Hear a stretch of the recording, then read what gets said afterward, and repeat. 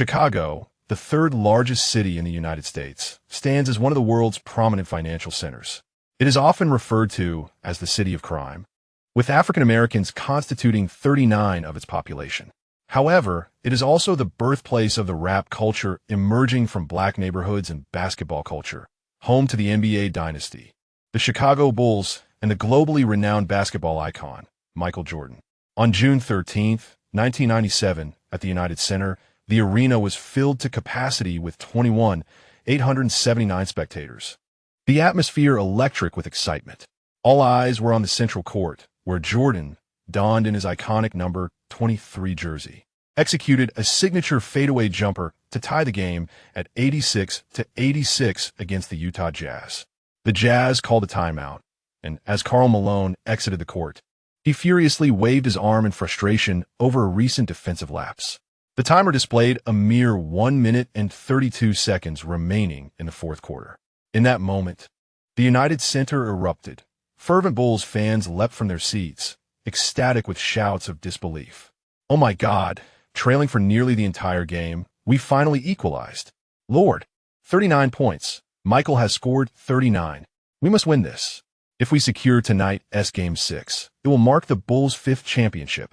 With 5 titles, Michael will undoubtedly surpass Magic Johnson, heralding the dawn of a new era in NBA history.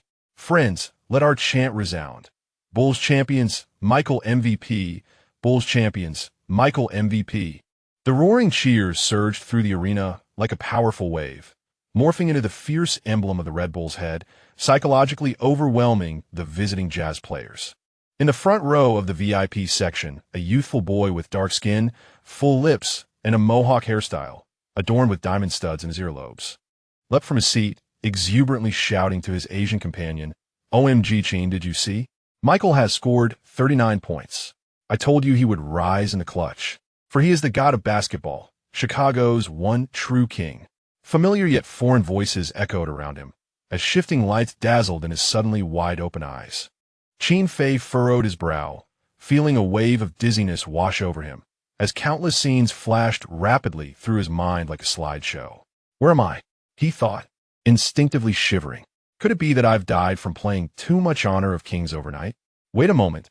Is this the United Center in Chicago? 1997? The NBA Finals Game 6? Have I actually traversed back to 1997? Qin Fei stood in bewilderment, a cascade of memories flashing through his mind, rendering him utterly dumbfounded. This stark contrast to the jubilant throngs of ecstatic fans around him, who exuberantly cheered and danced, was palpable. "Qin, what's the matter?" The young African-American boy beside him nudged his shoulder, bursting into hearty laughter. "Huh, could it be that you're so awestruck by Michael's prowess that you've lost your senses? You wagered with me that the Jazz would win. It seems you'll be treating us tonight." Qin Fei lifted his gaze to the boy beside him, his eyes widening in astonishment as if they might pop from their sockets. "Is that not Tracy McGrady?" The boy's sleep-deprived eyes, his youthful, dark, plump lips, and his neatly cropped American hairstyle left no room for doubt. Yet he seemed far too slender, too youthful, and undeniably adorable. Wait, 1997? Qin Fei recalled that this was indeed the year McGrady bypassed college to enter the draft, meaning the McGrady before him was merely 18 years old. In a flash, Qin Fei pieced together the fragments of his memory, achieving clarity regarding his current predicament. It turned out he was none other than Tracy McGrady's close friend from his days at Auburndale High School, where they had forged a profound bond on the basketball court. Although Qin Fei lacked talent in the sport, unable even to secure a spot on the school S team, he was worlds apart from McGrady, who was recognized as the best high school player of the year. However, academically, Qin Fei was a veritable prodigy. He not only received a full scholarship, but also swept various prestigious national mathematics and physics competitions, with trophies and certificates adorning his dormitory. He had even had the honor of meeting the then President of the United States, Bill Clinton. In stark contrast to the academically challenged McGrady, Qin Fei was a genius in his own right, due to his remarkable intellect and passion for basketball, coupled with an absence of the physical prowess required to become a professional athlete. He had taken on the role of assistant coach for the school team during his high school years. He possessed a unique and comprehensive understanding of basketball strategies and tactics. as McGrady made the momentous decision to forego college for the 1997 NBA draft. Qin Fei received a personal admission invitation from the president of Harvard University. One was poised to embark on a journey into the pinnacle of basketball, while the other was set to delve into the world's finest institution of higher learning. The two friends were seemingly on the verge of embarking on entirely divergent paths in life. Tonight's championship game was an occasion for which Qin Fei had lavishly spent over $20,000 to invite his friend McGrady to witness the brilliance of basketball's deity, Michael Jordan, at the United Center. As for why it was Qin Fei footing the bill, the answer was simple. He was affluent. Despite growing up in a single-parent household, his father was a renowned diamond magnate in South Africa, amassing a fortune during the gold rush of the 1990s. Consequently, Qin Fei had moved from the capital of the Celestial Empire to the United States at the age of 12, with his wealthy father not only covering all his educational expenses, but also sending him a monthly allowance of $100,000. Simultaneously, Qin Fei became one of the first holders of the prestigious Ultima Black Card, introduced by Citibank in 1996. This remarkable credit card granted him an astonishing overdraft limit of $80 million. Overwhelmed by a flood of memories, Qin Fei leapt from his seat, raising his fist in a triumphant roar, startling his companion Tracy McGrady. To his astonishment, he now possessed a wealthy father, an academic achiever with an extensive network, and an abundance of resources, not to mention good looks. Qin Fei mused that this journey through time was remarkably exhilarating. Thankfully, in his previous life, he had an elder sister who graduated from a prestigious university and a diligent brother-in-law, both employed by Fortune 500 companies, earning a combined annual salary exceeding $500,000. Thus, he felt assured that his mother would be well cared for. Tracy, am I truly not dreaming? With a resounding slap, Qin Fei playfully struck McGrady's face, the sound echoing delightfully. What was that for, Qin? McGrady exclaimed, wide-eyed and momentarily dazed. Qin Fei, carefree, embraced McGrady and exclaimed, My apologies, Tracy. Tonight, dinner is on me. Let us dine at the finest seafood restaurant in Chicago. McGrady's irritation transformed into joy as he raised his thick brows and chuckled. Qin, do you think the Jazz will lose? Qin Fei's gaze shifted to the court, where the timeout had concluded, and both the Bulls and Jazz players were returning to the field for the final minute of the game. Ridiculous. As a time traveler, how could he possibly bet on the Jazz winning? Tracy, not only do I believe the Bulls will triumph, but I also foresee Steve Kerr making the decisive shot. He declared, What, you doubt me? Shall we place a wager? McGrady, unfazed by Qin Fei's solemnity, scoffed, Come on, while Steve performed admirably in the fourth quarter, hitting 2 consecutive three-pointers. If there's to be a buzzer beater tonight, it will undoubtedly belong to Michael. In the crucial moments, the basketball deity never passes the ball. In response to McGrady's words, Qin Fei maintained a serene smile, adopting the superior stance of a time traveler as he cast a mischievous glance at his high school friend. Let us wait and see. That slap earlier was merely my way of preemptively striking your face on behalf of the deity. Chapter 2. The Legendary Dynasty Creation System, Acquiring the Chicago Bulls. In the arena, filled with anticipation, following a timeout, the Chicago Bulls and the Utah Jazz struggled to score, and the game reached its climax with only 28 seconds remaining. The score tied at 86-86. The atmosphere in the United Center was thick with tension, each Bulls fan sweating profusely, their hearts racing. As the Bulls initiated their offense, Steve Kerr advanced the ball, and Michael Jordan, weaving around a screen, received a pass. In the midst of a fierce double team from Karl Malone and Jeff Hornacek, Jordan, in a moment of desperation, opted to pass back to Kerr, who stood near the free throw line. After a slight adjustment, Kerr leaped and released the ball in a fluid motion. The basketball traced a beautiful arc through the air, and under the breathless gaze of 20,000 fans, it swished through the net, a perfect shot. Swish. Only 5 seconds remained on the clock. Bulls 88, Jazz 86. The United Center erupted in a cacophony of cheers, shouts, and roars as fans chanted the names of Jordan and Kerr, proclaiming, The championship is ours. Among the astonished was Tracy McGrady, who looked at Qin Fei beside him, trembling with shock and fear. Wow, Qin, you actually called it. A near buzzer beater by Steve. How did you know? With a light smile, Qin Fei replied, Tracy, that's a secret. In the next moment, the Jazz attempted an inbounds pass, which was intercepted by the Bulls, leading to Tony Kukoc soaring down the court for a dunk that sealed the game. Bulls 90, Jazz 86. As the final buzzer sounded, the score was set. After 6 grueling games, the Bulls triumphed over the Utah Jazz with a series score of 4-2, securing their championship title. This marked the second consecutive championship for the Bulls since Jordan's return, and their 5th in franchise history. This victory was enough to elevate Jordan to legendary status, solidifying his place as the greatest in NBA history. On the court, the Bulls players embraced one another, celebrating with unrestrained joy.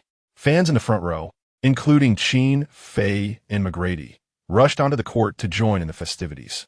Flowers and streamers floated down from the arena's ceiling, transforming the United Center into a sea of jubilation.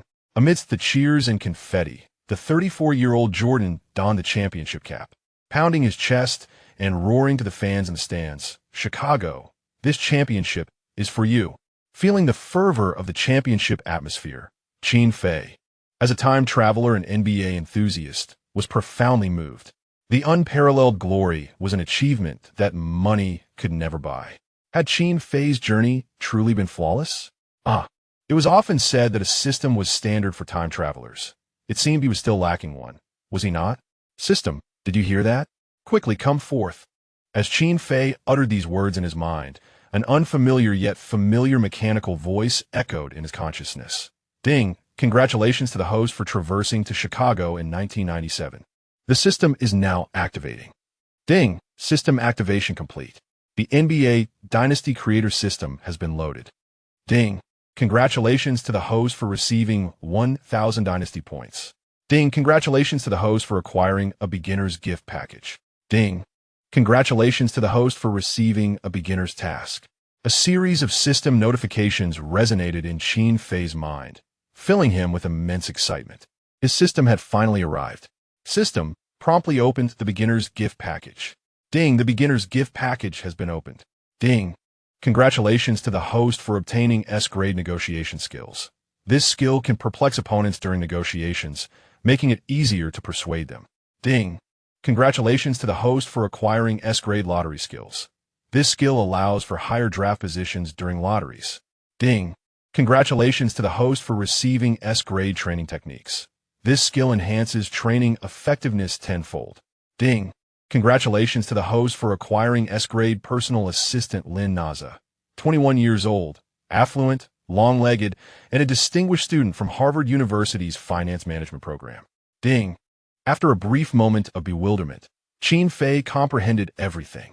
Having read numerous basketball novels in his past life, he understood that this NBA Dynasty Creator System was not meant to make him an NBA star. Rather, it was designed to assist him in becoming an exceptional team manager, creating a new dynasty in the NBA. Why exert himself playing when he could oversee operations and recruit superstars, watching them generate wealth on his behalf? As for attending Harvard, there was no longer any need. An invitation letter could be disregarded entirely. With his intelligence and the advantage of being a transmigrator, coupled with the support of the dynasty system, Qin Fei was more than capable of outperforming any top student in this parallel world. No, he would excel beyond everyone. Qin Fei let out a triumphant roar, eagerly rubbing his hands together, impatient to embark on his grand endeavor. System immediately unveiled the beginner's task. Ding! Beginner's task unveiled. Please. Host, acquire full ownership of the Chicago Bulls within 3 days to become the new owner of the team. Upon task completion, the host will receive additional dynasty points and unlock the system backpack, system mall, and the lucky spin wheel. Gasping in astonishment, Qin Fei inhaled sharply. Acquire the Chicago Bulls? Become Jordan's boss? Was this truly a beginner's task? The difficulty level was undoubtedly SSS grade. System, do you think the Bulls owner is foolish, or am I? Fresh off their 5th championship, boasting the world's greatest basketball player, Jordan, with their market value skyrocketing daily, they were currently the most lucrative team worldwide.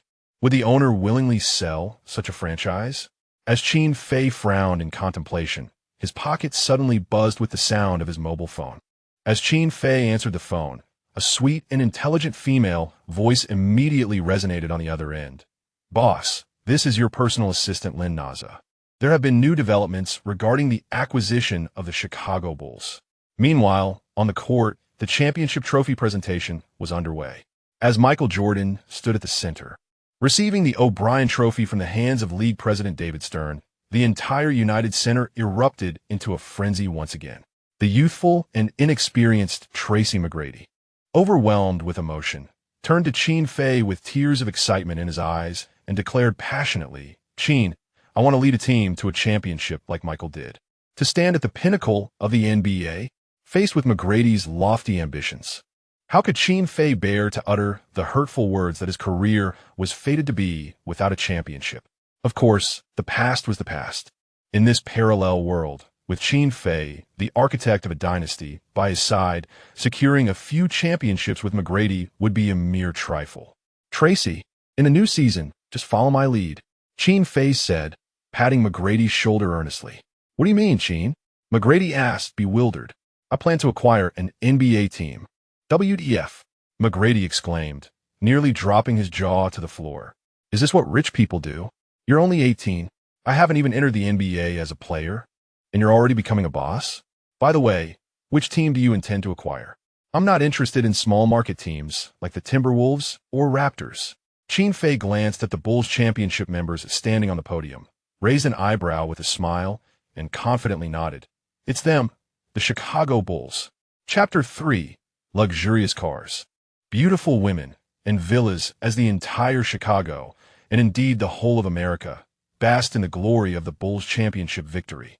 And while ESPN and Turner Sports commentators and journalists fervently debated and redefined Michael Jordan's historical significance, the management of the Chicago Bulls was on the brink of a historic upheaval.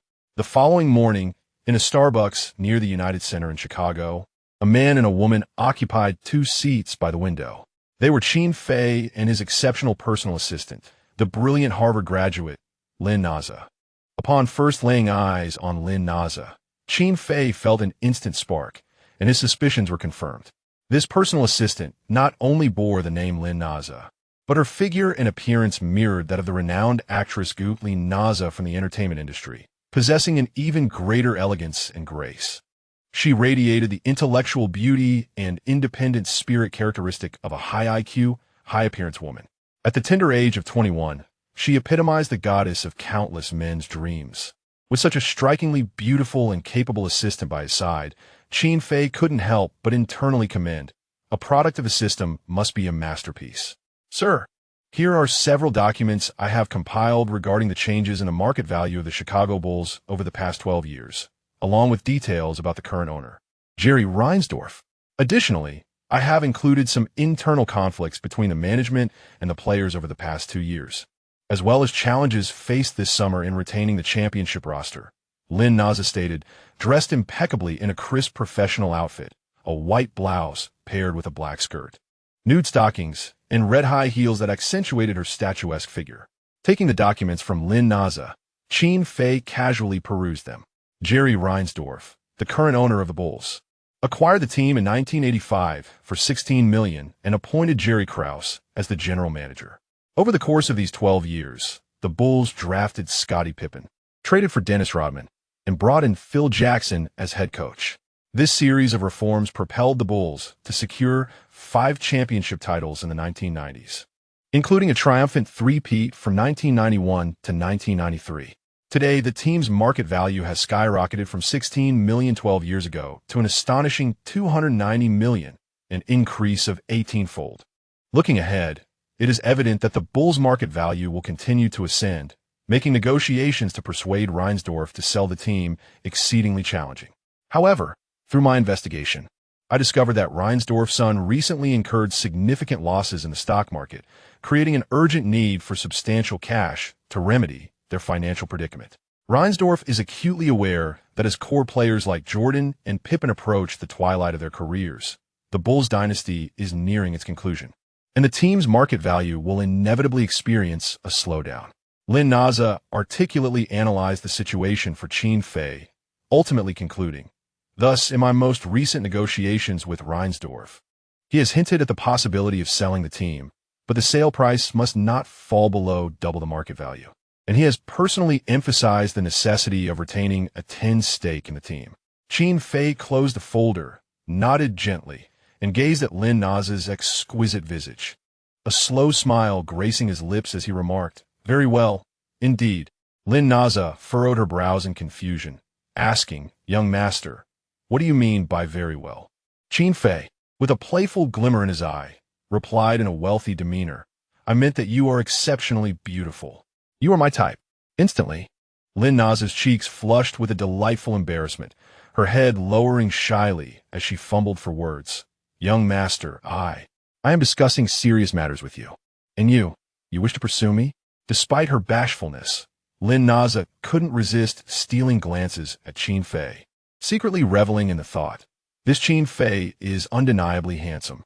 With a light chuckle, Qin Fei said, "All right, I shall cease my jesting. Please prepare yourself.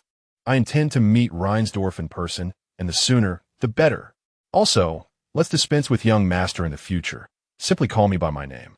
Lin Na promptly stood, respectfully acknowledging, "Yes, young master." I mean Qin Fei, having graduated from high school earlier in the summer. Both Qin Fei and Tracy McGrady now had ample time to remain in Chicago without returning to North Carolina. That afternoon, Qin Fei drove his newly acquired Lamborghini Veneno, taking McGrady to the affluent lakeside neighborhood near Lake Michigan, where he intended to purchase a private lakeside villa. "Qin, are you truly planning to settle in Chicago?" Not to be blunt, but acquiring the Bulls requires more than just financial resources, McGrady remarked.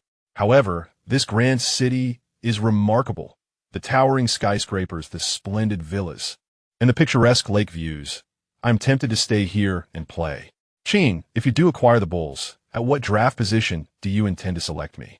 "I would love to join you," McGrady continued. "Oh wait, the Bulls have the best regular season record. How could they possibly have a lottery pick?" "I am projected to be a solid lottery pick in this year's Sports Illustrated draft predictions." Observing McGrady's anxious and imaginative demeanor, Qin Fei patted his friend's shoulder reassuringly, offering him a sense of calm. "Rest assured, if I can truly acquire the Chicago Bulls, would I worry about securing a mere lottery draft pick? Not only lottery picks, but even the first overall pick is within my reach if I desire it. Tracy, there is nothing in this world that cannot be resolved with sufficient funds. If there is, it merely indicates that one does not possess enough money." As he watched Qin Fei pull out the prestigious black card from Citibank and purchase a 3-story villa for over $900,000, McGrady swallowed hard, utterly convinced by Qin Fei's words. It is indeed true that wealth allows for such extravagant whims. Chapter 4: The formal acquisition of the Chicago Bulls for $720 million by Qin Fei. This is my team. The following morning, accompanied by Lin Na, Qin Fei arrived at the executive offices atop the United Center, where he engaged in direct negotiations with Bulls owner Jerry Reinsdorf.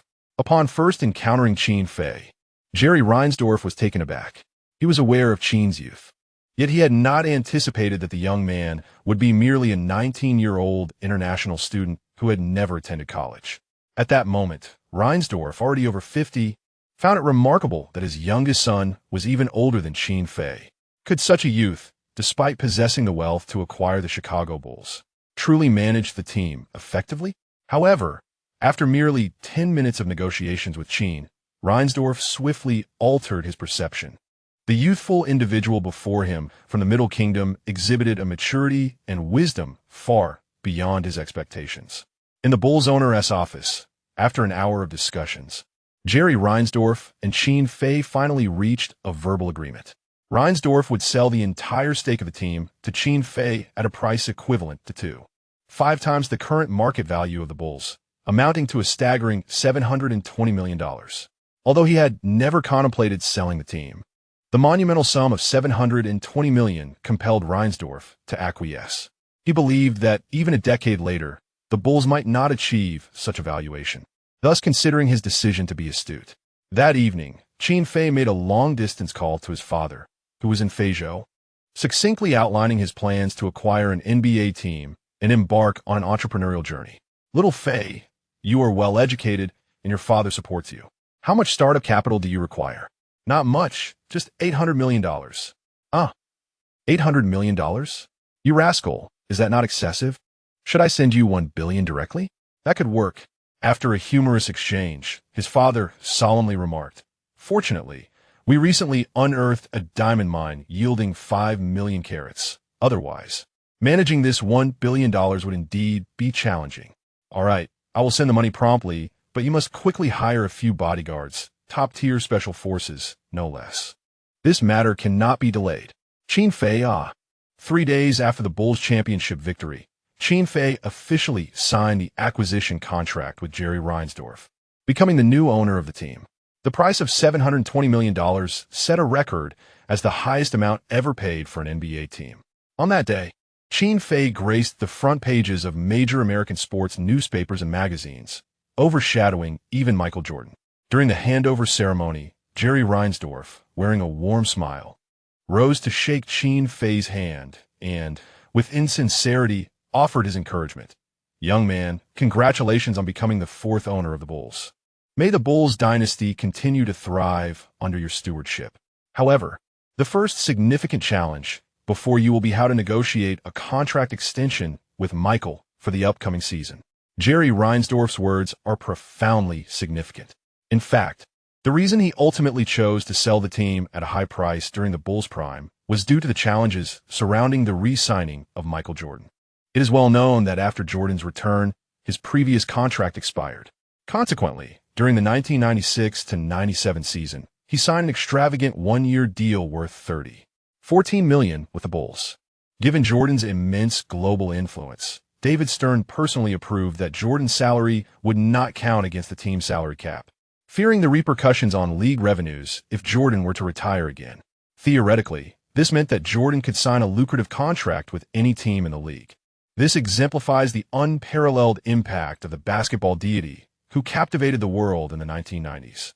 Following the Bulls' championship victory that year, Jordan's one-year contract expired, and in the upcoming season, he would undoubtedly demand a significantly higher salary.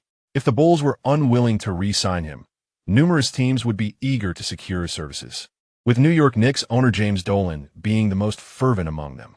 During the previous offseason, Dolan had even offered Jordan a blank check, allowing him to fill in any amount he desired.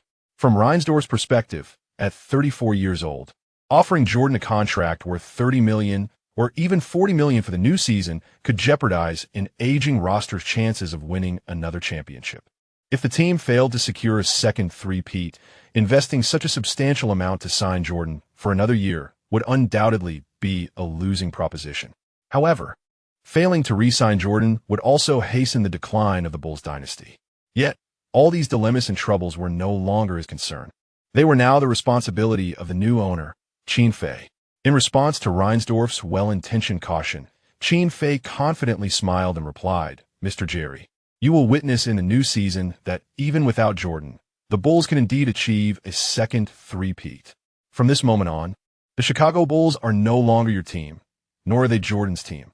They belong to me, Qin Fei." Chapter 5. The new official's first 3 fires. Trading Jordan for Kobe and the #1 draft pick?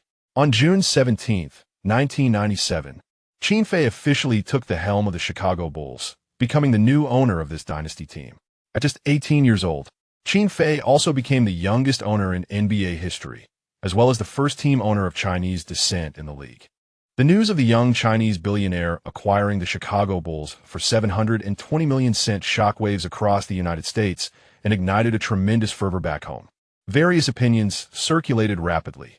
What does a 19-year-old boy know about being a team owner? Money does not equate to wisdom. Fortunately, the Bulls still have general manager Jerry Krause at the helm. Otherwise, the dynasty would truly be on the brink of collapse. It is said that Qin Fei is a Harvard admit and a renowned scholar. What good is academic excellence? In management, experience and connections are far more valuable than knowledge. I hope Qin Fei can recruit several star players from our country to advance in the NBA. I believe players like Deba have the potential to succeed. Chinese basketball can only thrive by going international. Everything else can wait. Securing a contract renewal with Jordan is paramount. Without him, can the Bulls still be the Bulls? Indeed, if Qin Fei lets Jordan go, the fervent fans of Chicago will surely set the United Center ablaze. At the United Center in Chicago, in the executive office's upper level, Qin Fei sat at his desk, receiving the player and management profiles of the Bulls, along with information on some prominent free agents available in the summer market. Handed to him by Lin Naza. As he casually flipped through the documents, his gaze fixed on the profile of General Manager Jerry Krause. Naza, please summon General Manager Jerry Krause to my office at once. Within a minute, Jerry Krause knocked and entered. Boss, you called for me? Qin Fei gestured toward the sofa beside him. Please, take a seat. I wish to discuss the renewal of Michael's contract. What are your thoughts on this matter? Krause settled onto the sofa, his brow furrowing in contemplation. Boss, I previously indicated publicly that if Michael leads the Bulls to a championship this season, the team would offer him a salary of $40 million for the upcoming season. However, this was meant as encouragement. The actual renewal salary will depend on your direction. Yet, if it is less than last year's $14 million, Michael certainly will not sign. With his chin resting on his hand and his eyes sharp, Qin Fei pondered for a moment before decisively stating, Please resolve this matter as soon as possible. Money is not an issue. I would not hesitate to offer him $50 million. After all, his salary does not count against the salary cap, and there are plenty of teams in the league willing to take him on. Upon hearing Qin Fei's words, Krause initially exclaimed at the naivety and wealth of the new owner, but quickly realized the implication, his eyes widening in shock. Boss, take over? What do you mean by that? Could it be that Krause has completely lost his senses? Does the new owner intend to sign Jordan before trading him? In response to Krause's astonishment, Qin Fei maintained an air of calm, nodding and stating, Indeed, Mr. Krause, Michael Jordan is nearing the twilight of his career. Even if we retain our current roster, we might only secure one more championship. Krause was taken aback. This new owner harbored ambitions that were nothing short of grandiose. One more championship was insufficient. How many more did he desire? Was being a champion as trivial as cabbages sold by the pound? The current trade value of Michael Jordan could be maximized. Utilizing him as leverage, we could acquire any star player in the league. Krause could hardly contain his incredulity. This new owner truly intended to sign the basketball deity before trading him. He deemed Qin Fei's assertions as mere fantasy, yet could not counter them, as the man was indeed the owner. Thus, he inquired, Boss, do you mean to sign Michael first, and then trade for Shaquille O'Neal from the Los Angeles Lakers, along with one or two quality guards? In 1997, the two most valuable players in the league were indeed Jordan and O'Neal. Upon reflection, this decision was not entirely unfeasible. Although it meant sacrificing the present, it could secure a brighter future. Nevertheless, even if Jordan were to be traded, Lakers general manager Jerry West might not acquiesce, considering Shaquille's immense value. Before Krause could finish his thought, Qin Fei interjected with a smile. Mr. West, you are mistaken. While Shaquille is formidable, I have an even better trade proposal in mind. Furthermore, as you mentioned, the Lakers are unlikely to part with the newly acquired Shaquille. Then who could it be? Jason Kidd? Grant Hill? Perhaps that young fellow Allen Iverson from Philadelphia? Krause increasingly felt that the new owner was lost in delusion. Qin Fei gazed into the distance, as if envisioning the dawn of a new Bulls dynasty. None of those. It is Kobe Bryant from the Los Angeles Lakers, and this year's first overall draft pick. Mr. Krause, is it unreasonable to propose a trade of Michael Jordan for the first overall pick in Kobe? Upon hearing the new owner's intention to exchange Jordan for Kobe, Krause nearly choked in disbelief, struggling to recall who Kobe even was. Was he referring to that rookie who averaged only 6 points in his recently concluded debut season? Was this madness? They say a new official tends to make a bold impression, but this new owner's fire was raging far too brightly. However, when Krause heard the words first overall pick, a glimmer of excitement sparked in his astonished eyes. Who would be the first pick in the 1997 draft? Although the draft was still 2 weeks away, there was no doubt about the top choice. Tim Duncan from Wake Forest University, a true NCAA prodigy at the power forward position. Chapter 6. Qin Fei. Sell them all, sell them all. When one mentions Tim Duncan, it is a name that resonates with familiarity. Born on AUS, Territory Island, Duncan was influenced by his sister and took to swimming at a young age, even clinching the title of the National Junior Swimming Championships.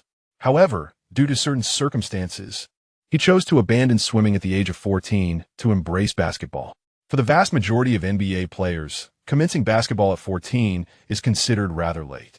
Nevertheless, Duncan's prodigious talent allowed him to make remarkable strides in the sport. By his sophomore year at Wake Forest University, he was already averaging over 20 points and 10 rebounds per game, earning a spot on the All-American team. The then general manager of the Lakers, Jerry West, confidently predicted that Duncan would emerge as the first overall pick in the 1995 draft. Yet, Duncan had vowed to his mother, who was battling cancer, that he would complete his 4 years of college. Thus, this gifted power forward spent 4 seasons in the NCAA, consequently missing the drafts of 1995 and 1996. By 1996, Duncan had become an unstoppable force in the NCAA, and it is no exaggeration to say that the entire league was anticipating his entry into the draft. One might ponder whether Allen Iverson would still have been the first pick had Duncan declared for the 1996 draft. The answer is unequivocal. Iverson could never rival Duncan for the top spot. Even though the Philadelphia 76ers were in dire need of a point guard, they would have unhesitatingly chosen the power forward Duncan. In pursuit of acquiring Duncan, both the San Antonio Spurs and the Boston Celtics engaged in a desperate tanking strategy that season. As a recipient of the Executive of the Year award, Jerry Krause certainly understood the significance of Tim Duncan. However, to compare securing the first overall pick Duncan to the legendary Michael Jordan seems somewhat hyperbolic.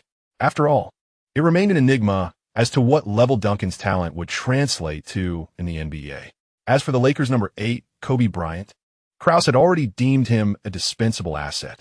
Reflecting on all of this, Krause felt compelled to persuade the new owner. While it is not impossible to acquire the first overall pick through a sign-and-trade for Michael, the team would inevitably enter a rebuilding phase, thus effectively bidding farewell to a second three-peat. Whether Tim can evolve into a superstar in the NBA is a question that time must answer. His peak in the league would require at least 3 to 5 years of patience. Moreover, there is a crucial point to consider. Michael has been with the Bulls since entering the league in 1984. Over the course of 13 seasons, he has led the team to 5 championship titles, earning 4 regular season MVPs, 5 finals MVPs, and 9 scoring titles. Undoubtedly, Michael has established himself as the face of the league and its historic greatest, a true hero for both the Bulls and the city of Chicago. If the decision to trade Michael is indeed made, it would likely incite a riot among the Chicago fans, and even provoke dissatisfaction among Bull supporters worldwide. Qin Fei leaned back in the owner's chair, patiently listening to Jerry Krause's analysis and persuasion. He understood that his counterpart was not indulging in alarmist rhetoric. Should Jordan be traded, an uproar among the Bulls fans in Chicago could indeed ensue. As a time traveler, no one comprehends better than Qin Fei the significance of Jordan to both the team and the city. He had already prepared for this. His intention was to shatter history and reshape the entire league. Gently tapping his fingers on the desk, Qin Fei smiled at Krause, maintaining an air of strategic control. Mr. Krause, I fully understand these implications without further reminders. I am now the owner of the Bulls, and I shall bear all consequences. Undoubtedly, Michael Jordan is the greatest in league history, but in the future he is destined to be supplanted by either Tim or Bryant. Furthermore, here is a roster list. All the players I have circled in red must be placed on the trading block. I intend to revitalize the Bulls lineup for the new season. As Qin Fei slammed the list onto the desk, Jerry Krause furrowed his brow and stood to retrieve it. The moment he picked up the list, he nearly succumbed to a cerebral hemorrhage. To his astonishment, apart from the 2 free agents, Jordan and Rodman, 12 out of the 13 players on the roster had been circled. The only one spared was the backup, Steve Kerr. Was the new owner resolute in dismantling the team? Jerry Krause's hand trembled as he held the list, swallowing hard. Boss, Scottie Pippen is the team's unequivocal second-in-command. Moreover, his salary for the upcoming season is only $7 million. Are you truly considering trading him? If Jordan's value has diminished, then Pippen's is undeniably exceptional and a bargain. Furthermore, Pippen is a pioneer among small forwards. with averages of 27.5 that merit the title of the best active small forward. Which team wouldn't covet such a player for just over $2 million a year? It's only in the shadow of Jordan that he remains undervalued. Elsewhere, he would undoubtedly be the team's star. If the new owner intends to trade Pippen as well, then he has truly lost his mind. Qin Fei raised an eyebrow, emphasizing his words. Mr. Krause, I've stated that I am the owner. Do you have a problem with that?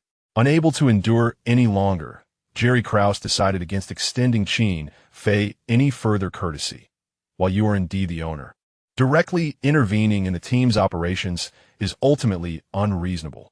To speak frankly, you are a novice in management and trading.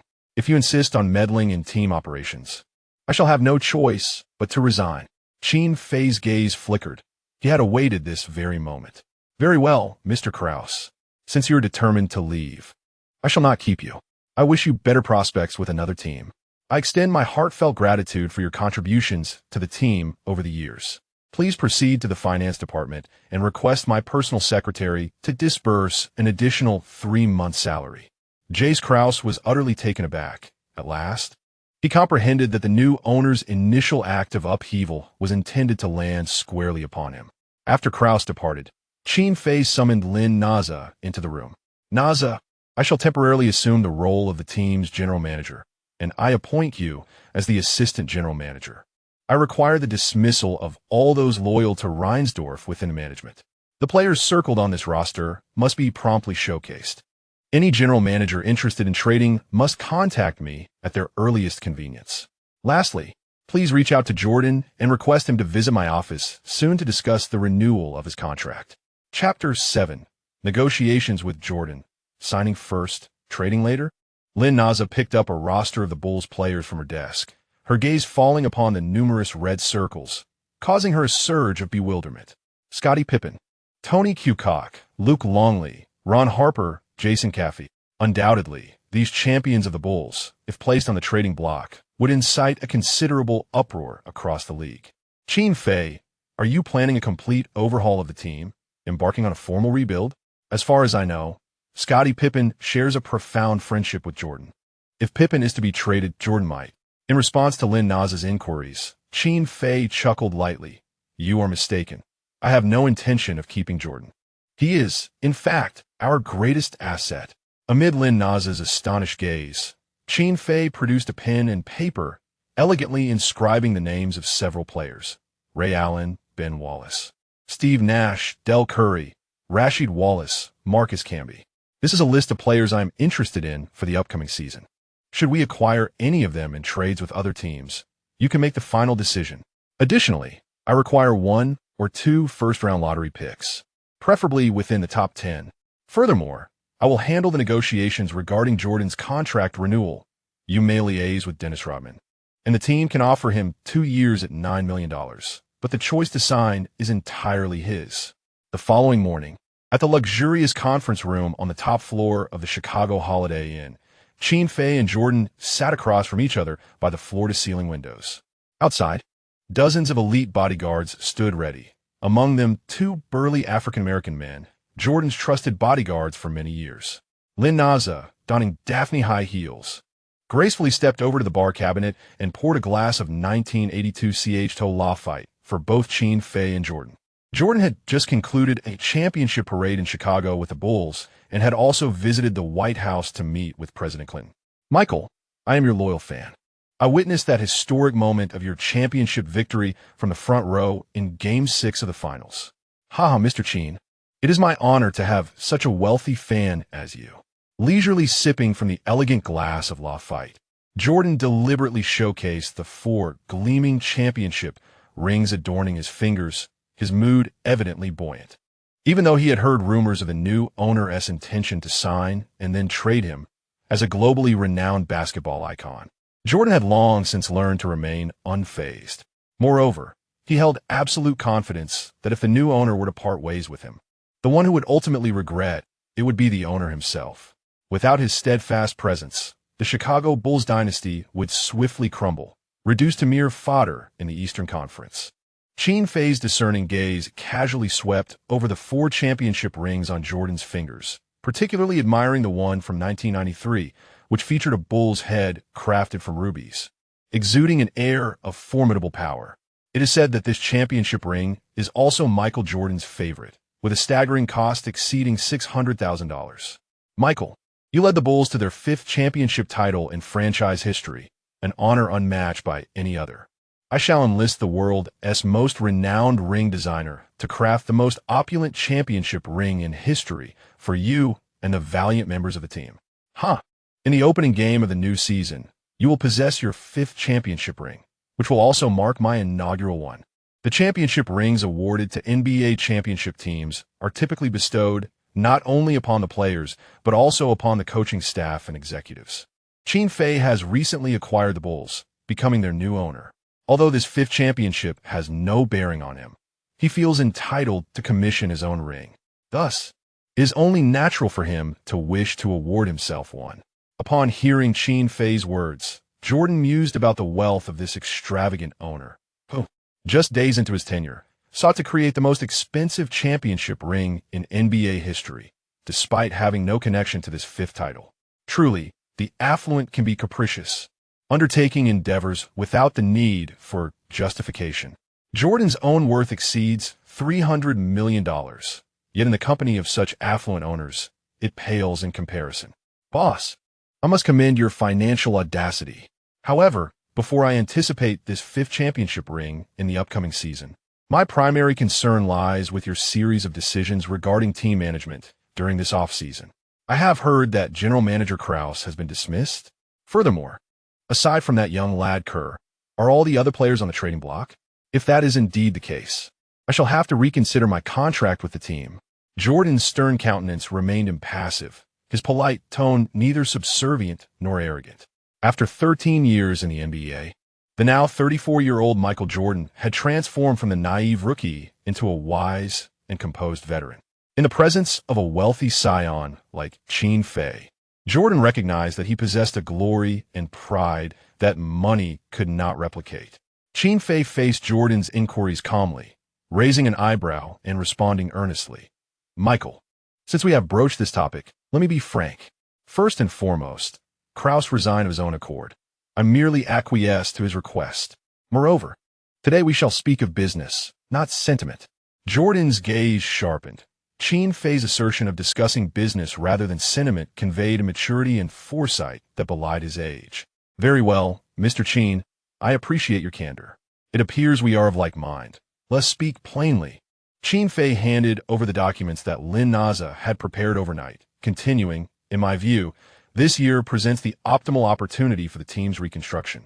Although this championship roster of the Bulls appears formidable, it is, in truth, fraught with various risks. Perhaps the current lineup can still secure another championship for the team, but that would be the extent of its potential. If we wait until next year, with our key players' contracts expiring and the aging roster, any attempt at rebuilding would be too late to seize the opportunity. Qin Fei's eyes glimmered as he observed the shifting expressions on Jordan's face. Suddenly dropping a bombshell. I do not concern myself with the trades of other players, Michael. The reason I summoned you today is to maintain complete transparency.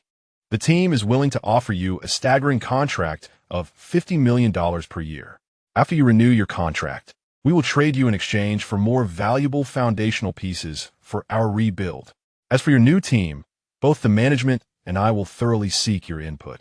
Cities like Los Angeles, New York, and Boston are brimming with allure. A sign-and-trade arrangement would be the most beneficial choice for both the team and yourself, and I trust you would not decline. Faced with Qin Fei's relentless words, Jordan could no longer contain himself. Leaping up and slamming his hands on the table. You want me to agree to a sign-and-trade? On what grounds? Who could possibly be a more valuable building block than me? Mr. Qin, surely you jest. Who are you referring to? Shaquille O'Neal, Grant Hill, or that kid Iverson? In response to Jordan's fury, Qin Fei maintained an air of nonchalance. It is this year's #1 draft pick, Tim Duncan. Chapter 8, 5 Stake in the Bulls. The frenzied betting agreement, this year's #1 draft pick, Tim Duncan? Jordan's expression shifted, his fury transforming into a heavy solemnity, only to be replaced by a sense of pride. Are you referring to that power forward from Wake Forest? I have indeed watched his games. Having ascended to an invincible realm in the present day, Jordan found many talented newcomers in the league unworthy of his attention. Yet in the past 2 years, the quietly formidable Tim Duncan had carved a deep impression on him. During the exhilarating March Madness this year, Jordan even took the initiative to attend a game at Wake Forest home arena to observe Duncan in action. In Jordan's eyes, Duncan was undoubtedly destined to be the first overall pick in the 1997 draft. No one could threaten his position. However, no matter how strong Duncan was, how far could he truly ascend in the NBA? Even if he reached the level of the current league's premier power forward, Karl Malone, he would ultimately fall short of Jordan's legacy. The 4 great centers of the 1990s would surely find themselves overshadowed beneath the iron heel of his reign. Did one Tim Duncan truly believe he could inherit the dynasty and continue the Bulls' dominance? It was nothing short of a dream. Jordan, with the pride of a basketball deity, cast a condescending glance at the composed and unflappable Qin Fei seated before him, sensing the depths of this young man's character. Mr. Qin, you are now the owner of the Bulls. If you wish to rebuild the team, I have nothing to say and no authority to interfere. Whether it is Tim Duncan or the great Shaquille O'Neal that you pursue, feel free to exercise your influence. Whatever fate befalls the Bulls in the future has no bearing on me, Michael Jordan. The glory I have left behind in Chicago cannot be erased. But let me remind you once more, I am currently a free agent. You wish for me to re-sign with the team and then trade me to fulfill your ambitions? I reiterate, by what right? Is it merely because of that $50 million contract from a year ago? Or that so-called luxurious championship ring in history? With each word, Jordan's fervor escalated, his voice ringing with lofty bravado. Mr. Qin, you should understand the significance of a name Michael Jordan to the entire league. My salary does not count against the team's salary cap. Should I choose to enter the free market now, at least 1/3 of the remaining 28 teams would unconditionally offer me a salary exceeding $50 million. If I just have my assistant call James Dolan, the New York Knicks would immediately present me with a blank check. Jordan's vehement reaction was something Qin Fei had anticipated and fully comprehended. Any championship leader would be enraged when faced with a new owner treating him as a mere pawn in trade negotiations, especially a global icon like Michael Jordan. However, once Qin Fei resolved to clarify everything with Jordan, he had adequately prepared himself for the confrontation ahead. Michael, I empathize profoundly with your fury. Were I in your position, I would not hesitate to deliver a punch squarely to your nose. I have asserted that this transaction represents the utmost benefit for both the team and yourself. Hence, it is not merely the annual salary of $50 million that is at stake. Michael, what I, along with the Bulls, can offer you is undoubtedly unparalleled by any other team. I trust you would not decline. Qin Fei spoke with a calm, yet resolute tone, exuding a grace combined with strength that enveloped Michael Jordan in an irresistible allure. Do tell, Mr. Qin, you have certainly piqued my curiosity. Jordan's anger dissipated as he resumed his seat, feeling a tinge of embarrassment for his earlier fervor. How could the greatest player in the history of the league, universally hailed as the basketball deity, have lost his composure before an affluent 18-year-old? With a light smile, Qin Fei gestured to Lin Naza, who stood behind him. Naza, present the contracts to Mr. Jordan for his perusal. Michael, did you not inquire about my confidence in signing you before trade? I can now succinctly clarify. It is based on these 2 contracts. Lin Naza handed the 2 documents to Jordan, articulating in fluent English and with a proficient legal understanding. Mr. Jordan, these are 2 contracts personally drafted by our owner. The first is a bespoke renewal contract tailored for you, with an annual salary that could be either $40 million or $50 million. Feel free to fill in as you please. The second document is a gift of 5 ownership in the Chicago Bulls, which you will receive at no cost upon signing this contract, and it will remain valid indefinitely. Upon hearing Lin Naza's clear explanation, Jordan felt the weight of the contracts in his hands significantly increase. The renewal contract, allowing him the liberty to dictate his salary, had already honored his dignity. However, considering Qin Fei's intention to sign him before trade, regardless of how high the salary might soar, it would ultimately be the responsibility of the acquiring team's owner to pay. Qin Fei's approach was To put it bluntly, a case of leveraging someone else's resources, prompting Jordan to suppress a disdainful thought towards the new owner. Yet, the second contract swiftly transformed Jordan's sentiments in a complete turnaround. The feelings of scorn vanished, replaced by astonishment and even a touch of gratitude. To be gifted 5 ownership in the Chicago Bulls? Was this young owner truly sincere, employing his S-class negotiation skills? Qin Fei adeptly understood both Jordan's intrinsic needs and the shifts in his emotions, and thus seized the moment. Michael, you have secured 5 championship trophies for the Bulls. This 5 ownership is your rightful due. The glory you have brought to the city of Chicago will be eternally cherished, radiating its own brilliance. Considering the current valuation of the Bulls, this 5 stake may not seem substantial. However, in the next decade, its worth is destined to multiply at least 20-fold. Michael, once you affix your signature here, I shall become the principal owner of the Bulls, and you, their secondary proprietor. To hell with the notion that players cannot possess equity in the team. It is my franchise, and I dictate its course. The Bulls are poised to enter a new era, and you too can embark on the next illustrious chapter of your career. The New York Knicks present an enticing opportunity. Joining forces with Patrick Ewing, you could ascend to become the new king of New York. Yet, I sincerely hope you will consider a Western team, for that would afford us the chance to meet in the finals next year. Michael, the indomitable spirit that you possess surely would not shy away from such a challenge. Would it? Qin Fei's impassioned words stirred something within Jordan. The prospect of owning a share in the Bulls, joining a new team in the twilight of his career to achieve greatness once more. These aspirations had long hovered in Jordan's mind. With a new owner willing to collaborate, why not seize the moment? Each party stands to gain. Yet, would Jordan not yearn to remain the singular face of the franchise, to retire with the Bulls, and secure a few more championships for the team? However, with the new owner intent on rebuilding, how could Jordan be insistent? The legendary figure of the NBA, the basketball deity with 5 championships, would he relinquish his championship aspirations simply due to a change of teams? As his thoughts swirled, a sharp glint ignited in Jordan's eyes. Mr. Qin, since you are willing to grant me equity, I'm open to the idea of signing first and trading later for the future development of the team. But do you truly believe you can lead the team to the finals in the inaugural year of this rebuild? Qin Fei took a sip from his glass of Lafite, nodding with a calm smile. Absolutely. A mysterious smile crept across Jordan's face, his voice laced with challenge. Very well. Let us establish a wager. I will opt to be traded to a Western team, and come June of next year, we shall meet in the finals.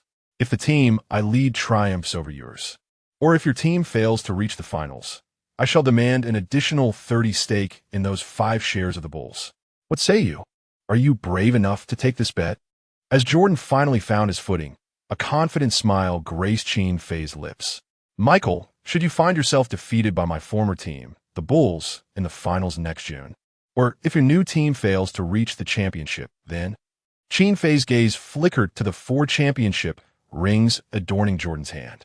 You may retain your 5 stake in the team, but I shall claim these 4 championship rings. No, it should be 5. Upon hearing Qin Fei's words, Jordan was initially taken aback, but soon burst into hearty laughter. Huh, Mr. Qin, you truly are a straightforward man. It's a deal. However, trading 5 of the team for 5 championship rings seems quite a loss for you. Qin Fei, with an air of nonchalance, replied, I'm not concerned about money, only about results. Thus, under the allure of the Bulls shares and persuasive words from Qin Fei, Michael Jordan consented to a sign-in trade with the Bulls. On the 1-year contract, he inscribed a figure of $15 million, a mere dollar more than his previous year's salary with the Bulls. His current ambition was no longer to secure a higher paycheck. Rather, as long as it matched last year's earnings, he was content. Now that he had reached a betting agreement with his new boss, Qin Fei, the basketball deity's primary objective was to identify the Western team most suited to him, to re-establish his dynasty, and ultimately reclaim the championship the following year. In doing so, he would triumph over Qin Fei and acquire a total of 35 of the Bulls shares. Although signing for $40 million or even $50 million was within the realm of possibility, particularly for a major market like the Los Angeles Lakers. It would undoubtedly increase the financial burden on the team as owner, complicating further reinforcements. Ultimately, the crux of the matter was this: securing the championship the next year, establishing his own legacy with a new team, and obtaining 35 of the Bulls shares were Jordan's paramount ambitions. As Jordan, accompanied by his agent, confidently signed the contracts, Lin Naza, Qin Fei's personal assistant, couldn't help but express her astonishment and admiration. Her young master was truly formidable. However, from a strategic perspective, this betting agreement seemed somewhat lopsided. Did Qin Fei genuinely believe he could lead the team to the finals and clinch the championship in the very first year of rebuilding? Though Lin Naza's heart brimmed with doubts, she refrained from questioning Qin Fei further. As a secretary dispatched by the system, she possessed independent thought, yet maintained absolute obedience to her master. Michael, we are now officially partners. I will grant you 3 days to allow your agent to freely negotiate trades with other teams. After 3 days, I will put you on the market. It's merely a formality. I wish to witness just how fervently other teams might pursue you. After all, trading the basketball deity so soon after taking office will undoubtedly mark a significant chapter in my career. Indeed, the draft conference is scheduled for June 28th, precisely 10 days from now. As long as you finalize your trade before the draft, there should be no issues. Jordan began to increasingly admire Qin Fei's audacity. Mr. Qin, it seems you truly possess the ability to achieve great things. However, I have one lingering question. The draft order is determined by a live lottery at the event. How can you be so certain about securing the first overall pick? The NBA's draft lottery has undergone numerous reforms during the timeline of 1997.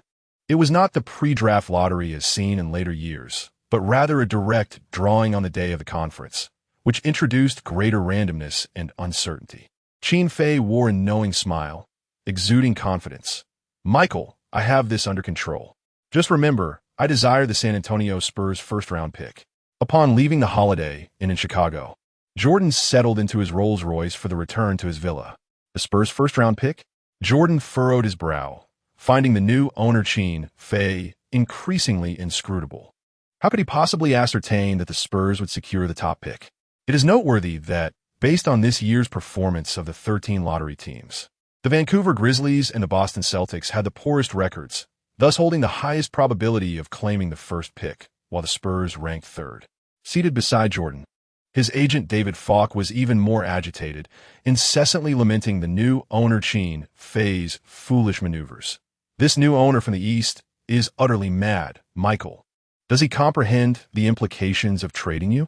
The fans in Chicago will surely set the United Center ablaze. 130 years ago, the infamous Great Chicago Fire may well reignite on this land. Jordan chuckled calmly. That is a problem he must resolve himself. We shall sit back and watch the spectacle unfold.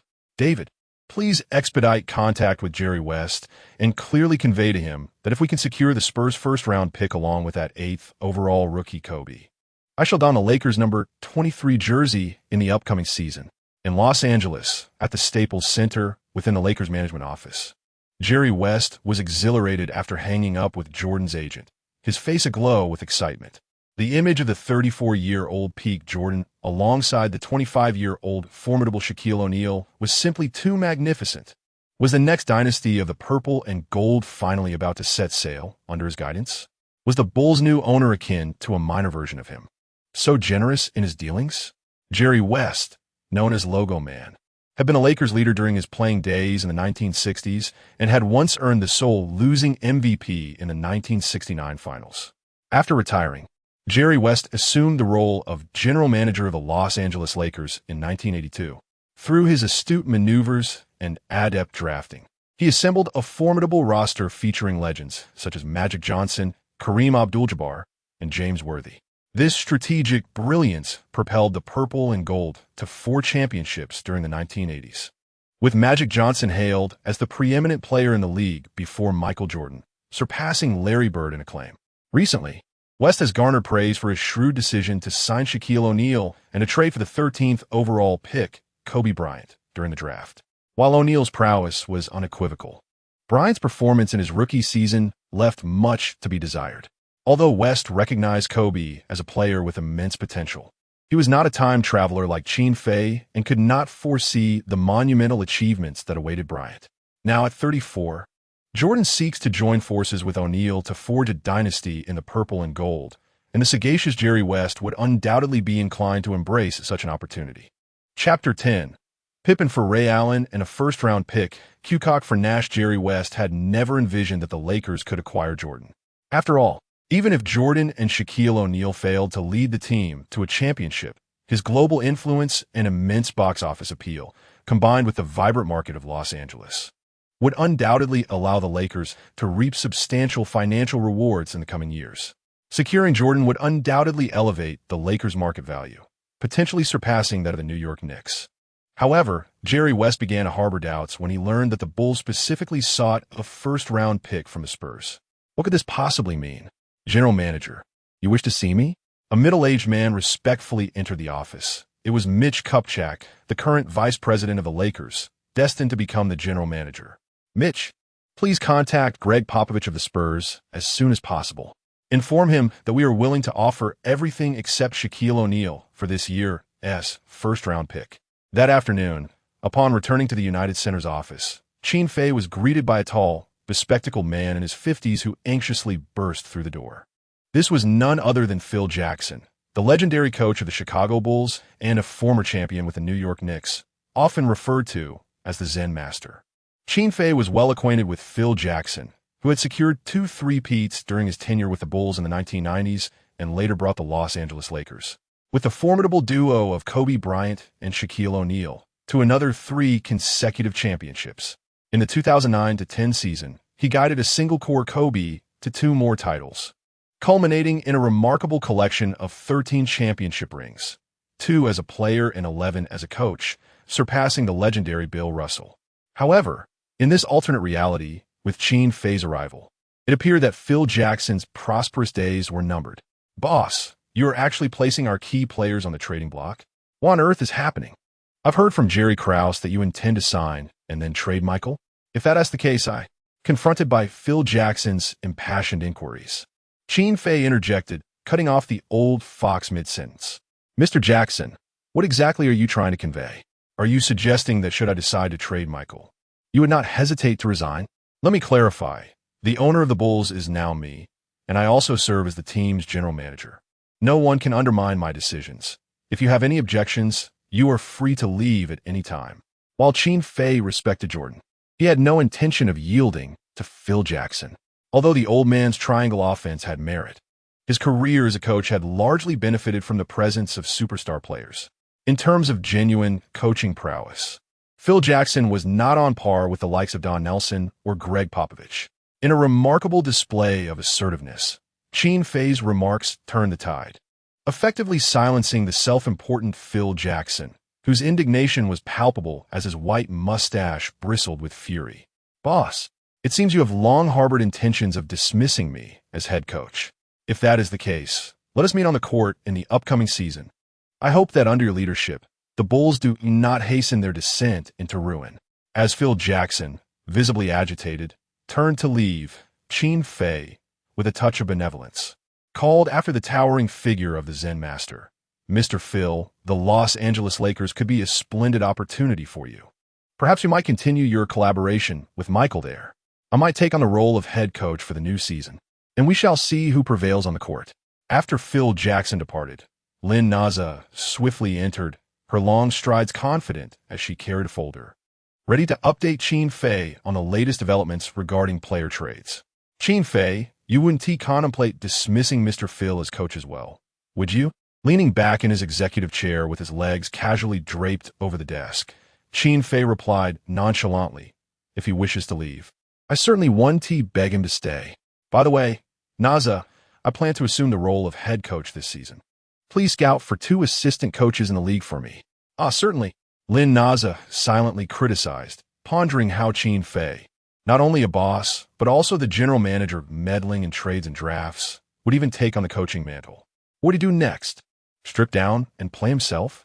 However, as she assessed Qin Fei's impressive height of 1.88 meters, his muscular physique and well-defined muscles, She mused that perhaps he could indeed take the court as a point guard. Quickly regaining her focus, Lynn Naza continued. The contract renewal with Dennis Rodman has been finalized, 2 years for $9 million. Qin Fei nodded in satisfaction. Excellent. Place this fellow on the trading block. We should be able to exchange him for a promising young interior player. At 36, averaging 16.1 rebounds per game, he truly embodies the essence of a warrior. Lynn Naza couldn't help but twitch her tender lips, inwardly lamenting Qin Fei's ruthless decisiveness. She imagined how furious Rodman would be upon learning that he was being placed on the trading block just after signing his new contract, akin to a crazed bull. Yet, this was the harsh reality of the business league. Although Qin Fei was a new owner, he grasped this truth profoundly. Signing Jordan and facilitating trades require transparency due to Jordan's immense influence. In contrast, Rodman was merely a commodity in Qin Fei's arsenal, his feelings entirely irrelevant. Lynn Naza presented the meticulously organized trade proposals to Qin Fei and continued, Scottie Pippen and Tony Kukoc are the hottest commodities on the trading market, with 12 teams expressing interest in acquiring Scottie. The Philadelphia 76ers are willing to part with a prolific scorer, Jerry Stackhouse, averaging 20 points per game, while Milwaukee Bucks are prepared to offer a first-round pick along with Ray Allen. The Atlanta Hawks, but let us focus on the Bucks. It would be prudent to swiftly reach out to their general manager to finalize this transaction. Qin Fei recalls that the Bucks acquired the 10th overall draft pick in 1997. With the application of the S-Class draft technique, securing his close ally Tracy McGrady should pose no challenge. Additionally, Ray Allen, the 5th overall pick from the illustrious 1996 draft class, destined to become the future king of three-pointers and a master of off-ball movement, will be perfectly suited as a six-man off the bench. Most importantly, Ray Allen's compatibility and strong team ethos would greatly benefit Qin Fei as he concurrently assumes the role of head coach, allowing for the exploration of diverse tactical approaches. Furthermore, Tony Kukoc has attracted trade proposals from 9 teams, with the Houston Rockets and Miami Heat presenting the most compelling offers. Qin Fei swiftly perused the documents and decisively declared, "Let us send Tony Kukoc to the Phoenix Suns and inform their management that we do not desire the extraterrestrial Sam Castle or Danny Manning. We only seek the rookie season's average of 3 points and 1 assist from Steve Nash, along with a first-round draft pick for next year to seal the deal." Chapter 11. A series of momentous trades approaches as Qin Fei reflected on the 1997 draft. Securing both Duncan and McGrady seemed nearly sufficient. Any additional draft picks appeared redundant. However, the upcoming draft in 1998 promised to be a treasure trove, showcasing prodigious talents such as Dirk Nowitzki and Vince Carter. Moreover, what the previously mentioned Ben Wallace? Which team is he currently associated with? Last season, Ben Wallace showcased his prowess with the Washington Bullets, but was released mid-season and is now a free agent. Let us swiftly secure his signature.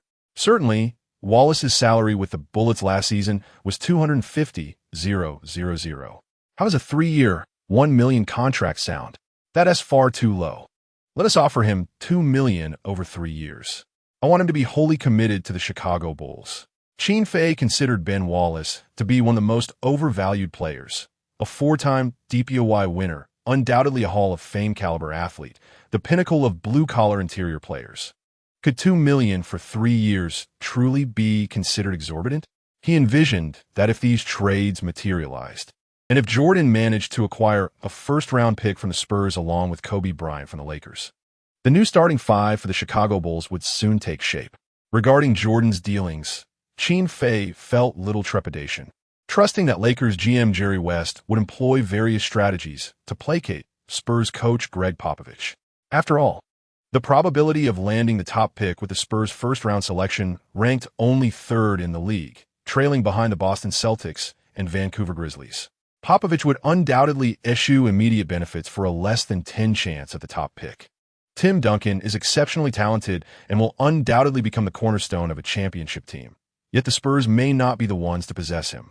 Very well, manage the remaining trades as you see fit. In essence, our aim is to acquire promising young talents. Marcus Camby, Shaquille O'Neal, Rasheed Wallace. These are all viable targets. After Lynn Naza departed the office, Qin Fei felt the nascent form of the new Bulls taking shape, eagerly anticipating favorable news from Jordan's end. Tim Duncan and Kobe Bryant are indeed the foundational pillars that could propel this team further into prominence. With time on his hands, Qin Fei opened the system panel, and a soft blue light immediately materialized before him. Beep. Legendary Dynasty Creator System. Host, Qin Fei. Age, 19. Dynasty points, 6,000. Team owned, Chicago Bulls. Team valuation, $290 million. System tasks, pending system inventory, S-level negotiation skills, S-level draft skills, S-level training techniques. System store, Category A products fully unlocked, can be purchased using corresponding dynasty points. Lucky spin, 1 free draw available. 5,000 dynasty points can be exchanged for 1 draw opportunity. Qin Fei opened the system store, and an array of dazzling products instantly captivated his gaze.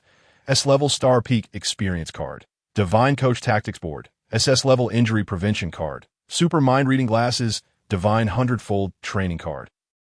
As Qin Fei browsed through the merchandise, his heart swelled with exuberance.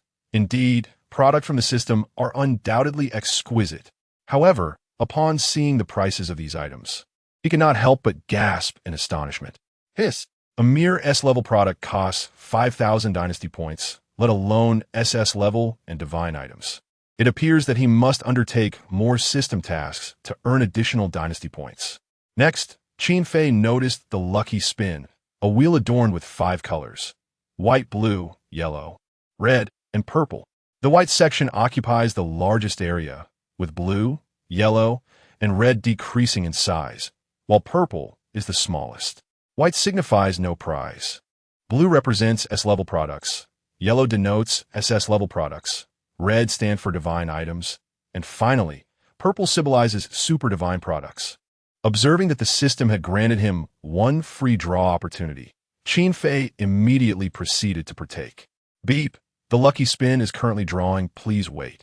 As Qin Fei watched the pointer come to a halt in the blue section, a flicker of disappointment crossed his heart. Yet he felt a tinge of relief as well. An S-level product is certainly better than nothing. Beep. Congratulations to the host for obtaining the S-level item, Star Player Peak Performance Single Game Experience Card. This experience card can be applied to any player on the own team, allowing that player to attain their career's peak prowess in a single game, effective for only 1 match. Upon hearing the system's explanation, a charming smirk graced Qin Fei's lips. If he were to use this experience card on the Black Mamba, Kobe, during the season opener, could this iconic player, still sporting his explosive hairstyle, truly achieve the miraculous feat of scoring 81 points? The imagery is simply tantalizing. Qin Fei was already brimming with anticipation. In just 1 day's time, the Chicago Bulls finalized 5 significant trades and simultaneously signed the available Ben Wallace for $2 million over 3 years in the free market. Originally drowning his sorrows in a subterranean bar in New York, Ben Wallace, alongside Bruce Bowen, who had similarly returned home disheartened from the overseas basketball scene, found himself overwhelmed with emotion upon receiving a signing call from the Chicago Bulls assistant general manager, Lynn Naza. The big man could hardly contain his excitement and burst into tears, exclaiming, "Assistant General Manager Lynn, from now on, I am under the ownership of Mr. Qin. I would face any challenge, no matter how daunting, without a moment's hesitation." On the other end of the line, Lynn Naza was both amused and bewildered, promptly booking a flight from New York to Chicago for Ben Wallace, preparing to finalize the signing of this coveted player handpicked by the owner. As Qin Fei undertook a series of bold maneuvers, the city of Chicago was engulfed in a whirlwind of speculation and excitement surrounding a slew of outrageous trades involving the Bulls, extensively covered by major media outlets across the United States. In an instant, Qin Fei emerged as a prominent figure in the city, overshadowing all NBA superstars with his off-season bravado. The New York Times reported a summary of the Chicago's new owner's audacious moves: the dismissal of general manager Jerry Krause, the firing of head coach Phil Jackson, and the trading away of championship heroes. The Milwaukee Sentinel proclaimed, Scottie Pippen traded for Ray Allen and a first-round pick. Tony Kukoc exchanged for Steve Nash and next year's first-round pick from the Suns, as the Bulls owner extends goodwill to the Bucks and Suns. The Boston Daily asked, "Is the signing of the overlooked undrafted rookie Ben Wallace for $2 million over 3 years a case of foolish spending, or is there something more to it?" Sports Illustrated sensationally revealed, breaking, what secrets lie behind the Chicago's new owner's staggering $15 million contract extension for Jordan? Chapter 12, a stunning triad transaction. The Lakers' legendary Shaq-Kobe duo on the following morning, as Qin Fei arrived at the United Center accompanied by his bodyguards. He observed a throng of over 1,000 Chicago Bulls fans congregated in the plaza before the arena. Their fervent chants echoed through the air as they unfurled banners denouncing Qin Fei's audacious decision to trade away Scottie Pippen, Dennis Rodman, and Tony Kukoc, the celebrated contributors to their championship legacy. "Return our Batman. Return our Worm Rodman. Reject the rebuilding of the team. Reject foolish trades. We demand the return of the Zen Master. We seek a second three-peat," they cried out, urging the owner from the East to vacate Chicago. Unperturbed by the ignorance of the fans, Qin Fei instructed the security team to intensify their control measures. Upon entering his office, his personal assistant, Lynn Naza, could not help but furrow her brows in deep concern. Presently, Qin Fei had merely altered the roster beyond Jordan. Yet the Chicago fans had already commenced their protests. Should news of Jordan's potential trade surface, would these fervent supporters not incite a riot? In stark contrast to Lynn Naza's apprehension, Qin Fei remained composed and unflustered, orchestrating his plans with poise. Let the tempest rage with greater ferocity. The more these foolish fans curse me now, the more they shall come to appreciate my greatness in the future. At 3 p.m. that afternoon, exhilarating news finally arrived. David Falk, Michael Jordan's agent, personally called to announce that the Los Angeles Lakers and San Antonio Spurs had reached a preliminary verbal agreement. The Spurs would send their first-round pick and a burdensome contract to the Lakers in exchange for the average 17-point guard Eddie Jones and forward Jerome Kersey. Consequently, the Lakers would amass the Spurs' first-round pick along with second-year rookie Kobe Bryant, bringing them ever closer to finalizing a trade involving Michael Jordan with the Chicago Bulls. With a satisfied nod and a subtle smile, Qin Fei remarked, "What are we waiting for? Let's finalize this quickly, lest we prolong the uncertainties." On June 20th, a monumental three-way trade involving the Chicago Bulls, Los Angeles Lakers, and San Antonio Spurs was officially sealed. The Chicago Bulls would part with the basketball deity Michael Jordan and acquire the backup guard Kobe Bryant from the Lakers, alongside this year's first-round draft pick from the Spurs. Notably, this first-round pick bore no protections in the top three, ensuring that even if the Spurs were to draw the number 1 pick, it would unequivocally belong to the Bulls. With the objective of securing Jordan for the first overall pick and Kobe finally realized, Qin Fei could not contain his satisfaction.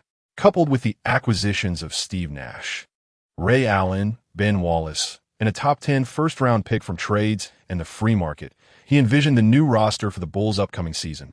With the starting 5 and key reserves nearly complete, the Los Angeles Lakers managed to secure the omnipotent basketball deity Michael Jordan by parting with only starting shooting guard Eddie Jones, forward Jerome Kersey, and the modestly scoring Kobe Bryant, who averaged 8 points per game, despite assuming the exorbitant $15 million contract of Jordan for 1 year, as well as a burdensome 5-year, $27 million deal concerning Sean Elliott, the third overall pick from 1989. The financial concerns were trivial for a team as affluent as the Lakers. Most importantly, the Purple and Gold Brigade acquired the basketball god, which would undoubtedly usher in immense traffic and attention to the City of Angels. The formidable duo of Michael Jordan and Shaquille O'Neal was destined to create a tempestuous wave in the upcoming season. For the San Antonio Spurs, although they forfeited the opportunity to acquire Tim Duncan, the less than 10 chance was rather slim. By trading away the injury-plagued forward Sean Elliott, currently the second highest-paid player on the Spurs after Admiral David Robinson, they successfully procured the services of Eddie Jones, who averaged 17 points per game, and all-star forward Jerome Kersey, representing a prudent exchange. However, should the Spurs ultimately have drawn the first overall pick only to witness Tim Duncan being selected by the Bulls, it would surely have left their general manager and head coach, Greg Popovich, in utter despair. Notably, in 1997, Popovich was merely 48 years old and not yet deserving of the title old man. Once this monumental trade was finalized, it sent shockwaves throughout the entire league. Each of the three teams convened official press conferences to affirm the authenticity of this astonishing transaction. Experts and seasoned journalists evaluated the dealings of the three teams in the latest NBA columns on ESPN and Sports Illustrated.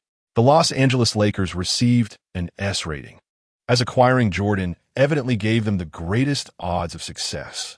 The San Antonio Spurs garnered an A, having relinquished their 8th chance of the top draft pick while shedding a detrimental contract and acquiring two immediate contributors.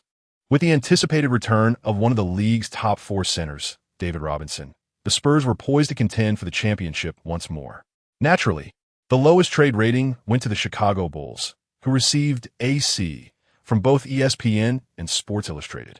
Mainstream media and industry experts believed that the Bulls' new owner, in a unilateral decision to part ways with the basketball god Michael Jordan, effectively doomed the franchise's dynasty, inevitably inciting severe discontent and potential unrest among Chicago fans. The Bulls would find themselves in tumultuous waters in the new season, facing a formidable path to reconstruction. The legendary ESPN commentator Mike Breen articulated with sharpness during the program. Should the Bulls acquire the Spurs' first-round draft pick, which ultimately transforms into the coveted first overall selection, and successfully choose Tim Duncan, perhaps the ire of Chicago fans might be somewhat assuaged. However, if they would miss out on Tim Duncan, then the decision to part ways with Jordan would become the most infamous trade in NBA history, and the fans of Chicago would surely storm the United Center, expressing his exhilaration at the prospect of teaming up with Michael Jordan. The Lakers star Shaquille O'Neal also made his sentiments known at the press conference. I have been a fan of Michael since childhood. He is the reason I fell in love with basketball. The chance to collaborate with him is something I could have never fathomed. Nonetheless, what brings me the most joy about Jerry West's trade is ridding ourselves of that number 8, the so-called Afro. You see, I have always found that presumptuous young man utterly intolerable. He has no comprehension of his position within the team. Just. Nevertheless, I wish Bryant well and hope he doesn't face too harsh a reception from the Chicago fans. What? You asked me who the true leader of the team will be after Michael's arrival? Oh no, my friend, I shan't answer that question. You've dug a pit for me to fall into. I can certainly offer him the most prominent spot in the locker room and allow him to have the grand finale during the pre-game ceremonies. But the title of team leader is one I shall never relinquish. Chapter 13. 16-year-old Jessica Alba. The eldest daughter of the private Nanny O'Neal's remarks were both amusing and profound, brimming with information. They encapsulated his aspirations for the new season alongside Jordan, the tumultuous yet affectionate rivalry with his old comrade Kobe, and his audacious confidence in his role as the team's leader. Indeed, during this period, O'Neal had grown formidable, averaging 28, 2 points, 12, for rebounds, and 9 blocks per game, placing him at the pinnacle among the 4 great centers. If anyone in the current league could dare to challenge Jordan, it could only be the immensely promising 25-year-old Shaquille O'Neal. At the press conference announcing the trade involving the Spurs, Popovich wore a facade of cordiality. We warmly welcome Eddie Jones to our team. He is an all-star caliber shooting guard and was a vital asset to Shaquille last season, serving as the Lakers' second scoring option. In the upcoming season, I believe he will shine even brighter alongside David Robinson. As for the first-round pick sent to Chicago, I genuinely hope they secure the top draft pick. But that is beyond my control. Popovich, in his duplicitous manner, secretly wished for the Bulls to land a less favorable draft position, ideally outside the top 5. Just a day prior, he had been fervently hoping for divine favor, but now he was wholly convinced of the probabilities at play. The individual in the most precarious position following this trade was undoubtedly the Bulls' new owner, Qin Fei. An hour after the announcement of the trade, thousands of fervent fans had gathered outside the United Center in Chicago, and by the afternoon, the number had surged to over 20,000. Despite the security team being fully mobilized and tightening control, they could not dissuade the riotous fans who shouted, "Return our Michael! Return our basketball deity! Chicago cannot exist without Michael.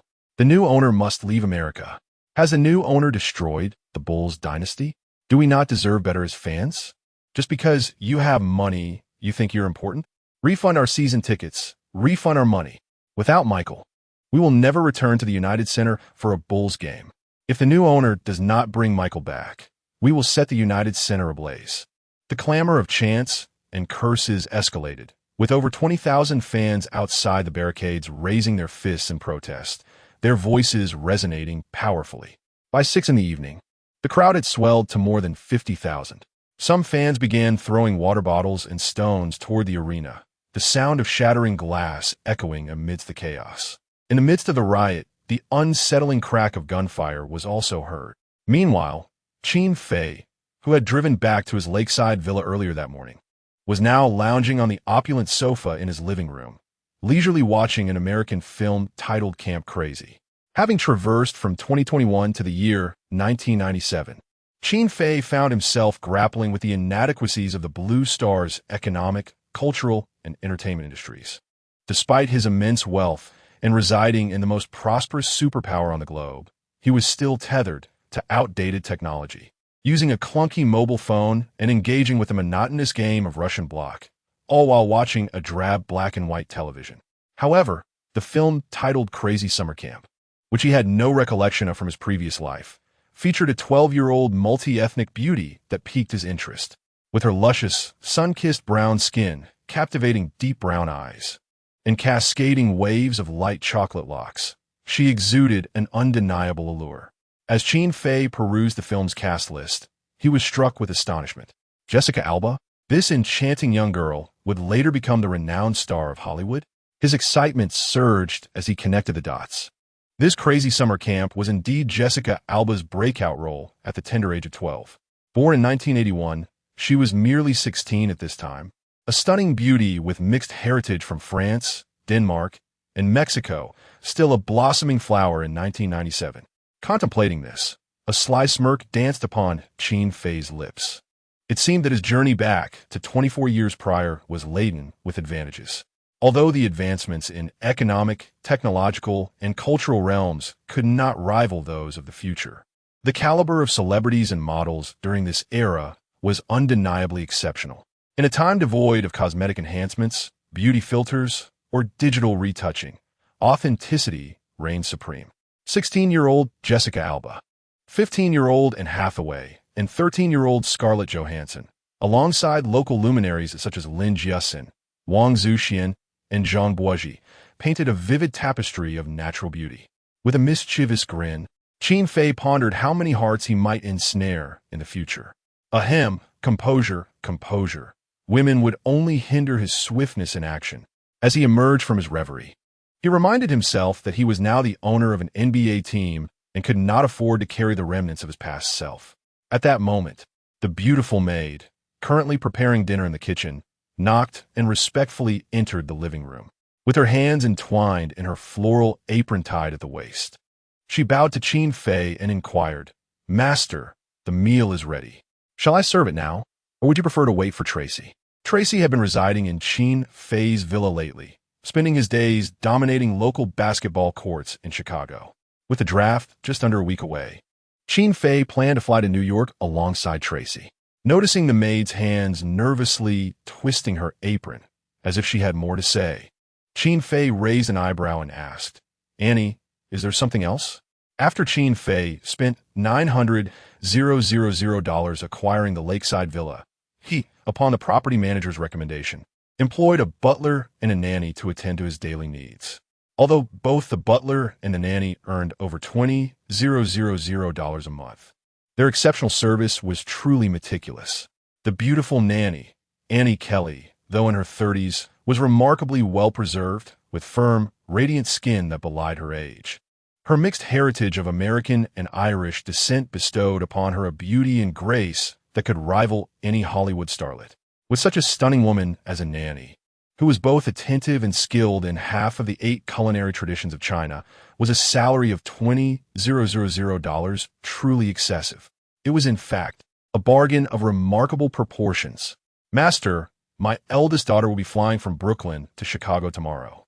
She will be working part-time at a local theater company during this holiday. but she has yet to find accommodation, so the esteemed private nanny, Annie Kelly, spoke with a hint of shyness, evidently hesitant to voice her request. Qin Fei immediately comprehended her implication and readily nodded.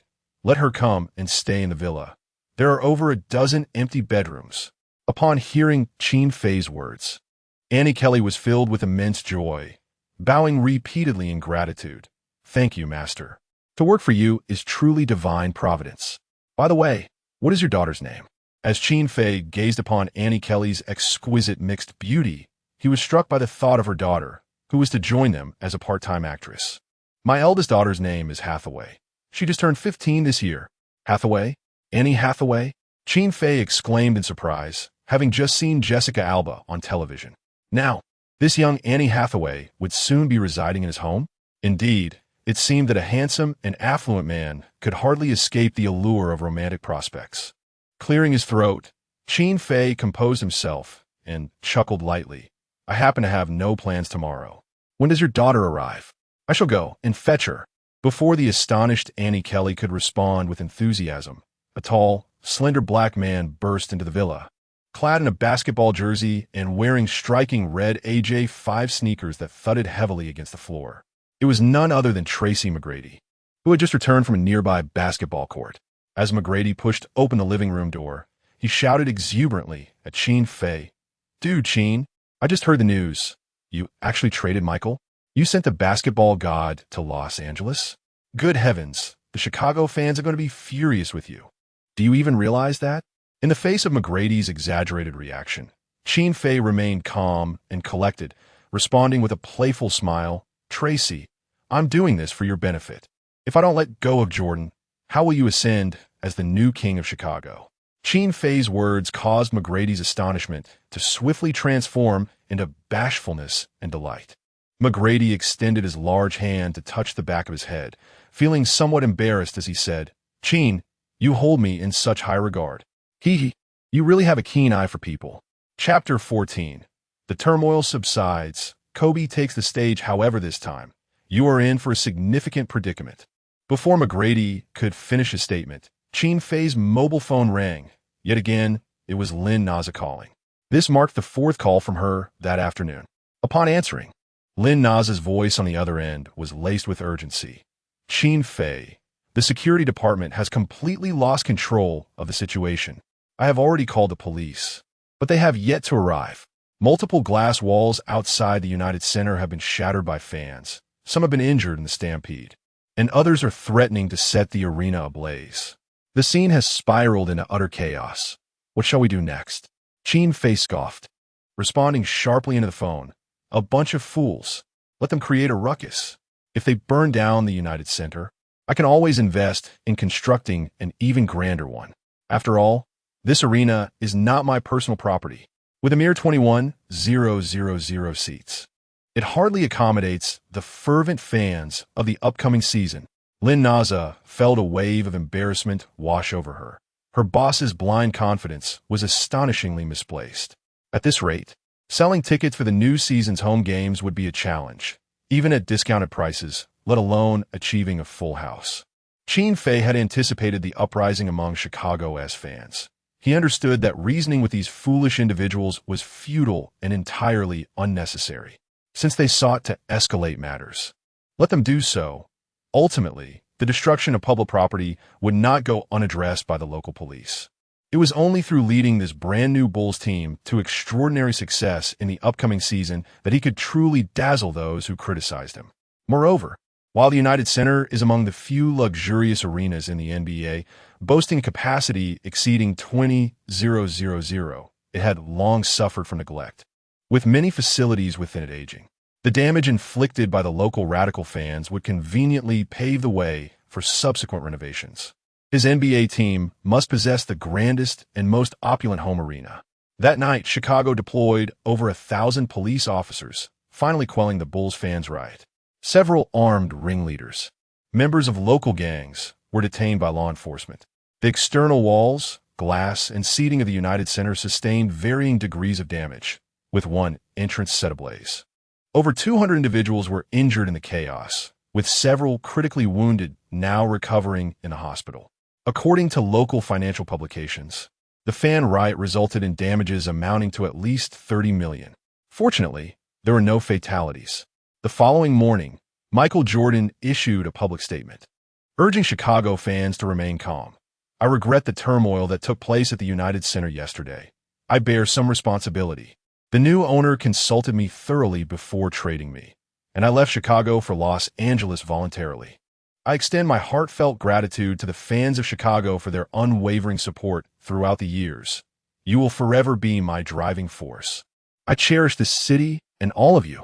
The accolades I have achieved in Chicago will eternally be intertwined with your spirit. Michael Jordan's public declaration effectively quelled the fury of the Chicago fans. Though the basketball deity has been traded to the Los Angeles Lakers, he now possesses a stake in the Bulls, and naturally, he cannot stand idly by as the team falters. As the situation began to stabilize, Qin Fei took to the airwaves that very afternoon, addressing the fans through the largest local radio station in Chicago. Proclaiming live, Michael will always be the pride of this city, but Chicago now requires a new sovereign. While the past was splendid, the future holds even greater promise. Expressing gratitude to the fervent fans for their fervor at the United Center, he stated, as the saying goes, one must break to build anew. I shall urge the local government to collaborate in funding a comprehensive renovation of the arena. The upcoming season's United Center will become the grandest and most luxurious venue among the 29 home arenas of the NBA. For all those petitioning for season card refunds, the team will handle matters uniformly. A shrewd owner never fears unsold tickets. His only concern is whether there are enough to sell. I reiterate, the Chicago Bulls in the new season will not succumb to mediocrity. My singular ambition is a three-peat championship. Qin Fei's remarks during the radio broadcast swiftly spread to every corner of Chicago, eliciting responses from Bulls fans across the nation and even overseas, with the championship roster gone. Can this new batch of rookies really claim a three-peat? This new owner must be dreaming. The renovation and expansion of the arena seem futile. The upcoming season's United Center is bound to be the most desolate home court in the league. I just placed a 200,000 bet on the Bulls winning the championship this season at 3-1 odds. It appears my investment is in jeopardy. Forget about a championship. If the Bulls can merely reach the playoffs, I'll be ecstatic. I must say, while this new owner may be naive with his wealth, his looks and physique are truly commendable. He is undeniably handsome. To those upstairs, are you out of your minds? A delusional female fan? What is wrong with being handsome? Can good looks not provide sustenance? You might be surprised, as it indeed can. For those who revel in the spectacle, I remain a staunch supporter of Jordan. Wherever he goes, I shall follow as a fan of that team. I eagerly anticipate the Shaq and Kobe duo for the Los Angeles Lakers this coming season. The imagery is simply breathtaking. The championship this season undoubtedly belongs to us, my friends. Let us chant our mantra. We are the champions. We are the champions. In Pennsylvania, Philadelphia stands as the fifth largest city in the United States, following New York, Los Angeles, Chicago, and Houston. In the western suburbs, near the University of Pennsylvania, a hillside villa boasts a private outdoor basketball court in its backyard. A young African-American boy, sporting an afro, grits his teeth as he persistently practices his three-point shots. Swish, swish, swish, swish, clang. Beads of sweat, resembling droplets of rain, have long since gathered on his forehead, and his arms are rendered sore and weak. For 2 consecutive days, this determined youth has severed all ties with the outside world, confining himself to the backyard, relentlessly shooting three-pointers. Over these 2 days, he has launched a staggering 29,000 three-point attempts. The reason for this relentless dedication stems from a pivotal playoff game in April, during which he infamously missed 3 consecutive three-point shots, including one that failed to hit the rim entirely. Consequently, the Los Angeles Lakers were eliminated from the playoffs by the Utah Jazz. At the post-game press conference, Lakers leader Shaquille O'Neal even expressed his frustration with a sardonic remark. I can hardly fathom why the management would refrain from trading him, Kobe, this summer. His decision-making in the final moments of the game was utterly foolish. Indeed, this young man is Kobe Bryant, hailing from Philadelphia, his hometown. Chapter 15. Little O'Neal and Double Wallace return. The 1997 draft begins amidst the cacophony of jeers from the Los Angeles fans. Kobe persevered, returning to his hometown to hone his skills, firmly convinced that he would emerge immensely stronger in the new season. At that moment, the back door swung open, revealing a strikingly beautiful young African-American woman in her 20s. With her alluring figure and braided hair, she furrowed her brow upon seeing Kobe on the court. This captivating woman was none other than Kobe's sister, Shea Bryant. "Kobe, your agent, tell him, has been searching for you for 2 days. I honestly can't tell if this is good news or bad news for you. You've been traded to the Lakers." Upon hearing his sister's words, Kobe's expression shifted instantaneously, his body trembling slightly. His lips moved, yet silence enveloped him as he continued to shoot the basketball. Swish! The inevitable had finally arrived. Swish! Swish! Swish! Clang! After completing his 30-0-0-0 three-pointer, he finally exhaled deeply, beads of sweat glistening on his forehead, before turning to his sister, Shea. "Which team?" Having stood in place for half an hour, Shea shook her head with a sigh, recognizing her brother's unwavering determination. "It's the Chicago Bulls." Upon hearing Chicago Bulls, a brilliant light ignited in Kobe's eyes. He had been a fan of the Bulls and Jordan since childhood, dreaming of playing in Chicago. "I've been traded to the Chicago Bulls? Does this mean I will team up with that old rogue, Michael?" However, Kobe was not particularly eager to partner with Jordan. In fact, he aspired to challenge him as a rival. Shea shook her head, stating, "No, Michael has been traded to the Lakers." "What?" Kobe's expression shifted, excitement surging within him. "So, the new owner of the Bulls traded Michael Jordan as a bargaining chip to acquire me? What a kindred spirit. It seems that I, Kobe Bryant, have found my patron." Faced with her brother's blind confidence, Shea offered an awkward smile. "Well, I suppose, maybe one could interpret it that way." Relishing the sight of her brother's smile, she hesitated to dampen his spirits by mentioning that the Bulls traded Jordan primarily for the Spurs' first-round pick. Naive and unassuming, Kobe did not delve into the intricacies of the Lakers and Bulls trade. The mere thought of switching places with the basketball deity ignited a fierce determination within him. "Chicago, here I come. Los Angeles, you shall regret trading me." With a monumental trade involving Jordan for the Spurs' first-round pick and Kobe officially finalized, Qin Fei embarked on a series of bold and decisive maneuvers aimed at rebuilding the Chicago Bulls. On June 23rd, a trade was finalized between the Chicago Bulls and the Portland Trail Blazers. The Bulls dispatched the 7-time rebounding champion Dennis Rodman and swingman Ron Harper in exchange for the formidable Rasheed Wallace and Jermaine O'Neal from the Blazers. This transaction, orchestrated by the private assistant and assistant general manager Lynn Naza, left Qin Fei exceedingly pleased, acquiring both the tenacious O'Neal and the fierce Wallace. Alongside Ben Wallace and Tim Duncan, would undoubtedly instill trepidation in the league regarding the Bulls' defensive prowess in the paint for the upcoming season. Even the legendary Shaquille O'Neal would find it challenging to navigate through their defenses. In Qin Fei's perspective, every team ought to possess one or two enforcers. Should conflicts arise during games, players like Ben and Rasheed would serve as protective figures, ensuring the safety of their teammates. It's worth recalling that during the infamous brawl at the Palace of Auburn Hills, even the fearsome Ron Artest dared not speak against the might of Ben Wallace. On June 24th, the day before the 1997 NBA draft, the Bulls made another strategic move, trading starting championship center Luke Longley to the Charlotte Hornets for sharpshooter Del Curry and a first-round draft pick for 1998. Consequently, the Bulls bench now boasted both Steve Kerr and Del Curry, two three-point specialists, who also served as the team's seasoned veterans tasked with mentoring the newcomers and sharing invaluable game experience. At 33, Del Curry was in the prime of his career, with his eldest son, Stephen Curry, just turning 9. Qin Fei envisioned that when Del Curry and Steve Kerr eventually retired from the Bulls, they could transition into roles as assistant coaches or within the management. In a decade, young Curry would be 19 and poised to enter the league. With several trades completed, the Bulls roster for the upcoming season grew increasingly formidable. The backcourt now featured Steve Nash, Kobe Bryant, Ray Allen, Steve Kerr, and Del Curry. The forward center positions included Ben Wallace, Rasheed Wallace, and Jermaine O'Neal, supplemented by the anticipated acquisitions of Tim Duncan and Tracy McGrady in the draft. The team had already assembled 10 players, with two-thirds of the 15-man roster firmly in place. Most crucially, the focus was now on ensuring that both Duncan and McGrady could be secured during the draft. On June 25th, at Madison Square Garden in New York, the annual draft commenced. Accompanied by his private assistant Lynn Naza, close friend McGrady, and bodyguard Ben Wallace, Qin Fei traveled to New York to attend the 1997 NBA draft.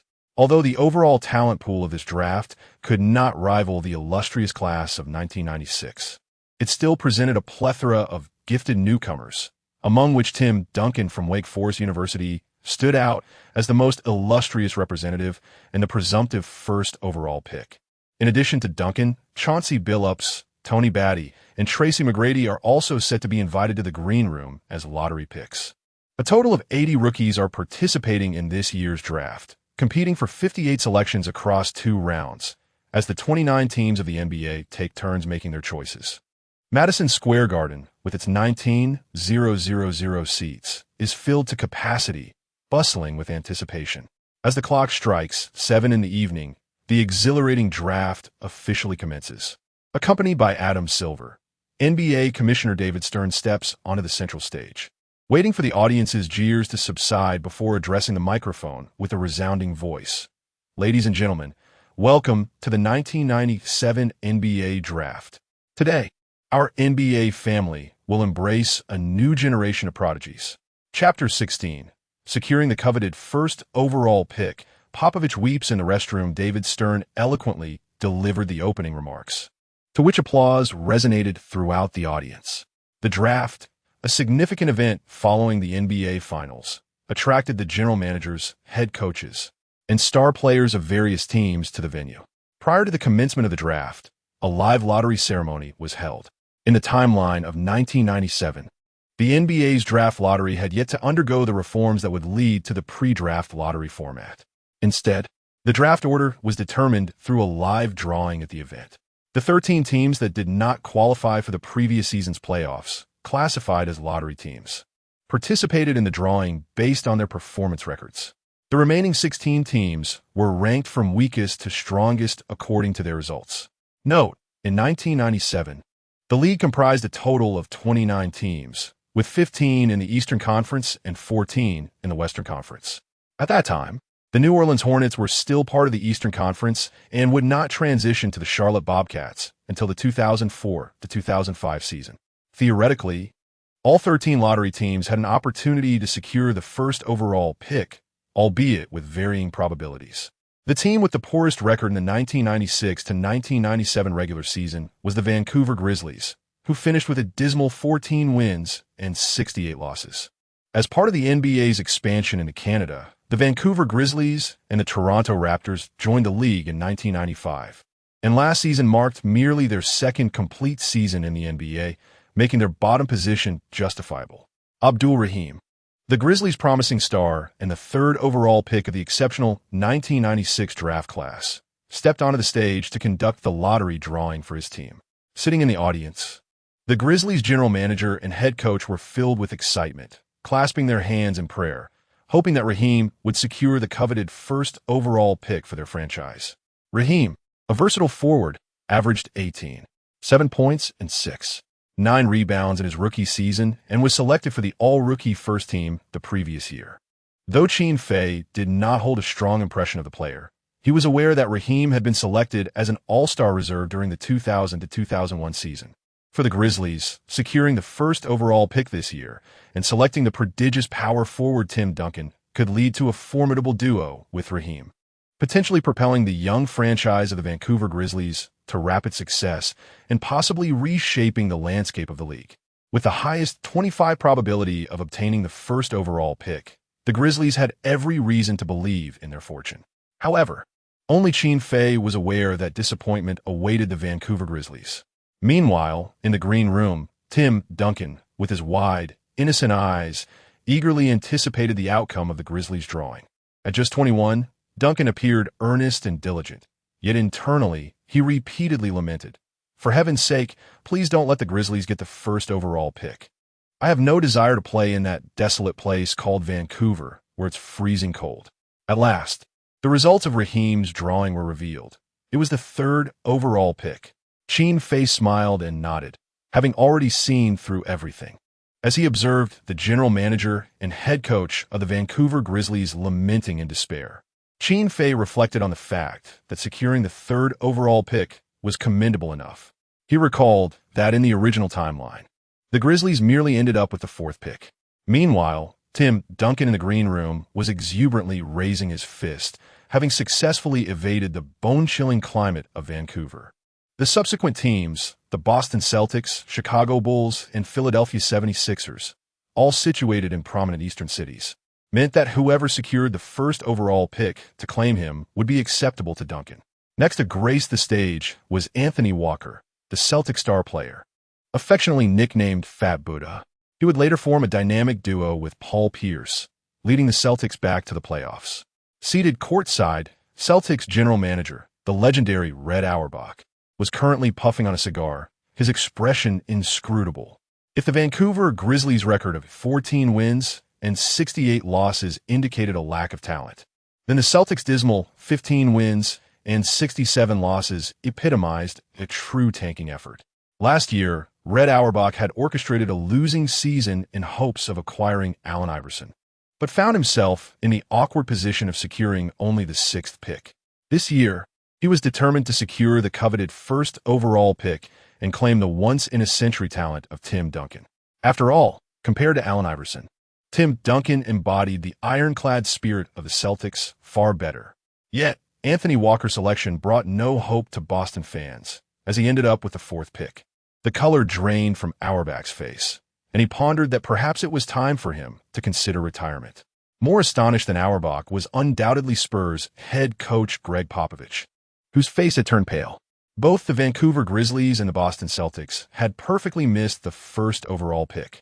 Could the first overall pick actually fall into their hands?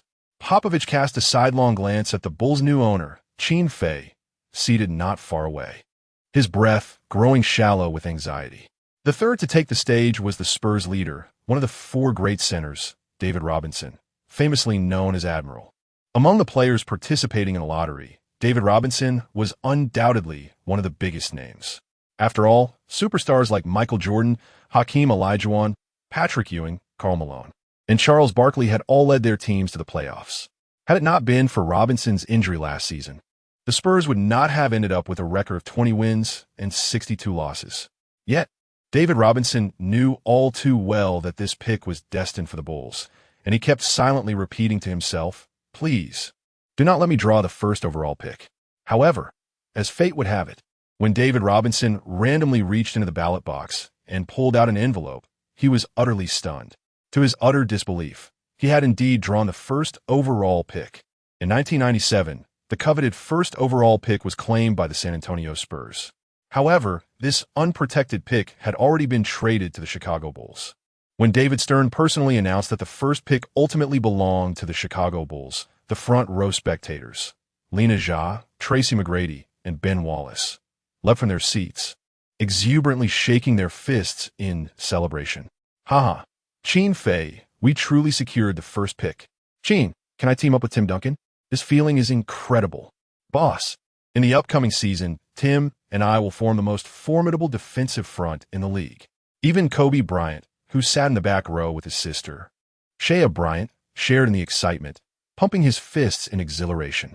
With him joining forces with Tim Duncan from Wake Forest University, they undoubtedly possess the prowess to rival the Lakers' formidable duo of Jordan and O'Neal. Yet, Qin Fei, the new owner of the Bulls, wore a serene smile, exuding an air of calm and composure. What was there to be astonished about?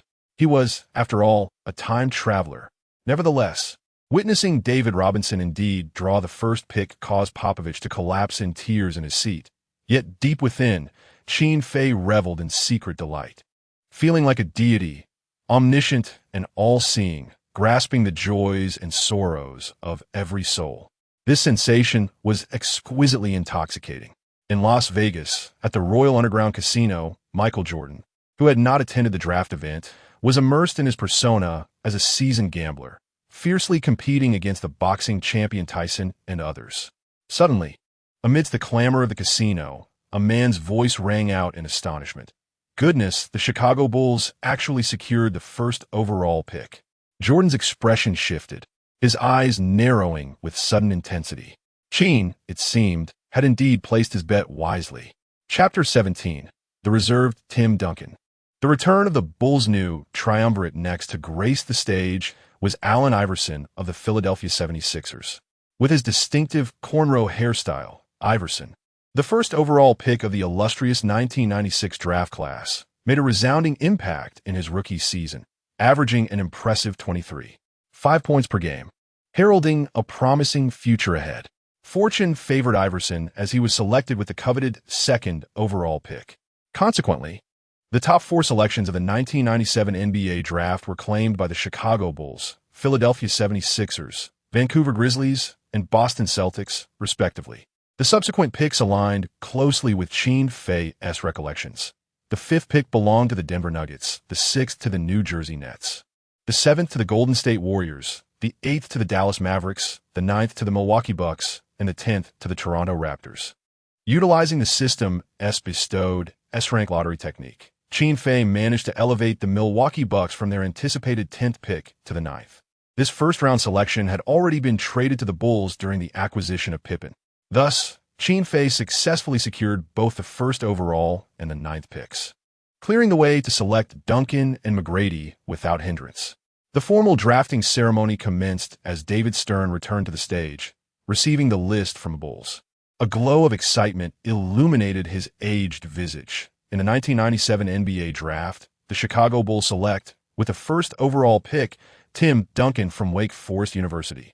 Amidst the cheers and applause, Tim Duncan emerged first from the green room, stepping into the center of the stage adorned with a cap emblazoned with the Bulls logo.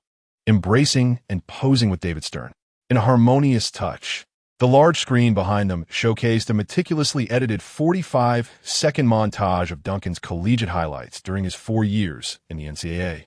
The footage featured his thunderous dunks, fierce shot blocks, and exhilarating fast break slams, each moment seemingly proclaiming to the entire league that Tim Duncan, the Flying Devil, was ready to transcend the San Antonio Spurs and bring his prodigious talent to Chicago.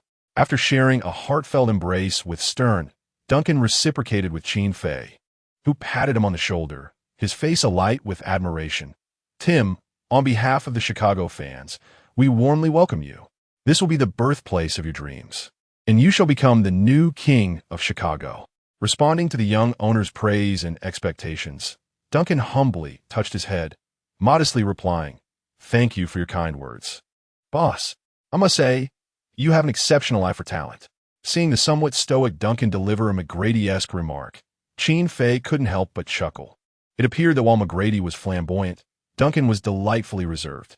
On the sidelines, Popovich watched Duncan and Qin Fei embrace and converse, as if witnessing his own son being stolen away, leaving him with a sense of despair so profound that he wished to vanish into the earth. David Robinson, awkwardly descending from the court, placed a hand on Popovich's shoulder, his voice laden with regret. "Coach, it's all my fault." "No need for apologies, David," Popovich interjected, his fists clenched tightly, a fierce determination igniting in his gaze. "Since we cannot have him, we shall obliterate him." Duncan soon made his way to the ESPN interview zone, where David Stern continued to announce the second pick. At the 1997 NBA draft, the Philadelphia 76ers select, from the University of Utah, forward Keith Van Horn. Meanwhile, in the ESPN interview area, Mike Breen was interviewing the first overall pick, Tim Duncan. "Tim, first and foremost, congratulations on being selected first overall by the Chicago Bulls. What are your thoughts?" Tim Duncan gazed intently into the distance, addressing the microphone with a serious tone. "Chicago is a city brimming with allure, and I deeply admire its basketball culture. Having birthed Michael Jordan, it is an honor to play for the Bulls, and I can hardly wait to step onto the court at the United Center. This will be my home ground in the upcoming season." Tim, regarding the Bulls' young owner who traded away Jordan for the first overall pick, what is your perspective? Jordan is the basketball deity, yet I must admit, I do not particularly favor his style of play. I will strive to prove that the owner's choice was indeed the right one. The Chicago Bulls are poised to embark on a new era of brilliance. Tim, Popovich of the Spurs has always kept a close eye on you.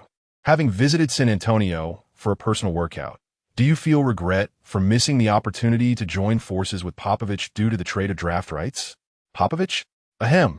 I apologize, I'm not very familiar with him. On stage, David Stern's resonant voice filled the air as one rookie after another emerged from the green room.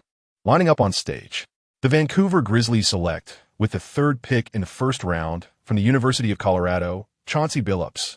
The Chicago Bulls select, with the ninth pick in the first round from Auburndale High School, Tracy McGrady. As McGrady was selected by the Bulls, Kobe, seated in the back row of the audience, felt a surge of competitive spirit. I can't believe they picked Tracy too. Fortunately, he play small forward. If he were a shooting guard, he'd have to settle for a backup role. Kobe and McGrady had crossed paths the previous summer at New York's Rucker Park, where they engaged in a one-on-one showdown. A year older than McGrady, Kobe narrowly triumphed by a single point in a game to 21. Chapter 18. At the behest of David Stern, Qin Fei hosted a banquet for his four renowned generals. Soon, the first round of 29 rookies was entirely selected. The teams had meticulously examined and evaluated their choices in advance. Even if a desired player was snatched up by another team, they had alternative options ready. Following the conclusion of the first round, attention turned to the second. David Stern departed the stage, replaced by the bald Adam Silver, who announced the selections for the second round. For the multitude of incoming rookies, the distinction between the first and second rounds was significant. According to NBA regulations, any rookie chosen in the first round, provided they successfully passed their team's trials, must be offered a guaranteed contract spanning 4 years, 2 years with an additional 2 years as team options. Conversely, a rookie selected in the second round could be disregarded for a contract altogether or offer a non-guaranteed deal, allowing the team to release the player at any time during the season based on performance. At the 1997 draft, aside from notable players such as Tim Duncan, Chauncey Billups, Keith Van Horn, Tracy McGrady, and Tony Batty, the mid-tier rookies were largely unremarkable. Hence, Qin Fei had already relinquished his first-round 29th pick, sparing himself an obligatory rookie contract. Regarding the remaining draft right in the second round, he opted to forego signing the selected rookie entirely. Although only 10 out of the 15 roster spots were confirmed, Qin Fei was determined not to squander the remaining 5 slots. As a perceptive time traveler, he envisioned a more fitting selection to craft the team into its most impeccable form. After David Stern exited the stage, he summoned Qin Fei from the front row to the backstage for a momentous conversation with this audacious young owner from the East. Mr. Qin, you truly are a prodigy. Exchanging Michael for Tim, your objective has been achieved. When David Stern first heard of Qin Fei's trade involving Jordan, he was quite astonished, unable to fathom which owner would dare to undervalue Jordan's worth. In Stern's eyes, such an individual was either remarkably astute or utterly foolish. Yet, witnessing the Bulls indeed securing the first overall pick, Tim Duncan, through the Spurs draft choice, Stern began to perceive Qin Fei as belonging to the former category. This young man from the East seemed to possess extraordinary capabilities. Mr. President, I appreciate your kind words. The new season's Bulls will surely astonish everyone. Qin Fei responded, your continued support and guidance will be indispensable as we move forward. Officially listed at a height of 177 centimeters, David Stern appeared significantly shorter next to the 188 centimeters Qin Fei, suggesting that the legendary president's true stature was even less. When discussing David Stern's contributions to the NBA, one cannot help but regard him as a patriarch and a towering figure in the realm of basketball. Born to a Jewish family in America, Stern possessed an innate talent for business and management. He officially assumed the presidency of the league in 1984, a year that marked the onset of a transformative era for the NBA. It was during this pivotal draft that prodigious talents such as Michael Jordan, Hakeem Olajuwon, and Charles Barkley emerged, collectively garnering 7 regular season MVP awards and 8 championship titles. The series of reforms initiated under Stern's leadership catapulted the NBA to the status of the preeminent global bastion of basketball.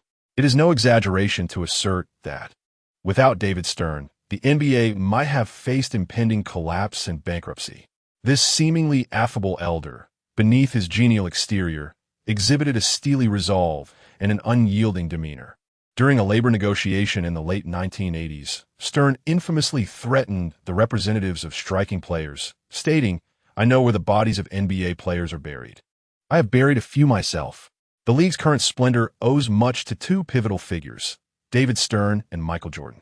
Thus, Qin Fei was acutely aware of the significance of Jordan and the Chicago Bulls during the 1990s for the entire league. Stern's covert support and assistance were instrumental in enabling the Bulls to secure 5 championship titles. Without Michael, can the Bulls still be regarded as defending champions? Qin pondered. As the new season approached, his gaze shifted increasingly towards the Los Angeles Lakers and the New York Knicks. With Jordan now part of the Lakers, they emerged as the frontrunners for the championship, especially considering Los Angeles is the second largest city in the United States.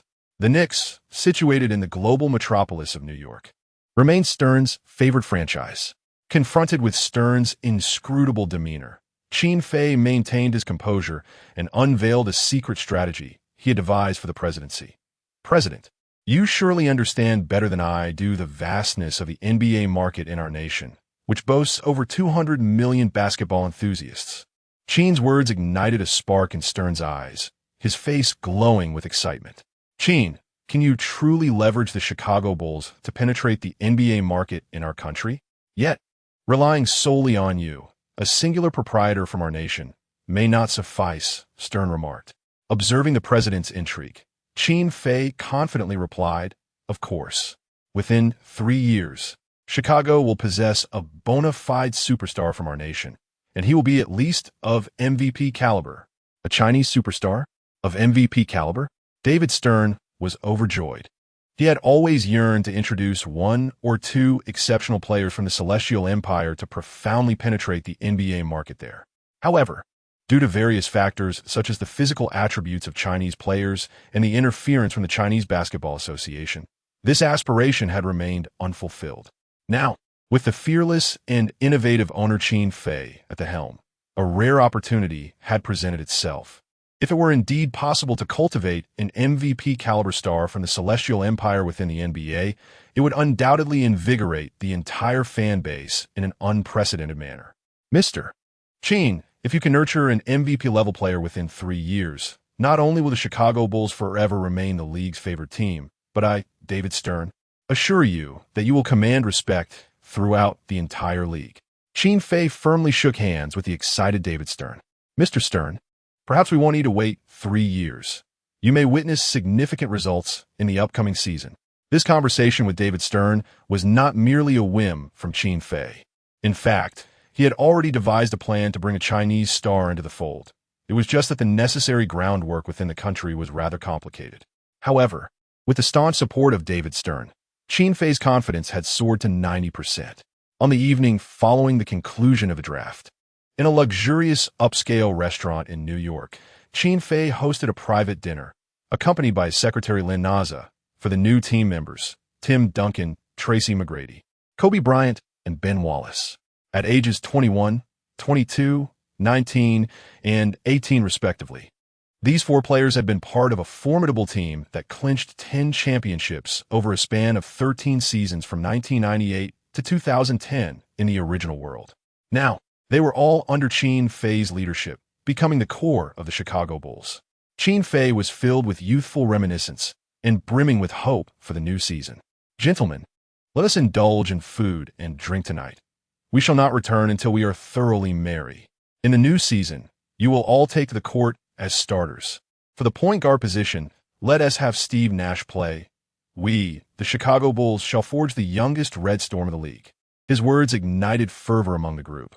Yet McGrady suddenly furrowed his brow and remarked, "Qin, both Kobe and I play shooting guard. How can we start together?" Qin Fei raised an eyebrow, chuckling as he retorted, "Tracy, would you care to share your current height with everyone? Barefoot you are 203 centimeters, with shoes 205 centimeters, and still playing shooting guard. How about some dignity? This season, you shall switch to small forward. Otherwise, you will find yourself languishing on the bench." Chapter 19. McGrady's grueling training regimen. Thibodeau becomes the chief assistant. Do not presume that I am unaware of your ulterior motives. Deliberately misrepresenting your height as 201 centimeters in order to intimidate shorter players and inflate your scoring for a sense of self-importance. Upon your return to Chicago tomorrow, you shall immediately commence your off-season conditioning and weight gain training regimen. I will arrange for you a dedicated nutritionist and trainer prior to the onset of a new season. Your weight must exceed 102 kilograms, with your body fat percentage reduced to below 6. Upon hearing his close friend Qin Fei's words, McGrady shivered involuntarily, gasping in disbelief. Qin, must you be so ruthless? Qin Fei coughed twice, his demeanor serious. Tracy, from this day forth, I am your physical conditioning coach. Duncan, Kobe, and Ben Wallace cast sympathetic glances at McGrady.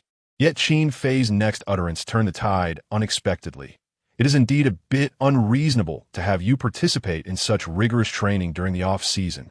Here's the deal. If you diligently adhere to the training plan, I will reward you with 1,000 daily. Upon hearing of the daily reward, McGrady's previously woeful expression transformed into one of exuberance. Qin, dear coach, I will be there as soon as I finish my meal. Beside them, Duncan, Kobe, and Ben Wallace eagerly rubbed their hands together, exclaiming, Boss, we have nothing pressing in the off-season. May we join Tracy in his extra training? Do not misunderstand. It is not for the money. We purely wish to enhance our skills. Indeed, my friend, I simply wish to witness the sunrise in Chicago at 4 a.m. Observing the enthusiastic crowd clamoring to join the additional training, a satisfied smile graced Qin Fei's lips. On July 3rd, 5 days before the commencement of the Summer League, Qin Fei, after the newly confirmed roster of players had reported to Chicago, promptly convened a press conference to welcome the new members of the Bulls, simultaneously conducting the jersey unveiling ceremony for the players. The jersey numbers of the players did not differ significantly from their counterparts in the previous life. Duncan chose number 21, Kobe remained at number 8, and McGrady donned number 1. Apart from Steve Kerr, who had delivered a game-winning shot in the finals, the remaining 9 players were to partake in the jersey unveiling ceremony. The Chicago Bulls officially underwent a significant transformation, finalizing their regular rotation lineup. Point guards, PG Steve Nash, Steve Kerr. Shooting guards, SG Kobe Bryant, Ray Allen, Del Curry. Small forward, SF Tracy McGrady. Power forwards, PF Tim Duncan, Jermaine O'Neal. Centers, Ben Wallace, Rashid Wallace. In Qin Fei's perspective, the most successful aspect of this lineup lay in the formidable combination of the two Wallaces alongside Duncan and O'Neal in the paint.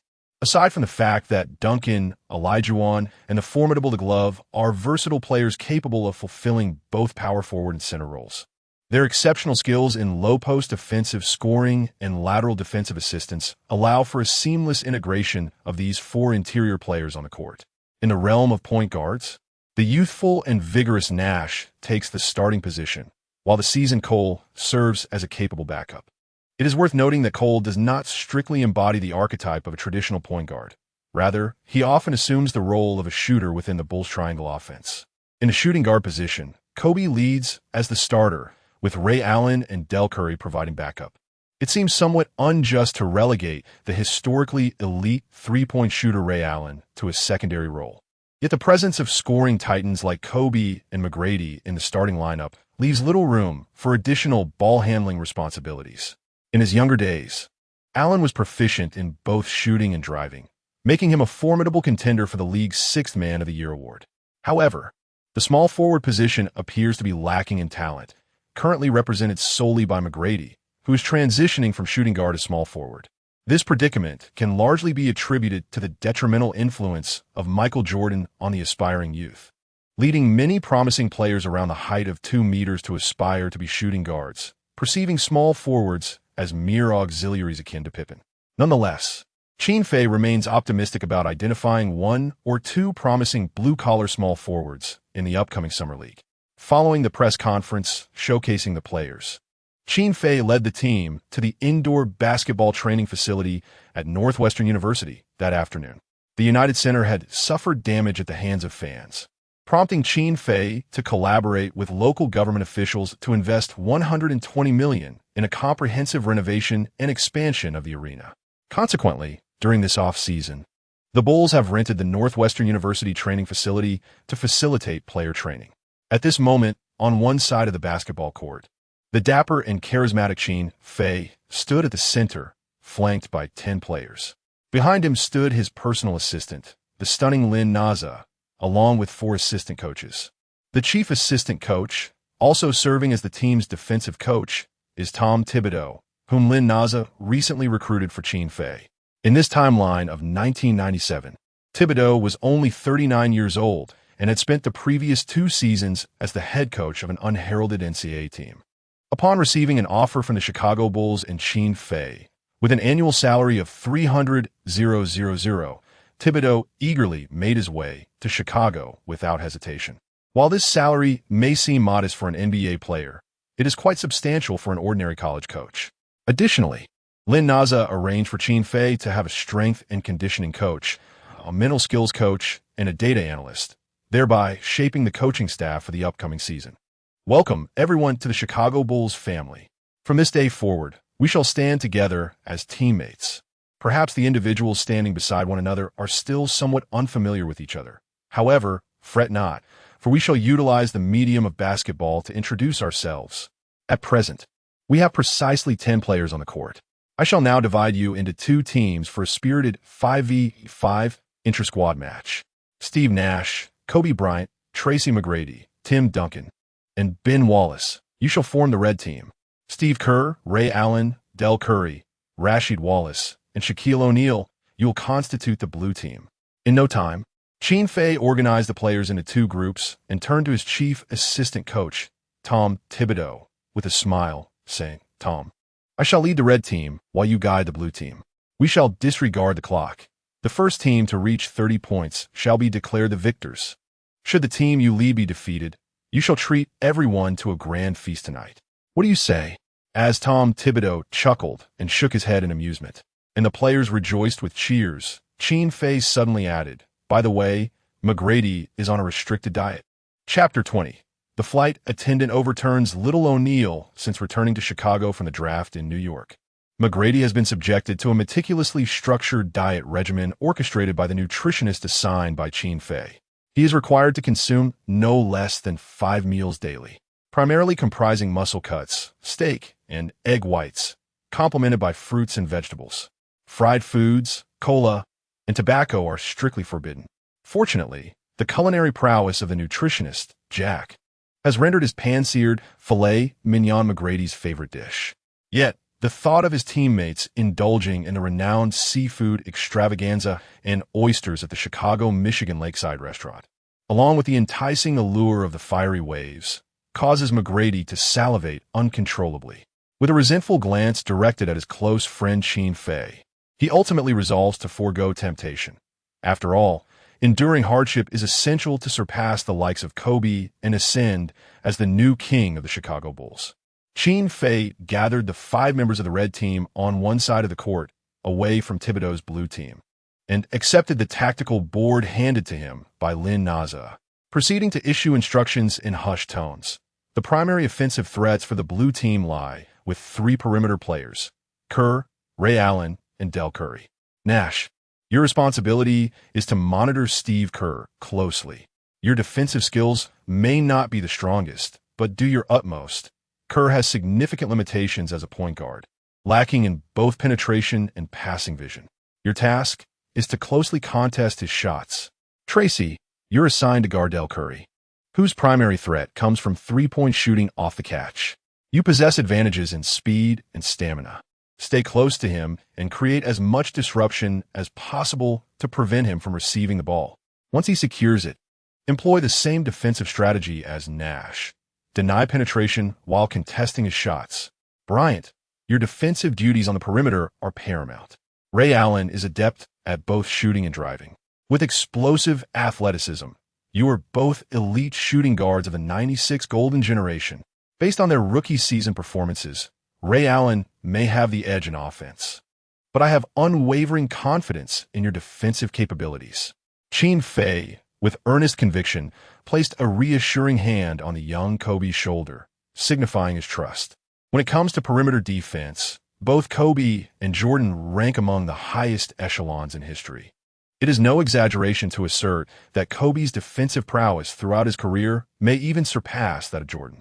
With 12 selections to the All-Defensive Team, including 9 as first team, he stands as the player with the most All-Defensive Team selections outside of Tim Duncan, underscoring his tenacity on defense.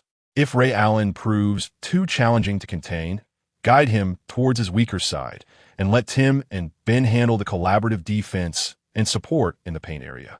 Qin Fei then cast his gaze towards Tim Duncan and Ben Wallace, with these two stalwarts anchoring the defense.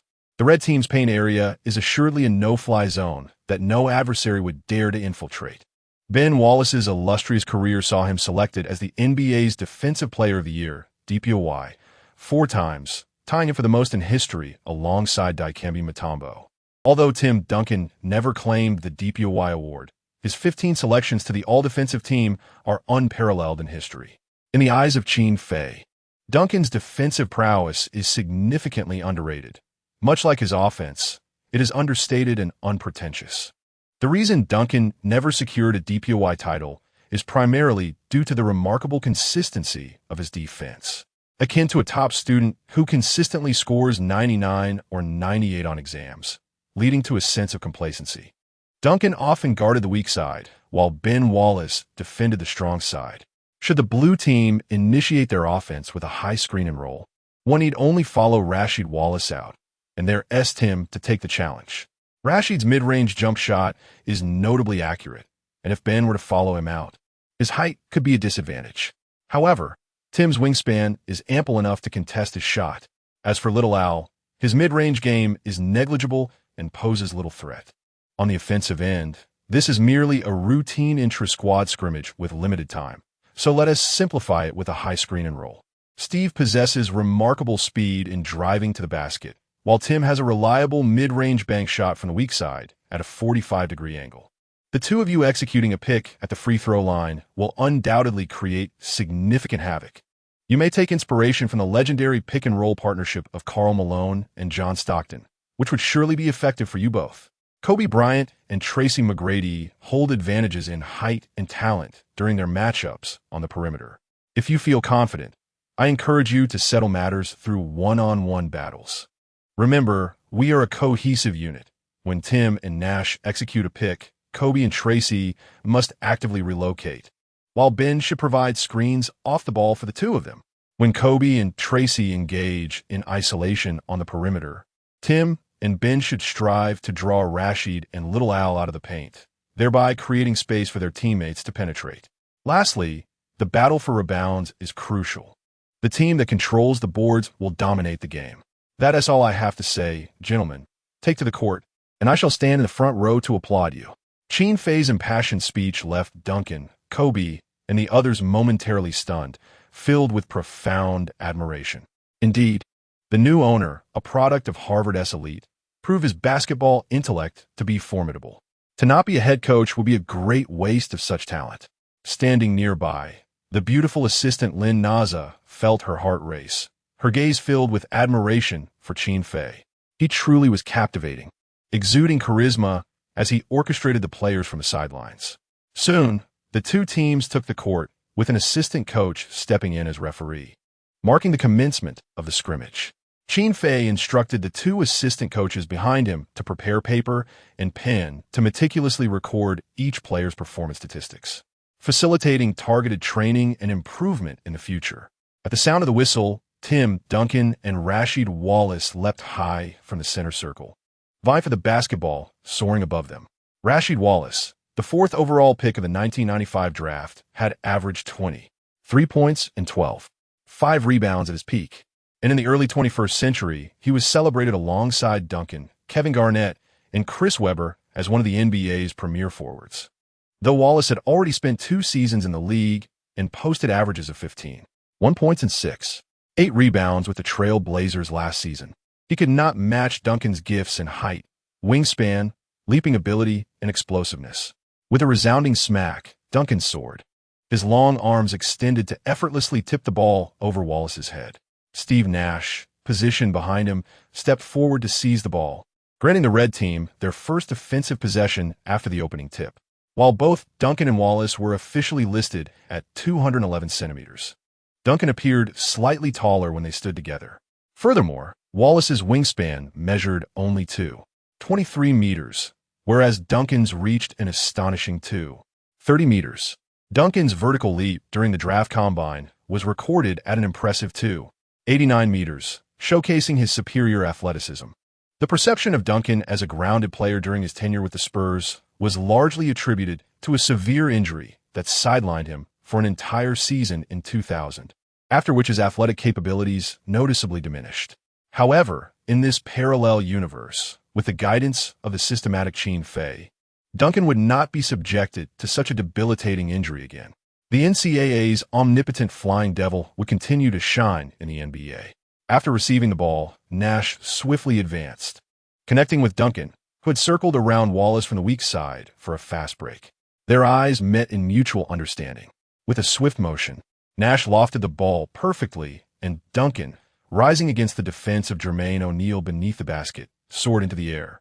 With one hand, he grasped the ball and executed a powerful dunk. The resounding boom echoed as the rim trembled, and O'Neal, caught beneath the force of Duncan's dunk, stumbled and fell onto the floor outside the baseline. Dazed, O'Neal's head buzzed as he slowly realized the towering presence of Tim Duncan standing over him, an invisible weight pressing down, causing him to gasp in awe. "Is this the first overall pick of the year?" Nash rushed to high-five Duncan, while Kobe and T-Mac applauded in approval.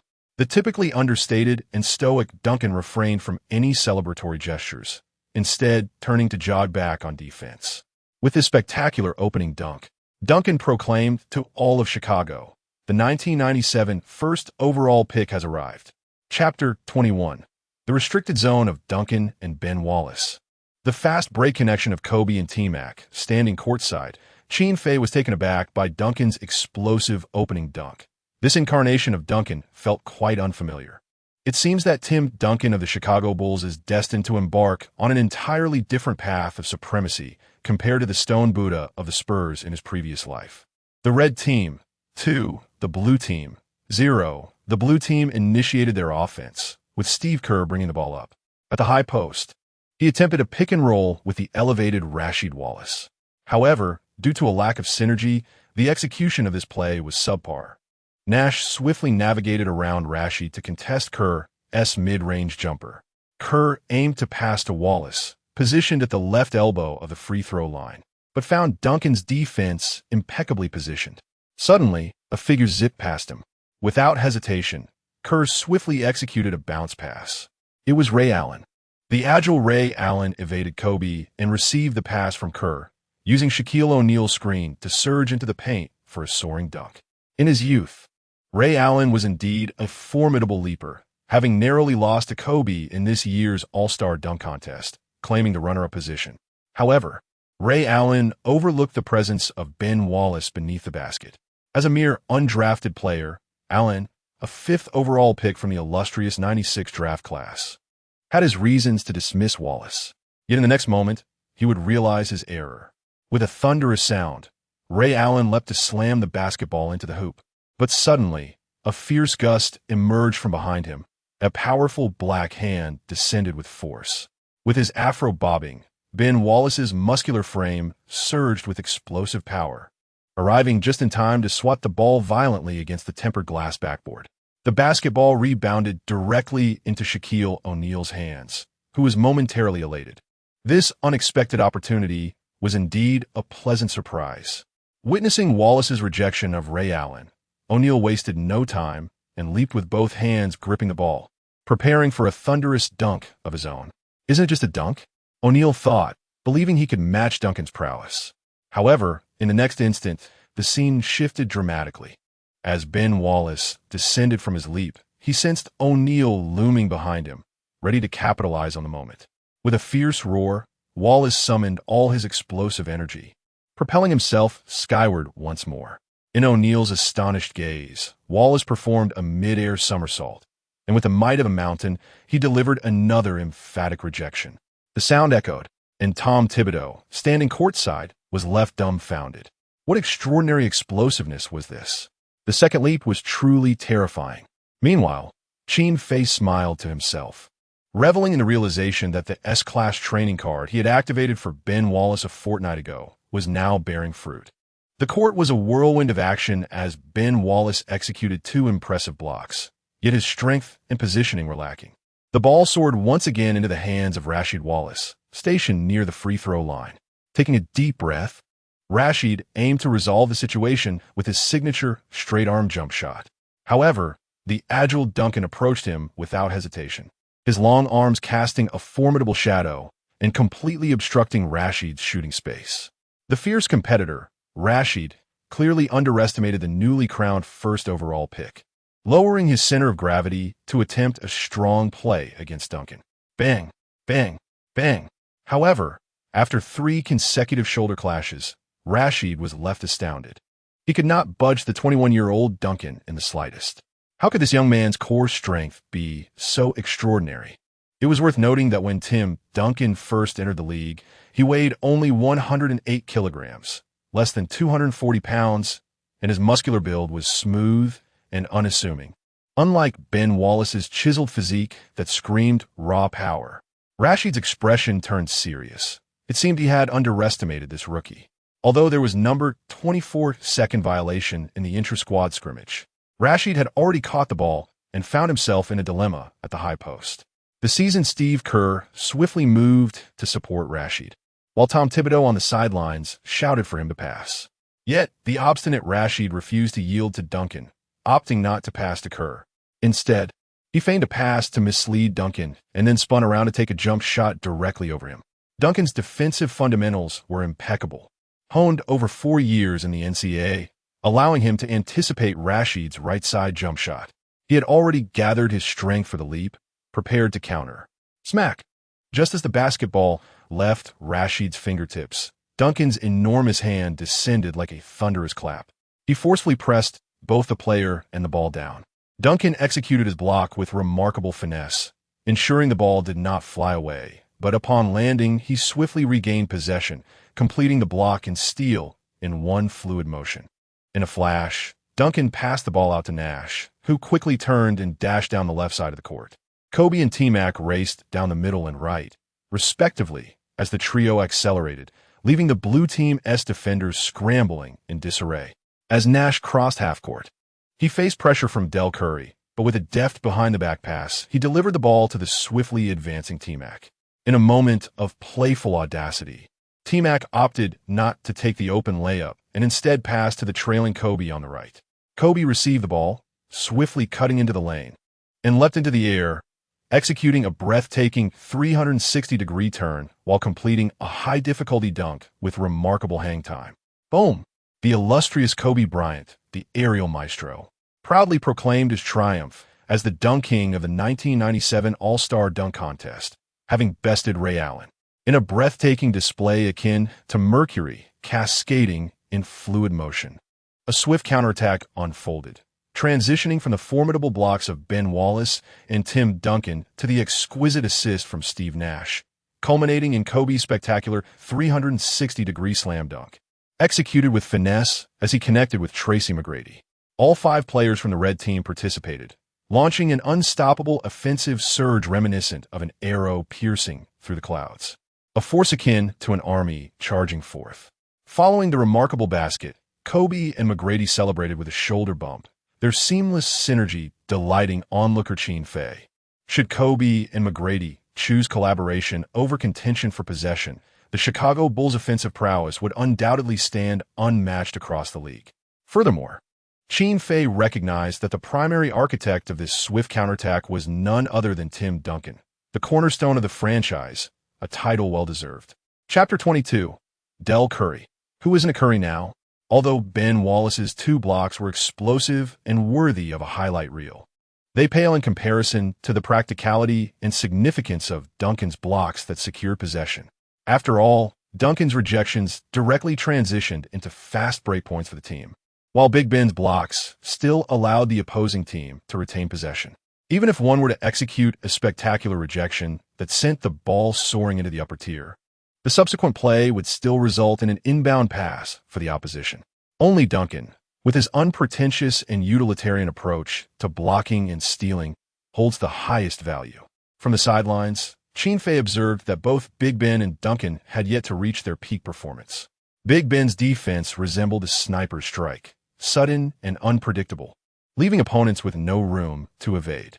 In contrast, Duncan's defense was akin to an all-encompassing net, omnipresent and in control of the game. This distinction highlighted their differing defensive philosophies. Big Ben relied heavily on his explosive athleticism, while Duncan depended more on his innate gifts and intellect.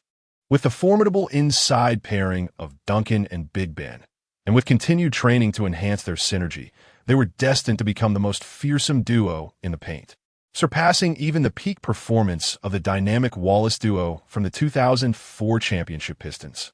It is worth noting that the Wallace twins had previously made life excruciatingly difficult for the great Shaquille O'Neal on the grand stage of the finals. As the game continued, Rasheed Wallace clearly harbored resentment over Duncan's earlier rejection, prompting him to seek redemption on the offensive end. He positioned himself in the low post, demanding the ball to overpower the rookie. However, Wallace found no advantage in agility or strength, ultimately resorting to a desperate turnaround shot. Although he narrowly avoided Duncan's block, the ball veered off course, ricocheting awkwardly off the rim. With foresight, Duncan retrieved the rebound with ease and delivered a swift outlet pass to Nash. Nash, capitalizing on the fast break, maneuvered past Ray Allen and delivered a precise pass to the advancing Kobe Bryant.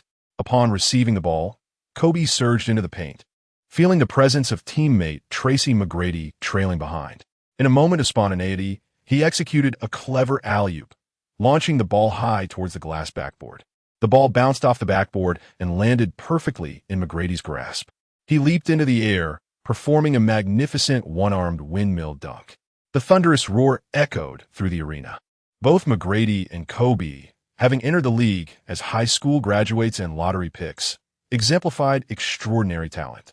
Beyond their efforts and hard work, McGrady's overall athleticism was deemed superior to Kobe's during their era, both in terms of static and dynamic abilities. Grant Hill, a former All-Star and once heralded as Jordan's successor, once remarked on McGrady, "He is the most gifted player I have ever seen. Even Kobe and Jordan would have to step aside." From the recent dunks displayed by the two players, it is evident that McGrady's vertical leap and explosiveness surpassed those of Kobe Bryant. However, Kobe's ability to hang in the air and his coordination are decidedly superior. Qin Fei understands that if McGrady were to exhibit even half of Kobe's dedication, his career potential would undoubtedly eclipse that of Kobe. Thus, Qin Fei diligently supervises his close friend McGrady, imposing a strict regimen of weight training and skill development during the off-season. Currently, McGrady stands at 2.05 meters tall, weighing only 95 kilograms with a body fat percentage of 7.2. Qin Fei aims to elevate McGrady's weight to 102 kilograms or 225 pounds, while reducing his body fat to 6 through a comprehensive plan over the holiday. This physique is exceptionally suitable for a technical small forward, reminiscent of peak Paul George's build, enabling both defensive prowess and offensive versatility. It is an ideal balance, preventing excessive weight gain that could hinder shooting touch and explosive drives while avoiding a frail frame that would compromise strength against opponents at the small forward position. Should McGrady attain Paul George's standard physique, his innate athleticism would surely allow him to surpass peak Paul George by considerable margins. In the ongoing game, the red team leads the blue team 6-0, prompting a sense of urgency among the blue team players. As the temporary captain, Steve Kerr becomes animated, advancing the ball into the front court. From the strong side, at a 45-degree angle beyond the three-point line, he faces Nash, executing a threatening step before swiftly sidestepping to unleash a three-pointer. Whoosh! Swish! Though Kerr primarily plays the role of a catch-and-shoot sharpshooter during his tenure with the Bulls, this does not diminish his capability to dribble and shoot from beyond the arc. His pivotal near-game winner in this year's finals has significantly bolstered his confidence, and as the sole veteran champion of this new Bulls team, he naturally leads by example. Moreover, the second-year player Steve Nash is a liability on defense. Turning the tide, Nash orchestrates an offensive play, executing a pick and roll with Duncan at the high post, who cuts from the weak side to receive the ball and nails a bank shot from the 45-degree angle. Swish. The bank shot is one of Duncan's scoring specialties, an art he mastered long ago during his NCAA days. The score now reads Red Team 8, Blue Team 3. Dale Curry cleverly loses McGrady with a seasoned backdoor cut on the weak side, receiving a pass from Kerr and swiftly releasing a three-pointer. Whoosh. Swish. For a fleeting moment. Seated on the sidelines, Qin Fei perceives in Dale the essence of his son, Curry. After making the three-pointer, Dale Curry raises an eyebrow and chuckles, flashing 3 fingers at the stumbling McGrady. Who among us isn't a Curry? Born in 1964, Dale Curry was selected 15th overall by the Utah Jazz in the 1986 draft, spending the majority of his career with the Charlotte Hornets. In 1994, he reached his zenith, averaging 16 3 points with a three-point shooting percentage of 41, earning the title of the league's best sixth man that year. Now, at 33 years of age, Dale Curry remains in his prime. Dale Curry, much like his son Stephen, embodies humility and approachability, possessing an impeccable character and skill set. Qin Fei's decision to bring him on board carries the responsibility of mentoring the team's newcomers. Both veterans swiftly dispelled the team's earlier slump with a trio of three-pointers. Tracy McGrady, turning to Nash for the ball, faced Dale Curry at the top of the arc. Leveraging his height and wingspan, he executed a jump shot with remarkable finesse. Alas, his eagerness resulted in excessive force, causing the ball to ricochet off the rim. Down low, Ben Wallace positioned himself astutely, demonstrating keen judgment as he single-handedly secured the offensive rebound amidst Rashid and Little O. With both Rashid and Little O realizing they had missed the rebound, they inadvertently directed their attention toward Duncan, neglecting Ben entirely. Observing that his perimeter teammates were adequately guarded, Ben felt a surge of embarrassment. Was it a foregone conclusion that he lacked offensive prowess? With a roar of determination, Ben charged into the paint, rising for an emphatic two-handed dunk. However, in a twist of fate, an even more embarrassing mishap ensued. Perhaps his footwork was amiss, or he soared too high, but he miscalculated the force of his dunk, resulting in an audible clang as he embarrassingly missed the open basket. Qin Fei, witnessing this, could only cover his face in disbelief, lamenting the roughness of Ben's offensive capabilities. In the meantime, Little O, well prepared, secured the rebound. Steve Kerr swiftly initiated a counterattack. In rapid succession, Kerr passed the ball to a fast-breaking Ray Allen. Yet, both Kobe and McGrady exhibited remarkable speed in their defensive recovery. As Ray Allen attempted a forceful drive after receiving the ball, Kobe seamlessly executed a perfect defensive maneuver to thwart his advance. With both Ray and Kobe newly entered into the fray, Ray signaled to his teammates on the weak side to create space, preparing for a one-on-one showdown with Kobe. Chapter 23. Ray Allen faces Kobe. The lead belongs to the young. Kobe gestured for T-Mac and Nash to step aside, proclaiming his independence from help defense.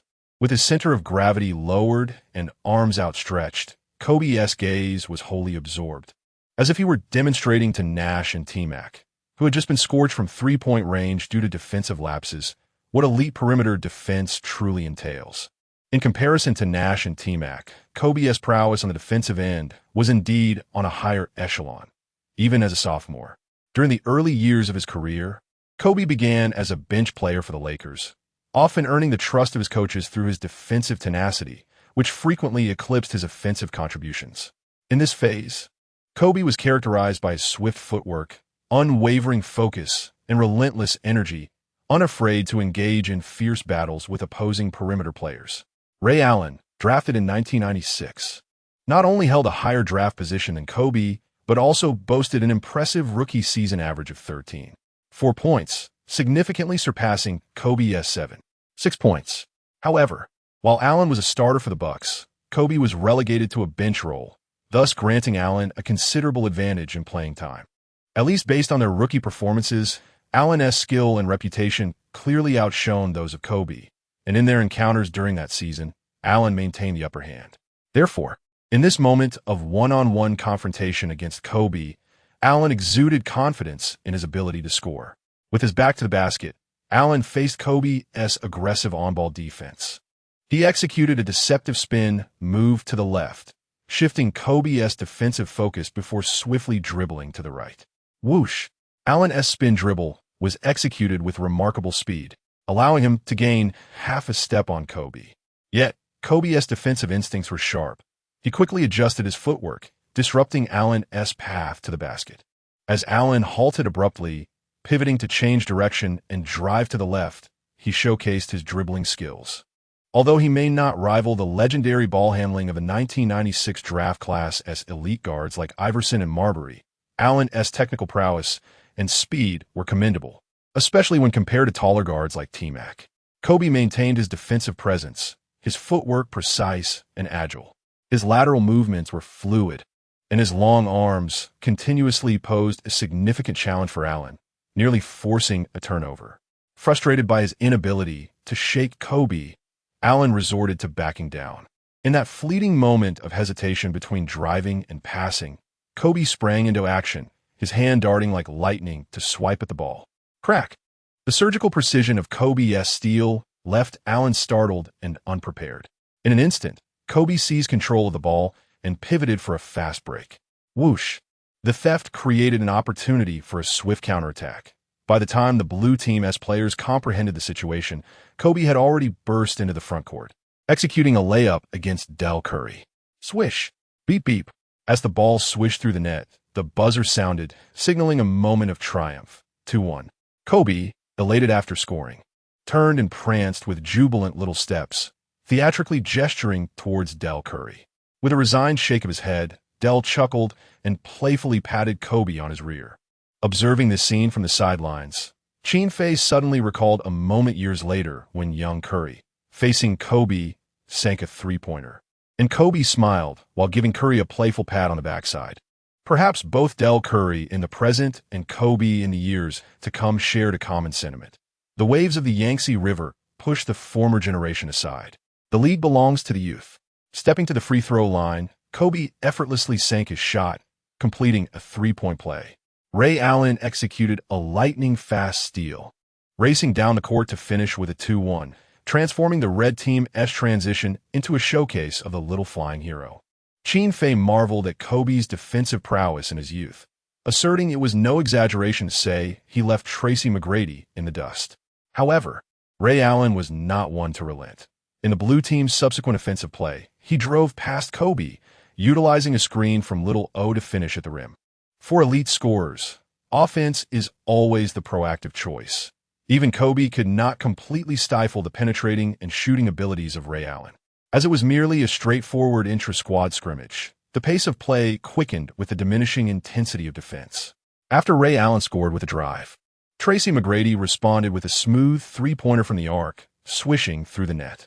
Rasheed Wallace exploited a momentary lapse from Ben Wallace in the low post, delivering a thunderous dunk to finally score.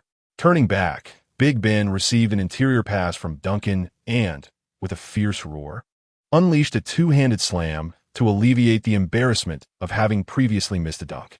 The tempo of the game accelerated further, and with Little O finishing a layup after receiving a pass from Kerr, all 10 players had now registered points. Through Qin Fei's keen observation, each athlete exhibited their technical strengths while also revealing their existing flaws. In the closing moments, following a pick and roll between Nash and Duncan, Nash deftly maneuvered past the slow-footed Little O to score, leading the red team to a victory with a score of 31-26 against the blue team, thus breaking the 30-point barrier first. Tim Duncan contributed a well-rounded performance with 7 points, 4 rebounds, 2 assists, 2 blocks, and 1 steal. Although his scoring did not match Kobe's 10 points or McGrady's 8, his overall display undoubtedly warranted the title of MVP for the match. Nash recorded 4 points and 5 assists, while Ben Wallace added 2 points, 5 rebounds, and 3 blocks. The performance of the Bulls starting lineup left Qin Fei thoroughly satisfied. Rising promptly, he stepped onto the court, joyfully applauding his players. "Gentlemen, you were phenomenal. I can hardly contain my excitement for the season opener in October." The victorious red team's lineup was tentatively set as the Chicago Bulls starting 5 for the new season. "I trust there are no objections?" he inquired. "Tom, you have no objections, I presume?" Tom Thibodeau chuckled, shaking his head. What could he possibly contest? He is still lamenting the several $1,000s he spent treating others the previous night. Having just arrived in Chicago, he is yet to earn any money, yet he is already facing significant financial loss. Rasheed Wallace from the blue team suddenly stepped forward, furrowing his brow. "Coach, I have a grievance. In a recent scrimmage, no one took it seriously. Had we known it was a competition for the starting position, our blue team would surely have triumphed. Indeed, Coach, I too feel discontented. Why should Bryant be the starter while I am relegated to the bench?" Ray Allen also stepped forward, asserting that being low-key does not equate to being passive. Chapter 24.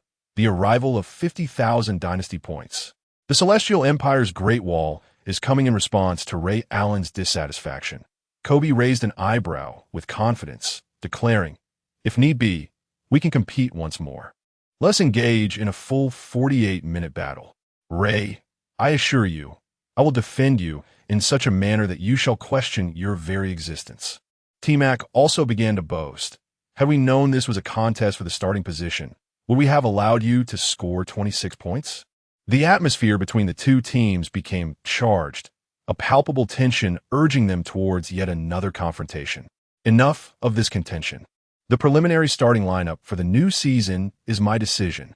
Qin Fei interjected with a smile, his words imbued with the undeniable authority of a head coach. Whether as starters or substitutes, each member of the team holds equal significance. We are a collective unit, and we cannot afford to bicker amongst ourselves before even facing other teams. Ray Allen and Rasheed Wallace, you are the two most pivotal players coming off the bench. This arrangement ensures you ample opportunities to showcase your talents. Although you may be substitutes, your playing time will certainly not be scarce. Should Tim and Bryant falter in their starting roles, I will not hesitate to replace them with you. The same applies to everyone. Those who can contribute more shall bear the greater burden. With over 3 months remaining before the new season commences, we will undergo a series of evaluations, including Summer League and preseason matches. The final starting five will not be decided until late October. Moreover, our roster still has 5 vacant spots. Who knows when a new superstar might arrive, potentially displacing you from even the regular rotation. Upon hearing Qin Fei's words, everyone felt a sense of acceptance and ceased their disputes. At that moment, a long-forgotten system notification echoed in Qin Fei's mind. Ding. Congratulations, host, for successfully assembling a regular rotation team and completing the inaugural intra-team scrimmage. Reward, 20,000 Dynasty points and 1 free lottery draw. Ding. Increased unity among team members detected. Host prestige has risen. Reward, 30,000 Dynasty points and 1 chance for 5 consecutive lottery draws. Ding. Unlocking the next main quest. Lead the team to an undefeated record in the Orlando Summer League and secure the championship. Qin Fei was overjoyed, surprised by the system's sudden generosity, bestowing him with a total of 50,000 Dynasty points, allowing him to redeem numerous powerful items from the system's shop. With 1 lottery draw and a chance for 5 consecutive draws, the opportunities were simply delightful. Qin Fei understood, well, that although the current Bulls appeared formidable in scrimmages, boasting a well-rounded offense and defense, they remained a youthful squad composed of first- and second-year rookies. When matched against seasoned teams like the Jazz and Lakers, they would undoubtedly face considerable challenges. Thus, it became imperative to bolster their strength through system goods. However, with the impending Orlando Summer League, a battlefield for a cohort of rookies and free agents, securing a championship for the Bulls would not be an insurmountable task. With only 5 days left until the Summer League commenced, this minor event focused on training could be navigated with just a few players dispatched. Tom, ensure that you bring Tim, Jermaine, and Steve along and casually select a few individuals from the undrafted players in the Development League. Remember, our mission is to secure the championship. Tracy, Ben, and Bryant, you 3 will remain in Chicago, as I am about to subject you to a targeted regimen of rigorous training. Qin Fei's S-grade 10-fold training card allows for the binding of a maximum of 3 players, and he has chosen none other than Ben, Tracy, and Kobe. After all, compared to the prodigious Tim Duncan, whose peak came almost immediately upon entering the league, The career zeniths of Ben, Tracy, and Kobe predominantly commenced in their third or fourth seasons, with the S-grade 10-fold training card. A month of training equates to nearly an entire year of relentless, grueling practice, which will undoubtedly enhance the prowess of the trio. Qin Fei is confident that by the time the new season arrives, Ben will have transformed into the league's Defensive Player of the Year caliber powerhouse. Kobe will embody the scoring prowess of the Lakers championship era, averaging over 30 points per game. And Tracy will truly ascend to replace Scottie Pippen as the league's premier small forward. Tracy's pull-up three-pointers, his indiscriminate isolation plays, and his defensive capabilities, rivaling those of peak Paul George, will leave the entire league in awe. On July 6th, just 2 days before the Orlando Summer League commences, assistant coach Tom Thibodeau has already embarked on a private flight to Orlando with Tim Duncan, Jermaine O'Neal, Steve Nash, the unsigned second-round pick Bubba Wells, and several undrafted players and free agents. The NBA Summer League primarily serves as a platform to evaluate rookies, free agents, excluding the marquee names, undrafted players, and those from the Development League. Many undrafted players and free agents aspire to showcase their talents here in hopes of earning recognition and securing a minimum salary contract. Prior to 2002, there was no prominent Las Vegas Summer League. Only those in Southern California, Orlando, and Boston existed. This year's Orlando Summer League features just 12 teams, including the Chicago Bulls, Orlando Magic, Toronto Raptors, Utah Jazz, and Philadelphia 76ers, among others. Although the Bulls roster for this Summer League boasts only Tim Duncan as a star player, he is undeniably the first overall pick from 1997. With him in the lineup, Qin Fei believes that securing a championship is hardly a challenge.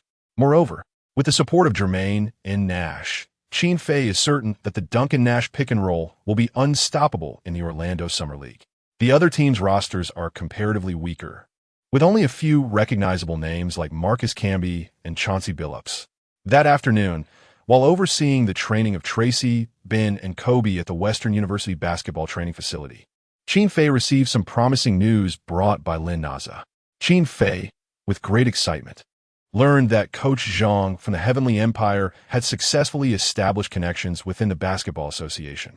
The representative sent by President Stern had engaged in amicable discussions with them, and it was anticipated that the center of the 8th Ant team, Daji, would arrive in Chicago within a week.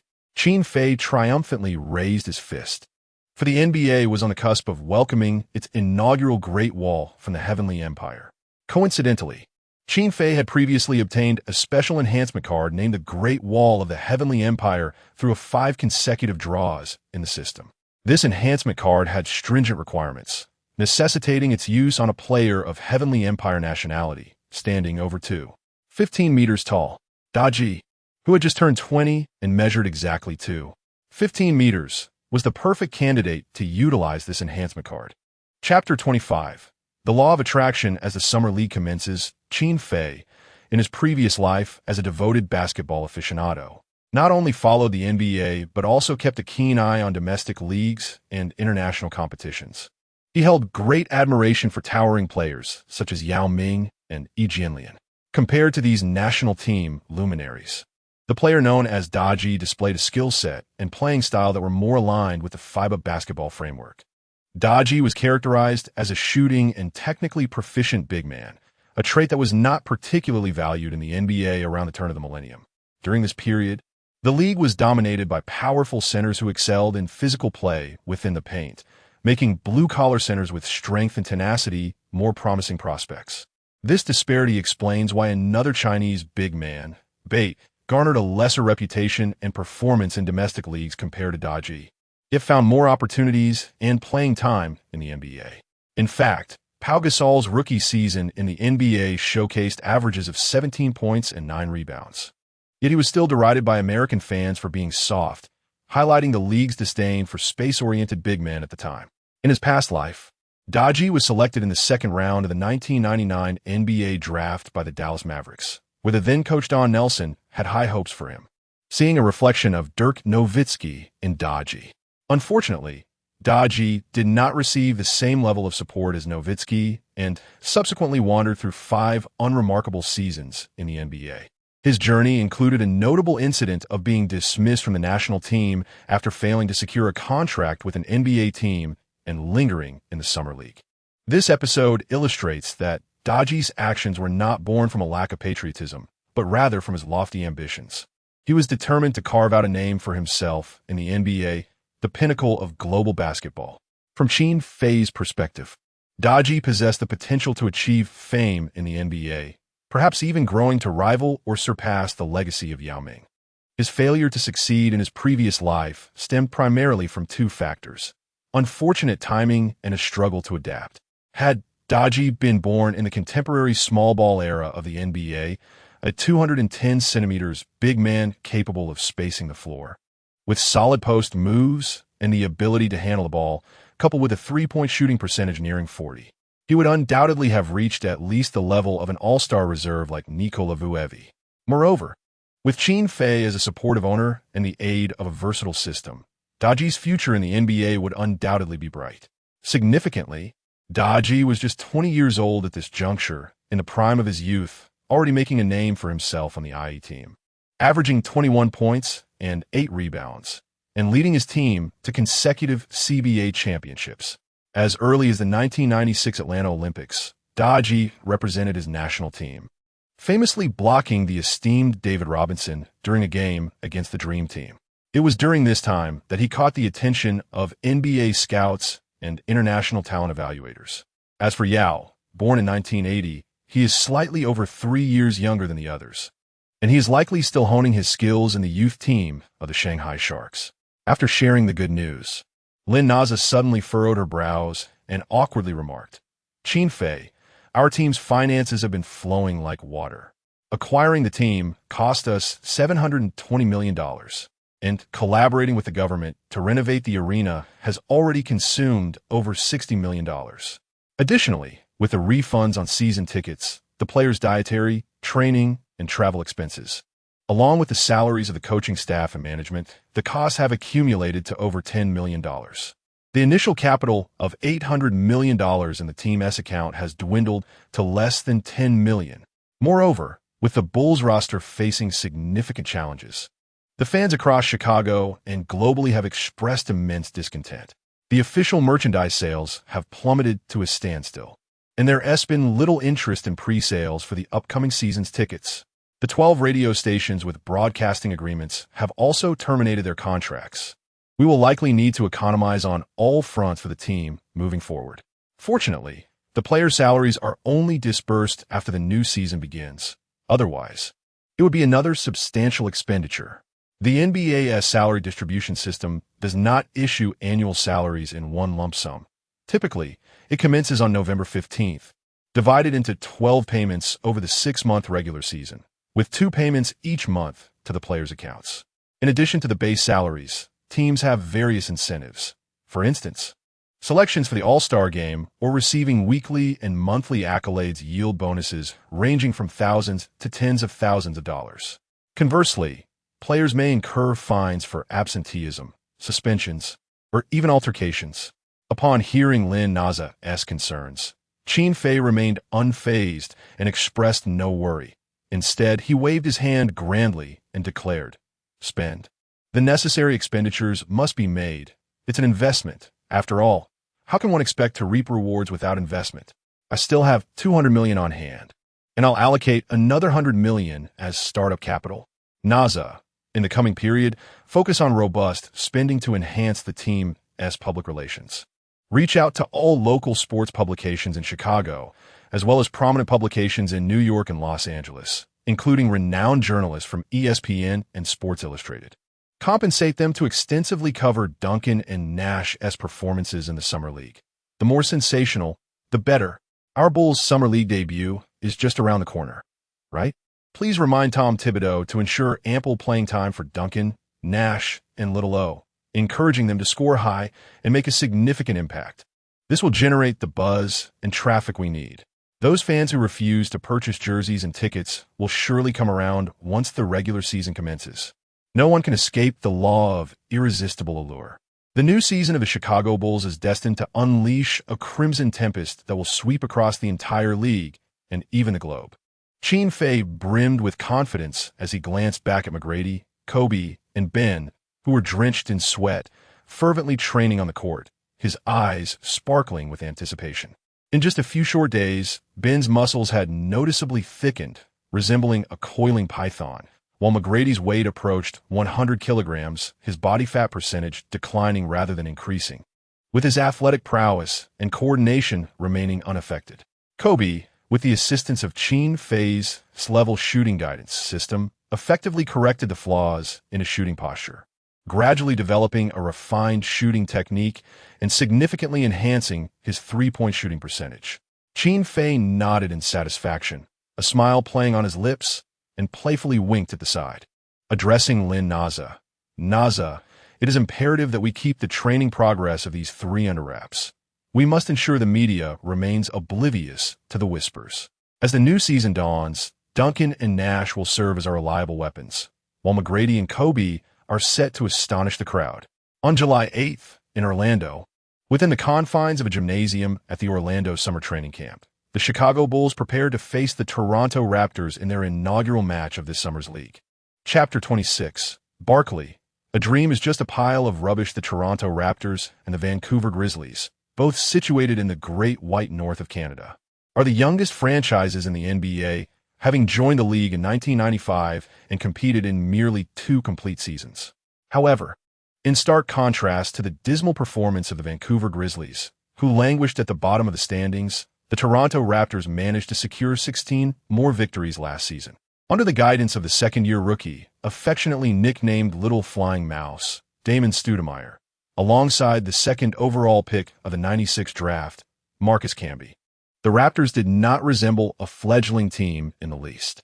In fact, they even triumphed over the reigning champion Chicago Bulls, led by Michael Jordan, during the regular season.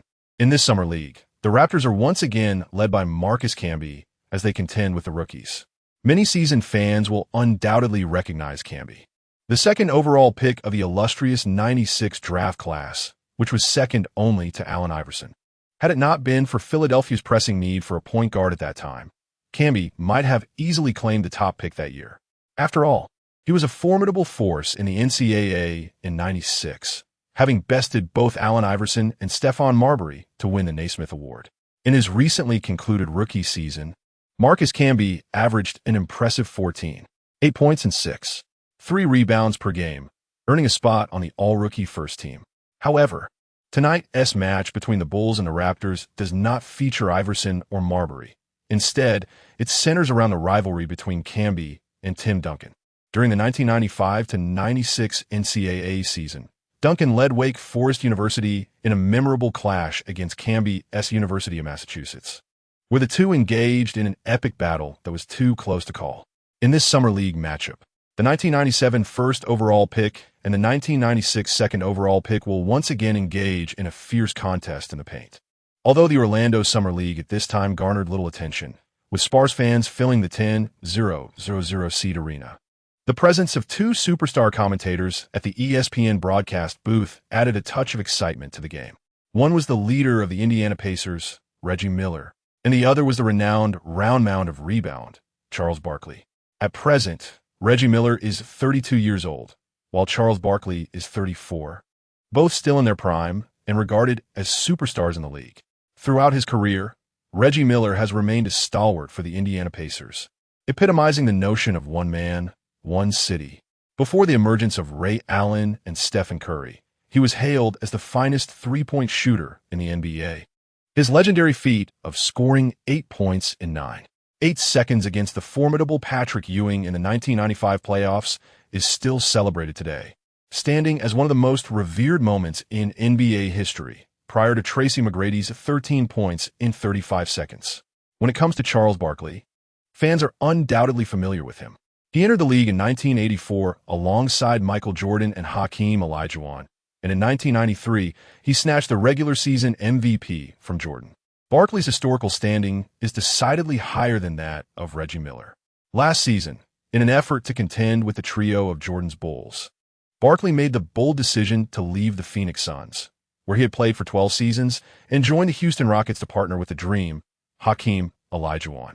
The collaboration of two regular season MVPs propelled the Rockets to become formidable challengers for the championship, second only to the Bulls.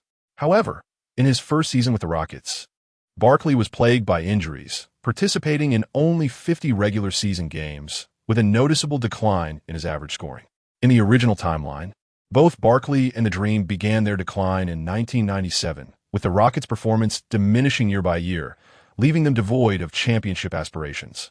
Yet in this alternate reality, with the advent of Qin Fei's time travel, the potential for a different butterfly effect arises, the outcome of which remains uncertain. If the peak version Barkley and the Dream were to join forces for another year, the entire league would surely be engulfed in turmoil. In Qin Fei's view, this would undoubtedly present an intriguing challenge. Moreover, the Houston Rockets are a Western team, perfectly positioned to deplete the Chicago Bulls' resources against the Los Angeles Lakers. Although Reggie Miller and Charles Barkley have yet to retire, nor have they taken up commentary roles with ESPN or TNT. Their appearance at the Orlando Summer League commentary booth during the offseason has already unveiled their passion and fervor for basketball commentary. However, there exists a crucial underlying reason for their presence at the Summer League tonight. They were invited by someone willing to pay for their participation. And who might that be? Undoubtedly, it is the new owner of the Chicago Bulls, Qin Fei. Qin Fei's sole purpose in inviting Reggie Miller and Charles Barkley to provide live commentary is to extol the virtues of Tim Duncan, Steve Nash, and Chris Paul, unabashedly praising them. Despite both Miller and Barkley being renowned stars with lucrative million-dollar salaries, the allure of being paid hundreds of thousands of dollars to engage in a commentary role they are genuinely passionate about, while also planning for life after retirement, makes it difficult for them to refuse such an enticing opportunity. As the game is about to commence and the Bulls and Raptors players are merely engaged in warm-up exercises, Reggie Miller and Charles Barkley at the commentary booth exchange eager glances, rubbing their hands together, unable to contain their excitement. Ah, Reggie, who would have thought that we share a similar sentiment, running here to witness a Tim Duncan game, even stepping in as these mundane commentators. Indeed, Sir Charles. Who is Tim Duncan?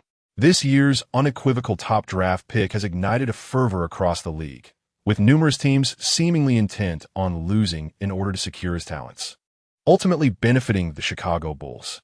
Perhaps you are unaware, but I have heard that Greg Popovich of the Spurs, having traded away a first-round pick, is lamenting his missed opportunity to acquire Tim Duncan, to the extent that he recently underwent gastrointestinal surgery. It is said that the general manager of the Grizzlies has also shed some weight, while Celtics legendary coach Arnold "Red" Auerbach is contemplating an early retirement due to his failure to land Duncan. Tim Duncan is undoubtedly the finest draft pick of the past decade, and without a doubt the greatest power forward in history, relegating Karl Malone to the sidelines. Indeed, not only Malone, but even my former comrade with the Rockets, Hakeem Olajuwon, a two-time Finals MVP and champion, pales in comparison to Duncan, his greatness dwarfed, akin to a mere pile of refuse. Charles Barkley's remarks elicited a subtle grimace from Reggie Miller, who questioned whether such proclamations were not a tad excessive. Should Olajuwon catch wind of such words, one might fear he would harbor thoughts of roasting Barkley. The ESPN producers in their earpieces cautioned these two veterans to exercise discretion in their discourse. Now, let us set aside idle chatter. The game is about to commence. Charles, please share your predictions for tonight's matchup. With sleeves rolled up and brimming with enthusiasm, Barkley, a master of predictions, confidently asserts, there's nothing to deliberate. The Bulls will triumph over the Raptors by at least 30 points, and Tim Duncan will undoubtedly leave Marcus searching for his teeth. Should Tim fail to achieve at least 40 points and 20 rebounds tonight, I shall livestream a rather humiliating act during the season opener. Chapter 27. The opening act. Even a white point guard can dunk listening to Charles Barkley's acerbic commentary and his playful banter. His partner Reggie Miller joined in with enthusiasm. Well said. In this summer league devoid of intensity, Tim Duncan is undoubtedly an insurmountable presence. If Tim fails to secure 10 blocks tonight, I shall personally deliver a donkey to Charles Barkley for the season opener. For a moment, Charles Barkley was taken aback. Then he playfully shoved Reggie Miller beside him. Get out of here. Amidst the antics of these two superstars, the game commenced. with the starting lineups of the Chicago Bulls and the Toronto Raptors taking to the court. The Bulls' formidable five included the first overall pick Tim Duncan, second-year player Steve Nash, and Jermaine O'Neal, alongside two swingmen plucked from the pool of undrafted players. On the Raptors' side, the center was Marcus Camby, the small forward was Bruce Bowen, and the remaining three starters were relatively unknown. Among them, the Raptors' starting shooting guard was a foreign player with striking features, a high nose, large eyes, and flowing hair, exuding an air of refinement. Longtime fans of the Spurs, enamored by their games, would certainly recognize Bruce Bowen. Standing at 6 feet 7 inches and weighing 200 pounds, Bowen, despite his slender physique, made his mark through tenacious defense. He was recognized as one of the league's premier perimeter defenders. In his prime, Bowen was a perennial recipient of the NBA's All-Defensive Team honors, earning the title of the benchmark for swingmen. Renowned scorers like Kobe, T-Mac, Carter, Iverson, and Pierce had all faced challenges against Bowen's formidable defense. In the original timeline, Bruce Bowen began his ascent during the 2000 to 2001 season with the Spurs. However, in this alternate 1997 timeline, although Bowen had reached the age of 26, considered quite advanced for a player, he struggled to secure a foothold in the NBA, instead lingering in the CBA in the United States and the French leagues in Europe. The CBA in the U.S. bears no relation to the Chinese CBA. It is an abbreviation for the Continental Basketball Association, akin to a minor league under the NBA's umbrella. Last season, Bowen had signed a contract with the Miami Heat. It was ruthlessly cut after just one game.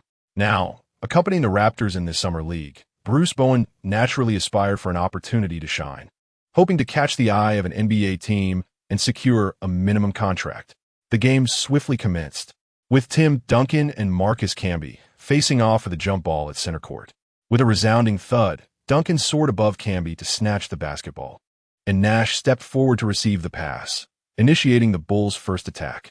Though Camby was similarly gifted with height and wingspan, his reach, vertical leap, and explosive power paled in comparison to Duncan's formidable presence.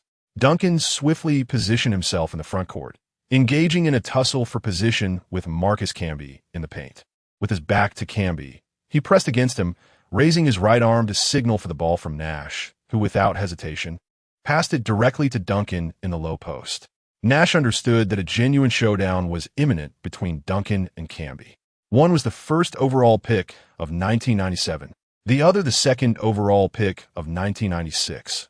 One a recipient of both the Naismith and Wooden Awards in 1997, the other similarly honored in 1996.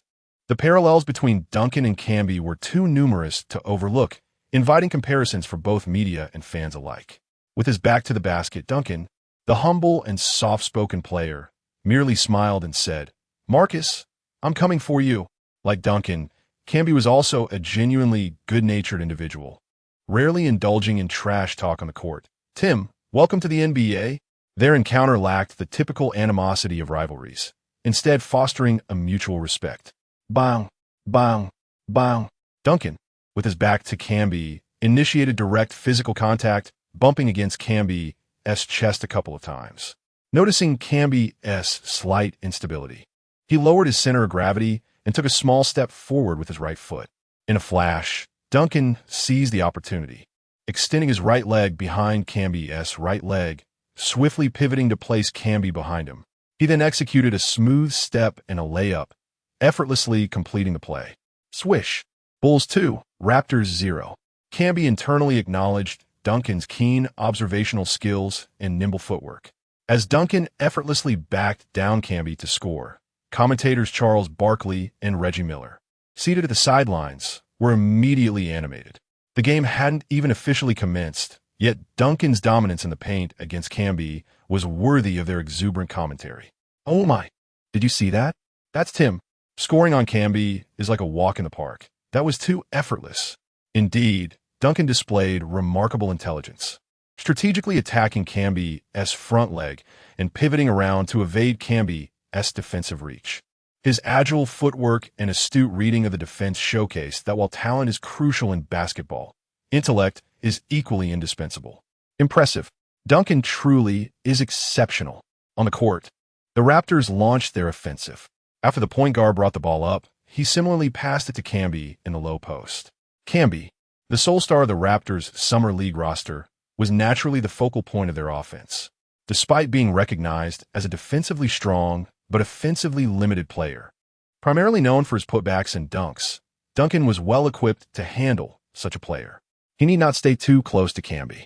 He merely focused on anticipating Camby's movements while utilizing his long arms to create consistent disruption. In the realm of physical confrontation, Duncan's strength is such that he could effortlessly overpower even the third-grade powerhouse, the angry god himself, let alone the tall and slender Marcus Camby. After a series of entanglements and attempts, Camby soon realized he was utterly incapable of shaking off Duncan. As the 24-second shot clock dwindled, Camby was left with no choice but to attempt a highly challenging turnaround jumper. Forcing Camby into such a predicament was akin to Stephen Curry's fervent desire to execute a thunderous dunk. At that moment, Duncan's defense had already proven successful. With a swift motion akin to a rocket launching into the sky, Duncan propelled himself off the ground, his leaping ability and explosiveness reaching their zenith. Just as Camby released the basketball, Duncan soared upward, his shoulder already towering above Camby's head, his large hand descending with tremendous force. With a resounding clap, his right hand enveloped the ball, while his left swiftly joined in, and in Camby's astonished gaze, Duncan's hands firmly grasped the basketball. What on earth? Oh my God! A block! Tim Duncan has just emphatically rejected Marcus Camby. Reggie, am I truly witnessing this? Could tonight's deity be donning the number 21 jersey of the Bulls? Charles Barkley and Reggie Miller, seated at the commentary desk, gasped in disbelief, their expressions exaggerated to the extreme. If their earlier praises of Duncan were somewhat insincere, this moment of astonishment was undeniably genuine. The number 1 draft pick of 1997 is indeed far more formidable than anticipated. On the sidelines, the Bulls bench, along with assistant coach Tom Thibodeau, erupted in excitement, exclaiming in unison, "What block? Oh my goodness, that rejection was exquisite." Tim jumped incredibly high. He must be close to touching the top of the backboard. Amidst the chorus of admiration, Duncan, after landing from his block against Camby, deftly passed the ball for a fast break to Nash. The other Raptors players failed to respond with urgency, still caught in the shock of Duncan's remarkable rejection. With a swift motion, Nash sprinted down the court, embodying the speed of the wind god, his entire being seemingly infused with boundless energy. Upon entering the paint, he took a significant step, his flowing hair trailing behind him as he leaped, securing the ball with both hands to deliver a resounding dunk. The thunderous sound echoed as Nash, standing at 191 centimeters, fulfilled his dream of dunking. Chapter 28, The Cavalier Hat, destined to be a teammate, oh my goodness. The white point guard from the Bulls just executed a slam dunk. Who said that diminutive white players cannot dunk? Steve has just slapped them in the face. Charles, I see the shadow of Magic Johnson in Steve. Barkley and Reggie Miller are utterly exhilarated. Even Nash's dunk evokes the essence of the magician. Had I known that the Bull Summer League would be this captivating, even if Qin Fei were to withhold funds, these two old-timers would still come and extol its virtues. The Bulls lead 4-0 against the Raptors. As the game progresses, Camby suffers 3 resounding blocks from Duncan during his low-post defensive attempts, leaving him thoroughly impressed. Duncan's improvement is astonishing. On the sidelines, Raptors assistant coach Rick Carlisle calls for a timeout to devise some isolation plays for the perimeter players. Upon returning from the timeout, a young white player from the Raptors executes a pick and roll with Marcus Camby, finding himself mismatched against Tim Duncan. Rookie, prepare to witness my incisive drive. The white player, poised at the top of the arc, displays remarkable skill with a series of between the legs and behind the back dribbles, effortlessly showcasing his prowess. Duncan gazes at this long-haired white player, suddenly struck by a sense of déjà vu. For some inexplicable reason, he feels an unaccountable familiarity with him. Hey, do you fancy some spicy hot pot? Buy one, get one free. Meeting Duncan in this mismatch has lightened the mood for the white player. You may have blocked Marcus, but you might not do the same to me. Confidence radiates from his words. Taking on larger opponents is his forte. Whoosh! With a sharp crossover, the white player accelerates suddenly, deftly bypassing Duncan by half a body length. Duncan, taken aback, realizes this young man is indeed formidable. His drive seems reminiscent of Iverson's style. Though he's been beaten by half a body length, Duncan reacts swiftly, pivoting to pursue, his long arms effectively disrupting the white player's path. The white player, completely covered by Duncan's height and reach, cannot help but admire Duncan's defensive prowess. Ordinary interior players would have been left behind by 2 body lengths. Yet, Duncan manages to keep pace and create effective interference, a testament to his extraordinary athleticism. Suppressing his astonishment, the white player suddenly performs a low center of gravity quick stop and a change of direction, executing a fluid Euro step. This maneuver finally creates distance from Duncan, and with the aid of a high-quality screen from Camby, he leaps into the air, poised for a thunderous dunk. The Raptors bench players rise in unison, eagerly awaiting to shower applause and cheers upon this white player. At the commentary table, Reggie Miller and Charles Barkley could not contain their excitement and began to extol the remarkable breakthrough skills of this white player. This young man possesses exceptional dribbling and penetrating abilities. "I can almost see Allen Iverson's shadow in him," exclaimed Reggie. "I sense that this individual has the potential to enter the NBA, and if his stamina holds up, he could very well become the Jordan among white players." With a spectacular killer crossover, a deft Euro step, and a soaring dunk following a screen, it appeared that Tim was about to. Barkley's words hung in the air as he suddenly swallowed them, for in the next instant, the unfolding scene on the court left him so astonished that he leaped from his seat, slamming his hands onto the commentary table. Bang! Amidst the resounding noise, just as the white player was about to dunk the basketball, a powerful hand descended from the void with an irresistible force, forcefully swatting the ball against the tempered glass backboard. Boom! Who could it be? Of course, it was the 1997 number 1 draft pick, Tim Duncan. In a moment of peril, Duncan, standing 2 meters away from Marcus Camby, launched himself into the air, soaring to the vicinity of Camby's shoulders. As if riding on his back, his long arms extending to complete an awe-inspiring block. Smack! In that instant when Duncan swatted the basketball against the glass backboard, 2 more thunderous sounds echoed as Camby struck from behind, and the white player, who had turned to dunk, both fell to the paint in a disheveled heap, causing the very floor of the arena to tremble. At that moment, Tim Duncan, having secured the ball upon landing, stood majestically between the fallen Camby and the white player, exuding an undeniable aura of authority. Young Al, familiar with this scene, cast a sympathetic glance at Camby, and the white player sprawled on the ground. The referee, completely taken aback by Duncan's sudden, emphatic block, forgot to blow the whistle. Thus, Duncan's iconic block was free of any foul suspicion, destined to be eternally enshrined in NBA history. Charles Barkley and Reggie Miller, now jumping at the commentary table, fully unleashed their emotions and voices, praising Tim Duncan's magnificent performance with the most superlative of language. "My God, Holy Mary, Tim just mounted Marcus and blocked that white player's dunk. This block deserves a place among the top 10 plays of the year in the NBA." Reggie interjected, "To call a top 10 play is an understatement. I assert that Tim's block ranks among the top 3 in NBA history. Surely you have no objections?" "Charles, I'm no expert on blocks.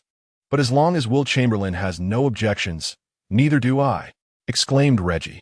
OMG, the total of all of Wilt's career blocks might not even compare to Tim's incredible mountaintop projection.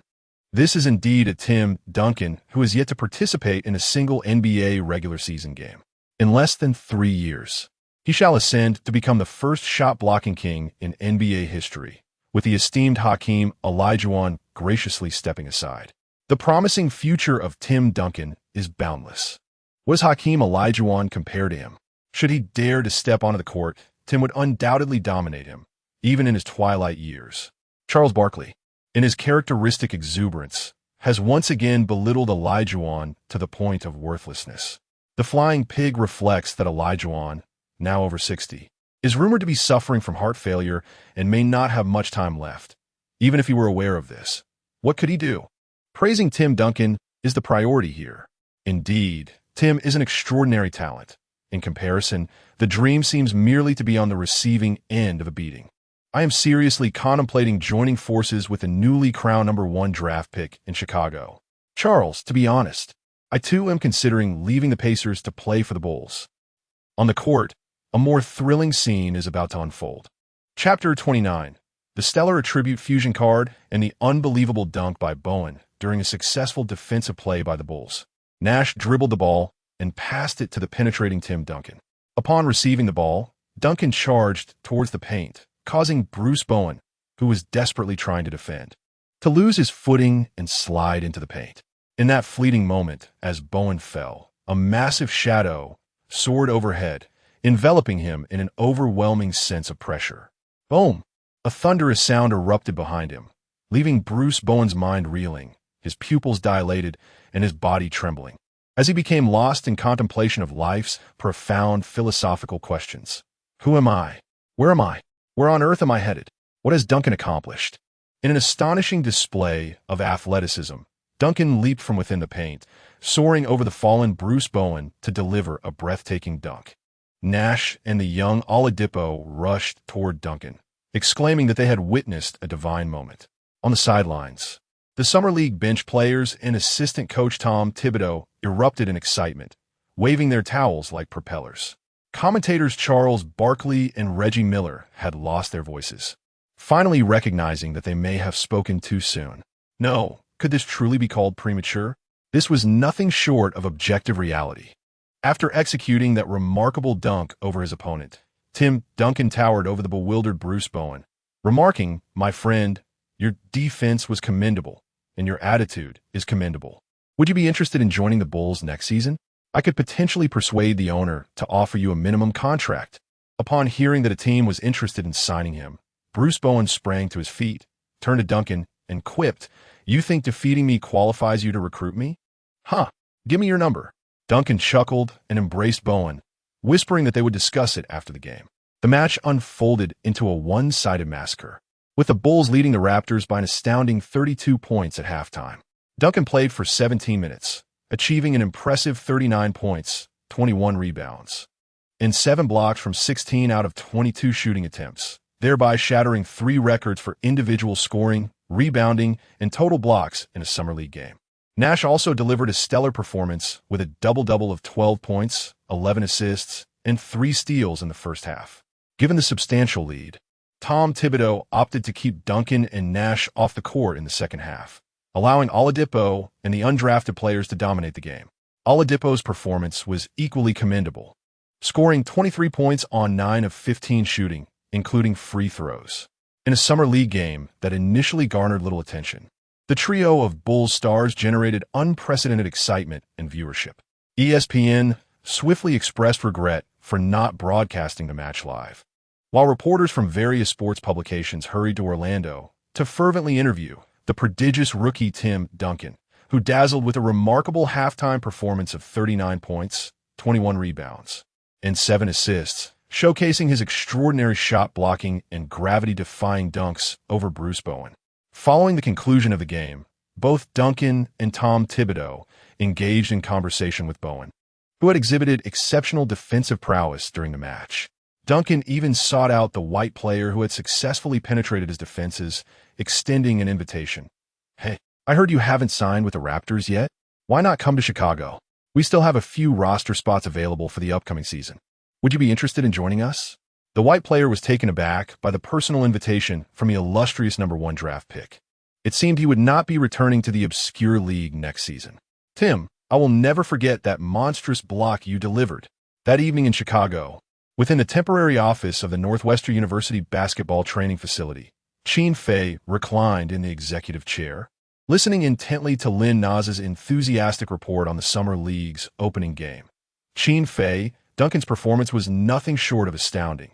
39 points, 21 rebounds, and 7 assists at halftime, alongside his electrifying blocks and acrobatic dunks. It's astonishing that such a towering player possesses such explosive jumping ability and athleticism. I even feel Duncan could play point guard. His dunk over Bruce Bowen initiated from just a step inside the free throw line, a full 4 meters from the basket. It's simply unbelievable. And then there's Steve Nash, who also recorded a double-double with 12 points, 11 assists, and 4 steals in the first half, while little O erupted in the third quarter, finishing with 23 points overall. I suddenly regret spending so much on those newspaper reporters, because even without the financial incentive, they would have fervently reported on our players' performances. This offseason, Duncan is poised to become the league's biggest sensation. As Qin Fei leisurely listened to Lin Naza's animated update, a calm smile graced his lips.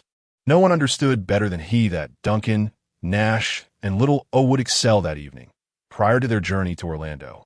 Qin Fei had utilized a 5-fold draw from the system, acquiring the Wilt Chamberlain Peak Jump Attribute Fusion card, the Allen Iverson Peak Speed Attribute Fusion card, and the Shaquille O'Neal Peak Power Attribute Fusion card, which he had individually applied to Duncan, Nash, and little O.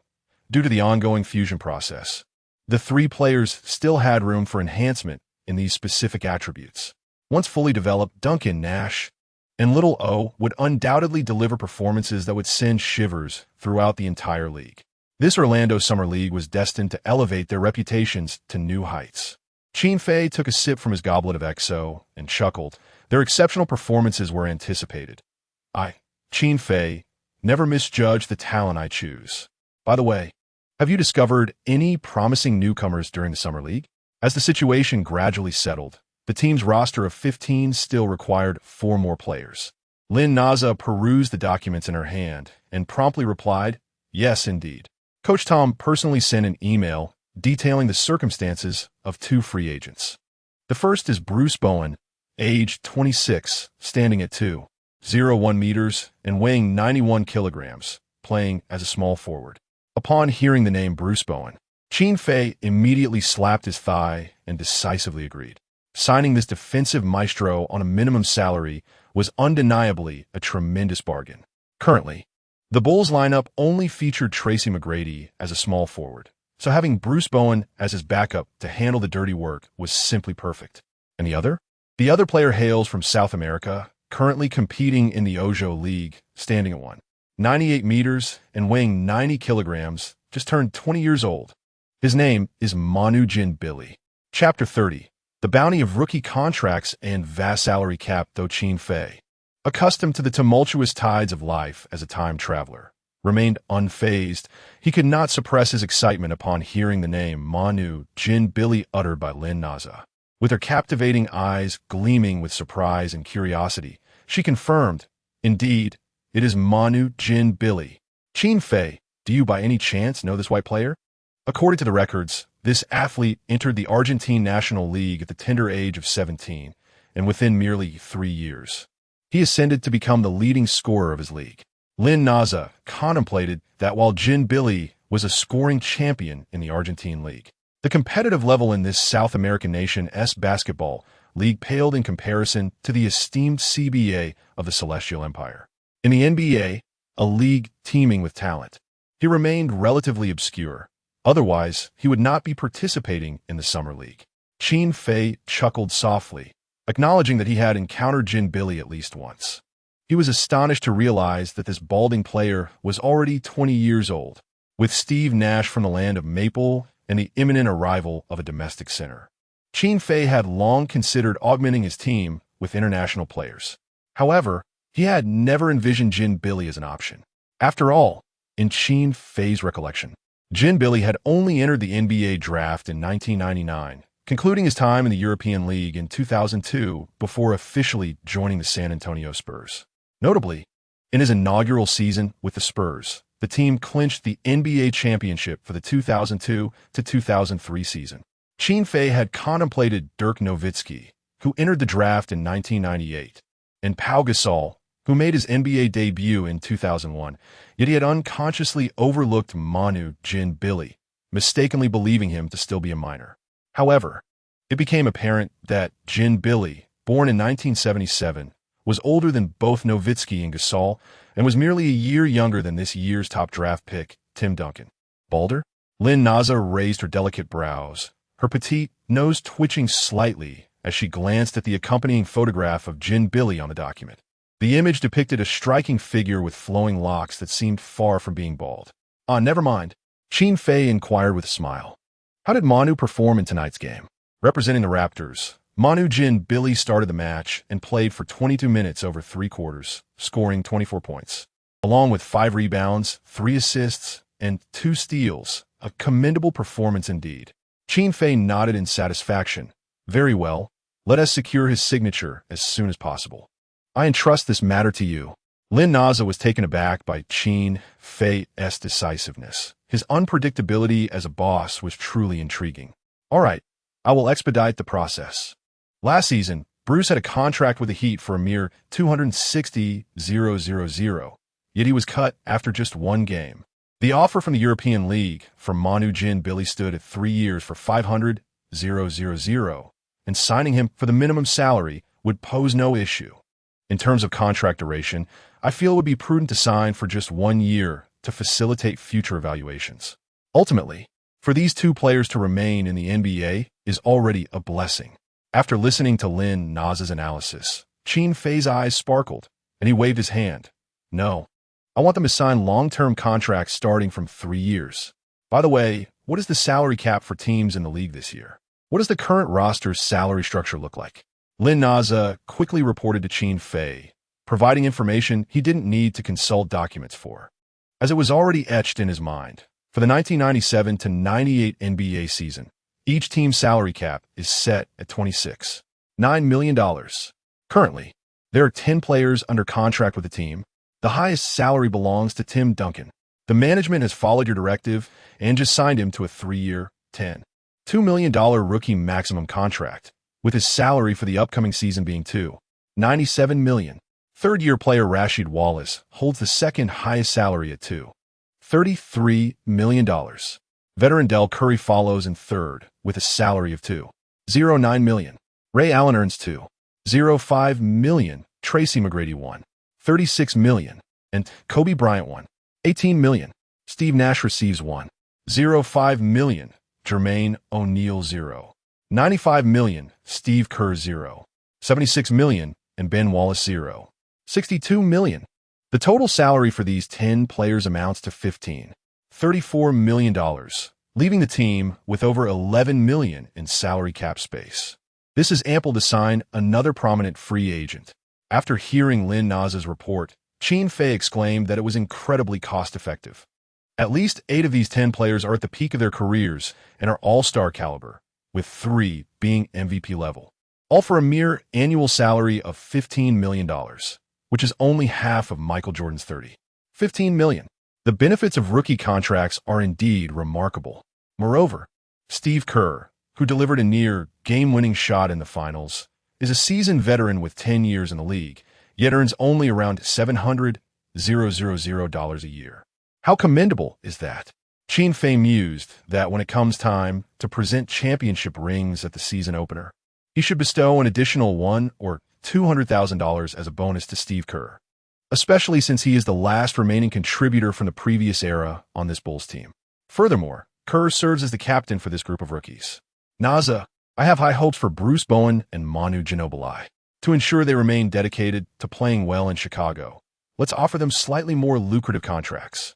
However, let us keep it under Ben Wallace's salary, around $600,000, and sign them for 3 to 4 years.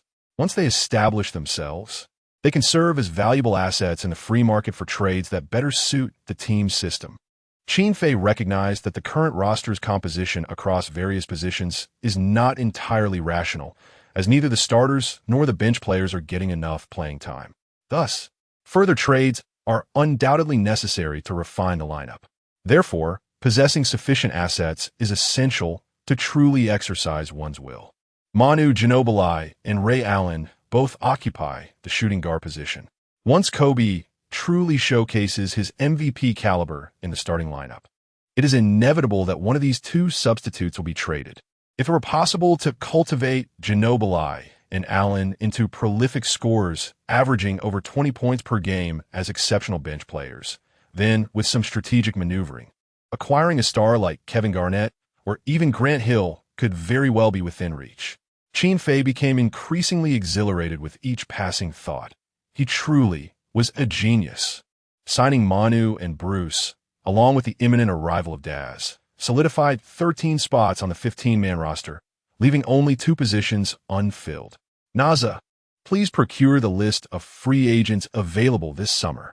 Qin Fei was not particularly interested in high-profile free agents at this moment, but he certainly needed to utilize the remaining salary cap space of around 10 million.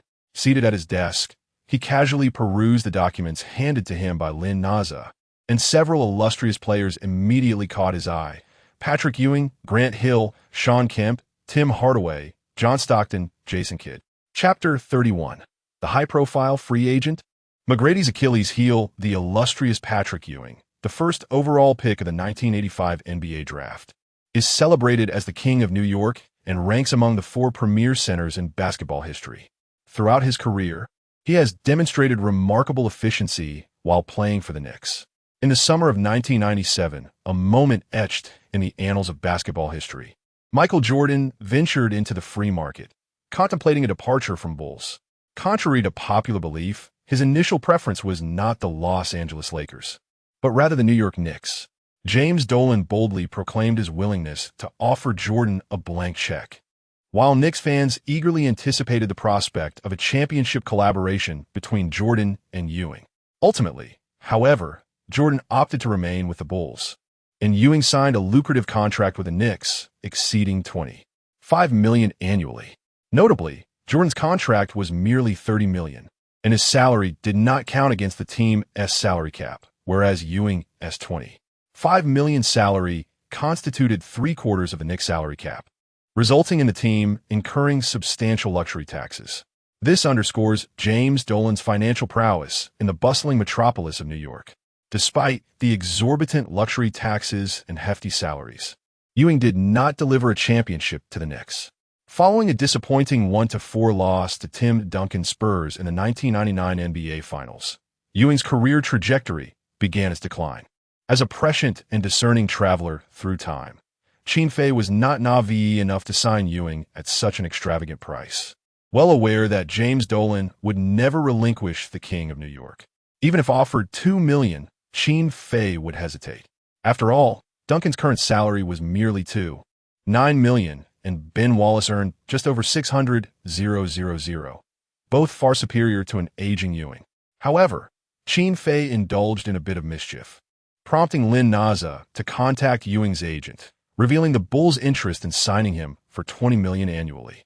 Though touched, Ewing, a man of nostalgia, longed to conclude his career with the Knicks. Furthermore, he found the new roster assembled by the Bulls rather daunting. Upon learning of the Bulls' pursuit of Ewing, Knicks owner James Dolan, in a panic, promptly re-signed Ewing, offering a contract worth $22 million annually, over $100,000 more than in the previous timeline. Qin Fei could only chuckle at Dolan's apparent foolishness with his abundant resources. Beyond Patrick Ewing, Grant Hill emerged as the most coveted free agent in this year's market. The sight of Hill sparked a glimmer of excitement in Qin Fei's eyes. Hailing from a prestigious family and a Duke University graduate under the tutelage of Coach K, Hill was the 3rd overall pick in 1994, coinciding with Jordan's first retirement. In his rookie season, he was named the NBA's All-Star Game MVP, heralded by David Stern as Jordan's heir apparent. Over his initial 3 seasons in the league, Hill played for the Detroit Pistons, averaging 21 points, 9 rebounds, and 7.3 assists per game last season, earning a spot on the All-NBA first team. In a previous life, Grant Hill encountered a devastating injury at the turn of the century, which led to a tumultuous career, significantly tarnishing his illustrious legacy. Nevertheless, there is no doubt that Grant Hill has always been a Hall of Fame caliber star. He has consistently been one of Qin Fei's favored veteran players. In this parallel universe, Qin Fei mused that if the system had the capability, he would strive to prevent Grant Hill's fateful injury. However, he had no intentions of signing such a legendary figure, fully aware that the Pistons would undoubtedly seek to re-sign Hill. Moreover, in Qin Fei's perspective, as long as Tracy McGrady could develop well, his potential would far surpass that of Grant Hill. Sean Kemp, likewise, epitomized the classic power forward of the 1990s, forming a dynamic duo with Gary Payton, known as the Glove for the Seattle Supersonics. Together, they reached the NBA Finals in 1996, ultimately succumbing to the Bulls. In the recently concluded 1997 All-Star Game, Kemp finished with the second-highest vote tally, trailing only behind Michael Jordan, Grant Hill, and Charles Barkley, securing a commendable fourth place. This speaks volumes about Shawn Kemp's stature and renown among American fans. With some free time on his hands, Qin Fei personally contacted Kemp's agent. "Hello, I am the owner of the Chicago Bulls. Is Mr. Kemp considering joining us to play alongside our number 1 draft pick?" On the other end, Kemp's agent, John, diplomatically replied, "I regret to inform you, Mr. Qin, that Shawn Kemp will only consider teams with championship aspirations. A rebuilding team is simply not an option." Qin Fei raised an eyebrow and chuckled. "All right then, I had no intention of signing a past-prime power forward. Goodbye." Meanwhile, Johnson, Kemp's agent, sitting on his own sofa, was momentarily bewildered. Is the new owner of the Bulls mocking me? Kemp is a past-prime power forward? Huh. In the upcoming season, he will make that 1997 rookie question his very existence. The next few prominent free agents, John Stockton, Tim Hardaway, and Jason Kidd, were all pure point guards. Qin Fei reflected that his team currently only had Steve Nash as a genuine point guard, and indeed, the position required reinforcement. However, considering Stockton, the historical assist king, had seen better days, and both Hardaway and Kidd would be fiercely pursued by their respective teams for re-signing, he pondered if it was wise to allow a renowned star to play backup for a second-year veteran. In Qin Fei's view, as long as Nash could develop healthily under his guidance, his future potential would undoubtedly eclipse that of the aforementioned three-point guards. After deliberation, Qin Fei ultimately decided against pursuing any of them, opting instead to allocate that salary cap space of approximately $10 million as bonuses for the players in the upcoming season. It was evident that the Chicago Bulls were not destined to accommodate marquee stars any longer. In the not-so-distant future, each player of this team is destined to become a true superstar. Qin Fei pushed aside the documents on his desk and rose to gaze out the floor-to-ceiling window, observing the relentless training of Kobe and Ben inside the basketball training facility. Meanwhile, Tracy McGrady had returned early to the villa for rest. As the clock now struck 10 in the evening, this was not due to McGrady's lack of diligence, nor was it a reflection of Qin Fei's inadequate supervision. Rather, Qin Fei understood that McGrady suffered from congenital scoliosis, which inherently limited his training intensity compared to that of Kobe and Ben. Otherwise, McGrady would have long since been exhausted beyond recovery. In his previous life, McGrady was not characterized by laziness or a lack of commitment to training. Rather, he was perpetually hindered by his congenital condition, often experiencing spinal pain due to excessive training. Only Qin Fei, as McGrady's close confidant, recognized that beneath McGrady's carefree and seemingly frivolous demeanor lay a heart devoted to basketball, more resolute than anyone else's.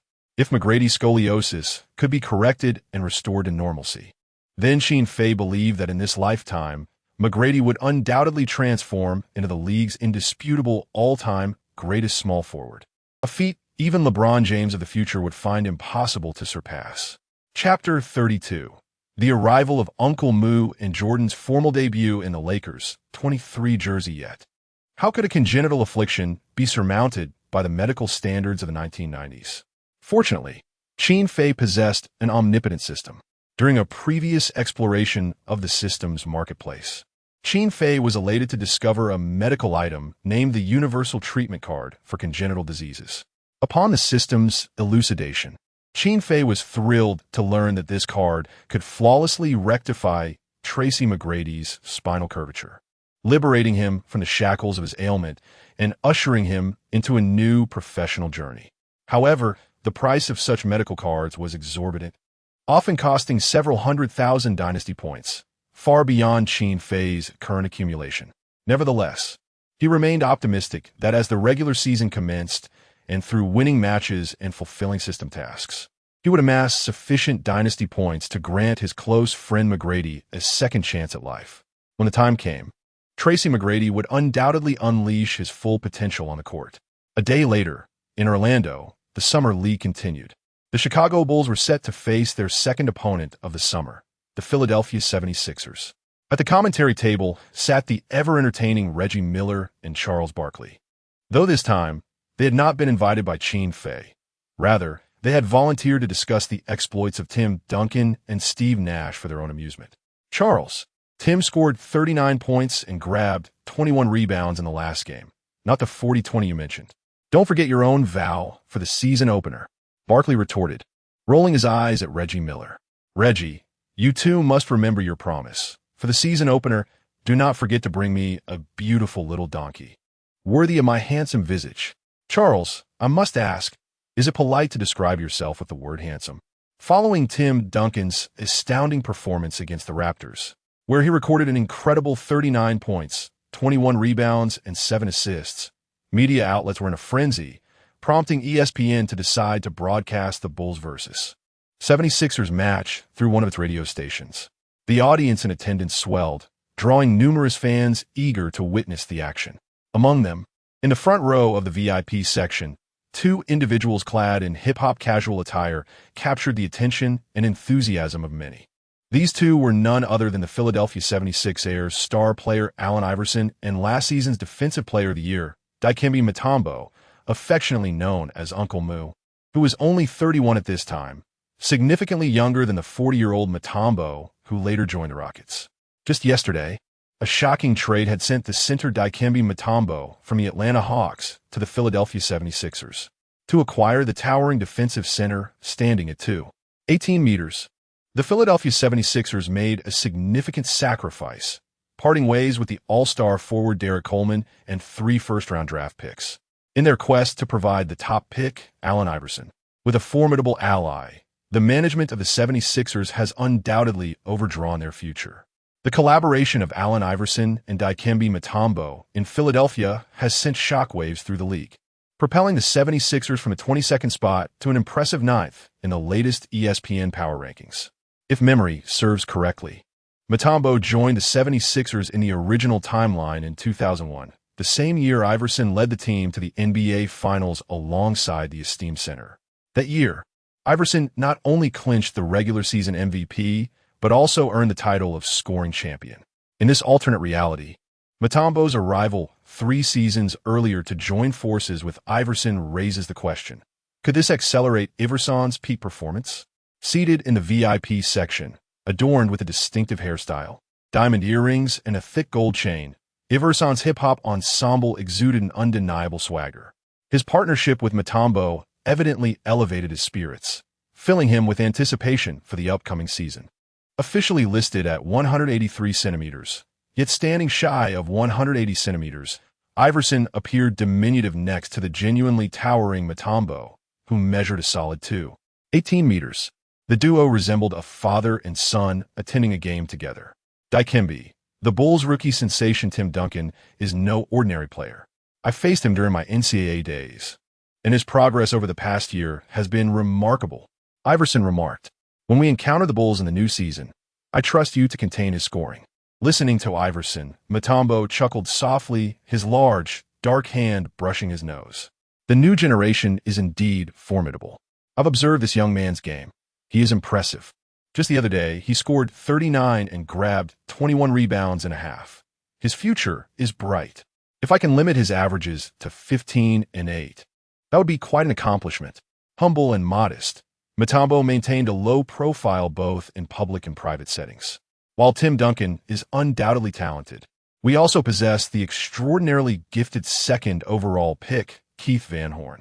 It will be intriguing to see what statistics he can achieve against Tim tonight. Soon, the starting 5 for both the Chicago Bulls and the Philadelphia 76ers took to the court as the game was set to commence. Meanwhile, in Los Angeles at the Staples Center, a vast conference room brimmed with renowned reporters from across the nation, with dozens of journalists and media personnel converging on the scene. Outside the Staples Center, thousands of fervent fans gathered, creating an electric atmosphere. This evening, the Los Angeles Lakers were set to hold a press conference to ceremoniously unveil Michael Jordan's Lakers jersey, number 23. For both the Lakers and their fans, this would undoubtedly be an unforgettable night. From a moment it was revealed Jordan's Lakers number 23 jersey was destined to be retired high above the Staples Center. The illustrious and grand franchise, the Los Angeles Lakers, has witnessed the rise of its most legendary star, who is no longer the esteemed Kareem Abdul-Jabbar, the illustrious Magic Johnson, or the remarkable Wilt Chamberlain. Instead, it is none other than the basketball deity Michael Jordan. As the clock struck 8 in the evening, when Jordan, clad in a tailored suit and accompanied by 4 elite bodyguards, entered the press conference, the room brimming with thousands of reporters erupted into a fervor. Michael, how do you perceive the upcoming season and your collaboration with the formidable Shaquille O'Neal? Michael, do you harbor confidence in securing several championship trophies for the Lakers before the conclusion of your illustrious career? Michael, in your opinion, which team poses the greatest challenge to you and the Lakers in the new season? The Utah Jazz, the Houston Rockets, or perhaps the Miami Heat? Michael, what are your thoughts on the first overall pick, Tim Duncan, scoring 39 points, grabbing 21 rebounds, and blocking 7 shots in a single half during the Summer League? Michael, there are rumors suggesting that you possess a 5 stake in the Chicago Bulls. Can you confirm the veracity of this information? Chapter 33. Jerry West. The Lakers aim to form a Super 3. A flurry of inquiries from the media reporters surged forth, relentless and unceasing. After all, since last month's championship parade of the Bulls, during which the basketball legend Michael Jordan was traded to the Lakers by the new owner, Qin Fei, he had yet to make a public appearance. Facing the multitude of questions, Jordan sat leisurely in the seat prepared for him, tapping the microphone before him and extending his hand adorned with 4 championship rings, signaling for silence among the reporters. Occupying the prime position at the press conference, he radiated star power. Flanking him were Lakers president Jerry West, vice president Mitch Kupchak, players Shaquille O'Neal, Robert Horry, Nick Van Exel, the newly signed head coach Phil Jackson, and owner Jerry Buss alongside the team's operations director Jeannie Buss. The fact that even O'Neal had to concede the spotlight to Jordan, while both President West and owner Buss were present to play supporting roles, underscore the monumental significance of the basketball deity Michael Jordan joining the Lakers for the city and the team. This evening's press conference served not only as the unveiling of Jordan's Lakers jersey, but also as a grand welcome ceremony for the basketball icon, embraced by the entire Lakers organization and tens of thousands of Los Angeles fans. Following his resignation from the Bulls, Phil Jackson wasted no time interviewing with the Lakers. Naturally, Jordan was elated to see his mentor join him, prompting Jerry West to decisively secure Jackson with a 5-year, $26 million contract, making him the highest-paid head coach in the NBA. Regardless of Jackson's coaching prowess, his 7 championship rings alone promised to bring fortune to the Lakers. Jeannie Buss, the team's operations director, was clad in a stunningly alluring outfit, exchanging flirtatious glances with Phil Jackson seated beside her. At just 35 years of age in this timeline, Jeannie, the daughter of Lakers owner Jerry Buss, exuded charm and sensuality. During this period, she was known for her vibrant and passionate demeanor, rumored to have had entanglements with NBA figures such as Dennis Rodman and Karl Malone, and later maintaining a long-term romantic relationship with the 16 years her senior Phil Jackson, even having been linked to the Lakers' emerging star Kyle Kuzma. After considerable effort, the public relations personnel finally managed to quiet the media. With an imposing presence, Michael Jordan took center stage and spoke assertively into the microphone. "I will answer only 3 questions. The rest will be handled by my personal assistant. First, before my retirement, I will not venture into any team ownership, as I remain a player, fully devoted to leading my team to victory. However, post-retirement, I may consider purchasing an NBA team for leisure. Secondly, O'Neal stands as the most dominant center in the current league, and partnering with him fills me with unwavering confidence. I shall teach him the path to securing a championship. Thirdly, my fondness for the city of Los Angeles is profound, and I aspire to conclude my professional journey with the Lakers. Perhaps I shall compete until the age of 38, at which point I will bring a second three-peat to both the Lakers and myself." Jordan answered the 3 questions succinctly, and the auditorium erupted in applause, with cheers cascading like waves. The Los Angeles Lakers had previously claimed a three-peat in the 1950s, marking the first in NBA history. Now, with Jordan boldly proclaiming that he would deliver a second three-peat to the Lakers and to himself, how could the fans and media not be exhilarated? Outside the Staples Center, a colossal screen simultaneously broadcasted Jordan's commanding statements from the press conference. Thousands of fervent Los Angeles fans gathered in the plaza, exultantly chanting, "Three-peat for the Lakers. Three-peat for the Lakers. Three-peat for the Lakers." Michael is the god of basketball, and Shaquille is the sovereign of the paint. The formidable duo of the Lakers is set to dominate the league. Who could rival them?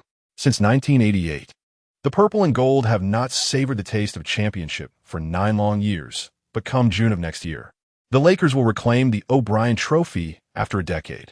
For the championship, let's charge forth. When will Michael's official Lakers number 23 jersey be available for sale? I will take 3. I wish to purchase 10. The massive screen outside the arena subsequently showcased the Lakers' official montage of Jordan's top 10 career plays, igniting the fans into a frenzy once more. The entire city of Los Angeles was enveloped in a euphoria of acquiring Jordan. Simultaneously, Lakers president Jerry West's remarks at the conclusion of the press conference sent the Los Angeles fans into another frenzy. The Lakers are ushering in a new era of the Big Three. In pursuit of the championship, we fear not the steep luxury tax. This is the confidence of a powerhouse. Beyond Michael and Shaquille, the purple and gold will soon welcome a third superstar. In the upcoming season, the entire league shall tremble before the might of the Los Angeles Lakers. Jerry West's words were unmistakably clear. The Lakers are not content with merely acquiring Jordan, but are actively working to secure a third superstar through the free market and player trades.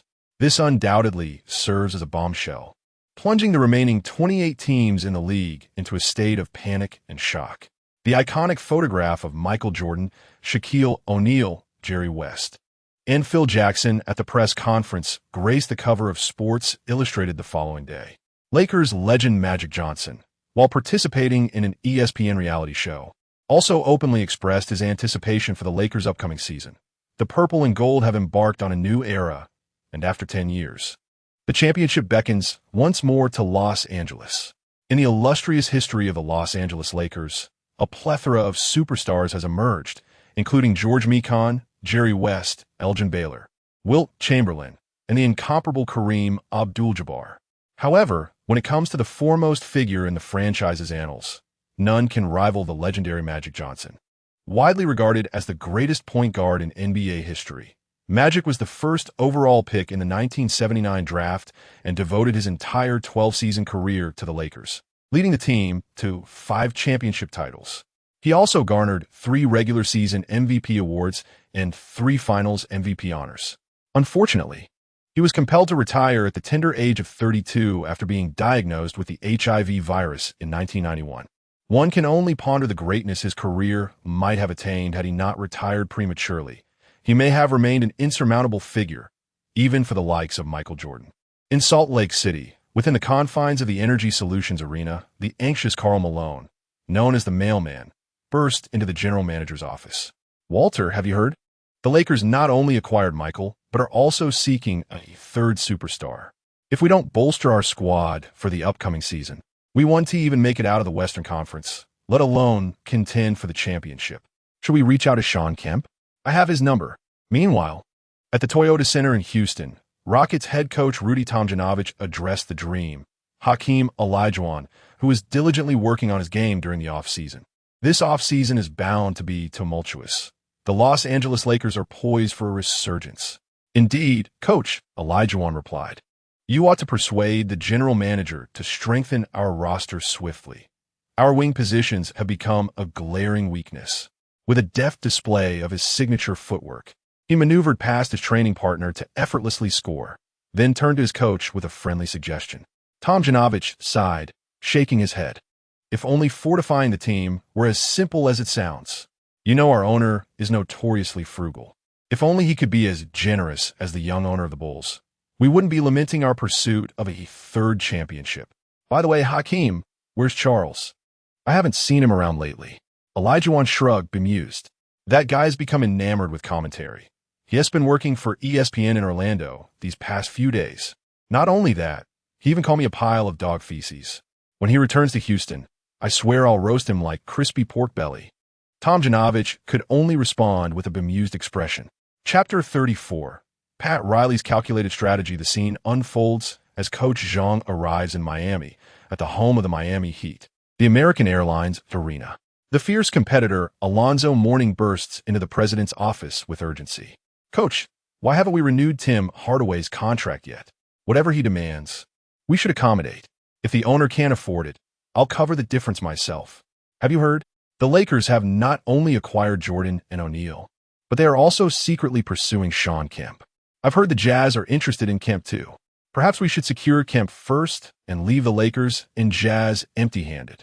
Alonzo Mourning, known for his authenticity, is a celebrated tough guy in the NBA, having fought back from a kidney failure that resulted in the removal of one kidney, only to return to the court and continue his battle.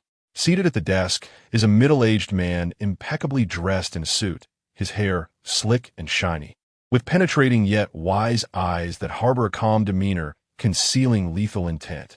This man is Pat Riley, the current head coach and general manager of the Miami Heat, often referred to as the godfather of basketball.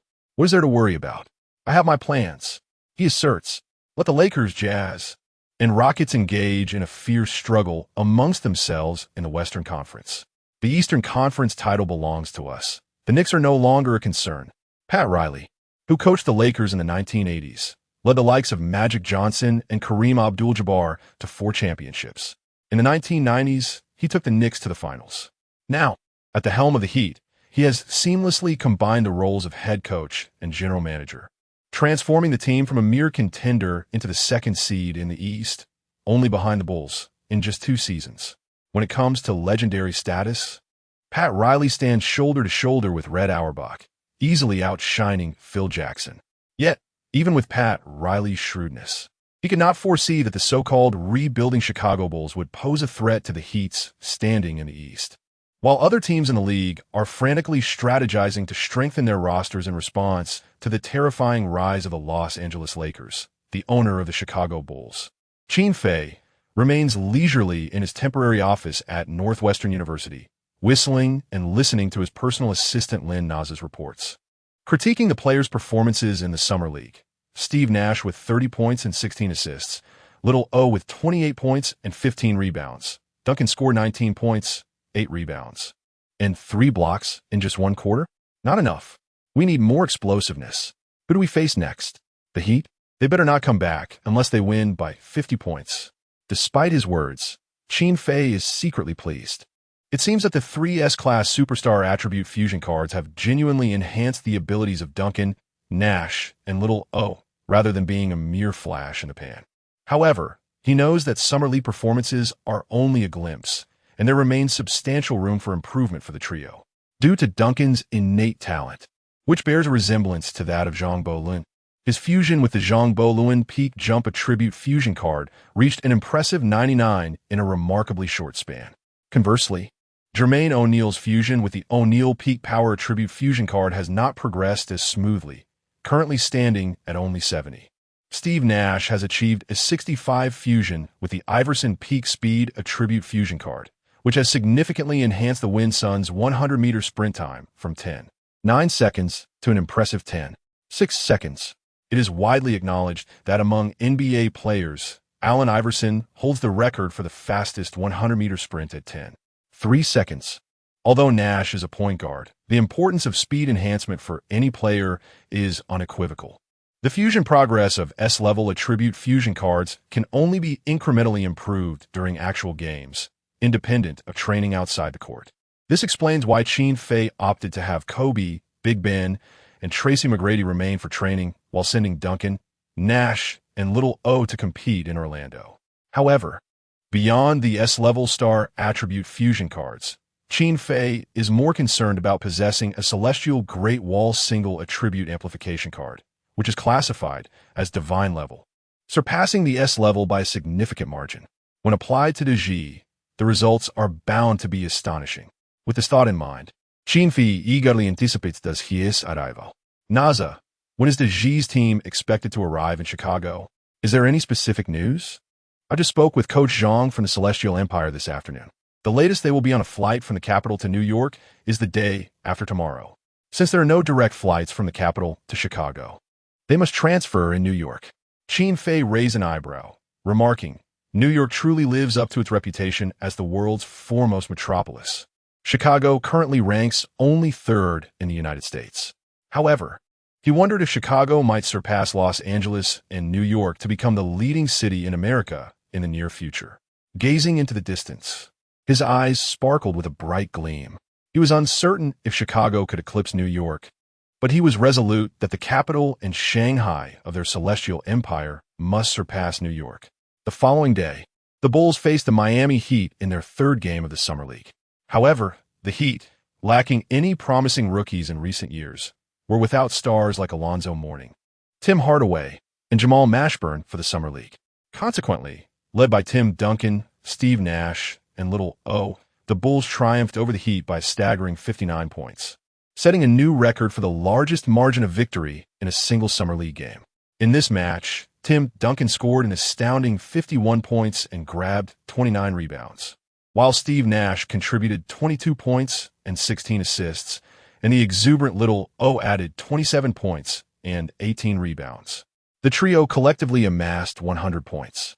Although it was a lopsided victory, the statistics and the spectacle were undeniably explosive. In a succession of 3 Summer League matches, the Chicago Bulls triumphed over the Raptors, 76ers, and Heat, garnering considerable acclaim from various media outlets across the United States. As a result, the attention surrounding the Chicago Bulls for the upcoming season has subtly intensified. While the technical proficiency of these games may be debatable, the Bulls' performance was undeniably captivating. Duncan's formidable shot blocking, Nash's exquisite elbow passes, and Xiao Ao's thunderous dunks became focal points of discussion among fans throughout this Summer League. ESPN's live broadcasts have begun to cultivate a burgeoning popularity for these 3 newcomers. On July 15th, Qin Fei, accompanied by his private assistant Lin Naza and several bodyguards, arrived at Chicago International Airport to personally welcome the arrival of the esteemed team. Emerging from the arrivals terminal was the team, consisting of 5 robust individuals clad in military attire, exuding an air of solemnity. From a distance, Qin Fei waved enthusiastically, while Lin Naza held aloft a sign emblazoned with Chinese characters welcoming the team. As the team approached Qin Fei, they too displayed palpable excitement, and when they embraced, a shy smile graced their faces. Qin Fei, looking up, placed a hand on the sturdy shoulder of one team member. "Deji, you are even taller than I imagined, though you could afford to gain a bit more weight." Deji responded with a smile. "Qin Fei, you are even younger and more handsome than I expected." "Ha! Thank you, Deji. I knew our compatriots would never deceive." After exchanging pleasantries with Deji, Qin Fei's gaze shifted to his surroundings. Aside from 2 young assistants he did not recognize, he was familiar with the 2 individuals standing beside Deji. One was the esteemed commentator Zhang Heli, a luminary in the realm of basketball analysis, and the other was the renowned host and reporter by Yensong.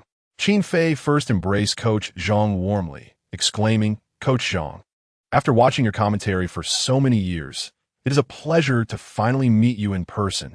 Chapter 35. The Celestial Kingdom's number 1, or rather, the sovereign of the world Zhang Zhidao, standing at a towering height of 193 centimeters, appeared only slightly taller than Qin Fei. Upon hearing Qin Fei's words, Zhang Zhidao felt a measure of perplexity. After all, he had only been commentating on matches for less than 2 years. How could Qin Fei be so familiar with him, especially from across the vast ocean? "Haha, Qin Fei, you have now become a prominent figure in our nation's sports scene. I must be the first to express my gratitude for bringing Daji over," Zhang Zhidao exclaimed. "Our basketball in the Celestial Kingdom must venture beyond our borders to develop more rapidly, effectively, and robustly." His accent, tinged with a swift Beijing intonation, was even more pronounced than that of Daji, who also hailed from the imperial capital. Zhang Zhidao, originally named Zhang Weiping, had once been a core player for the national team during his youth, leading the Celestial Kingdom's men's basketball team to triumph in 2 Asian basketball championships and 1 Asian Games in the 1970s. After retiring, he dedicated himself to the development and promotion of basketball in the Celestial Kingdom. Having traveled to the United States in the 1980s to study and organize numerous training sessions and matches for the national team. Today, Zhang Jidao serves as a senior manager at the International Basketball Exchange Association, tirelessly working to align the basketball standards of the Celestial Kingdom with those of the global elite.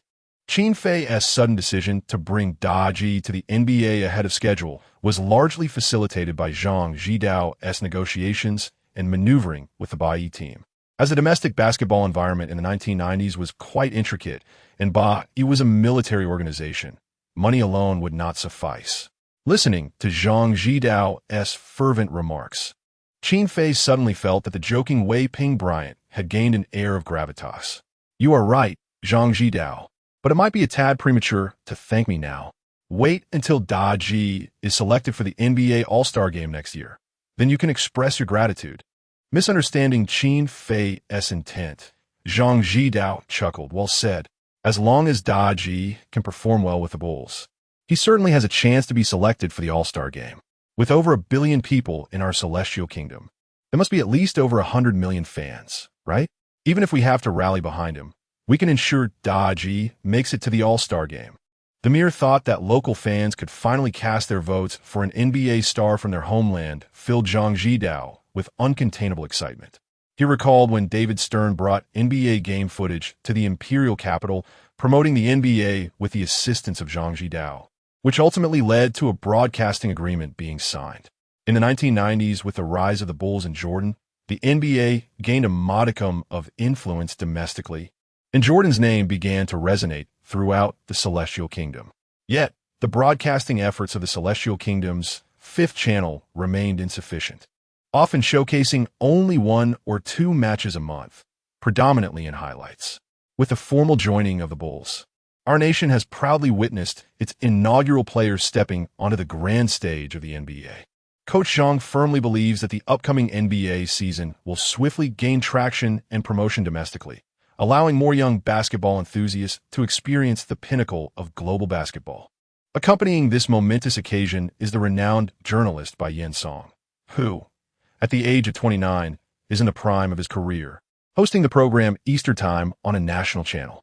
He also participated in the coverage of the ceremony marking the return of Hong Kong to the motherland on July 1st. Bai perceives a wealth of positive energy in Qin Fei and hopes to conduct a special interview with him for Eastern Time, aiming to present this pioneering young owner to the sports-loving populace. Achieving an interview on Eastern Time is regarded as a prestigious accolade within the domestic media landscape.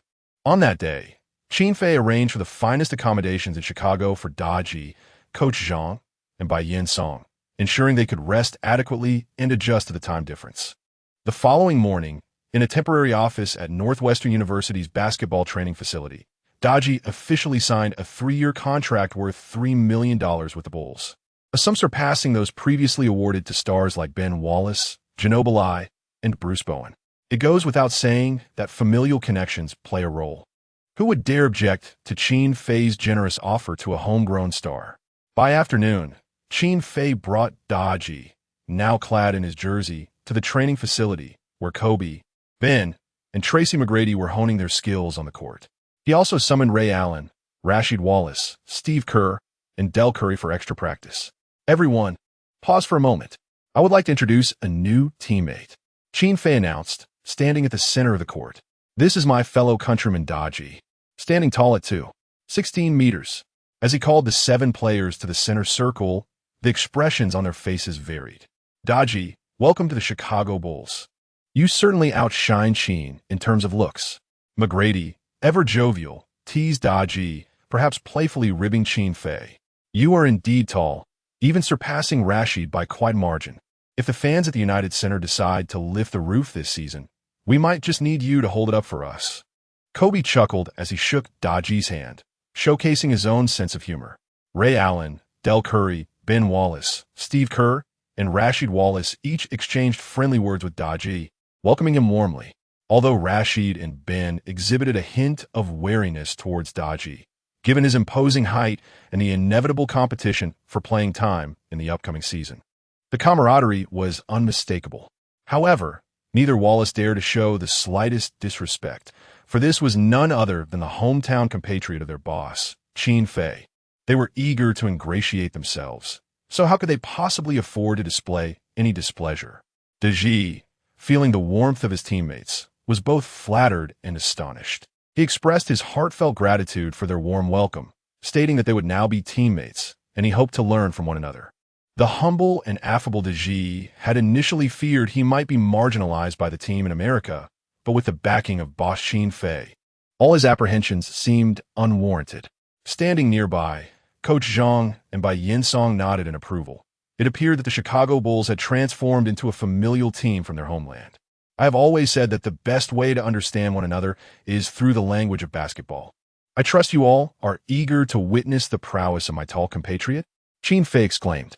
Since we have 8 players, let us divide into 2 teams for a simple half-court scrimmage. He swiftly organized the 8 players into 2 teams. Bryant, Tracy, DeBen, and De Gea formed one team, while Rashid, Ray Allen, Dale, and Steve made up the other. It will be a 3v3 half-court game, with 1 substitute and no substitutions on scoring. As Qin Fei laid out the rules of the game, he approached De Gea, patting him on the shoulder. De Gea, there's no need to be nervous. Just play normally, and I am certain you will astonish everyone. A glimmer of excitement sparkled in Qin Fei's eyes as he swiftly summoned the system in his mind. System. Immediately used the Celestial Great Wall attribute enhancement card. Beep. The Celestial Great Wall attribute enhancement card is in use. Suitable target identified as Wang Zhizhi. Automatic matching in progress. Beep. Congratulations, host. Target Wang Zhizhi has acquired the Peak Nowitzki shooting attribute. With an initial enhancement of 30, accompanied by the Golden Rooster stands alone skill package. Upon hearing the system's response, Qin Fei could not help but exclaim in astonishment. Was De Gea truly destined to follow in the footsteps of the legendary Nowitzki, rendering the latter's path obsolete? Chapter 36. The General Player Attribute Panel. Shall we entrust the ball to him? Qin Fei was acutely aware that in the original world, De Gea had made his foray into the NBA with the Dallas Mavericks. At that time, he bore a striking resemblance to a younger Dirk Nowitzki in terms of physique, position, and playing style. However, Nowitzki was highly favored by owner Mark Cuban and head coach Don Nelson, benefiting from abundant resources. By his 3rd season, the German wunderkind had made remarkable strides, establishing himself as the Mavericks' unequivocal linchpin. In the first round of the playoffs, he faced the renowned big ticket Kevin Garnett and, with an impressive shooting percentage exceeding 50, averaged 33 points and 12 rebounds per game, leading his team to a resounding 3-0 sweep of the Minnesota Timberwolves, while Garnett managed a meager 21 points and 10 rebounds. It was during that year that Nowitzki's reputation as the premier offensive power forward in the league was firmly cemented within the United States. In contrast, De Gea, amidst a crowded frontcourt in Dallas, found himself relegated to being the 3rd or even 4th option for Coach Nelson, averaging merely 10 minutes of playtime, often during garbage time. Nevertheless, even in a situation of neglect and marginalization, De Gea maintained a commendable 3-point shooting percentage of 39 during his tenure with the Mavericks, undoubtedly qualifying him as a capable stretch 4. In Qin Fei's perspective, had De Gea been afforded the same resources and development as Nowitzki during his NBA career, his potential, while perhaps not reaching the pinnacle of Nowitzki's greatness, would surely have been at an all-star caliber. This hypothesis and aspiration now serve as Qin Fei's bold objective to realize. Qin Fei summoned his personal system panel, and upon glancing at the player roster, he noticed De Gea's name shimmering with brilliance. Guided by the system, Qin Fei directed the cursor to De Gea's name, and instantly, a pale blue ethereal screen materialized. Upon viewing the information on the screen, Qin Fei was both astonished and elated, for it was indeed De Gea's player attribute panel. Name, De Gea, age, 20, height, 2.16 meters, weight, 108 kilograms, wingspan 2.24 meters, standing reach, 2.85 meters, vertical jump, 72 centimeters, hand length, 24, 5 centimeters, 100 meter sprint, 12.4 seconds, bench press, 105 kilograms, as Qin Fei swiftly reviewed De Gea's physical metrics. He couldn't help but marvel at the exceptional talent exhibited by De Gea among domestic players, rivaling that of Yao Ming. Although Yao Ming stood at 2.26 meters, his wingspan was only 2.25 meters less than his height.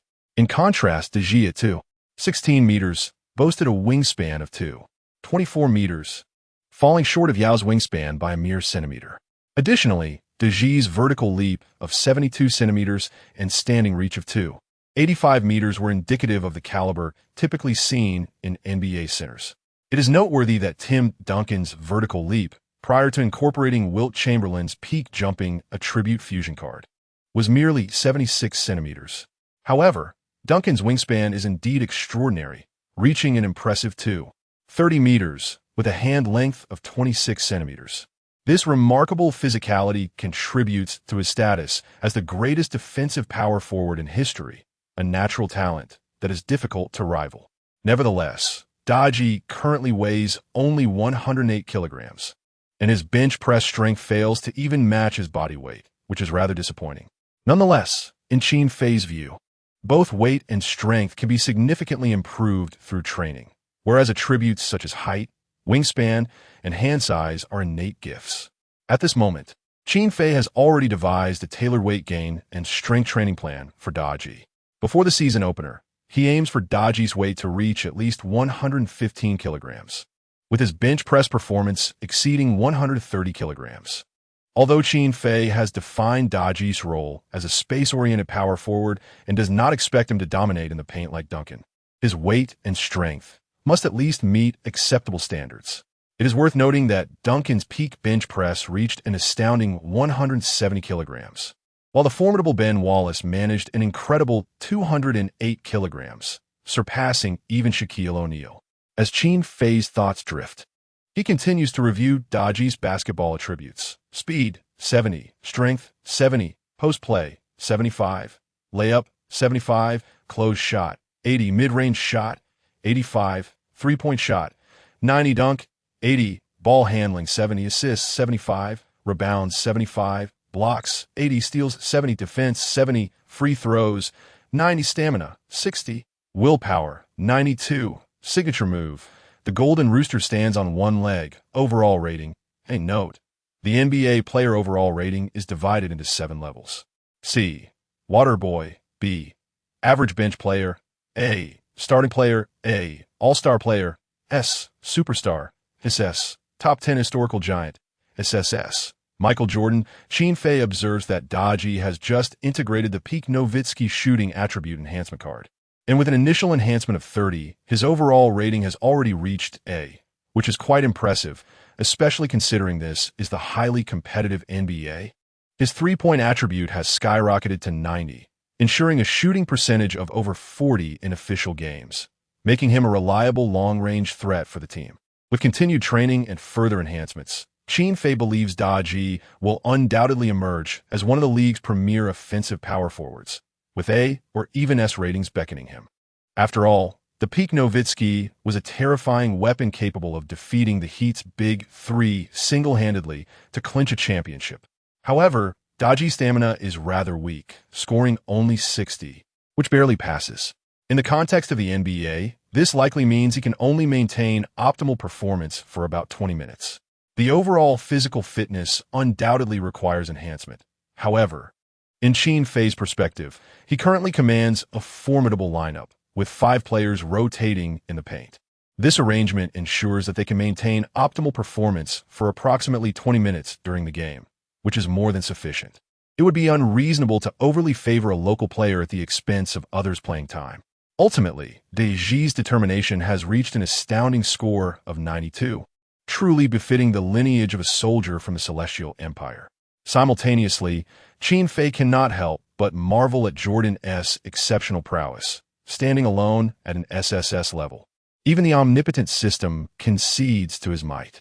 Nevertheless, Qin Fei is confident that in the near future, among the players of his Bulls team, superstars of the 3S tier will undoubtedly emerge.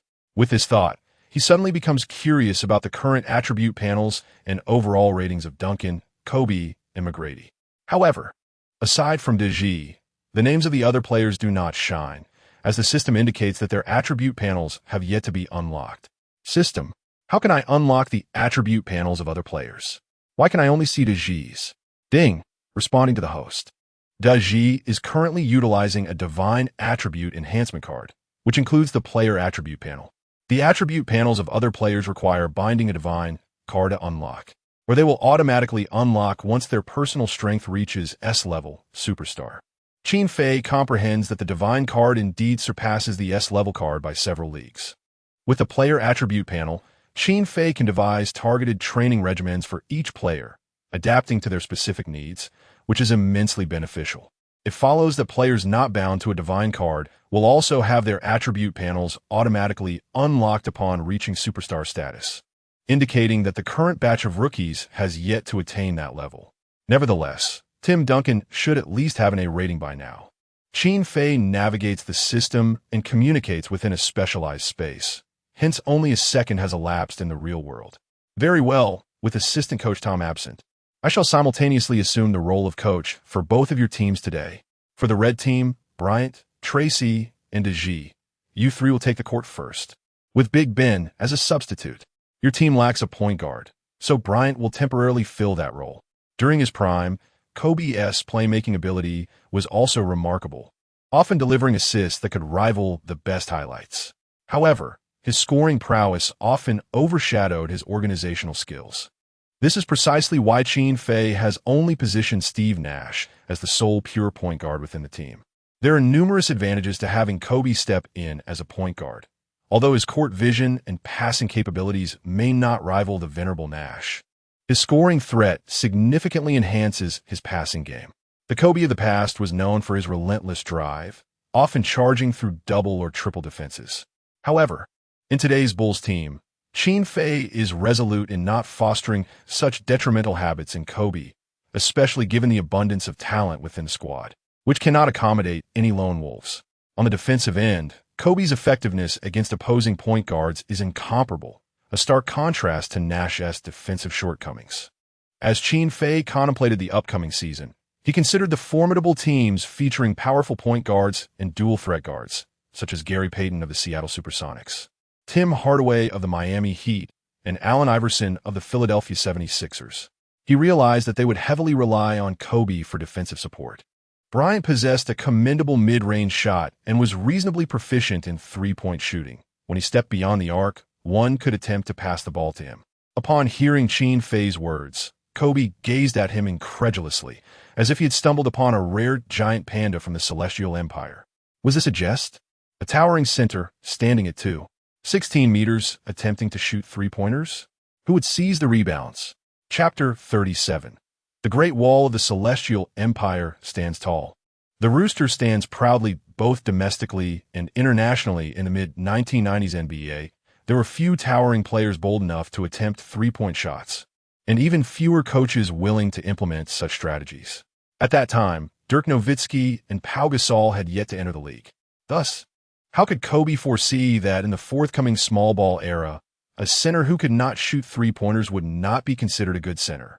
On the blue team, Ray Allen, Steve Kerr, and Rasheed Wallace took to the court, with Del Curry as the substitute. Rasheed, get down low and play aggressively. Don't just showcase your mid-range jumpers, as your accuracy leaves much to be desired.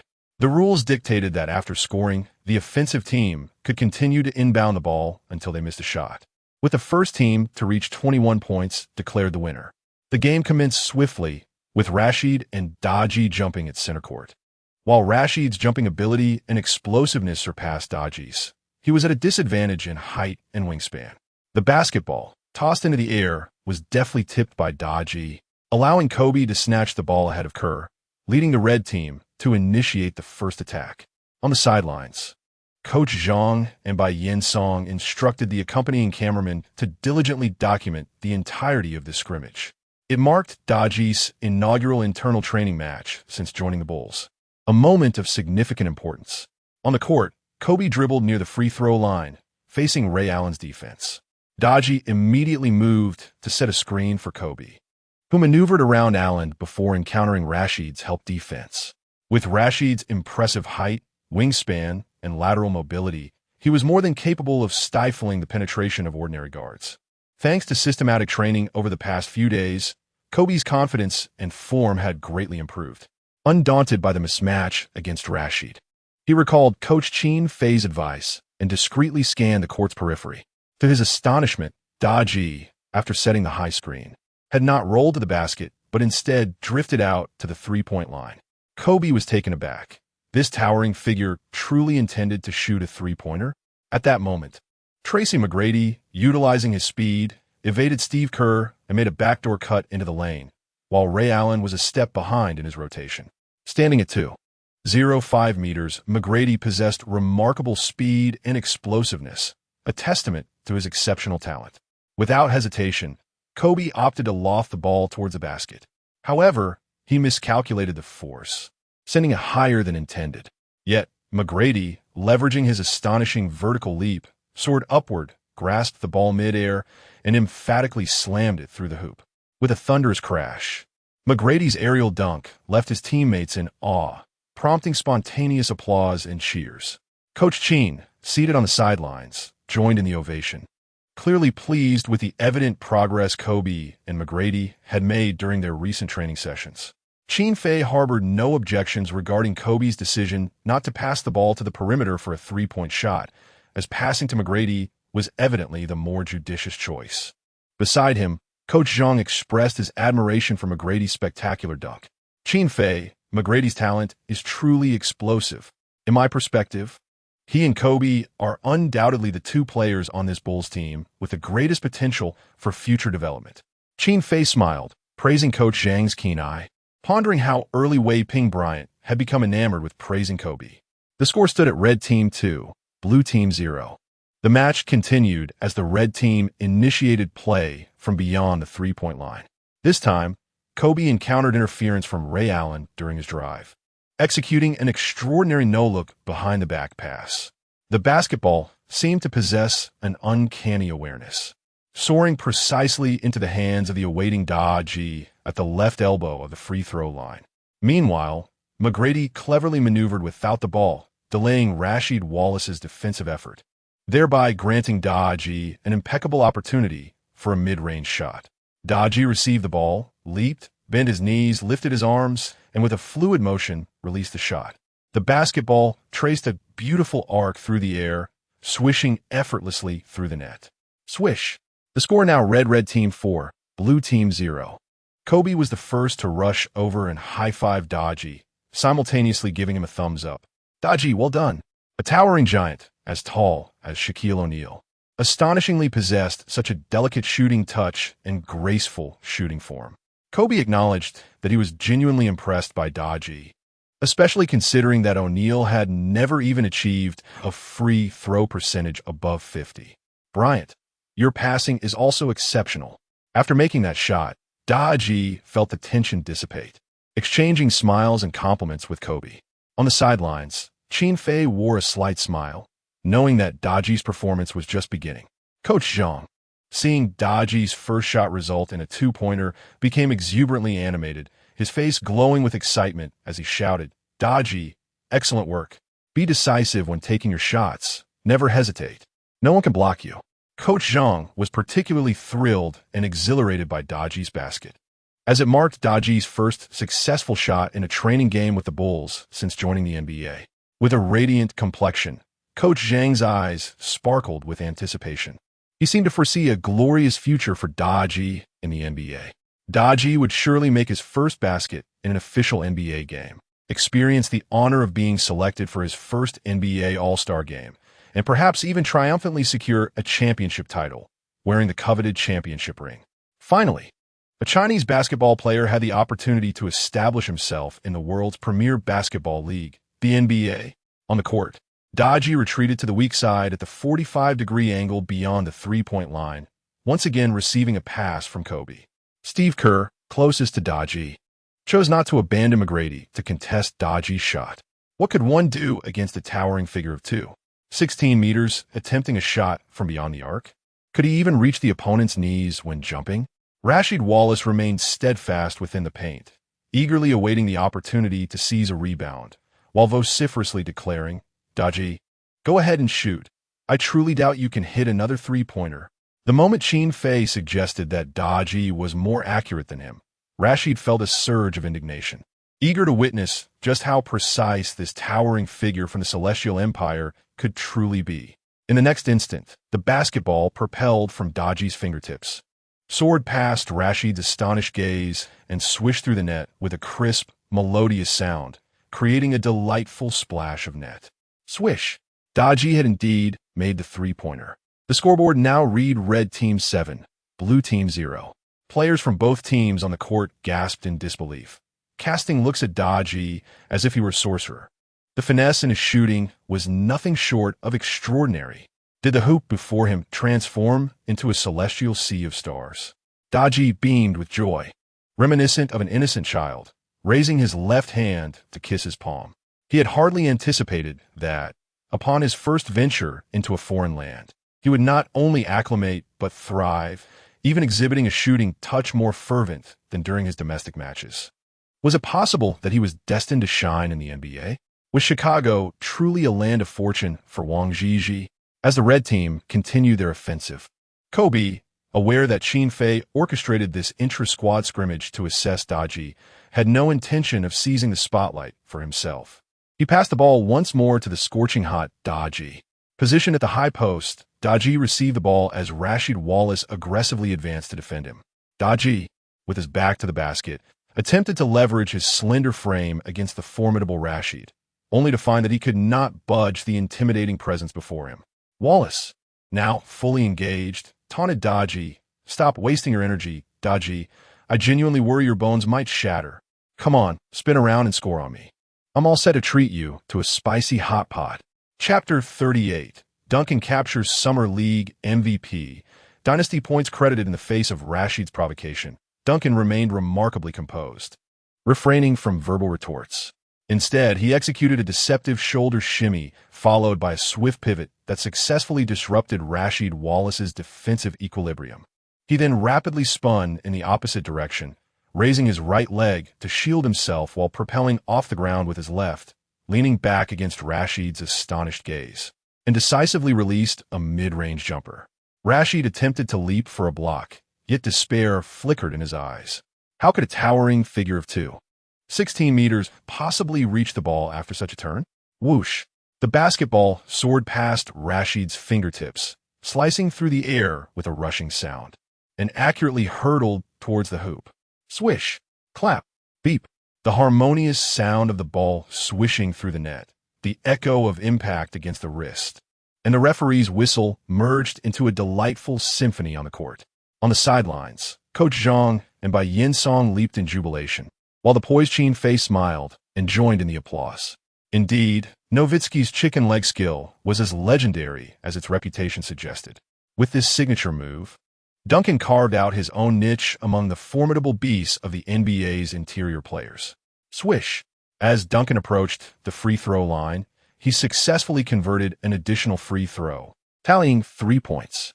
The Red Team, 10, the Blue Team, 0. Duncan's arrival was marked by a flawless 3-for-3 shooting performance and a free throw, racking up 8 points and leaving an indelible impression on every member of the Bulls. The Blue Team, realizing their shortcomings, rallied with renewed vigor. Kobe's intent to pass to Duncan was glaringly apparent, but Ray Allen leaped in to intercept, leading to an assist for Cole, who was positioned in the corner for a three-pointer. Swish! The Blue Team finally registered their score. Subsequently, Rasheed Wallace, holding the ball near the free throw line, deliberately sought out Duncan for a one-on-one challenge. While Duncan's shooting was indeed impressive, Rasheed was not far behind. Due to his height, Duncan's lateral quickness was compromised, and he struggled in physical confrontations, particularly when defending against Rasheed. However, Rasheed erred by not heeding Qin Fei's advice to dominate the low post, opting instead to engage Duncan in a shooting contest from the high post. Clang! Despite his defensive limitations, Duncan, armed with a focused and determined mindset, leveraged his height and wingspan to disrupt Rasheed's shot. The ball clanked off the rim, and an incoming Tracy McGrady secured the rebound, swiftly pivoting to pass it to Kobe on the strong side. Kobe, with a shooting feint that sent Ray Allen soaring past him, dribbled decisively towards the basket, gliding along the baseline for a thunderous reverse dunk. Boom! The Red Team, 12, the Blue Team, 3. Qin Fei called a timeout, bringing Ben Wallace and Del Curry onto the court, substituting for McGrady and Steve Cole. Upon Ben Wallace's entry, the red team became utterly invincible. Duncan, shoot at will. The rebounds are all mine. Ben Wallace, with an air of bravado, no longer regards Rasheed Wallace as a threat. With a clang, he misjudges the rhythm on his next three-point attempt, the ball ricocheting off the rim. With a resounding thud, Ben Wallace, muscles taut and veins prominent, utilizes his formidable upper body strength to push Rasheed aside and assertively secures the rebound. He continues to shoot. There's the board. Ben Wallace passes the ball to the perimeter where DeGie stands. After a slight adjustment and under the desperate gaze of Del Curry, DeGie elegantly releases the shot, landing it with precision. Swish. Del Curry, witnessing DeGie's successive three-pointers, internally marvels at the prodigy before him. Having dedicated his life to three-point shooting, he has never encountered anyone as formidable as DeGie, a towering presence on the court. Thank goodness this player is a teammate rather than an opponent. Otherwise, it would spell disaster. On the sidelines, Qin Fei observes the seamless synergy between DeGie and Ben, even catching the subtle exchanges between them. In stark contrast, Rasheed Wallace grows increasingly frustrated, venting his emotions with loud outbursts. This scene brings an inexplicable amusement to Qin Fei, as the once dominant duo of the Pistons, who once subdued Shaquille O'Neal in the finals, now finds themselves overshadowed by the unassuming yet talented DeGie. As the game progresses, the red team swiftly accumulates an 18-point lead. Another three-pointer from the top of the arc by the affable DeGie culminates in a resounding victory of 21-3 over the blue team. Throughout the game, DeGie's statistics shine brightly.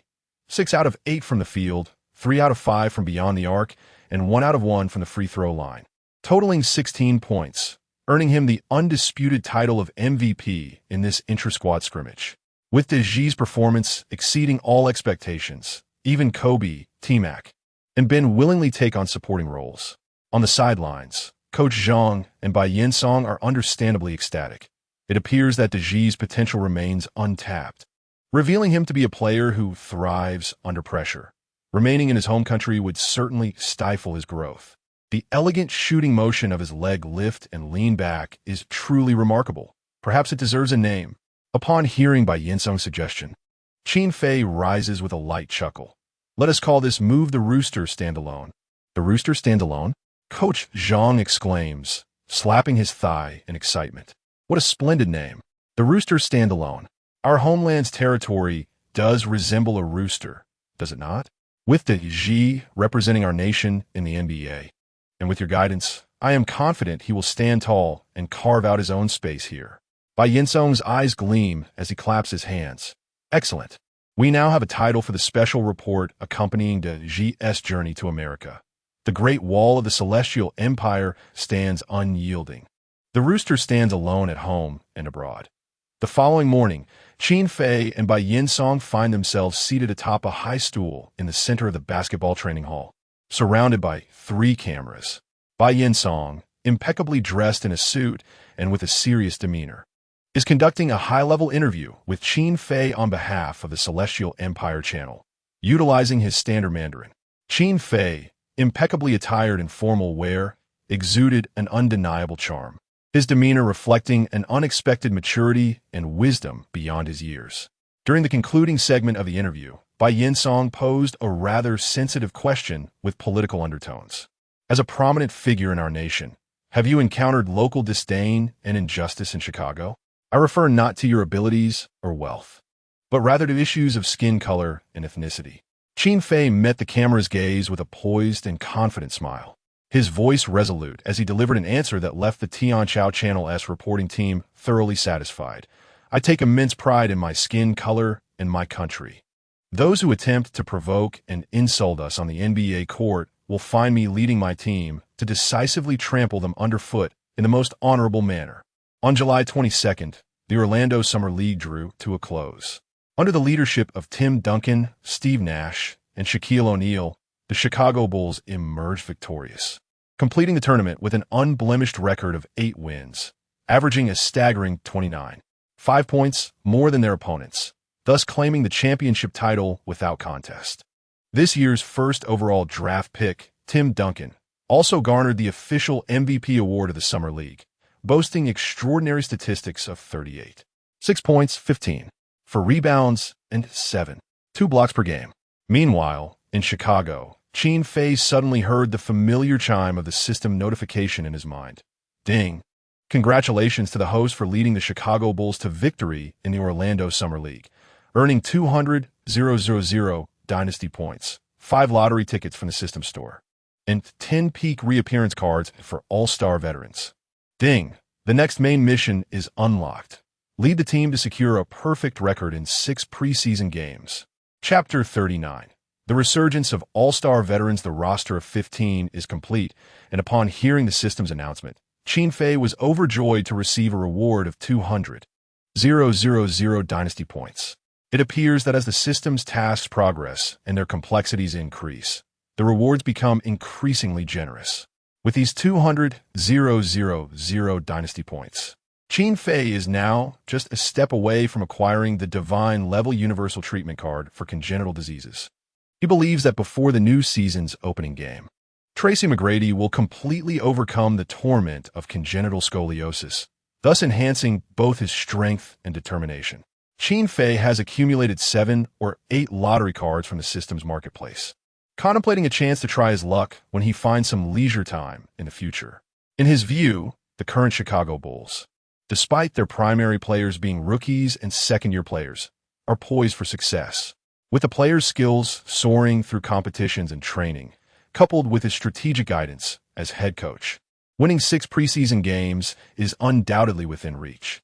After all, there are still over 2 months until the preseason games in October. With the S-level 10-fold training card already bound to Kobe, McGrady, and Ben Wallace, their training over a month is roughly equivalent to a year's worth of improvement. By that time, their overall abilities will approximate the level of 4th-year players from Qin Fei's previous life. To illustrate, in his 4th year, Kobe averaged 22, 6 points, 5 assists, and 3 rebounds, serving as the team's second-in-command and earning a spot in the All-Star starting lineup. It was during that year that the Lakers' iconic trio captured their first championship in a three-peat. In his 4th year, Ben Wallace's rebounding average surged to 13, 2, ranking him second in the league, behind Dikembe Mutombo. The following year, Wallace officially reached his peak in his 5th season, securing his first Defensive Player of the Year award. McGrady, being a rookie this year, would still perform at a level equivalent to a 3rd-year player, averaging 15, 7 points, and 6, 4 rebounds, albeit as a bench player for the Raptors. When McGrady was traded to the Magic in his 4th season, he quickly established himself as a starter, resulting in a dramatic increase to an average of 26, 8 points, and 5 rebounds, earning the Most Improved Player award that season. His remarkable leap of 2 points per game in a single season underscores that his potential was not fully utilized with the Raptors. Otherwise, his career peak would have arrived much sooner. With the formidable advancements of Kobe, Wallace, and McGrady, alongside the peak-level talent of Tim Duncan, and the robust support from players like Ray Allen, Rasheed Wallace, and Shaquille O'Neal, not to mention the invaluable experience of veterans Dale Curry and Steve Kerr, Qin Fei feels confident. Not only is there focus on training, but many star players may sit out or play limited minutes in the preseason, even in the face of fierce competition during the regular season. Qin Fei and his Bulls will not shy away from any formidable adversaries. With these thoughts in mind, Qin Fei eagerly anticipates the arrival of the new season. System. What exactly is this resurgence of All-Star Veterans card?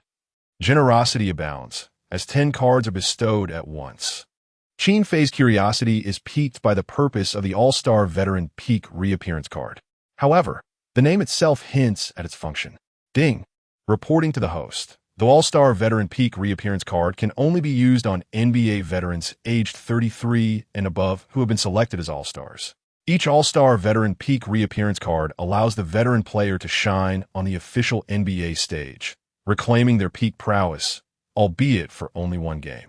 Upon hearing the system's explanation, Qin Fei experienced a moment of enlightenment, his eyes shimmering with excitement. The concept of the All-Star Veteran Peak Reappearance card is intriguing.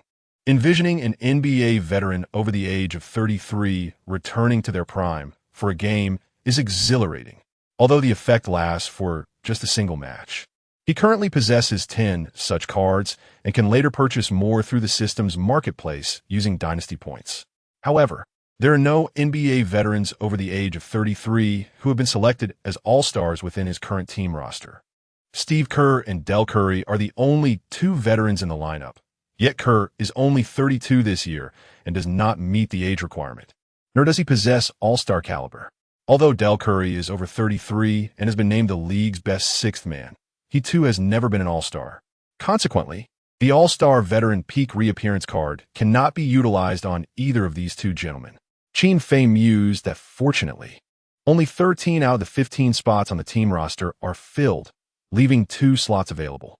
He could sign 2 eligible veterans at minimum salary, who would not need to play regularly, but could mentor the younger players with their experience, occasionally showcasing their talents in games, and ultimately earning a championship ring.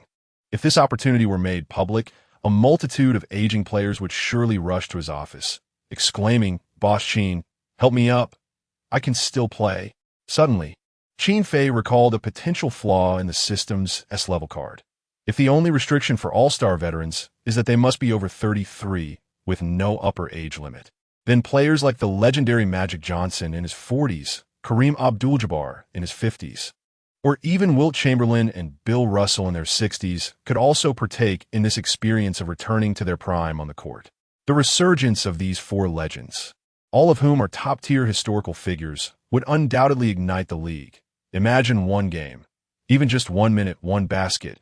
It would create a sensation throughout the entire NBA. The kind of street ball seen in films, like Uncle Drew, could truly materialize in reality and within the official NBA games. The thought alone fills Qin Fei with an inexplicable thrill, especially the ancient giant Wilt Chamberlain, the only player in NBA history to score 100 points in a single game. A super seducer who has reportedly been with 20,000 women. He met his demise in the year 1999, 2 years later at the age of 61. If this old fellow could return to the pinnacle of the court, the Chicago Bulls would undoubtedly bask in the glory of Chamberlain's name once more. However, the system quickly sensed Qin Fei's intentions and promptly interjected, "Ding," to inform the host, the All-Star Veteran Peak Reappearance card bug has been fixed. The target veteran's age must be between 33 and 40 years. Qin Fei twitched his lips. This pesky system was thwarting his good fortune. Nevertheless, it must be said that the notion of bringing back legends like Chamberlain and Kareem Abdul-Jabbar to the court is indeed somewhat unrealistic. After all, even if the system card could be applied to them, these historical titans, adorned with accolades throughout their careers, would have little desire to make a comeback, as their careers hold no regrets. In contrast, those somewhat less illustrious All-Star veterans, on the brink of retirement or already retired, who are even concerned about how to earn a living post-career, would find Qin Fei's offer of a minimum salary contract and the prospect of chasing a championship utterly irresistible. With this in mind, Qin Fei promptly instructed his personal assistant Lin Naza to compile a list of veterans who had been selected for the NBA All-Star Game. Aged between 33 and 40, Lin Naza's efficiency was consistently remarkable. Within half an hour, Qin Fei possessed the coveted list. A swift review left him somewhat daunted. After all, most of these names belonged to lesser-known veterans from the 1980s and 1990s, many of whom even a basketball enthusiast like Qin Fei had never heard of. However, 2 names immediately caught his eye. Isaiah Thomas? Wasn't he the leader of the bad boys Detroit Pistons, who dominated the league in the late 1980s? Consistently keeping Michael Jordan from the finals, the so-called smiling assassin, Qin Fei felt a surge of excitement. If he could indeed secure Isaiah Thomas on a minimum salary contract, allowing him to reignite the rivalry with Michael Jordan on the court, and perhaps even triumph over Jordan in the finals, it would undoubtedly become a legendary tale. It is worth noting that Isaiah Thomas and Michael Jordan are famously known as fierce rivals. In 1992, during the Dream Team selection, Jordan deliberately used his influence to exclude Thomas from the national team. In Qin Fei's recollection, Isaiah Thomas had retired prematurely at the age of 32, not due to injury or decline in form, but because he felt his team could no longer defeat Jordan's Bulls. This year, however, Isaiah Thomas is merely 36 years old, entirely capable of making a comeback. with a salary of several hundred thousand. The prospect of occasionally playing and having the chance to exact revenge on Michael Jordan in the finals is, without a doubt, a tremendous temptation for Isaiah Thomas. Another All-Star veteran is Doug Rivers, which indeed took Qin Fei by surprise. As the coach who later led the Celtics to victory and gained infamy with the Los Angeles Clippers, Qin Fei was aware that Rivers had a background as a player in his youth, yet he did not anticipate that this individual had also been selected as an All-Star. Truly, one should not judge a book by its cover. Chapter 40. The NBA Dynasty Match. The Lakers Super Trio, Isaiah Thomas and Doc Rivers, both illustrious point guards, have etched their names in the annals of basketball history, with the latter being regarded as one of the top 5 point guards in the league's chronicles. If we could secure both of these talents at the veteran minimum, allowing them to impart wisdom to the budding Steve Nash, and perhaps unleashing a moment of brilliance on the court through our system, it would undoubtedly be a lucrative endeavor. Consequently, the team's 15-man roster would be finalized, harmonizing the blend of seasoned and novice players, heralding a promising horizon for the upcoming season. Qin Fei entrusted the recruitment of Isaiah Thomas and Doc Rivers to Lynn Naza, fully confident in her capabilities as his personal assistant and deputy general manager. The following morning, Lynn Naza hurried into the office to update Qin Fei on the recruitment process. Qin Fei, Isaiah Thomas, plagued by injuries, has expressed a disinterest in returning to the court.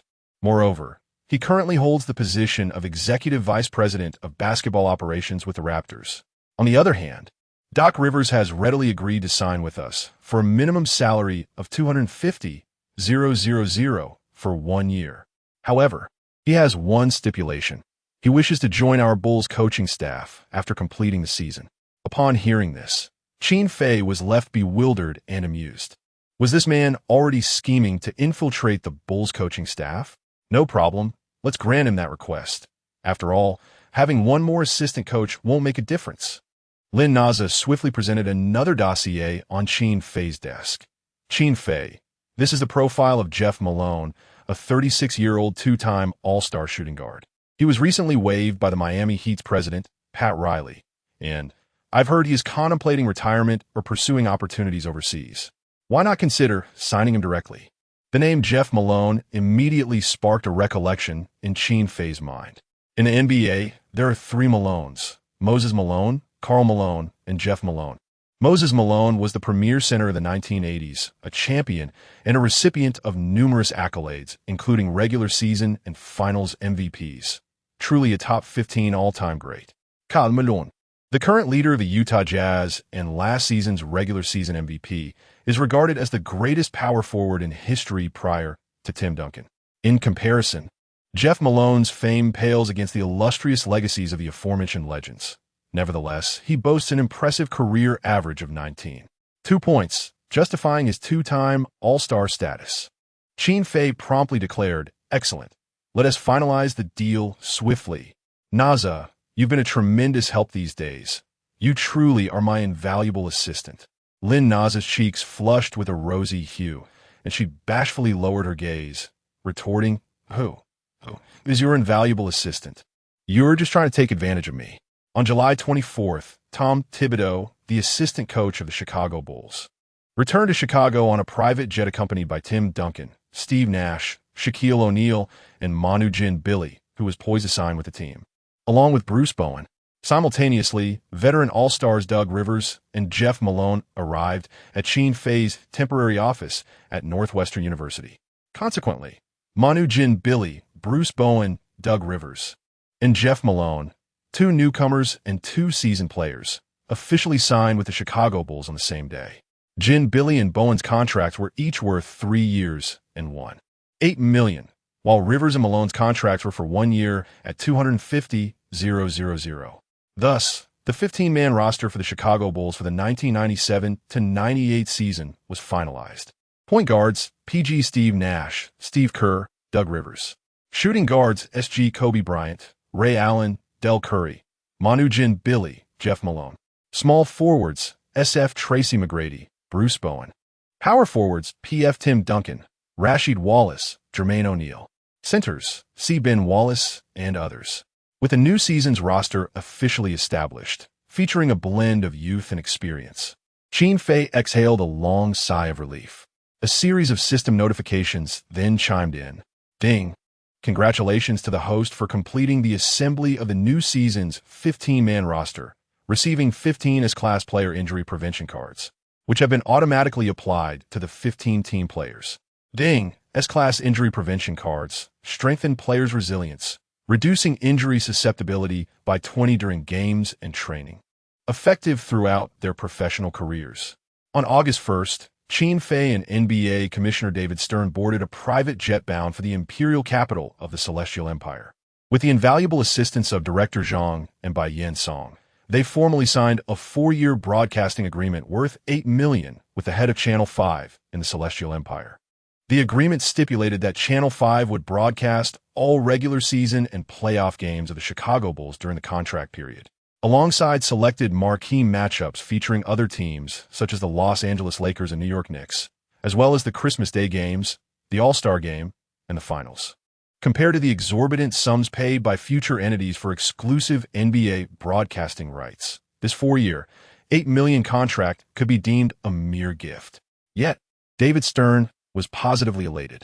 His motivation lay not in profiting from the broadcasting agreement, but rather in swiftly opening the market for the NBA in the Celestial Empire and building a foundational fan base. The subsequent profits from merchandise sales and star-studded visits to the Celestial Empire were what truly mattered to Stern. Under the collaborative proposal of Qin Fei, Coach Zhang, and David Stern, and with the concerted efforts of the Beijing Sports Bureau and the Bai team, it has been decisively determined that the NBA preseason, set to commence in October, will host 2 games in our esteemed capital and the vibrant city of Shanghai. This marks the inaugural occasion for the NBA preseason to be held in a country beyond the United States and Canada. This event precedes the promotion of NBA games in our nation by a full 8 years since the illustrious Yao Ming joined the league. Coach Zhang, in front of media representatives from our national channel, passionately proclaimed, Qin Fei's acquisition of the Chicago Bulls and his formal entry into the NBA has propelled the advancement of basketball in our country by at least a decade. The 2 NBA games in October will undoubtedly etch a significant chapter in the annals of our basketball history. On August 10th, the NBA's free agency market remained tumultuous. The Miami Heat re-signed Tim Hardaway and continued their dual-core partnership with Alonzo Mourning, while also bolstering their roster with all-star forward Grant Hill. Heat general manager Pat Riley publicly declared at a press conference that the team's goal for the upcoming season is the Eastern Conference Championship, asserting that the absence of Jordan has paved the way for the Heat to dominate the East. On August 15th, the Los Angeles Lakers officially announced the signing of 5-time All-Star power forward Shawn Kemp to a lucrative 4-year, $45 million contract. Consequently, the Lakers have formed a formidable trio comprising Michael Jordan, Shaquille O'Neal, and Shawn Kemp. In ESPN's real-time update of the new season's team strength rankings, the Los Angeles Lakers consistently occupy the top position, with the Utah Jazz and Miami Heat following in 2nd and 3rd place, respectively. The Chicago Bulls rank a mere 21st among the 29 NBA teams, a notable drop from their previous position of 26th just a month prior. Shawn Kemp's addition to the Lakers has ignited fervent discussions among millions of fans across the nation about the potential dominance of the Lakers in the upcoming season. It is astonishing that 3 MVP-caliber superstars have united. What team in the league could possibly withstand their combined prowess? Shawn Kemp stands as one of the league's premier power forwards, second only to Karl Malone, with Charles Barkley no longer a threat to his status. With the league's leading shooting guard, the newly minted top center, and the second-best power forward, this trio appears even more formidable than the Bulls' legendary trio. Indeed, the Los Angeles Lakers are demonstrating their financial prowess. Even without accounting for Jordan's salary, the team's payroll for the new season is expected to exceed $40 million. With a salary cap of only $26.9 million, the luxury tax implications are staggering. However, it is clear that any amount spent in pursuit of a championship will yield substantial returns. Unlike James Dolan of the New York Knicks, who is often perceived as a fool with excess funds, Jerry West allocates resources judiciously. From this day forth, I shall be an ardent fan of the Lakers. In the upcoming season, I shall undoubtedly follow every single game of my beloved team. Chapter 41. The Great Bird enters the Hall of Fame, Bulls vs. Philadelphia 76ers on September 12th. The annual Naismith Basketball Hall of Fame induction ceremony took place at Madison Square Garden in New York City. Qin Fei, the owner of the Chicago Bulls, attended this prestigious event at the invitation of the league's president, David Stern. The Hall of Fame is a familiar concept to every NBA enthusiast. For an NBA player, being inducted into the Hall of Fame post-retirement is undoubtedly the pinnacle of their career as a basketball athlete. The Naismith Basketball Hall of Fame is not solely dedicated to the NBA. It honors players, coaches, and even executives and owners worldwide who have made remarkable contributions to the advancement of basketball. This year's induction ceremony was nothing short of dazzling, featuring several legendary NBA figures. Larry Bird, David Thompson, George Gervin, and Gail Goodrich were among those honored. Larry Bird is widely regarded as the greatest white player in NBA history, second only to Bill Russell in the annals of the Boston Celtics. During the 1980s, Bird engaged in fierce rivalry with Magic Johnson, with each claiming victories in their encounters. Although Bird's overall accolades and influence may slightly trail behind Johnson's, he still boasts 3 championship titles, 3 regular season MVPs, and 2 finals MVPs. Notably, Bird's 3 consecutive regular season MVPs make him only the 3rd superstar in NBA history to achieve such a feat, following Bill Russell and Wilt Chamberlain. After retiring, Bird also served as the head coach of the Indiana Pacers. In this alternate reality, Bird has just been awarded the NBA Coach of the Year for the 1997-98 season, having transformed the Pacers from a lottery team to the 2nd seed in the Eastern Conference, just behind the Chicago Bulls. Reflecting on this, a confident smile graced Qin Fei's lips. In this parallel world, the title of NBA Coach of the Year would not be bestowed upon Bird, for he had already predetermined his own success. David Thompson and George Gervin are also prominent names in NBA history. During his tenure with the Denver Nuggets, Thompson achieved an astonishing 73-point game, a record that stood as the 2nd highest in NBA history until Kobe Bryant surpassed it with his 81 points. George Gervin, known as the Iceman, recorded a remarkable 63 points in a single game and 33 points in a single quarter during his time with the San Antonio Spurs. Gervin's record for 33 points in a quarter remains a historic benchmark, as Thompson's single-quarter 37 points and Kevin Love's 34 points have yet to eclipse it.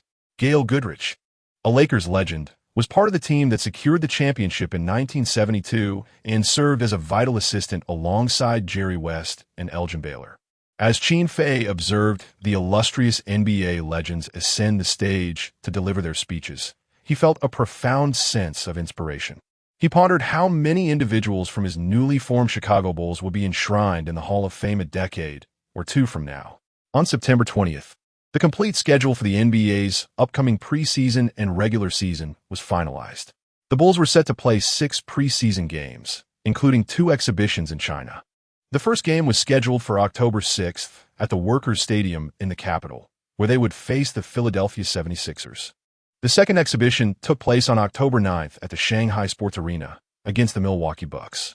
These 2 NBA games in China generated tremendous excitement. Despite the average salary in 1997 being around 800 yuan, fervent basketball enthusiasts in major cities like the capital and Shanghai flocked to purchase tickets, sparking a wave of demand. Additionally, various government officials, affluent businessmen, celebrities, and prominent athletes secured front-row seats well in advance, with 12,000 seats at the Workers' Stadium and 13,000 at the Shanghai Sports Arena. A total of 25,000 tickets were sold out within 3 days, despite an average price of 180 yuan. On October 6th, in the capital at the Workers' Stadium, Qin Fei and the Chicago Bulls were poised to commence their first preseason match of the new season, marking the inaugural NBA game in China. 2 days prior, Qin Fei had arrived in the capital with his players, staying at the prestigious hotel on Chang'an Street. Notably, Kobe Bryant, Ben Wallace, and Tracy McGrady, as the Bulls' secret weapons for the season, did not accompany Qin Fei to China, and he had no intention of featuring them in any preseason games. Veteran All-Stars Doug Rivers and Jeff Malone also remained behind, leaving Qin Fei to travel with the remaining 10 players, along with his personal assistant Lin Naza and assistant coach Tom Thibodeau.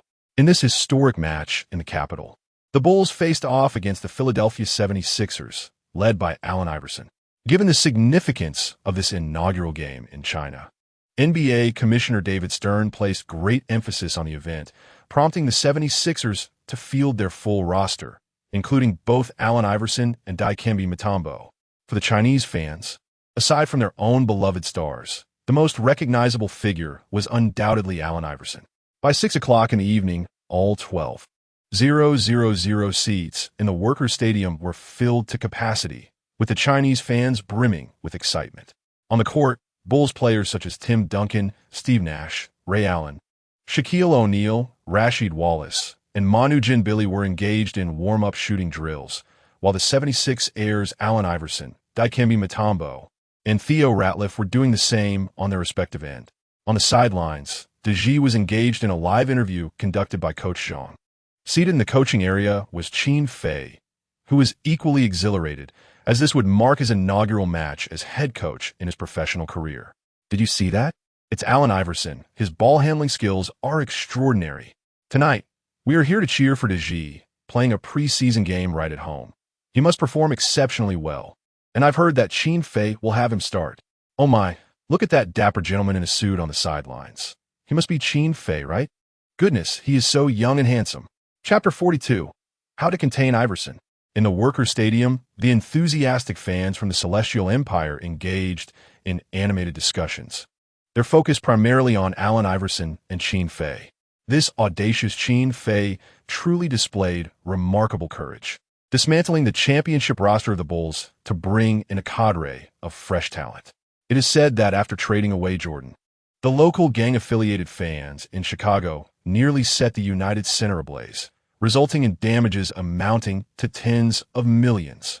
Indeed, one might argue that Qin Fei is somewhat overzealous, aspiring to clinch the championship with a squad of novices. The NBA is not as easily navigable as that. Jordan, despite his prowess, was an outsider, while Iverson is undeniably a compatriot from our own imperial capital. The mere fact that Qin Fei overcame numerous obstacles to bring Iverson to the NBA is deserving of our admiration. Without a doubt, the new season Chicago Bulls are, in part, our home team.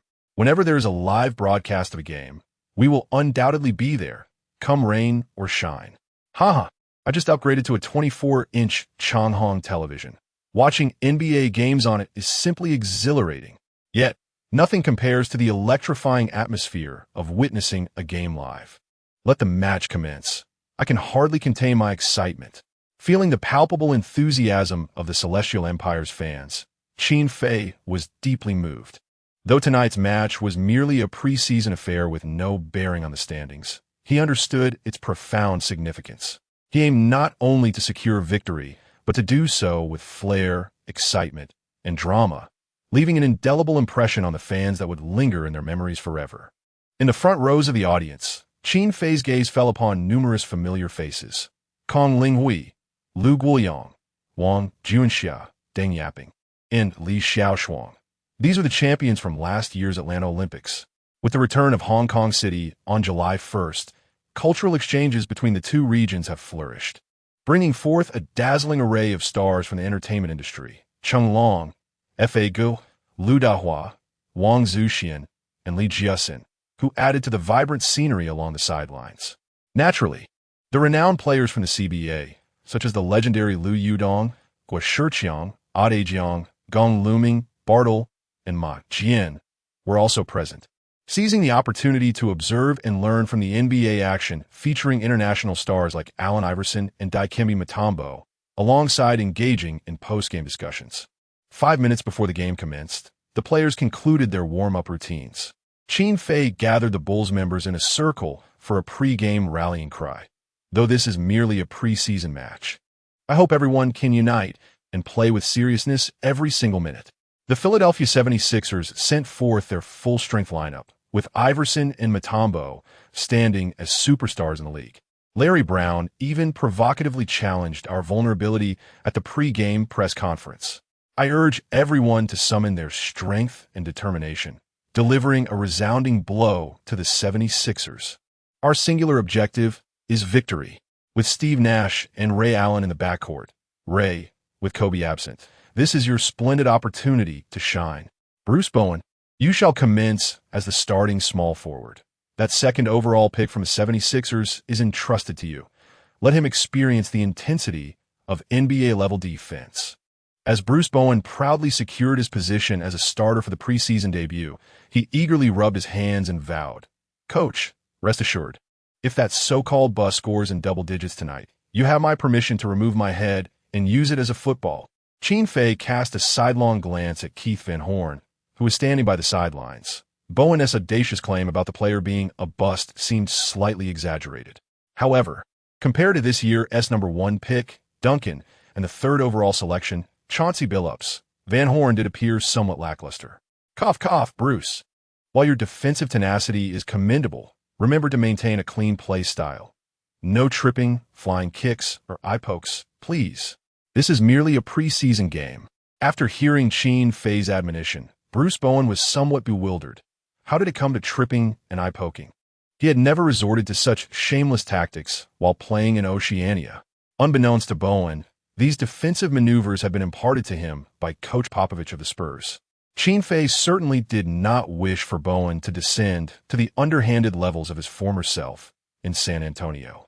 Yet such a fierce character was indispensable within the team. As we approach the playoffs and potentially the finals, should our opponents resort to dirty tactics, Bowen's role would prove invaluable when it comes to retaliation. Tim and Daz, you two will partner in the paint. With the formidable Dikembe Mutombo and Ratliff anchoring the 76ers interior, we are bound to face significant challenges on both ends of the court. We may employ a twin tower strategy shortly, and I shall elaborate further. Rasheed Wallace, upon learning of his non-starter status, was understandably displeased. Yet, no matter how frustrated he felt, he could only endure. How could he dare to oppose Qin Fei, the owner and head coach? Rasheed, your role tonight is that of the best sixth man. The 76ers bench is led by the 1995 first overall pick, Joe Smith. Whether you can contend with him depends upon your performance. Qin Fei's words promptly shifted Rasheed Wallace's focus to Joe Smith, igniting a fierce competitive spirit within him. Rest assured, Coach, I will dominate the court until he concedes, demonstrating who truly deserves the title of the 1995 #1 pick. The Philadelphia 76ers were indeed fortunate in their summer trades, not only acquiring the DPOY, Dikembe Mutombo, but also seizing the opportunity to snatch the 1995 first overall pick, Joe Smith, from the Golden State Warriors. Both Joe Smith and Rasheed Wallace are 1995 draftees, with Smith being the top pick and Wallace selected 4th overall. Thus, the Philadelphia 76ers now boast both the first overall picks from 1995 and 1996.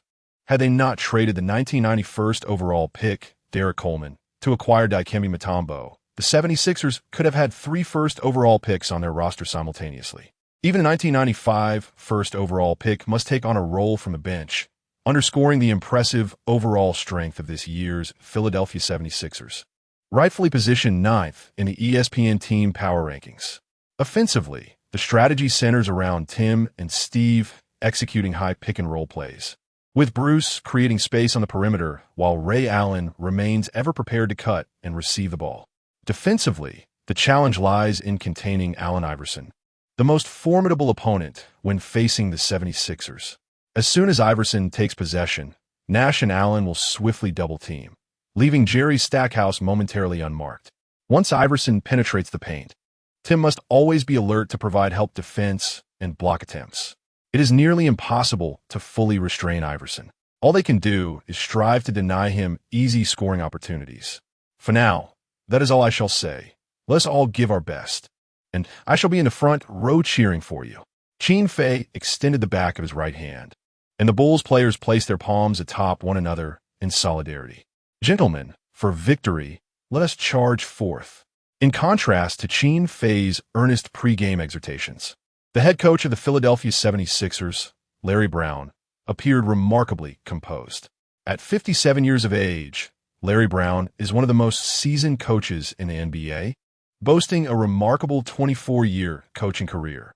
He is also the first coach in NBA history to lead 7 different teams to the playoffs. The Bulls have evolved significantly tonight. Play freely and focus on winning. Allen, I grant you 30 minutes on the court. Dikembe, aim for 20 to 25 minutes. Keith, as this year's second overall pick, you must perform well tonight. After being overshadowed by Tim in the Summer League, it is time to reclaim your pride in the preseason. I have faith in you. As the clock approached 7 in the evening, the starting five of the Bulls and the Philadelphia 76ers took to the court at the referee's signal, and the game was set to commence. At that moment, the familiar sound of the system alert echoed in Qin Fei's mind. Ding! Congratulations, host. Your first personal coaching game is about to begin. You are rewarded with a 5-draw chance for tactical items in the system shop. Would you like to draw now? Chapter 43.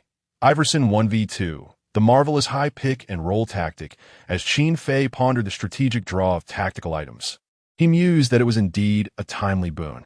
Although he felt confident in leading the youthful Bulls to victory that night, the Philadelphia 76ers had transformed significantly. If the indomitable Allen Iverson was determined to engage in a fierce battle against the Bulls, securing a win would not be an uncomplicated feat therefore. The application of tactics by the head coach became paramount. System: initiate a 5-fold draw for tactical items. Beep: congratulations, host. 5-fold tactical item draw in progress. Beep: acquired S-Class high pick and roll tactic. Beep: acquired S-Class low post isolation tactic. Beep: acquired S-Class twin towers tactic. Beep: acquired S-Class 4-point star tactic. Beep: acquired S-Class elevator door tactic. As the system notifications echoed in Qin Fei's mind, the arena's DJ, with his resonant voice and authentic Beijing accent, introduced the starting players of both teams. The starting five for the Philadelphia 76ers were point guard, Allen Iverson. When the name Allen Iverson resonated through the arena, a tremendous cheer erupted from the workers' gymnasium. Iverson, Iverson, Iverson. Behold, that is the answer, Iverson. Last year's number 1 draft pick, the shortest number 1 pick in NBA history. Iverson's success illustrates that height cannot constrain one's passion for basketball. He is undoubtedly the most illustrious star of tonight's match. Given ample playing time, scoring 50 points would pose no challenge for him. Of course, I am an ardent admirer of Iverson. I truly wish to obtain a signed photo with him. My room is adorned with posters of Iverson, feeling the enthusiasm of the fans. Iverson was genuinely touched, smiling and waving to the spectators surrounding the court. Shooting guard, Jerry Stackhouse. Small forward, Keith Van Horn. Power forward, Theo Ratliff. Center, Dikembe Mutombo. Aside from Iverson, the fans were less familiar with the other 4 starters of the 76ers, including the esteemed Mutombo. The global influence of a star player is often attributed not only to personal accolades, but also to their on-court allure. Speedy guards with exceptional dribbling skills and incisive drives tend to capture the hearts of fans. Michael Jordan, Allen Iverson, Kobe Bryant, Tracy McGrady all exemplify this phenomenon. In contrast, dominant interior players often enjoy lesser fame and prestige, and their endorsed footwear tends to sell poorly. As for the Chicago Bulls, their starting 5 included point guard, Steve Nash, shooting guard, Ray Allen, small forward, Bruce Bowen, power forward, Tim Duncan, center, Wang Zhizhi. As DJ finally announced Wang Zhizhi's name, the entire workers' gymnasium erupted into a fervent cheer. Seated in the front row along the sidelines were his former CBA teammates Liu Yudong and Ma Jian, who gazed on with palpable envy. The NBA, the pinnacle of global basketball, is a realm to which every player aspires. Concurrently, DJ also announced the head coaches of both teams. The head coach of the Philadelphia 76ers is Larry Brown. The head coach of the Chicago Bulls is Qin Fei. Upon hearing Qin Fei's name, the crowd erupted into joyous applause once more. Coach Qin Fei rose from the bench to wave at the enthusiastic fans in the stands. On the court, Dikembe Mutombo and Wang Zhizhi approached the center circle for the jump ball. With a swift motion, Mutombo tipped the basketball behind him, allowing Allen Iverson to seize the ball, granting the 76ers the first offensive possession of the game.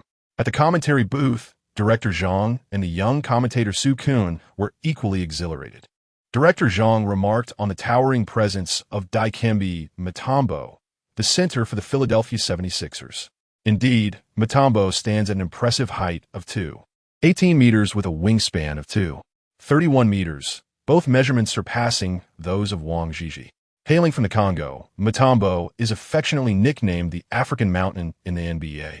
Last season, he was crowned the NBA's Defensive Player of the Year and famously led the Denver Nuggets to an unprecedented upset in 1994.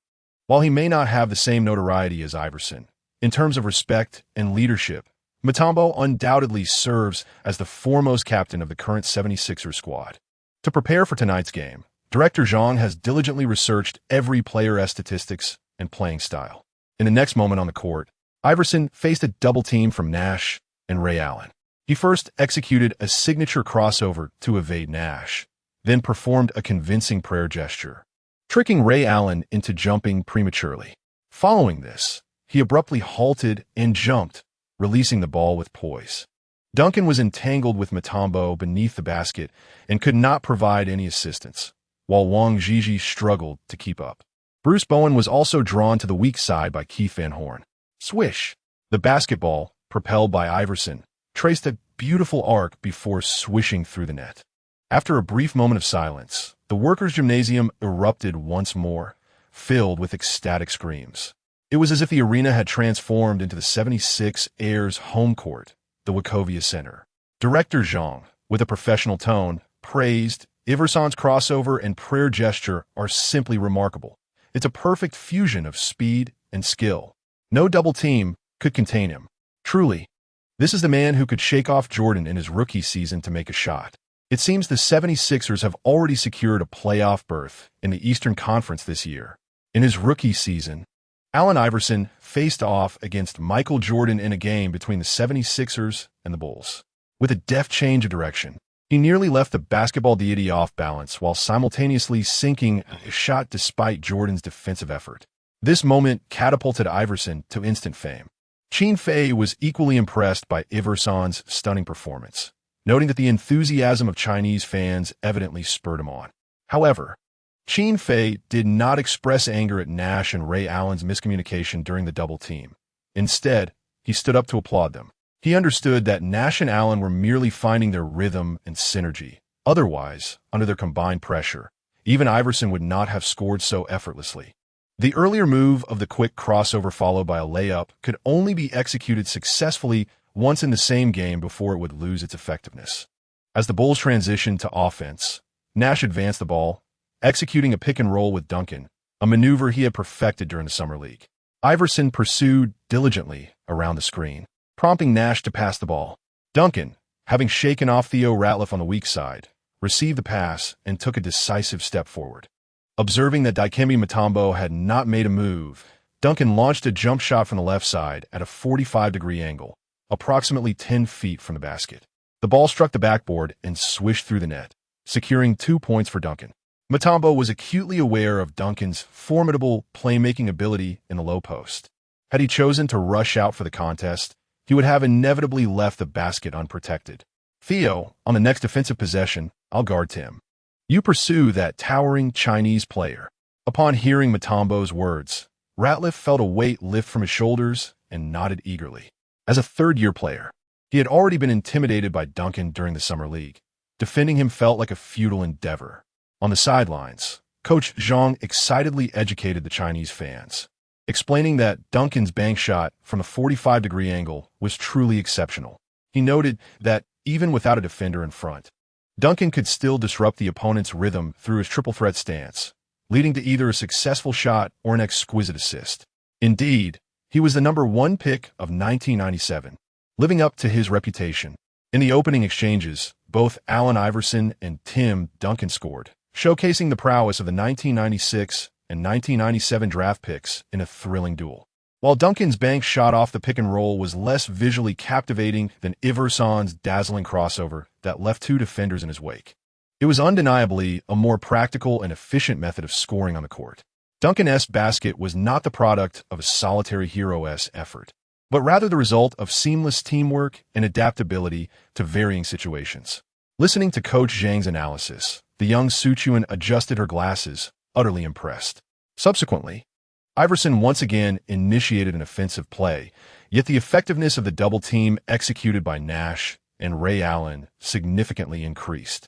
After all, they were both rookies from the illustrious class of '96, and the youthful exuberance of Nash and Allen fueled their determination to confront the top draft pick. Although their defensive experience and prowess did not rival that of Kobe, they possessed the vigor, speed, and enthusiasm to compensate. Nash's synergy with Iverson elevated the latter's speed attribute to an impressive 80, allowing the two defenders to effectively curtail Iverson's scoring potential. Rather than forcing a play, Iverson deftly passed the ball to the open Jerry Stackhouse. Upon receiving the ball, Stackhouse adjusted his position and leaped to effortlessly sink a mid-range jumper. Swish! Stackhouse was indeed a formidable player, having averaged 27 points per game for the 76ers last season, forming a dynamic backcourt duo with Allen Iverson. Coach Qin had instructed Nash and Allen to double-team Iverson while leaving Stackhouse unguarded, a decision that seemed questionable at first glance. However, with both Nash and Allen possessing merely average defensive capabilities, failing to double-team Iverson would have allowed him to score with ease, given his remarkable talent. This dilemma presented itself as the greatest challenge for the Bulls, underscoring the pivotal significance of a superstar like Iverson for the 76ers. Coach Zhang's commentary struck a chord, and Coach Qin, seated not far away on the Bulls bench, was well aware of the situation. He had prepared for Stackhouse's potential breakout, pondering how a player with a shooting percentage barely exceeding 40 could possibly challenge his Bulls. Yet, Qin found himself increasingly nostalgic for Kobe, who was far away in Chicago. In terms of elite backcourt defense, the Bulls had only Kobe left. Although even Kobe would struggle to contain Iverson, he could at least limit the latter's shooting efficiency. When discussing elite backcourt defenders, the current league had few, with the renowned Gary Payton being one of the rare exceptions. Future stars like Chris Paul and Drew Holiday would become treasured rarities, since they could not effectively limit their opponent's scoring. The most viable strategy for winning would be to enhance their own team's scoring efficiency. As the Bulls prepared for their offensive play, Nash and Duncan were poised to initiate another high pick-and-roll. At that moment, Coach Qin swiftly summoned the recently acquired S-level high pick-and-roll strategy card from the system. Ding! S-level high pick-and-roll strategy card successfully activated. Target players, Steve Nash and Tim Duncan. Using this card, Nash's shooting percentage after the pick-and-roll will increase by 20. Duncan's catch-and-shoot percentage will rise by 20, and the shooting percentage of teammates receiving a pass after encountering a double team will also improve by 20. Qin nodded in satisfaction, fully aware of the implications of this 20 increase in shooting efficiency. Boom! Soon, the arena echoed with the resounding sound of a thunderous dunk. After receiving the ball from Duncan, Ray Allen found himself closely guarded by Mutombo. With a masterful feint, Duncan delivered a precise pass to the accelerating Allen, who soared toward the basket for a thunderous dunk. In his youth, Ray Allen truly lived up to his reputation as a dunking maestro, and this spectacular display elicited enthusiastic applause from the fans in attendance. The defensive prowess of Mutombo, the brilliant pass from Duncan, and the magnificent cut and dunk by Allen were all noteworthy, but it was also crucial that the solidly built players set a well-timed screen for Allen. Coach Zhang's keen court vision was evident. Had it not been for this player's imposing stature obstructing Stackhouse, Allen's cut would not have been as seamless. Following over 2 months of systematic weight gain and strength training under Qin Fei's guidance, this player now boasts a weight of 116 kilograms, with his bench press reaching 135 kilograms, significantly enhancing the quality and effectiveness of his screens. The game stood at Bulls 4, 76ers 4, as the 76ers launched their offense. The double team from Allen and Nash once again compelled Iverson to pass the ball to Stackhouse. However, this time, Stackhouse failed to capitalize on the opportunity, missing a wide-open shot. With a resounding thud, the basketball ricocheted high, and both Duncan and Mutombo leaped simultaneously to contest the rebound beneath the basket. Chapter 44. A surge of power, the Celestial Empire in turmoil when it comes to leaping ability. How could Mutombo possibly contend with Duncan, who possesses the extraordinary jumping prowess of the legendary Chamberlain? With a resounding thump, Duncan seized the defensive rebound under Mutombo's astonished gaze and swiftly passed the ball to point guard Nash upon landing. Nash, with the ball in hand, executed a rapid transition, while Iverson and Stackhouse hurried back on defense. Ray Allen, sprinting alongside, flanked Nash on either side, penetrating into the front court beyond the three-point arc. Both Iverson and Stackhouse retreated to the paint, underestimating the likelihood of anyone daring to attempt a trailing three-pointer at this juncture. Nash, dribbling as if to feign a drive to the basket, deftly delivered a behind-the-back pass. The ball seemed to possess an uncanny precision, soaring directly into the hands of the trailing teammate. Who was it? It was none other than Dodgy. The swiftly retreating Theo Ratliff showed no inclination to contest Dodgy's three-point shot. Instead, he barreled straight towards the basket, preparing to secure a rebound. Dodgy, poised at the weak side 45-degree angle beyond the three-point line, took a moment to adjust the ball, exhaling a deep breath as he faced the hoop, leaping into his shot. Swish! Dodgy's three-pointer sent shockwaves through the arena, rendering both the players and head coach Larry Brown of the 76ers utterly astounded. The entire Workers' Stadium erupted in a cacophony of jubilant cheers. Dodgy, well done. We love you, Dodgy. Go, Dodgy. The Great Wall of the Celestial Empire. Seated in the front row, Dodgy's former teammates, Liu Yudong and Gong Luming, rose to applaud in admiration. The NBA's three-point line, significantly further than that of the CBA, posed a challenge, yet Dodgy's accuracy suggested he had fully acclimatized to the NBA's demands. The training videos from his time in Chicago, along with subsequent training plans, had been shrouded in secrecy, leaving the Bulls' towering presence, a player who could revolutionize the inside game of the 90s, stunning the 76ers players and their coach, Larry Brown. For Brown, the only plausible explanation for Dodgy's trailing three-pointer was sheer luck. The 76ers failed to promptly recognize Dodgy's outside shooting threat, leading to their swift retribution. Brown signaled for Iverson to pass the ball to the rookie, Keith Van Horn, indicating a desire to cultivate new talent. After all, with so much time elapsed since the game began, Van Horn had yet to even touch the ball, tightly guarded by Bruce Bowen. However, the slender Van Horn struggled against Bowen's oppressive defense, ultimately dribbling the ball out of bounds. During the Bulls' next offensive possession, Nash, after a pick-and-roll with Duncan, found himself trapped by Iverson and Stackhouse. Duncan, unable to receive the ball due to Mutombo's suffocating defense, left Nash in a predicament. Yet, in a moment of brilliance, Nash, sensing the situation, delivered the ball seamlessly to Dodgy, who was positioned beyond the three-point line. Ratliff's pursuit was tardy, or perhaps he simply had no intention of closing in. A towering figure from the Celestial Empire, standing at 2.16 meters, managed to land two consecutive three-pointers, much to the disbelief of Ratliff. Yet the very next moment, the reality he faced compelled him to accept the unexpected. Swish! At the arc of the three-point line, Dodgy executed his shot with precision, the ball piercing through the net like an arrow. Bulls 10, 76ers 4. The home crowd erupted in jubilant cheers, while 76ers head coach Larry Brown furrowed his brow, calling for the first time out of the game. The Bulls players celebrated with high fives, their spirits thoroughly invigorated. Qin Fei contemplated the peak shooting attributes of Dodgy, akin to that of Nowitzki, which had surged to an impressive 80. His three-point shooting attribute on his personal system panel had similarly escalated to a staggering 93, coupled with a significant boost from the S-Class high pick and roll tactic, which augmented the receiver's shooting percentage by 20 following a screen by Duncan and Nash. Should Larry Brown allow Dodgy to take more three-point shots, it was certain that Dodgy would leave the 76ers questioning their own abilities.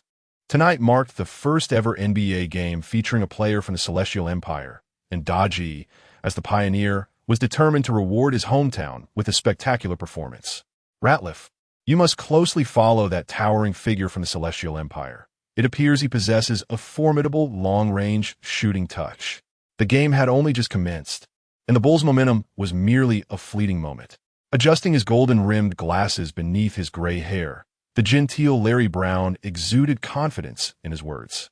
However, upon returning from the timeout, the Bulls' offensive onslaught intensified, their advantage becoming increasingly pronounced.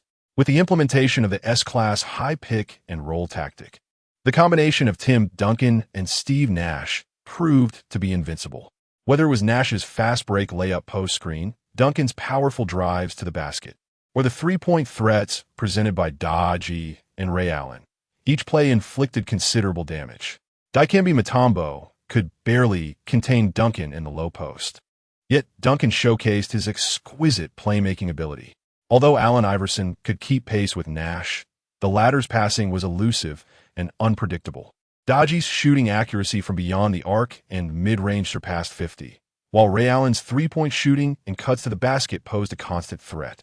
Even Bruce Bowen occasionally managed to sink an open three-pointer, causing the second overall pick to hesitate in double-teaming others. This Bulls team found their rhythm in the first quarter, amassing an impressive 39 points, while the 76ers struggled. Iverson was consistently double-teamed, Stackhouse's shooting was sporadic, and the offensive threats from Theo Ratliff, Dikembe Mutombo, and Keith Van Horn were virtually non-existent. Scoring 24 points in a single quarter was a commendable achievement under such circumstances. Bulls 39-76 i 24.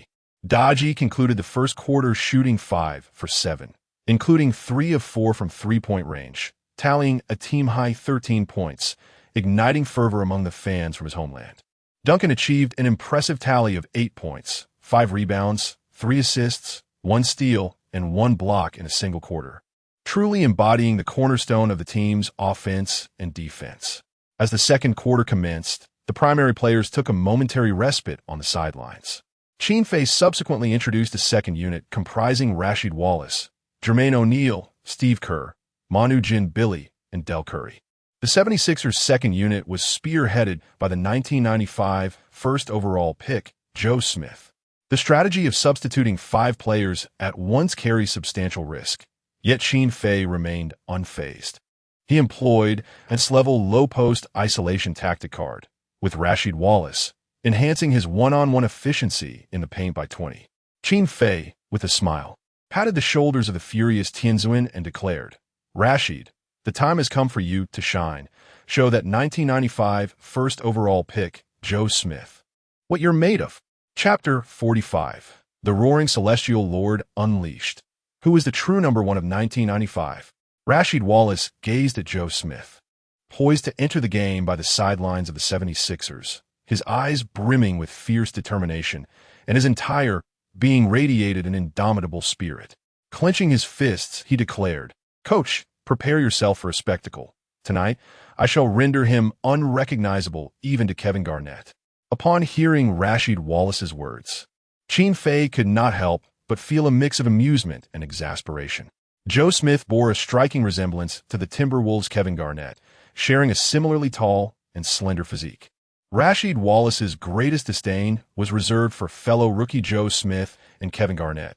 Thus, whenever facing the Golden State Warriors or the Minnesota Timberwolves, Rasheed would be filled with unyielding resolve, delivering performances that rivaled those of the two esteemed power forwards. The 1995 NBA draft was indeed a year abundant with exceptional power forwards. In comparison to that year's first overall pick, Joe Smith, the second pick, Antonio McDyess, the fourth pick, Rasheed Wallace, and the fifth pick, Kevin Garnett, were all regarded as the foremost power forwards of the late 1990s. Particularly noteworthy was Kevin Garnett, who, having entered the league straight from high school, fell to the fifth pick. However, following his development in the league, Garnett's accolades and personal prowess unequivocally established him as the pinnacle of the 1995 draft class. Last season, Joe Smith delivered a staggering average of 18, 7 points and 5 rebounds while with the Golden State Warriors, signifying a promising future. The Warriors intended to extend his contract for 4 years at $36 million prior to the expiration of his rookie deal. Yet Joe Smith's agent, the renowned NBA representative Dan Fagan, clearly indicated to the Warriors that Smith would explore free agency upon the conclusion of his 3-year rookie contract. This revelation instilled considerable anxiety within the Warriors' management as they sought to avoid losing Joe Smith without any return after a single season. Moreover, during the offseason, a scandal erupted involving the team's star, Latrell Sprewell, who infamously choked head coach P.J. Carlesimo, resulting in Sprewell's suspension for the upcoming season. The Warriors thus found themselves in disarray, leading to a hasty trade that sent Joe Smith to Philadelphia. This refusal to sign and subsequent trade irrevocably altered the trajectory of Joe Smith's career. His sophomore season, marked by an average of 18, 7 points and 5 rebounds, became the pinnacle of his professional journey. Following this, Joe Smith would traverse through 12 different NBA teams, with his average points per season never surpassing 14, earning him a reputation as a notorious journeyman. Larry Brown, well aware of Joe Smith's lofty ambitions, anticipated that after the conclusion of a new season, he would inevitably depart the 76ers to test the waters of free agency. Rather than allowing him to start and produce extraordinary numbers, it seemed more prudent to position him as a bench player, serving as a rogue element. Joe, your initial performance tonight has not been particularly impressive, and the task of closing the gap now rests upon your shoulders. You must deal with that Rasheed Wallace from the opposing team. I have heard he has long questioned your status as a #1 draft pick. Joe Smith, having been traded to the 76ers, was already somewhat reluctant, and being relegated to the bench for the preseason has further diminished his interest. However, upon hearing Larry Brown's motivating words and witnessing the eager Rasheed Wallace from the Bulls, Joe Smith's competitive spirit was instantly ignited. Coach, rest assured, Rasheed is nothing more than a mere nuisance in my presence. Many African-American players in the NBA lack educational background and generally have lower IQs. Combined with their impulsive nature, they can often be easily manipulated by their coaches. Eric Snow and Brian Shaw. You two will be responsible for closely guarding Steve Kerr and Del Curry. These two gentlemen pose a significant threat from beyond the arc. Compared to the vibrant young rookies of the Bulls, Larry Brown is certainly more familiar with the established figures of Steve Kerr and Del Curry. Old Curry has received the Sixth Man of the Year award, a prestigious accolade among role players. While Steve Kerr may not have been well known initially, his clutch shot in the finals has secured his place in history. Jim Jackson, you will match up against that white #20 player. Make sure to dominate him. Benoit Benjamin, you will contend with Jermaine O'Neal. Do not allow him to snatch rebounds over you. Though Larry Brown did not place much importance on this preseason game against the Bulls, trailing by 15 points at the end of the first quarter did prompt him to take the situation more seriously.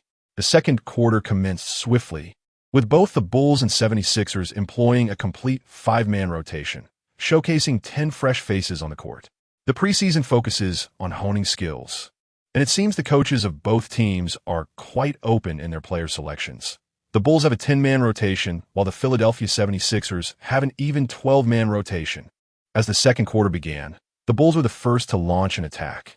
In the NBA, the initial possession of each quarter is determined by the opening tip-off. For instance, if the home team wins the opening tip-off and gains the first offensive possession, then the visiting team will possess the ball at the start of the second and third quarters, while the home team will regain possession at the beginning of the fourth quarter. Tonight, the 76ers won the opening tip-off. Thus, the first possession of the second and third quarters belongs to the Bulls. On the court, Rasheed Wallace quickly moved to the low post, backing down Joe Smith while reaching out for the ball from Steve Kerr on the perimeter. Shaquille O'Neal and Benjamin grappled at the edge of the weak side paint, while Kerr, Old Curry, and Ginobili spread out to the perimeter, providing Rasheed Wallace with an opportunity to exploit his low-post matchup. Joe, I am about to return the favor for that dunk you delivered over me last season. Rasheed, who has given you the audacity to attempt a highlight dunk over me. Liang Jingru, you must be joking. Rasheed Wallace unleashed a fierce curse, his entire being brimming with combat spirit. Lowering his center of gravity, he charged forward, driving his shoulder forcefully into Joe Smith's chest. Bang, bang, bang. With 3 resounding impacts, Joe Smith grimaced in pain, feeling as though his chest might burst, staggering backward. Goodness, when did this brute become so powerful? Just as Joe Smith was engulfed in shock, Rasheed seized the moment, leaping into the air for a thunderous dunk. Joe Smith attempted to leap for a block, but Rasheed's muscular arm pinned him down entirely. Boom! A deafening sound erupted above Joe Smith's head. The force of Rasheed's dunk sent Joe Smith crashing to the ground, landing squarely on his rear of the baseline. Bang! Beep! The referee's whistle pierced the air, signaling that Rasheed's basket was valid, while Joe Smith was called for a foul, granting Rasheed an opportunity for a free throw. Ecstatic, Rasheed stepped toward the stunned Joe Smith, who was still seated on the ground, his eyes wide and mouth agape. Little Joe, he bellowed, speak up. Who truly deserves to be the number 1 pick of 95? Joe Smith quickly regained his composure, suppressing his fear. He rose and deliberately shoved Rashid with his shoulder, retorting, just you wait. Tonight, I'll have you kneeling and apologizing. Anger surged within Joe Smith as he clenched his fists, continually reassuring himself that he had merely been caught off guard. The fans at the Workers' Stadium erupted in cheers and screams. Such a visceral display of dominance was rare in the CBA. This Bulls number 30, a backup power forward, was truly impressive. Who could withstand such a violent dunk? Did you see that? The hoop shook from his slam. If he had a bit more power, he might have shattered the backboard. Shattering the backboard, however, was improbable. The basketball hoops and tempered glass backboards used in this league were imported directly from NBA specifications, designed to withstand over 600 kilograms. It was said that a player nicknamed Shaquille O'Neal had shattered backboards during games, and not just once. There's only one O'Neal in the NBA. Do you think Americans are all like him? By that logic, wouldn't we in China all be like Kong Linghui?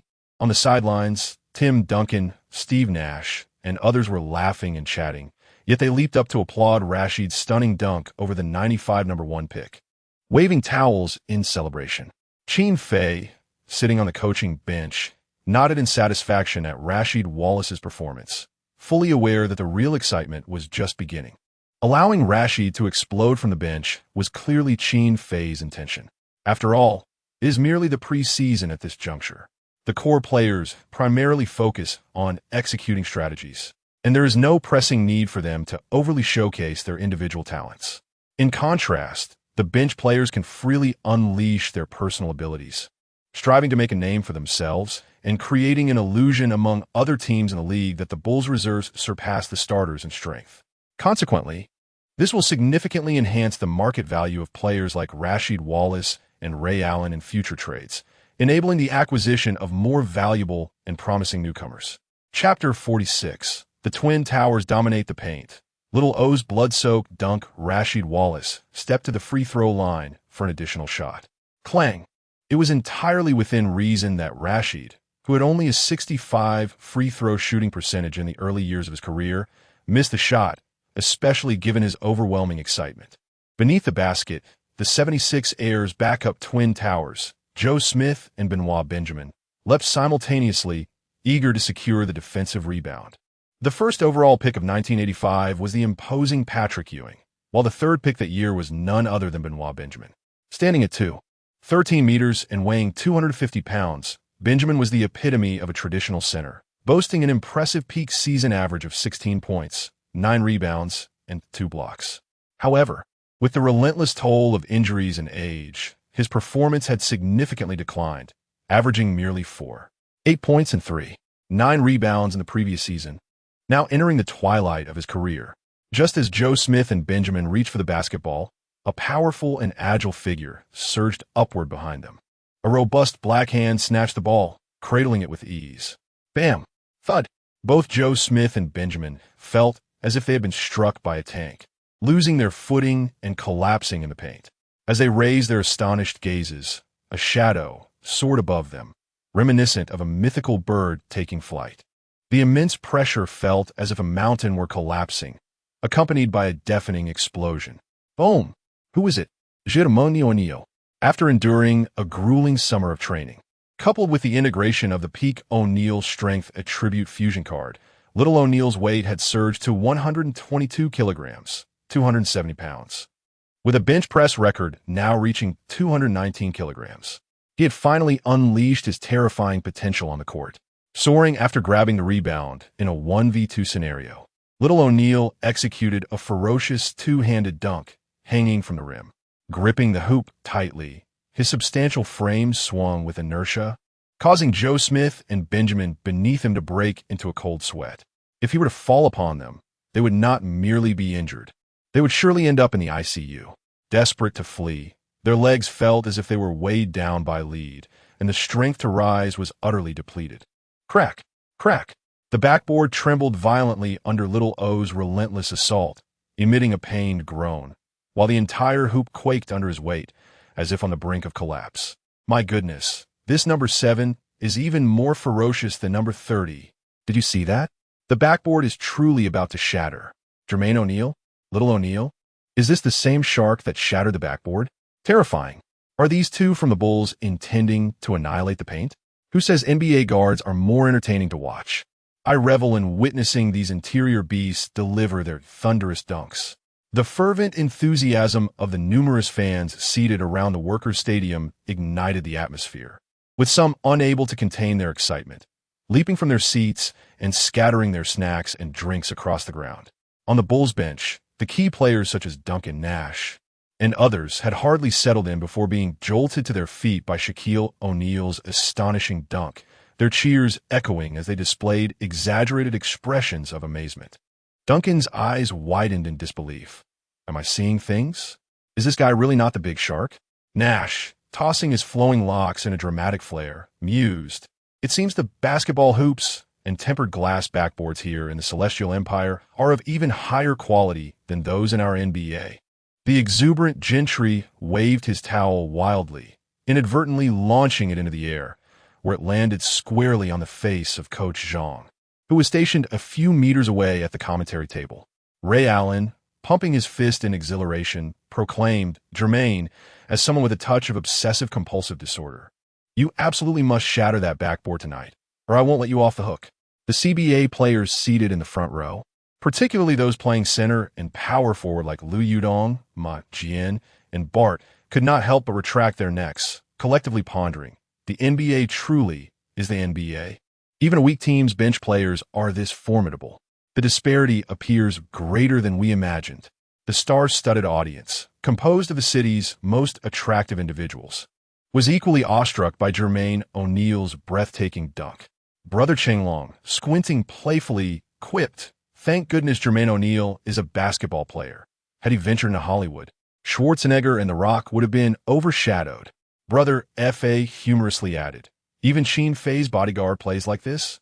Wang Zuxian and Li Jiasin were visibly shaken by O'Neal's dunk, their eyes wide with astonishment, even swallowing nervously as they remarked, "These American giants are simply too powerful. It's overwhelming, truly overwhelming." Meanwhile, Qin Fei remained composed and unruffled on the coach's bench. Was the scene electrifying? Certainly, but it was not sufficient. Tonight, Qin Fei aimed to ensure that Rasheed Wallace and Jermaine O'Neal would both make a name for themselves in this match. System: activate the S-Class low-post twin tower strategy immediately. Ding! The S-Class low-post twin tower strategy has been successfully activated. Target players: Rasheed Wallace and Jermaine O'Neal. The strength, speed, jumping ability, explosiveness, and vision of the twin towers in the paint are all enhanced by 20. Additionally, during the process of alley-ooping over the opposing All-Star Center, there's a chance to trigger the Destructive Hammer skill effect, which may shatter the backboard or even topple the basketball hoop. Qin Fei internally praised the strategy, realizing that the S-Class Twin Tower strategy transcended mere tactics. It was an embodiment of aesthetic violence. If either O'Neal or Wallace were to indeed shatter the backboard during tonight's game, this inaugural match in NBA history set in the Celestial Empire would be etched into the annals of time. On the court, after a slam dunk, Little O'Neal was penalized with a technical foul for pulling down the rim for over 3 seconds.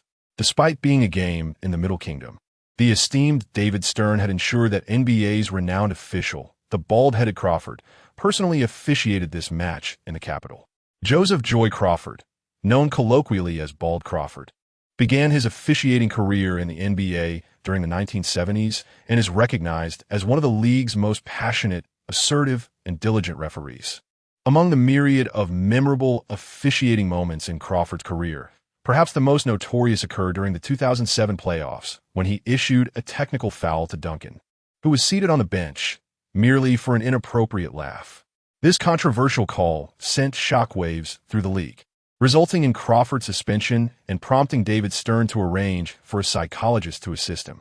In response to this technical foul, Little O'Neal could only throw up his hands in exasperation, complaining to Crawford, "I merely wish to maintain my balance. You know, I didn't want to fall and crush those two fools from the 76ers." The game resumed with the 76ers on the offensive. Joe Smith, feeling humiliated and enraged after being provoked by Rasheed Wallace and Little O'Neal on defense, was determined to reclaim his pride on the offensive end. However, just as Joe Smith attempted to shake off Rashid with a series of clumsy footwork and leaped for a one-handed dunk to redeem himself, a formidable figure suddenly loomed before him. With a roar, little O'Neal channeled all his strength into his right hand, fully charging his power meter, and sent a thunderous block crashing down upon the basketball in Joe Smith's grasp. The sound echoed like a series of thunderclaps as Joe Smith, akin to a collapsing mountain, was completely upended in the paint, both him and the ball sent sprawling. Smith fell heavily to the court floor, his expression one of agony, limbs twitching involuntarily. Little O'Neal stood triumphantly beneath the basket, gazing down at the fallen Smith, coldly questioning, "Joe Smith, let me ask you on behalf of my buddy Rashid, who truly deserves to be the #1 pick of '95. Rashid Wallace approached with a grin, high-fiving little O'Neal, then sneering at the prostrate Joe Smith. "Little Joe, did you really think I couldn't guard you? With those clumsy steps, you thought you could get past me?" In that moment, despair gripped Joe Smith. As a teammate, Eric Snow rushed to assist him. He shouted, "Don't you dare help me. I can get up on my own." 3 seconds later, he coughed. "Who the hell is going to help me up? Is it my teammates or what?" Chapter 47, The Soul-Searching of Wallace. O'Neal shatters the backboard despite being a ferocious block aimed solely at the ball. Young O'Neal's violent rejection was excessively brutal, resulting in a conspicuous collision with Joe Smith. However, during the 1990s, when the NBA was dominated by formidable centers, physical confrontation and intense battles in the paint were celebrated. Hence, the season referee, the bald Crawford, would undoubtedly refrain from intervening in O'Neal's electrifying and forceful denial, as Joe Smith suffered relentless punishment from both Rashid Wallace and young O'Neal. The crowd at the Workers' Stadium erupted in jubilant cheers. Coach Zhang, with a booming voice, shouted, "O'Neal, this is O'Neal. The NBA is not solely defined by the Lakers. We, too, have our own O'Neal." The primary players on the Bulls bench sprang up again, waving their towels enthusiastically. Coach Qin Fei, unable to tolerate the excitement, frowned at his teammates and raised a hand to calm them down. "Is it really necessary to be this animated? Sit down. It's just routine. Do you understand the fundamentals?" On the other hand, Coach Larry Brown of the 76ers wore a grim expression. The starting center and newly crowned Defensive Player of the Year, Dikembe Mutombo, could no longer contain himself and stood up from his seat. "Coach, call a timeout. These Bulls players are going too far. I need to take matters into my own hands." Observing his new teammate being bullied, Allen Iverson could hardly restrain himself either. "Coach, let me in. I want to take down these two clumsy giants from Bulls." With a stern face, Larry Brown replied, "What's the rush? Sit down. How can we send our starters to face the benchwarmers of such a pathetic team as the Bulls?" On the court, the Bulls, under the dual tower strategy led by Rashid Wallace and Jermaine O'Neal, utterly dominated both ends of the game. Their defense was marked by spectacular blocks, while offensively they executed powerful dunks that left the 76ers backup big men, Joe Smith and Benjamin, in tears and battered. With the significant threat posed by the Twin Towers in the paint, the Bulls seasoned sharpshooters, Steve Kerr and Del Curry, effortlessly found open shots, each sinking three-pointers with precision. Swish! Swish! Meanwhile, Manu Ginobili, during a one-on-one encounter with Jim Jackson at the top of the arc, executed a lethal crossover that left his opponent reeling. And after a swift step, he halted for a mid-range jumper that found its mark. Swish! In less than 3 minutes after the second unit of the Bulls took the court, they unleashed a swift 14-0 run, utterly overwhelming the 76ers as if they were playing in the CBA. On the sidelines, Allen Iverson's expression shifted to one of seriousness as he observed Ginobili's dazzling breakthrough and deft maneuvering. In front of the commentary desk, the exuberant Coach Zhang continues to enlighten the fans. "I am quite familiar with Manu Ginobili. He was a key shooting guard for the Argentine team at last year's Atlanta Olympics. Qin Fei truly possesses remarkable insight. If he can overcome his injuries, Ginobili is bound to make a significant impact in the NBA." Meanwhile, the game presses on. Rashid Wallace showcases his formidable defensive prowess while single-handedly guarding Joe Smith in the low post, rendering Smith unable to take a shot. Ultimately, The ball is passed to the perimeter where Eric Snow attempts a three-pointer, only to miss. Transitioning back to offense, Rasheed Wallace deliberately positions himself in the post against Joe Smith and executes a thunderous dunk. With a resounding crash, Joe Smith, desperate to defend, inadvertently strikes Rasheed Wallace in the face with his palm. Blood immediately streams from Rasheed's nostrils and the corner of his mouth. Unfazed, Rasheed instinctively responds by slamming the basketball into the hoop while simultaneously delivering a precise elbow strike to Joe Smith's temple. The impact resonates, and Joe Smith collapses heavily to the ground, dazed and disoriented, quickly losing consciousness. Despite the blood staining his face from the blow, Rasheed advances menacingly, eyes sharp as blades, gazing down at the unconscious Joe Smith, blood dripping onto him. In a measured tone, he poses a soul-searching question. Joe, I simply wish to ask you one thing. Who truly deserves to be the number 1 pick in 95? The assistant referee, startled by this confrontation, swiftly blows the whistle, issuing Rasheed Wallace a technical foul. Simultaneously, the 76ers players, both on and off the court, erupt in outrage, rushing towards Rasheed. Qin Fei, taken aback, joins the Bulls players in the fray. Tension escalates, and dozens of armed police officers swiftly arrive at the scene to quell the impending conflict between the two teams. This historic NBA game in the capital of the Celestial Empire, despite the inadequate facilities of the Workers' Gymnasium compared to NBA standards, has seen substantial investment in security measures. Originally tasked with maintaining order among fans to prevent violent altercations, no one anticipated that a mere preseason game would incite such fervor among the players, nearly leading to a large-scale brawl. The armed officers quickly intervene, halting the players' clash. Medical personnel from the NBA rush onto the court to assess the injuries of Joe Smith and Rasheed Wallace. The 76ers medical team preliminarily diagnoses Joe Smith with a moderate concussion, ruling him out for the remainder of the game.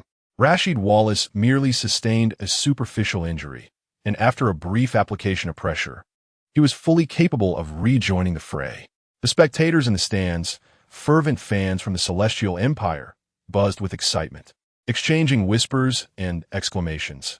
Our armed police response was remarkably swift. Why not let the players duke it out first?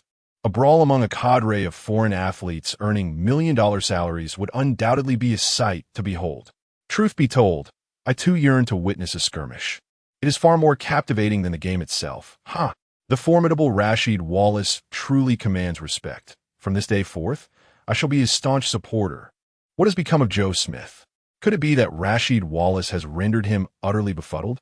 After approximately 15 minutes of tumultuous pause, the players from both teams regained their composure, and the match resumed. Larry Brown, head coach of the 76ers, could no longer contain himself, his voice hoarse and his eyes ablaze as he bellowed at his players. Allen, Dikembe, you both get in there, regardless of whether you're starters or reserves, and give those Bulls a thorough thrashing. Meanwhile, Qin Fei remained unfazed, opting to deploy his second unit, while keeping the starting quintet on the bench. Upon entering the game, Allen Iverson erupted with vigor, deftly maneuvering past the seasoned Steve Kerr and Del Curry, exploiting the gap at the edge of the paint. He effortlessly sank a mid-range jumper as the Twin Towers failed to close in. Swish! Even the youthful Manu Ginobili struggled to keep pace with Iverson, who left him reeling with sharp crossovers. White boy, your killer crossover is commendable, but there are still some nuances lacking. Your speed could use a boost. While Ginobili found it challenging to contain Iverson, he retaliated by exploiting a mismatch, delivering a fierce drive and a face-up shot that countered Iverson's prowess. Allen, I may not be able to guard you, but you cannot guard me either. Ginobili spoke the truth. Iverson's offense was insurmountable, yet his defense left much to be desired. In a mere 3 minutes, the 76ers starting lineup responded with a resounding 16-5 run, narrowing the gap from 29 points to 18. Bulls, 59, 76, 47. The defensive prowess of the combination of Dikembe Mutombo and Theo Ratliff greatly surpassed that of Joe Smith and Benjamin, making life challenging for the Bulls reserves. Rasheed and Big O, Following a spectacular block by Mutombo against Rashid Wallace's turnaround shot, he performed his signature finger-wagging gesture. As the second quarter swiftly approached its final 1 minute and 16 seconds, the score stood at Bulls 62, 76ers 50, a gap reduced to 12 points. After a dead ball, Qin Fei called for a timeout, producing a marker and a tactical board to assign a specialized strategy for his interior Twin Towers. Upon returning from the break, the Bulls prepared to inbound the ball from the sideline. Rashid Wallace and Jermaine O'Neal executed a cross screen in the paint, with Rashid backing down Theo Ratliff on the weak side, while Dikembe Mutombo guarded O'Neal on the strong side.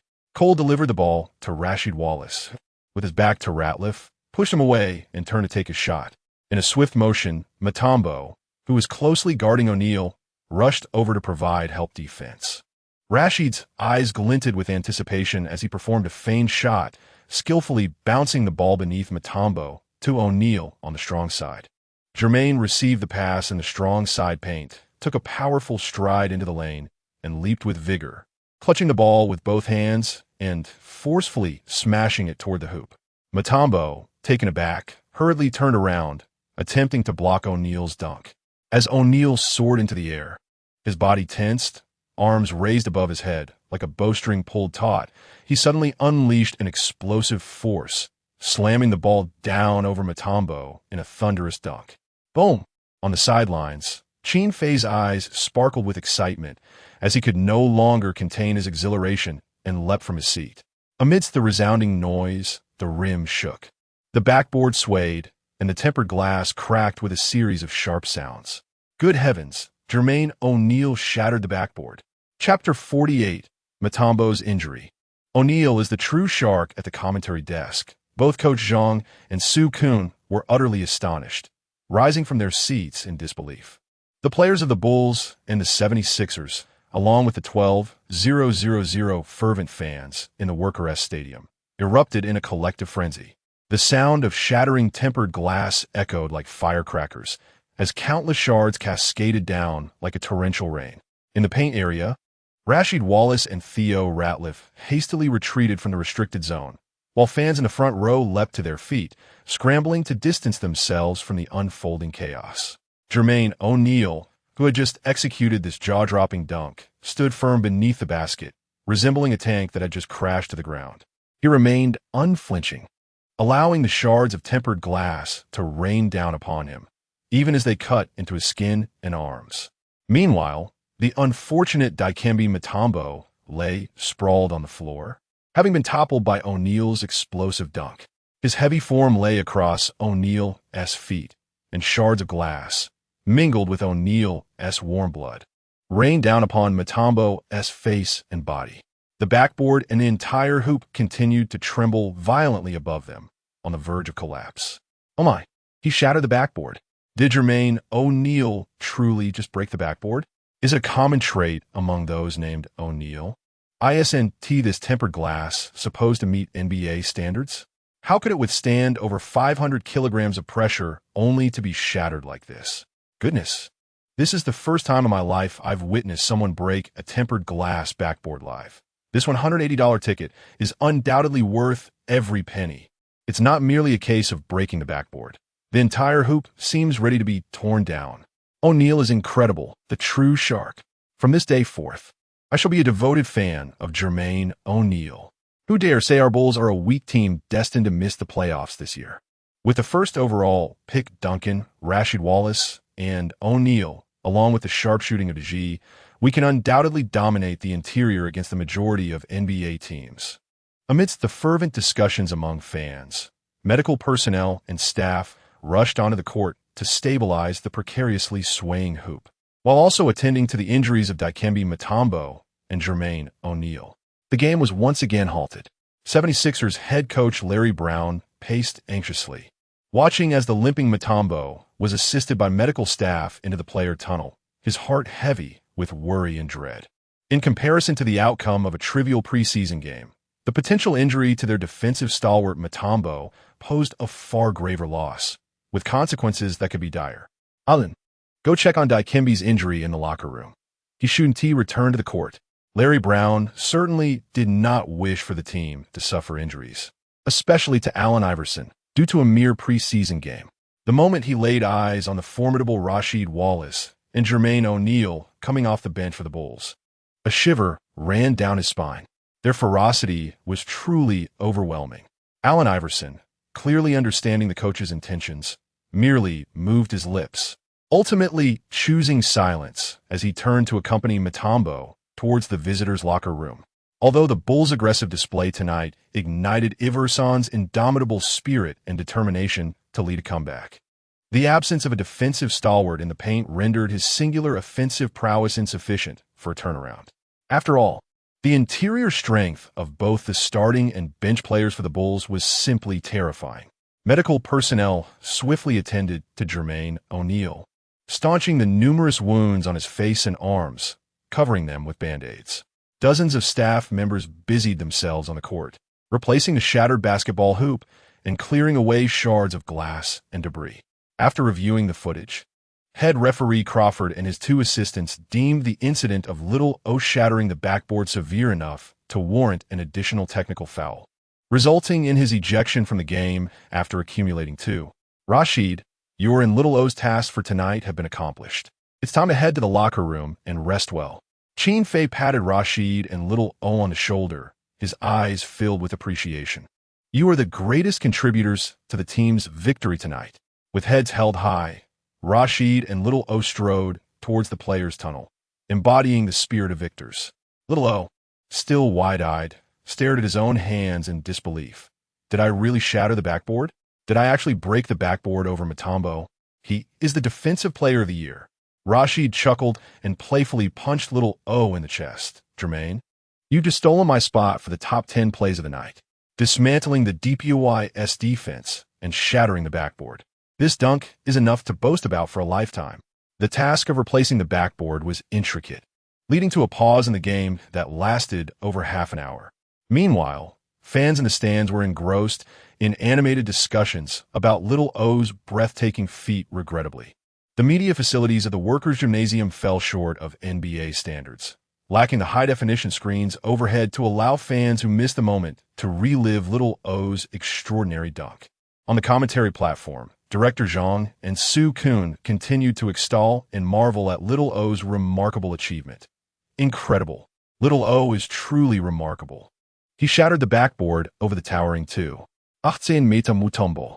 Our Bulls O'Neal seems to rival even the legendary Shaquille O'Neal of the Los Angeles Lakers.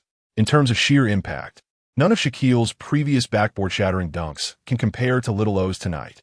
With the illustrious presence of DPOY Dikembe Mutombo as a backdrop, alongside the enthusiastic support of 12,000 fans in attendance and millions more watching from the comfort of their homes, this dunk, this NBA game in our homeland, is destined to be etched in history. It will forever radiate brilliance, both in the annals of the NBA and within the chronicles of our national basketball scene. This evening's contest is poised to dominate the front pages of major sport publications across the United States. Guidance Zhang, with a beaming countenance, was apprehensive about NBA teams visiting our country for preseason matches, fearing that the star players might merely go through the motions, failing to ignite the fervor of our basketball enthusiasts. However, the ongoing clash between the Bulls and the 76ers has far exceeded the expectations of both Coach Zhang and the local fans in terms of competitive intensity and sheer spectacle. It would not be an exaggeration to assert that this first half of play has eclipsed the excitement typically found in regular season games and even some playoff matchups. After all, feats such as shattering backboards and causing opposing players to experience concussions are indeed rare occurrences in the history of the NBA. Coach Zhang recognizes that this remarkable display can largely be attributed to the audacious spirit of Qin Fei, the young and ambitious owner of our team. With such leadership, the NBA is bound to gain swift popularity in our nation, propelling the advancement of basketball here to unprecedented heights. On the sidelines, Qin Fei observed as 76ers head coach Larry Brown appeared to concede early, envisioning a victory in this match that already seemed secured. The electrifying performances of Rasheed Wallace and Shaquille O'Neal tonight will undoubtedly magnify the significance of the Bulls' preseason debut triumph. Qin Fei is confident that following this evening, the 76ers and the remaining 28 teams in the NBA will no longer underestimate this revitalized Chicago Bulls squad. ESPN's power rankings will surely reassess the Bulls' prowess as the new season approaches. Chapter 49. A resounding victory over the 76ers in a remarkable display. Duncan nearly achieved a triple-double with 32 points across 3 quarters. Qin Fei's influence allowed Xiao Ao to shatter not only the tempered glass backboard, but also the biases and underestimations held by other teams in the league, as well as the stubbornness and obsessions of old-school Chicago fans. Tim and Ajay, you two will take the court next, paired with Ray Allen, Del Curry, and Steve Kerr. With the 76ers missing their core players and facing a significant deficit, the athletes had essentially surrendered. There was no need to relentlessly pursue them. We could afford to show some courtesy, treating this as a practice match to refine our tactics.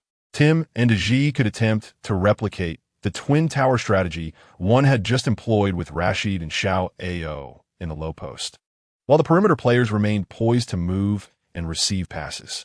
They could also experiment with the star and four strategy, allowing Tim to dominate in the paint, showcasing his one-on-one prowess, while Ajay, Ray Allen, Steve Kerr, and Del Curry positioned themselves beyond the three-point line. If the opposing big men failed to double-team, Tim would assertively take them on.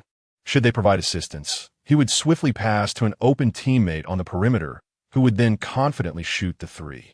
Having succinctly outlined the upcoming game strategy, Qin Fei leisurely returned to the coaching bench.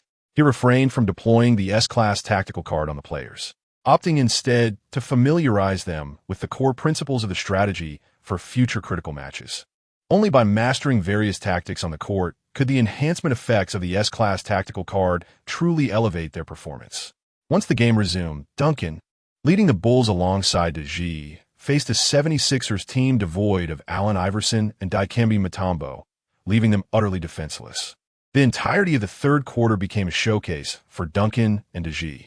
Duncan dominated the paint, invincible on both ends, leaving Theo Ratliff in a state of despair. Having suffered defeats in the Summer League and preseason, would they endure further humiliation in the regular season? After a summer of training under Qin Fei, Ajay had gained both weight and strength, enabling him to assertively battle in the post. The typical NBA backup centers could no longer handle him one-on-one. Moreover, Ajay's three-point shooting had become the most accurate on the team, overshadowing even the seasoned sharpshooters Del Curry and Steve Kerr.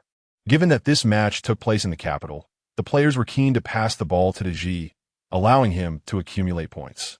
By the end of the third quarter, Ajay had achieved 6 of 8 shooting, including 3 of 5 from beyond the arc, and 2 of 2 from the free throw line, amassing 17 points.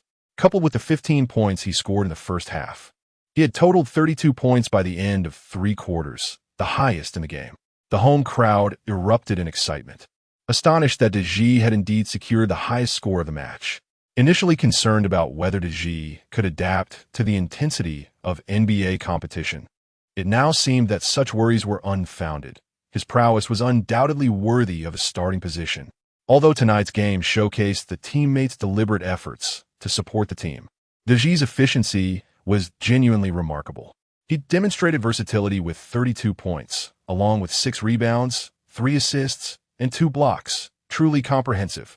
Who among you dare to claim that Ajay could not thrive in the NBA? Step forward.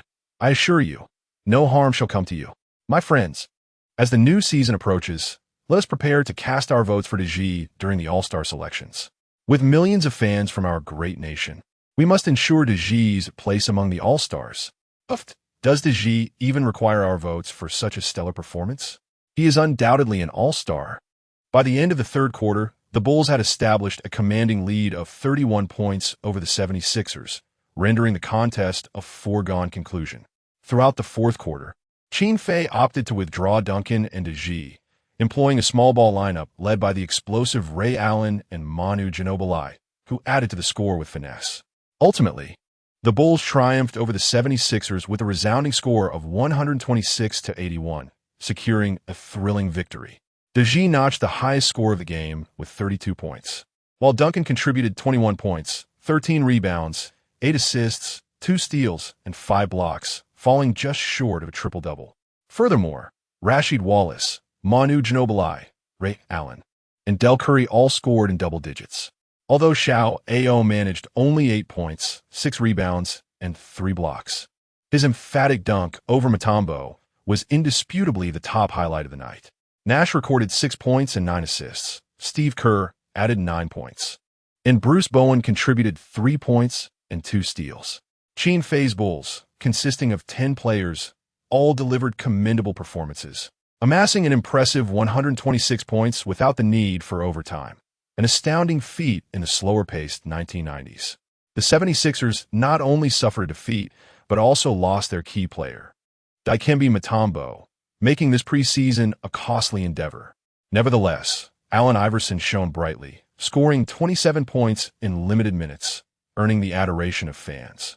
Following this battle, 76ers coach Larry Brown could no longer underestimate the Chicago Bulls and Qin Fei, vowing to reclaim honor in their upcoming regular season encounter.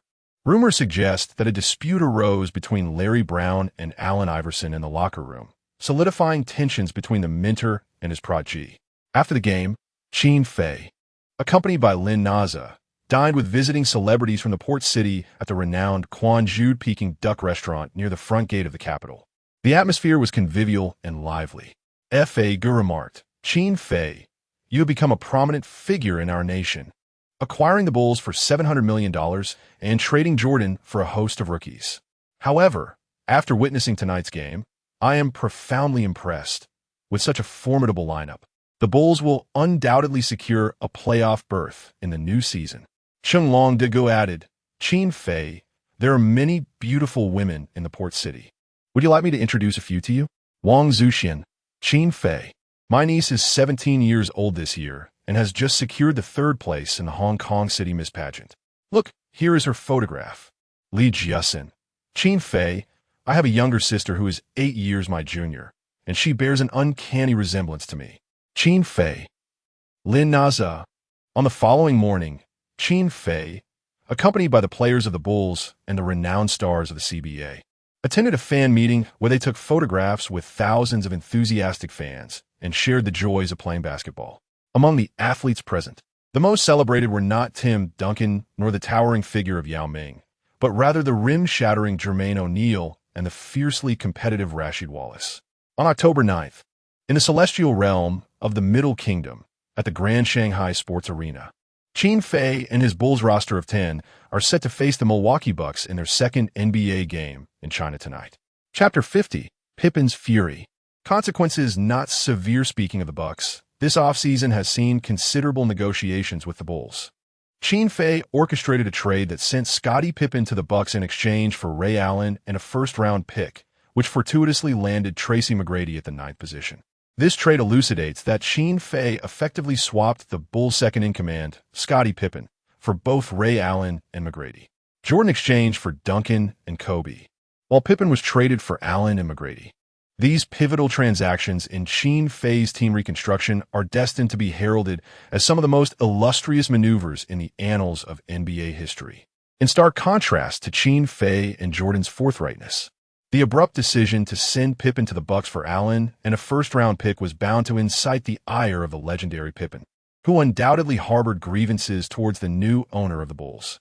This evening's preseason game between the Bulls and the Bucks found Scottie Pippen brimming with anticipation, eager to face off against Ray Allen, the very player Qin Fei had acquired in exchange for him. While Pippen could not foresee McGrady's future prowess, he recognized Allen's commendable performance as a rookie, heralded as the Buck star of tomorrow. Thus, Pippen could not help but perceive that Qin Fei had equated him with Ray Allen. Such a comparison was intolerable. After all, he was indisputably the league's premier small forward.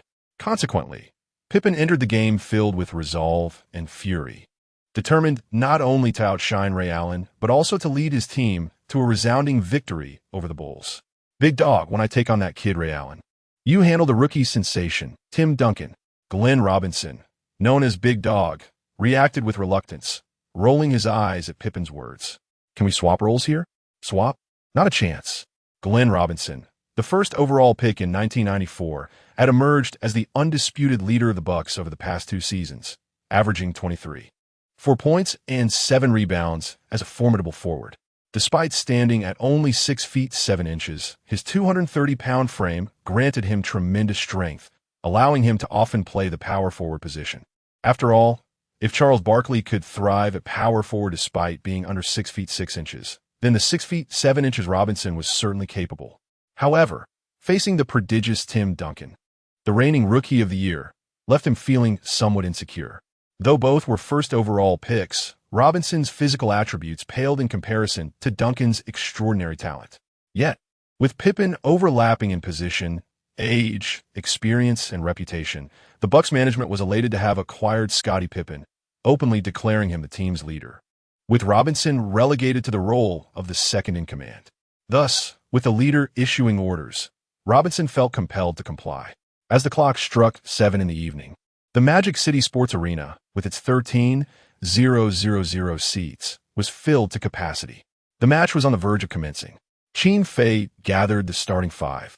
Imparting a few final words of wisdom, the Milwaukee Bucks starting lineup was well-balanced, arguably stronger than the 76ers.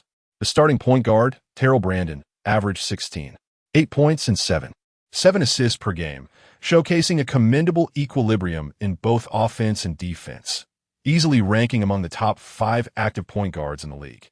Old Monk, he advised, you cannot contain him alone. Do your utmost. If you can contest his shots, that would be ideal, but allow him to penetrate the paint.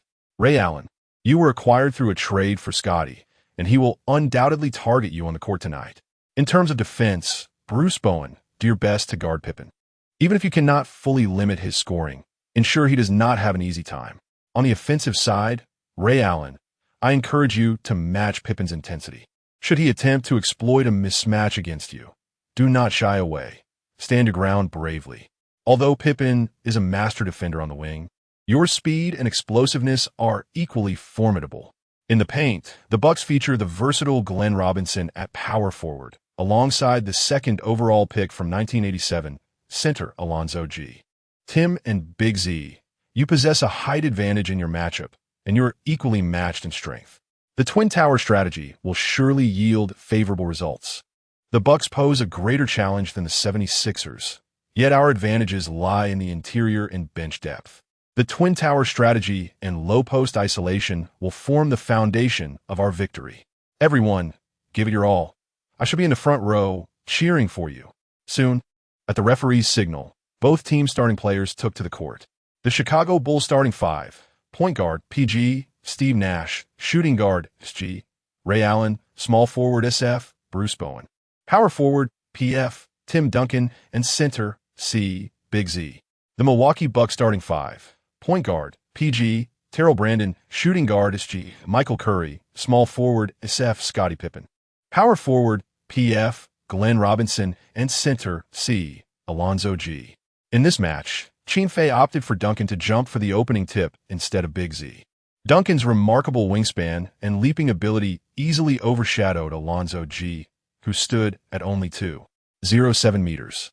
With a swift motion, Steve Nash received the ball and quickly pushed forward, while Duncan seamlessly cut through from the weak side, leaving Alonzo G. far behind. Glenn Robinson hurriedly pursued. As Duncan stepped into the paint, raising his right hand skyward, Nash delivered a precise lob from the strong side, the basketball soaring perfectly between Duncan's head and the rim. Just as Duncan leapt high for an emphatic dunk, Glenn Robinson let out a fierce roar, launching into the air in an attempt to intercept. Although sharing a commendable leaping ability, the towering Robinson is significantly outmatched by Duncan in height and wingspan, leaving him to silently curse as he watches Duncan, the airborne demon, snatch the ball like a flight attendant and deliver a thunderous dunk. Boom! Bulls 2, Bucks 0. Just 4 seconds into the game, Duncan and Nash executed a fast break following a jump ball, igniting the fervor of 13,000 fans in the Demon Arena. This fast break was truly exhilarating. Tim Duncan's talent is undeniably explosive. Possessing such height while moving swiftly and leaping impressively, he stands as the most formidable first overall pick in the past decade. Nash's pass was remarkably precise, Our nation's point guards lack this keen court vision. This fast break tactic, a result of countless hours of practice off the court, showcases the extraordinary chemistry of the Duncan-Nash pick-and-roll duo. As possession shifted, the small forward Scottie Pippen, with a serious demeanor, propelled the ball forward, while Bruce Bowen clung to him like a stubborn Band-Aid. "Step aside. Who do you think you are to defend me? I'm your superior." With a fierce expression, Bowen paid no heed to Pippen's star status. If someone insulted him, he would retaliate. Should a conflict arise, exchanging Bowen for Pippen would certainly be worth it.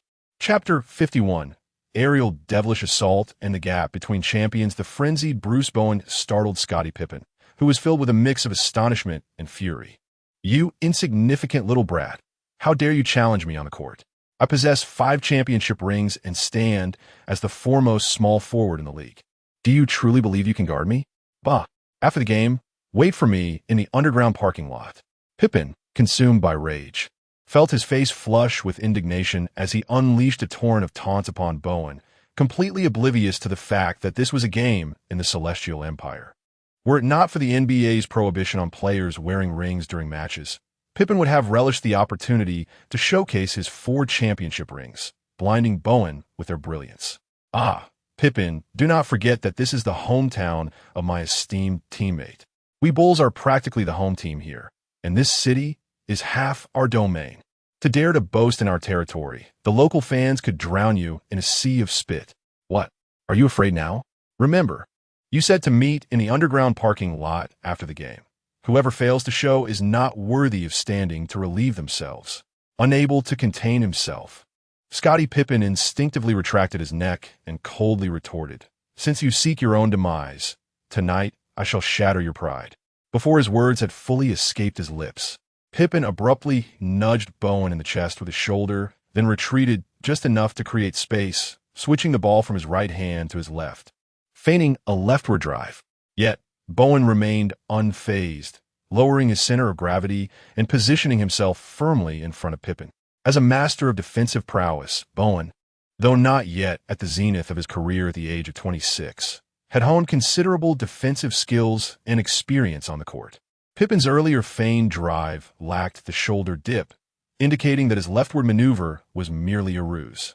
Indeed, in the next moment, Pippen switched hands with the dribble, lowered his center of gravity, and accelerated towards the right. Bowen, quick to react and agile on his feet, effectively obstructed Pippen's path, his long arms creating a constant disturbance that made Pippen's advance exceedingly uncomfortable. Pippen, as a facilitating small forward, was not renowned for his dribbling or driving skills. He relied on his physical strength to forcefully engage Bowen. Despite Bowen's lean stature at 90 kilograms, he stood resilient against Pippen's formidable presence.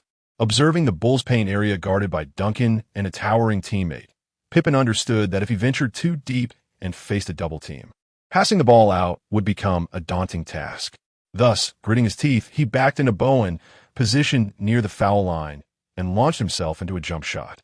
Pippen was not a specialist in mid-range or long-distance shooting. As a playmaking and defensive small forward, his primary scoring ability stemmed from driving and cutting.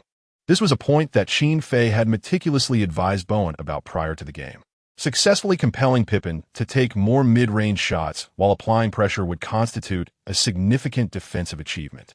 Indeed, Pippen, in an attempt to evade Bowen's block, deliberately elevated his shooting angle, leaning back slightly, which ultimately compromised his shooting accuracy. After all, Pippen is not Jordan, despite sharing a decade of camaraderie. The exquisite art of the fadeaway jumper eludes him. Clang! The basketball struck the rim and failed to find its mark, while Duncan, leveraging his height, effectively boxed out Gillum. Facing the significantly shorter Robinson, Duncan merely rose on his toes to effortlessly secure the defensive rebound. Robinson inwardly cursed, suspecting that Duncan's understated demeanor was intentional. Seizing the rebound, Duncan swiftly passed the ball to Nash, initiating a fast break, while Chris Ford, the Bucks head coach, shouted for his players to swiftly return to defense. Since the previous season, Ford has been at the helm of the Bucks, having a background as a player himself, primarily at the guard position, with a career that included stints with the Detroit Pistons and the Celtics. Among the myriad coaches in NBA history, a substantial number have emerged from player backgrounds, predominantly as point guards. Notable examples include Doc Rivers, recently signed at a minimum salary, Lenny Wilkins, who led the Supersonics to their sole championship, and the likes of Steve Nash and Jason Kidd, who transitioned from point guards to coaching. This reflects the notion that point guards often serve as the cerebral core of a team, necessitating elevated court awareness and a profound comprehension of tactics. Trell, catch up to that white guy. Michael Curry, stay glued to your former teammate Ray Allen. Michael Curry, a backup shooting guard for the Bucks, was traded from the Pistons mid-season and had been serving as a substitute for the impressive rookie Ray Allen. Despite the somewhat imposing name, Curry is merely an undrafted player, often relegated to the bench with an average score of less than 6 points per game. This season, due to Allen's trade, he found himself starting, yet he remains the weakest link among the Bucks starting five. Possessing 80 of Iverson's speed, Nash swiftly dribbled into the front court, executing a sudden stop to shake off the pursuing Trell Brandon, preparing to make a pass. Following closely on the right was Ray Allen, demonstrating remarkable synergy, as he skillfully maneuvered past Michael Curry to receive Nash's pass and surged into the open lane. With a clear path to the basket, Ray Allen leaped from just inside the free throw line, poised to deliver an electrifying dunk. However, at that moment, a fierce gust of wind swept in from behind. As the Bucks' number 33 player unleashed a roar, his long arms crashing down. Wham! The resounding sound echoed as Allen's dunk was brutally thwarted, the basketball sent soaring against the tempered glass backboard. Who was it? The Batman, Scottie Pippen. Having just missed a shot on the offensive end, Pippen, pursued by the Bulls on a whirlwind fast break, finally found his moment, leaping from the middle of the court to deliver a thunderous rejection to his most despised adversary. Ray Allen. Ray, you shall not score a single point under my watch today, exclaimed Scottie Pippen, exhilarated as he pursued a block on Ray Allen. Upon landing and halting his momentum, he turned and shouted in anger. However, in the next instant, a looming shadow eclipsed his vision. Whoosh! Thunderous crash. The mantis stalks the cicada, unaware of the oriole behind. The basketball, having been swatted away by Pippen, ricocheted off the tempered glass backboard and was deftly snatched by the swiftly advancing Tim Duncan, who soared effortlessly for a slam dunk. Pippen stared blankly at Duncan, whose expression remained inscrutable after the emphatic follow-up dunk, and he felt an overwhelming sense of frustration. Glenn, what on earth is wrong with you? Even a 2.11-meter power forward can't keep up? Pippen muttered under his breath, scolding Glenn Robinson while contemplating the astonishing speed of this airborne demon, who had merely outpaced him into the paint. Robinson, feeling utterly vexed, nearly succumbed to the urge to retaliate against Pippen. If you think you're so great, why don't you guard him? Robinson, irritated by Pippen's rebuke, reflected on the fact that mere championships should not warrant such arrogance. If he were playing alongside the basketball deity, perhaps the Bulls would have already captured a 6th consecutive title. Meanwhile, he cast a furtive glance at Duncan, who was indeed remarkably swift, faster than his own sprinting speed of 11.5 seconds for 100 meters. The gap between number 1 picks was astonishingly vast. The Bulls 4 faced off against the Bucks 0. This exhilarating sequence of relentless fast breaks ignited jubilant cheers from the Chinese fans in the arena, their applause thunderous. As the Bucks initiated their offense, Pippen finally erupted, nailing a three-pointer from a 45-degree angle despite Bruce Bowen's fierce defense. Swish! Kid, you've successfully provoked my wrath. Chapter 52, Crushing the Bucks. The Na'vi 16-year-old Yout turning back, Nash passed the ball to Ray Allen at the top of the arc, while Scottie Pippen approached for an intense one-on-one defense. Ray, I promised I wouldn't let you score a single point under my watch tonight. Pippen lowered his center of gravity, arms spread wide, his gaze sharp and fierce, emanating an aura of intimidation that even the second-year Ray Allen could not help but feel wary of. As one of the league's premier defensive small forwards, Scottie Pippen earned 9 selections to the all-defensive team throughout his career, making him the most recognized player in that regard at his position, although he never won the Defensive Player of the Year award. In terms of comprehensive defensive prowess on the front line, Pippen is in no way inferior to the likes of Kawhi Leonard in later years. Pippen possesses extraordinary static talent, standing at 2.03 meters with a wingspan of 2.22 meters, a remarkable disparity similar to that of Tim Duncan. It is noteworthy that even Tracy McGrady, at 2.05 meters, only boasts a wingspan of 2.21 meters. Pippen's defensive ability is innate, whether it was the second-year Ray Allen or the peak version. Scoring against Pippen's defense was a formidable challenge. At this moment, with the ball at the top of the arc and facing Pippen's relentless pressure, Ray Allen quickly suppressed his trepidation, his gaze hardening with determination. Encouragement from Qin Fei, who had risen from the sidelines to applaud, resonated in Allen's mind. Do not shrink in fear, stand tall and brave. Scotty, I may have to disappoint you tonight. With speed as his ally, Ray Allen executed a series of quick directional changes at the top of the arc, lowering his center of gravity and scrutinizing Pippen's defense for any opening. However, after a flurry of intense maneuvers, Allen ultimately chose to abandon his attempt. Compared to Kobe's defense, Pippen's experience and shrewdness were evident. He always seemed to anticipate Allen's moves and intentions. As a turnover loomed, the big man, Duncan, exchanged a knowing glance with Allen and swiftly set a solid screen at the high post. Seizing this lifeline, Allen maneuvered around Pippen's grasp and accelerated toward the basket. Yet Pippen, nimble on his feet, quickly evaded Duncan's screen and pursued Allen, ready to deliver another emphatic block. As the imposing Robinson, entangled with Duncan in the low post, rushed to assist in containing Allen's drive, the young guard found himself trapped. In a moment of desperation, Allen's eyes gleamed as he tossed the ball overhead behind him. In the split second that Pippen was caught off guard, the basketball soared over his head. What on earth is happening? Pippen wondered. Yet when he turned around, he saw Allen's teammate calmly transition the ball from his right hand to his left, stepping out to adjust his rhythm. Facing the stumbling and hesitant Bucks center, Gillame, he leaned back, executing a graceful three-point shot. Swish! The Great Wall of China stands tall. The rooster stand alone. The system's background music played the patriotic tune 5-Star Red Flag, resonating with pride. You are my pride, 5-Star Red Flag. I take great pride in you. The game score hovered at 3, with Ray Allen contributing an assist worth 1. Scottie Pippen, visibly frustrated, swung his arm in exasperation. Meanwhile, Ray Allen, standing nearby, chuckled and teased, Scotty, you can guard me, but you can't guard my team. On the sidelines, Qin Fei applauded the duo of Ray Allen and Ajee, giving a thumbs up for Allen's splendid choices during critical moments. The current Bulls team, aside from their usual Duncan and Nash pick-and-roll tactics, frequently employed the Ray Allen and Ajee combination during practice matches. Ray Allen's speed and sharp drives, coupled with Ajee's height and accurate shooting from beyond the arc, often bewildered opponents, creating unexpected advantages during their pick-and-roll plays.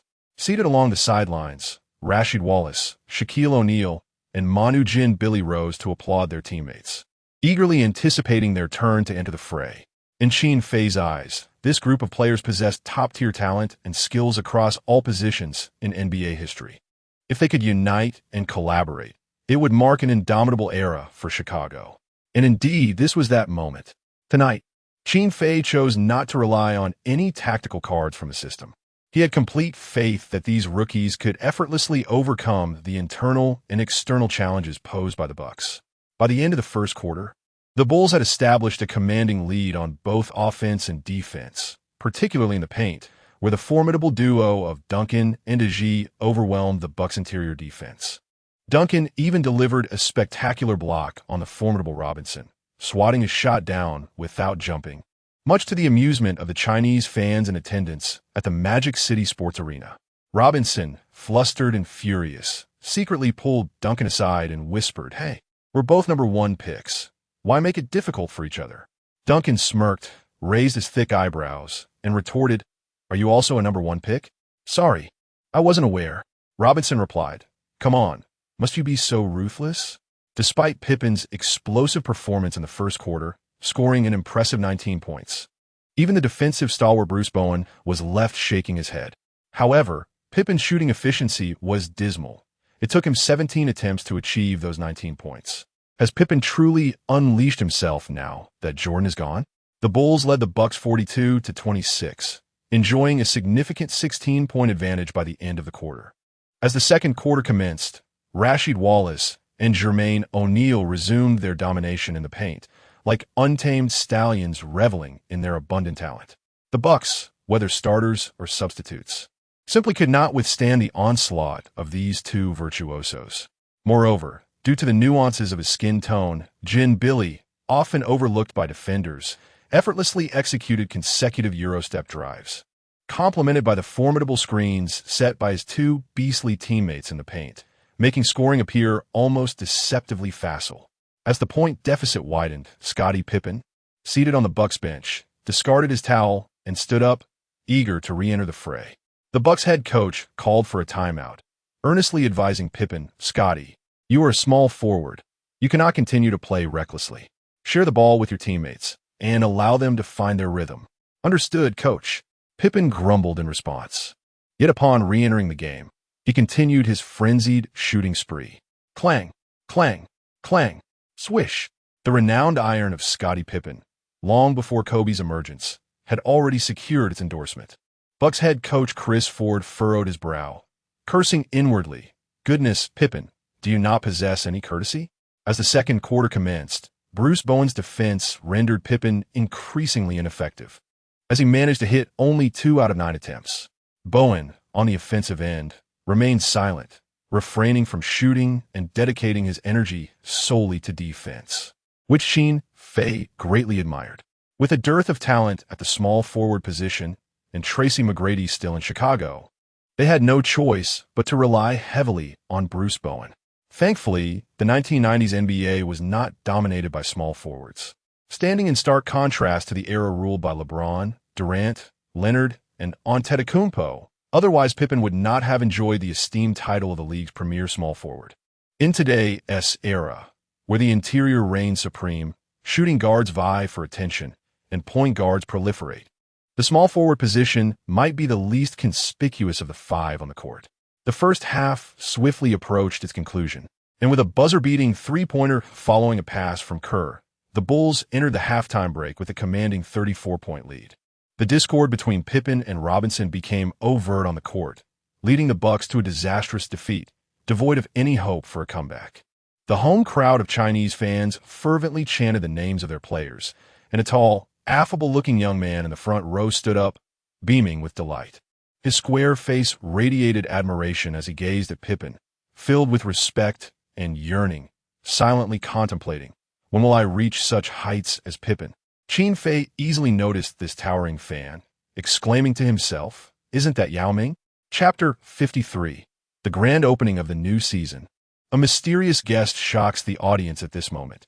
Yao Ming was not yet 17 years old, serving as the principal center for the Shanghai Sharks youth team, where his dominance was beginning to manifest, averaging an astonishing 50 points and 20 rebounds per game. Yet, in comparison to the radiant debut of the Chicago Bulls in the NBA, Yao felt that such heights were still beyond his reach. The Milwaukee Bucks, surrendering in the second half, withdrew their starters, and Scottie Pippen, visibly displeased, returned to the locker room. Ultimately, the Bulls triumphed over the Bucks by an impressive 39 points, effortlessly securing their second victory in the preseason games held in the Middle Kingdom.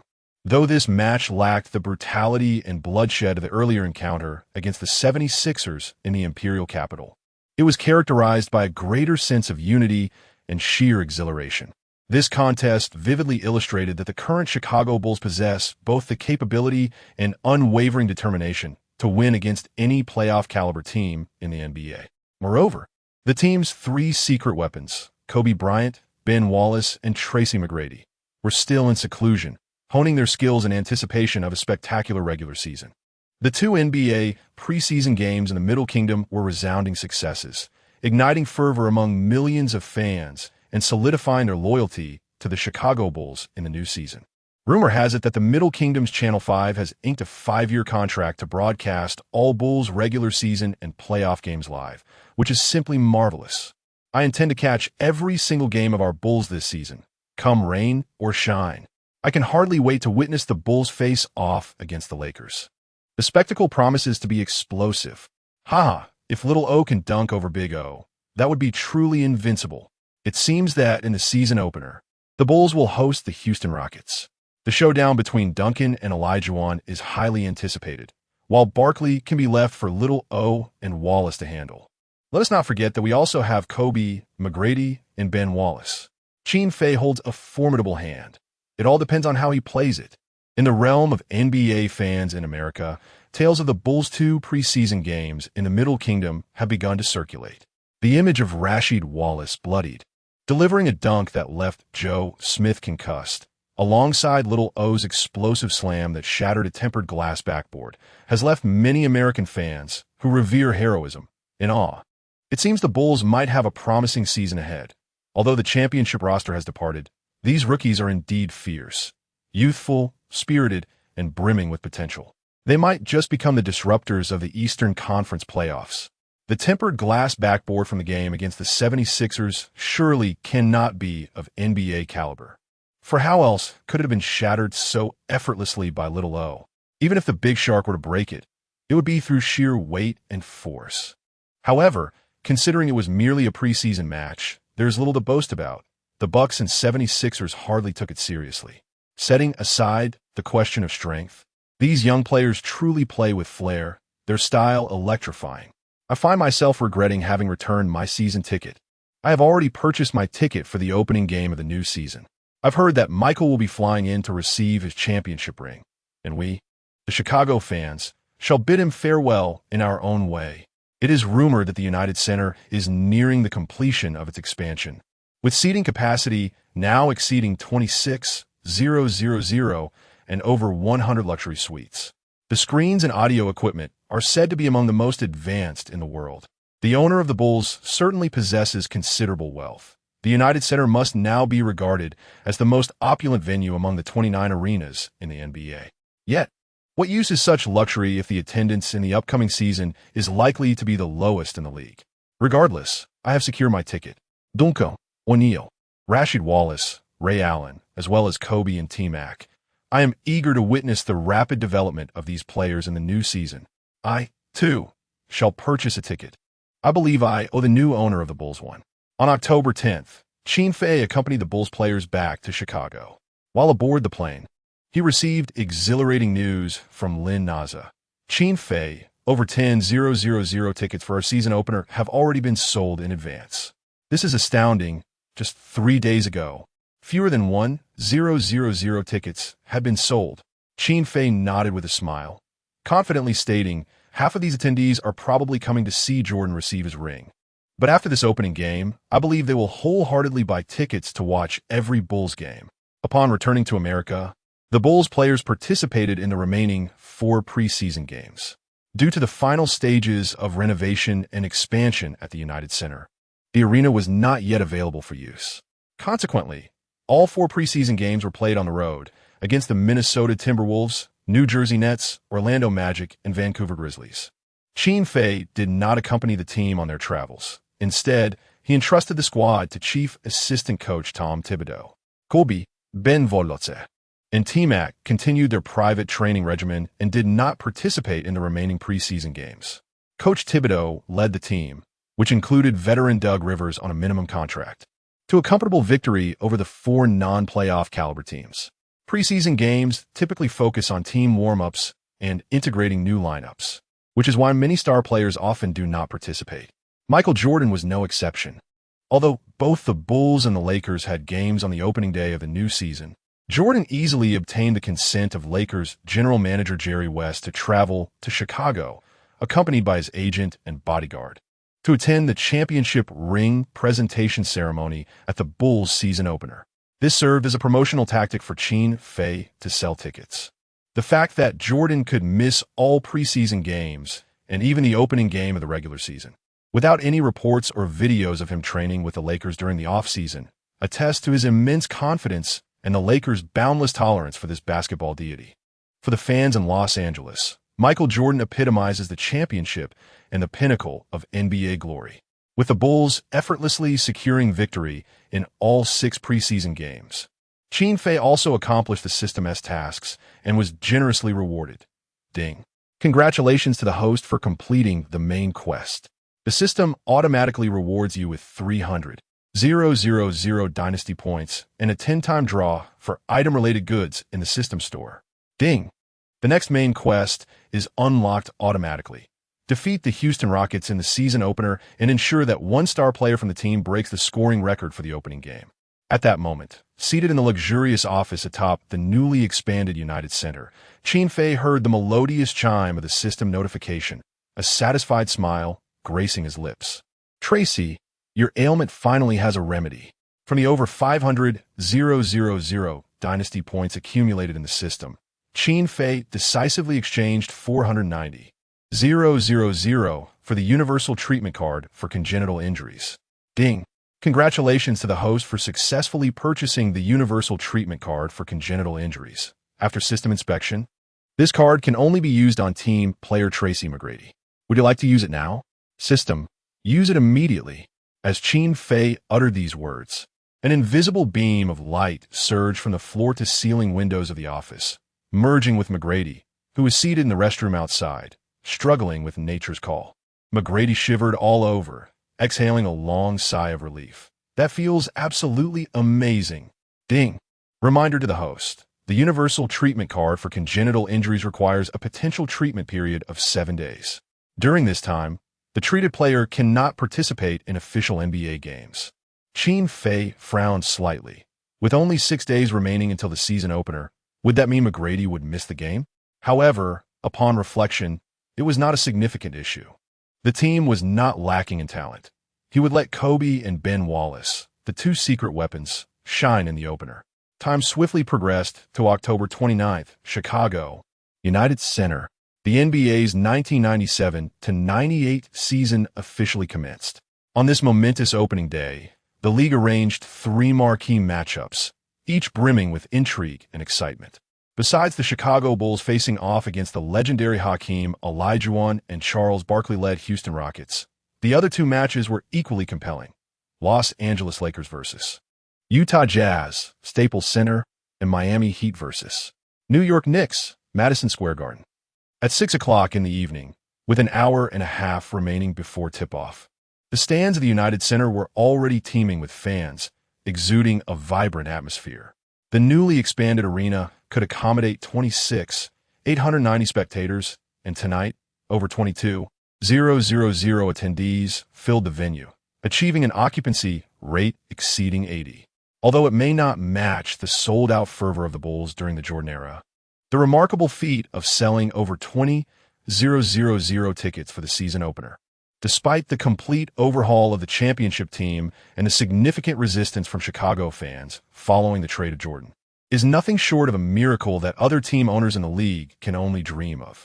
As the dazzling entrance ceremony for the players began, the arena suddenly dimmed, and then the electrifying music that sent all the fans into ecstatic screams filled the air. The king of pop, Michael Jackson, adorned in a magnificent golden robe, emerged at the center of the spotlighted court. The melodious strains of "We Are the World" resonated, prompting every fan in attendance to join in a harmonious chorus. Oh my God, it's Michael, my idol. Is he really here to perform before the game? OMG, am I seeing this correctly? Even if I can't see him clearly, this voice is unmistakable. This is the one and only Michael Jackson. The owner is incredibly wealthy to have brought him here. The pre-game announcements only mentioned that Michael would present the championship ring and that Flying Pig would perform during halftime. But this surprise is beyond expectations. Just having both Michaels here tonight makes this front row ticket worth every bit of the 8,000. What a value. The owner is truly generous. It seems we owe Qin an apology. Chapter 54. Jackson ignites the crowd. The atmosphere was electric as fans erupted in cheers during the pre-game entrance ceremony, only to be enveloped in silence shortly thereafter. They had become completely captivated by the melodic voice and mesmerizing performance of Michael Jackson. His iconic ballad, "We Are the World," a masterpiece reportedly composed in a mere 2 hours, resonated throughout the arena. Born in 1958, Jackson was just 39 years old. Yet his album Thriller was universally acclaimed as the best-selling music album of all time, with over 60 million copies sold worldwide. Remarkably, he was only 24 at the time of its release. It is undeniable that genius is indeed extraordinary. Like Michael Jordan in basketball, Michael Jackson reigned supreme in his domain. Even the legendary figures seated courtside, such as Jordan himself, Wilt Chamberlain, Bill Russell, and Kareem Abdul-Jabbar, were astounded by Jackson's presence. In the locker rooms of both the Bulls and the Rockets, fans eagerly awaiting the pregame ceremony were equally enchanted by that familiar and enchanting melody. My goodness, the owner actually brought in Michael Jackson. He didn't even inform us beforehand. This is exhilarating. I am a devoted fan of Jackson. I attended his concert in New York just last month, exclaimed one enthusiastic supporter. Indeed, isn't he busy with his 1997 World Tour? It's astonishing he could spare time to grace the NBA's opening game. Another chimed in. The power of money is truly remarkable. I hope Qin can bring Madonna next time. Haha. At that moment, Qin Fei, seated near the players' tunnel, nodded in satisfaction as he absorbed the fervent atmosphere of the home crowd. It was evident that Michael Jackson's popularity in the 90s was an unparalleled global phenomenon. The $800,000 appearance fee was undoubtedly justified. After all, selling just an additional 1,000 tickets would cover it. As Jackson concluded his rendition of We Are the World, the lighting shifted dramatically, and the pulsating beats of Beat It filled the air. A dozen dancers clad in black took to the stage, among them the curly-haired, big-eyed, bearded actor Sue from Hong Kong. When Michael Jackson dramatically shed his robe to reveal a sleek black dance outfit, the United Center erupted once more. His signature 45-degree forward lean dance move sent female fans into a frenzy, with some even fainting in excitement, clutching their chests. Security personnel swiftly sprang into action, while ambulances outside stood ready for any emergencies. After performing 2 songs, Michael Jackson gracefully exited the stage, disappearing into the dimming lights as he was escorted to a lavish suite at the top of the venue, arranged personally by Qin Fei. Next came the spectacular entrance ceremony, beginning with the visiting Houston Rockets, followed by the home team, the Chicago Bulls. The DJ announced the name of the flamboyant Charles Barkley, who sauntered out of the player tunnel with his characteristic swagger. The Bulls fans erupted in boos and jeers, chanting, "Ha! Charles, where's your mother donkey? Charles, we're not here to watch the game. We came to see your halftime show." I wonder, does Charles's wife get jealous seeing him kiss a donkey's rear? Whose rear is larger, the donkey's or Charles's? Unfazed by the crowd's disdain, the unabashed Charles Barkley strode to center stage, a slight smirk on his lips, embodying a demeanor of indifference akin to a pig not fearing boiling water. Meanwhile, the arena's massive high-definition screens simultaneously showcased Barkley donning the Rockets' number 4 jersey, reliving his explosive plays from the previous season. Drafted as the 5th overall pick in 1984, Barkley's career highlights were achieved with the Philadelphia 76ers and the Phoenix Suns, before he decided to join the Rockets last season, teaming up with the legendary Hakeem Olajuwon to create greatness. However, the Rockets fell short of reaching the finals, succumbing to the Utah Jazz, led by Karl Malone and John Stockton in the Western Conference. The humorous episode of Barkley kissing a donkey's rear during halftime stemmed from a playful promise he made during the Bulls' first Summer League game, where he told Reggie Miller that if Tim Duncan did not achieve 40 points and 20 rebounds, he would kiss a donkey's rear at the season opener. Ultimately, Duncan's stats settled at 39 points and 21 rebounds. Following that, Barkley cheekily reneged, claiming that for him to kiss the donkey's rear at the opener, the United Center must be filled with over 20,000 fans, and the game must be nationally televised. Otherwise, he would not deliver such an extravagant performance. Barkley was skeptical that the newly formed Bulls roster could sell out 20,000 tickets for the opener. However, Qin Fei's meticulous arrangements extinguished Barkley's hopes of avoiding the donkey kiss. Though Barkley is known for his bold remarks, he is also a man of his word. Having made a promise to kiss, he would indeed follow through. Furthermore, Reggie Miller, the Pacers star who was not playing in the opener, personally traveled from Indiana to Chicago to bring the donkey to the court during halftime. The DJ continued to announce the names of Rockets players, with the renowned Clyde Drexler making his entrance second to last, and finally, the absolute leader of the Rockets, the franchise icon Hakeem Olajuwon, made the grand finale appearance. As Olajuwon made his entrance, the Bulls fans in attendance erupted in a chorus of boos, mocking Olajuwon's acquisition of 2 championships during Jordan's retirement. Following this, the Bulls players were introduced.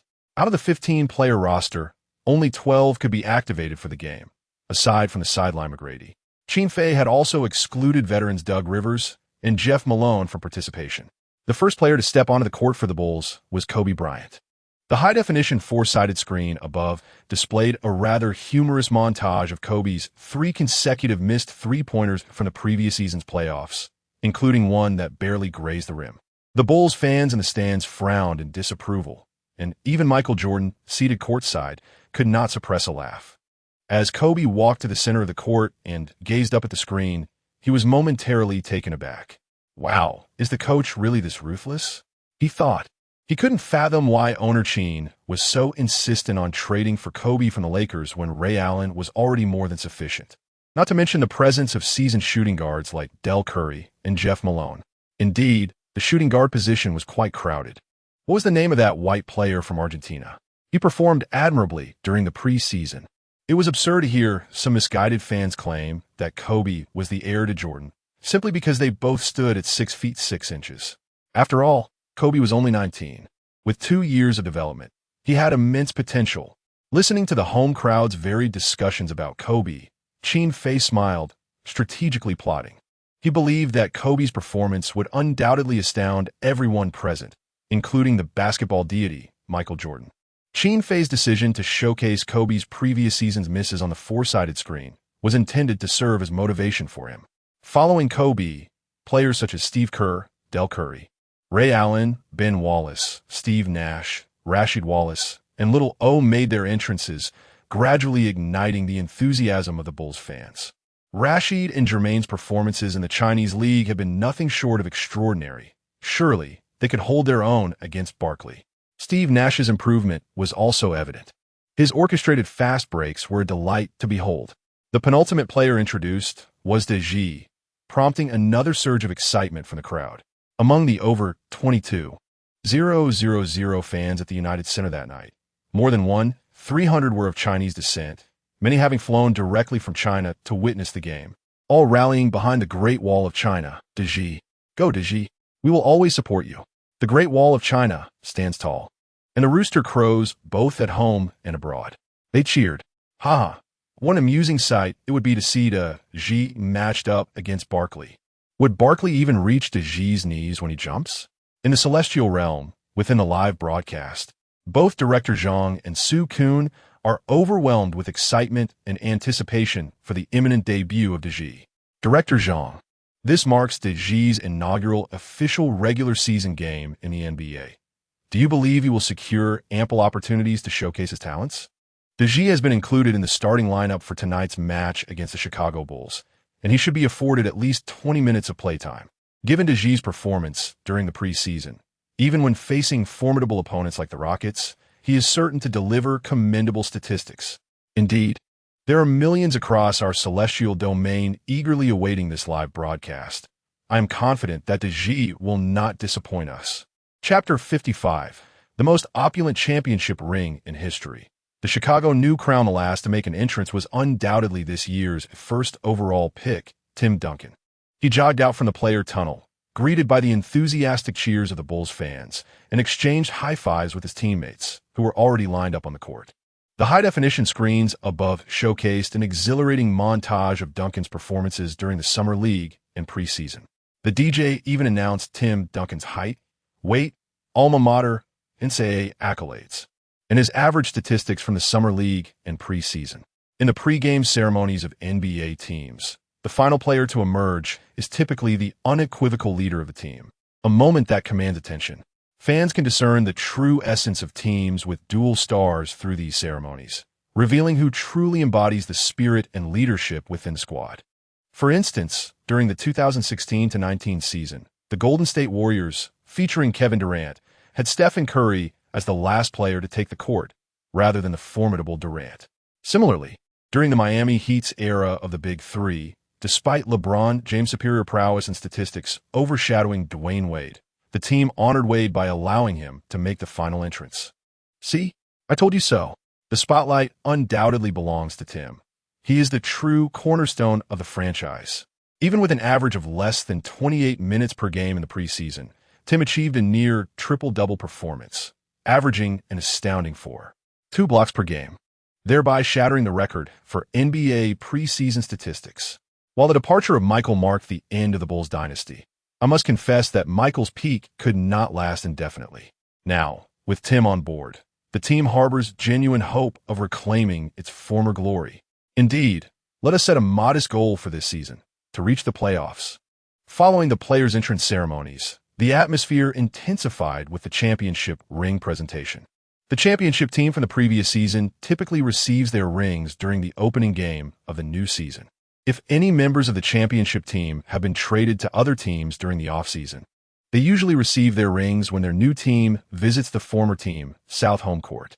However, this season, the Chicago Bulls present an unprecedented exception.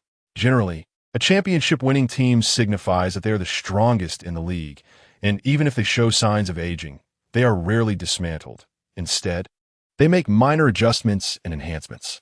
Yet, under the leadership of the new owner, Qin Fei, the Chicago Bulls have traded away 14 of the 15 championship contributors, leaving only the bench player, Steve Kerr. This led to the fact that in the season opener, the only player from the Bulls present to receive the championship ring was Steve Kerr. Fortunately, Qin Fei had summoned Michael Jordan from Los Angeles. Otherwise, the ceremony for the presentation of the championship rings at this NBA season opener would have undoubtedly become one of the most desolate events in the annals of NBA history. Under the spotlight at center court, Qin Fei, Michael Jordan, and Steve Kerr stood together as NBA Commissioner David Stern, impeccably dressed, personally approached the court. He received the championship rings from the hands of 3 elegant hostesses and adorned the fingers of Kerr, Jordan, and Qin Fei with them. Upon first laying eyes on the Bulls' 1997 championship ring, a look of astonishment flickered in Stern's eyes. This championship ring, predominantly red in hue, was crafted over a span of 66 days by the renowned diamond designer Kevin Swarovski, whom Qin Fei had engaged at a considerable expense. Each ring boasted a remarkable weight of 790 carats, with an average cost reaching $810,000. The primary materials encompassed the world's most precious metals and diamonds, with a gold content of 69, symbolizing the Bulls' 69 victories in the previous season. Embedded within the ring were 5 South African rubies, representing the franchise's 5th championship. Additionally, the surface of the ring bore the names and jersey numbers of each recipient. When Michael Jordan received this pristine championship ring from Stern and placed it on his left hand, he too was taken aback. The luxurious ring he once cherished from the 1993 three-peat seemed to pale in comparison at that moment. Above, on the high-definition 4-sided screen, the design concept and intricate details of the championship ring were simultaneously displayed, eliciting gasps from the fans present. OMG, the cost of this ring is a staggering $810,000. This must be the most expensive championship ring in NBA history. It was undeniably magnificent. Although this championship was unrelated to the new team owner, he nonetheless afforded Michael and the Bulls' 5th title the respect it deserved. Only by honoring the team's history can new glories be achieved. Witnessing Michael receive the ring as a member of the Lakers stirred a profound sense of bittersweet nostalgia. As the old makes way for the new, one must find solace. Much like the ring's name, the Chicago New Crown. Standing on the sidelines, the Bulls' rookies, Tim Duncan, Kobe Bryant, Steve Nash, Ray Allen, Rasheed Wallace, among others, watched in awe as Jordan, Kerr, and their team owner, Qin Fei, received their championship rings, their eyes gleaming with admiration and aspiration, hoping that one day they too would possess their own NBA championship ring. Soon, the clock struck 7:30. At the signal of referee Stephen Gavey, the starting 5 for both the Bulls and the Rockets stepped onto the court, and the game was about to commence. The starting lineup for the Rockets consists of point guard PG, Matt Maloney, shooting guard SG, Clyde Drexler, small forward SF, Eddie Johnson, power forward PF, Charles Barkley, and center C, Hakeem Olajuwon. Conversely, the Bulls' starting 5 includes point guard PG, Steve Nash, shooting guard SG, Kobe Bryant, small forward SF Bruce Bowen, power forward PF Tim Duncan, and center C.D.G. On the sidelines, Bulls head coach Qin Fei exchanged smiles and handshakes with Rockets head coach Rudy Tomjanovich at the scores table. "Qin, you appear even younger than in the newspapers," Tomjanovich remarked with a wry smile, exuding an air of cunning. Qin Fei responded with a grin, "Mr. Rudy, you seem more seasoned than you do on television." "Seasoned?" Tomjanovich paused, taken aback, wondering if the young man was implying he looked old. Chapter 56. The Strike of the Black Mamba. To win the game and establish authority, Rudy Tomjanovich, now 50 years of age, has been at the helm of the Houston Rockets since 1992, leading the team to consecutive championships in 1994 and 1995. He continued his tenure with the Rockets until 2003, the very season when Yao Ming joined the team under the guidance of Tomjanovich. However, in Yao's second season, the head coach position transitioned to Jeff Van Gundy. During his playing days, in 1977, Tomjanovich was the victim of a shocking altercation that reverberated throughout the league. Struck in the head by Lakers player Kermit Washington, Tomjanovich lost consciousness on the spot. This brutal punch resulted in a facial fracture, displacing his face from the skull by 8 millimeters, causing a severe concussion, and breaking both his nose and chin, with blood and cerebrospinal fluid flooding into his meninges. During post-game treatment, when Tomjanovich inquired why he tasted something salty at the corner of his mouth, the doctor calmly informed him, "Because you are tasting your own brain matter." As Qin Fei approached the Bulls bench, he encouraged the seated players, including Ben Wallace, Ray Allen, and Rasheed Wallace. "Rest assured, all four of you will see over 20 minutes of play tonight, and Manu will certainly have his chance to shine. Del Curry, your playing time may be reduced this evening. Enjoy the thrill of watching the game from the VIP seats. Steve Kerr, should we find ourselves in need of a game-winning shot, I will ensure you are given the opportunity." With a smile, Qin Fei jested with the bench players as the game officially commenced. Tim Duncan and Hakeem Olajuwon took to the center circle for the jump ball. The first overall picks of 1984 and 1997 faced off. Who would seize control of this pivotal ball? From a commentary booth, legendary announcer Mike Breen partnered with the illustrious Magic Johnson, passionately narrating the spotlighted opening game. "Elvin, who do you believe is the greatest first overall pick in NBA history?"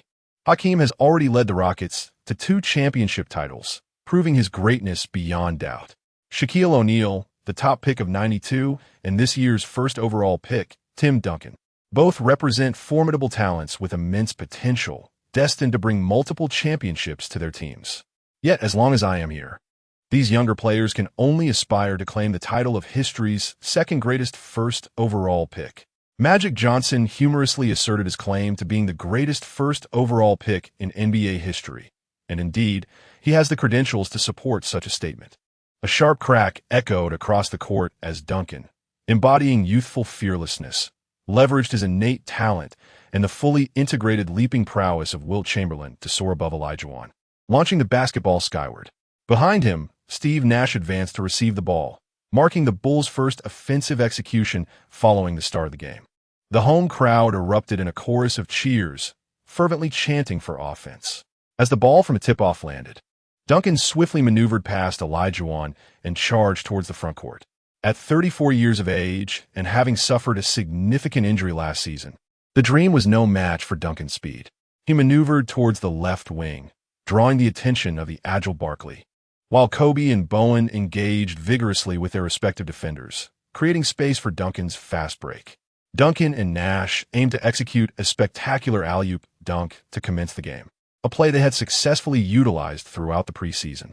However, the Rockets, the second strongest team in the West after the Utah Jazz, presented a far greater intensity in this opening game than in the preseason. Coach Tomjanovich had already advised his players to be vigilant against the Bulls' fast breaks.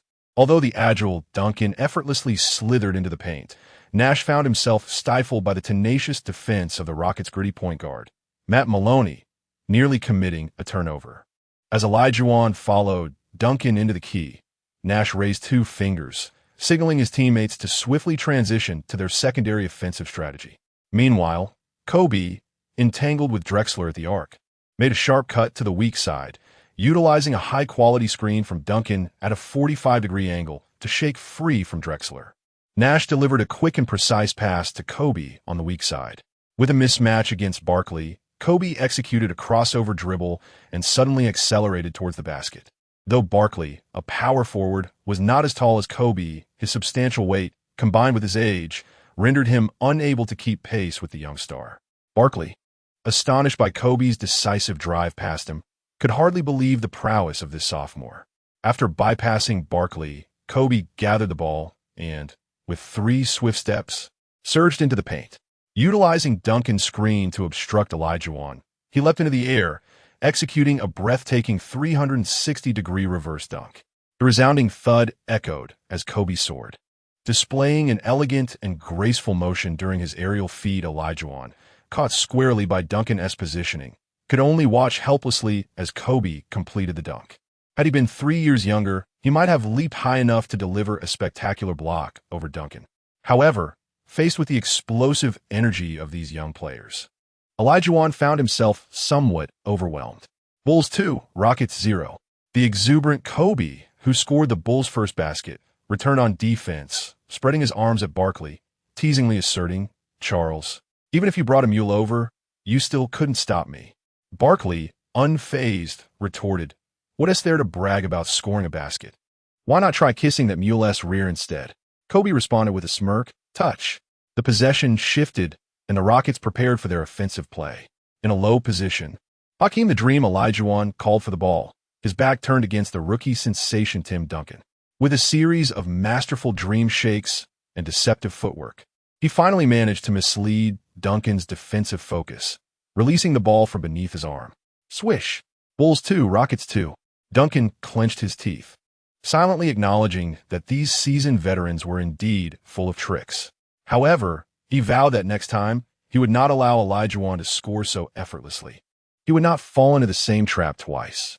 On the Bulls' offensive end, Nash and Duncan executed a high pick and roll, only to be met with the relentless pursuit of Matt Maloney, who defended with reckless abandon.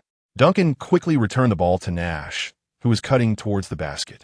Although Olajuwon lacked speed, he had thoroughly studied the tape of Duncan and Nash's pick and roll strategies. As Duncan received the ball and prepared to shoot from a 45-degree angle on the weak side, Olajuwon positioned himself perfectly in front of Duncan. Faced with the 2-time Defensive Player of the Year and the all-time leader in block shots, Duncan opted against taking a risky shot and instead passed the ball back to the perimeter to a teammate. The teammate, confronted by the shorter Charles Barkley, attempted a three-pointer that was slightly overpowered, striking the rim and bouncing high. The long rebound found its way near the free throw line, where the quick-witted Kobe Bryant snatched it just ahead of Clyde Drexler. Noticing Olajuwon's presence in the paint, Kobe swiftly pivoted and dribbled to the top of the arc, signaling his teammates to create space. Kobe declared his intention to forego the pick and roll. He was determined to go one-on-one. "Clyde, let me give you a piece of bad news. I'm going to light you up tonight." Kobe's gaze was resolute, fierce. As he lowered his center of gravity and dribbled, the Mamba's instincts fully awakened. Drexler, fully focused, assumed a defensive stance, his body taut like a stretched string. "Kid, do you think you're Jordan?" The early 21st century NBA boasted 4 prominent shooting guards, names well known to fans: Allen Iverson, Kobe Bryant, Tracy McGrady, and Vince Carter. Yet, in the 1990s, there was also a quartet of shooting guards: Michael Jordan, Clyde Drexler, Reggie Miller, and Joe Dumars. However, the legendary status of Jordan overshadowed the brilliance of the other 3. Objectively speaking, aside from Jordan, Drexler was undoubtedly the most formidable shooting guard of the 1990s, rightfully earning the title of the second-best shooting guard in the NBA. In response to Drexler, Kobe retorted coolly, "I don't want to be the second Jordan. I just want to be the one and only Kobe." On the sidelines, Coach Qin Fei sensed the formidable intensity emanating from Kobe. He understood that tonight's season opener would indeed belong to Kobe. Before the match, Qin Fei had discreetly placed his hand on Kobe's shoulder, advising him that he would be permitted to engage in unlimited one-on-one plays, provided he could score 3 consecutive baskets. Should he fail, Qin Fei would not hesitate to substitute him with Ray Allen. with legends such as Jordan and numerous esteemed NBA alumni present. The Chicago Bulls aim not only for victory in this season's opening game, but also to establish their formidable reputation. On the court, facing the second highest scorer of the 1990s, Clyde Drexler, Kobe skillfully drained the shot clock down to the final 5 seconds before making his decisive move. Chapter 57, a flurry of 3 goals. Kobe's performance has just begun lowering his center of gravity. Kobe initiated a deceptive shoulder dip to the right, subtly shifting Drexler's balance. In a sudden burst, he executed a crossover maneuver, accelerating swiftly to the left. Whoosh! In a mere step, Kobe had already outpaced Drexler by half a body length. As Drexler pivoted in pursuit, Kobe performed a swift stop-and-go with a behind-the-back dribble, leaving the lunging Drexler momentarily bewildered. Kobe halted just short of the free throw line, calmly gathered the ball, raised his arm, and executed a flawless jump shot in one fluid motion. Stumbling, Drexler nearly lost his footing, turning back in astonishment, only to see the basketball soaring from Kobe's fingertips. Swish! Kobe's shot had a low arc, the ball slicing through the air like a bullet, piercing the net with precision. After Kobe's basket, a brief hush fell over the United Center before a wave of exuberant cheers erupted. Oh my, could this truly be anyone other than Michael? The resemblance was uncanny. Kobe Bryant. Had he perhaps pilfered the old maestro's skill set? Scoring 4 points within the first minute, including a thunderous dunk and an elegant stop-and-pop jumper. It was evident that Qin's decision to start Bryant was not without merit. Standing at the sidelines, Michael Jordan wore a look of astonishment, unable to contain his enthusiasm as he rose to applaud Kobe's electrifying basket over Drexler.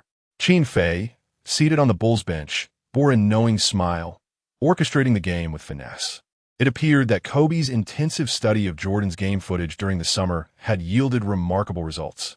During a conversation in June, Qin had patted Kobe's shoulder and remarked, "Bryant, you will become the second Jordan in the league." To which Kobe had responded, quintessentially himself, "I just want to be the first Kobe in the league." Qin had replied, "Michael Jordan is a benchmark for you to aspire to, but your ultimate goal must be to surpass him. Remember, creation always begins with imitation. Only by standing on the shoulders of giants can you win a broader horizon."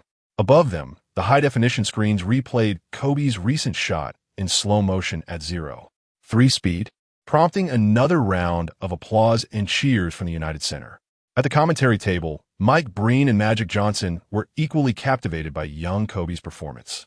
"Irvin, how would you assess Bryant's one-on-one play against Drexler just now?" Breen inquired.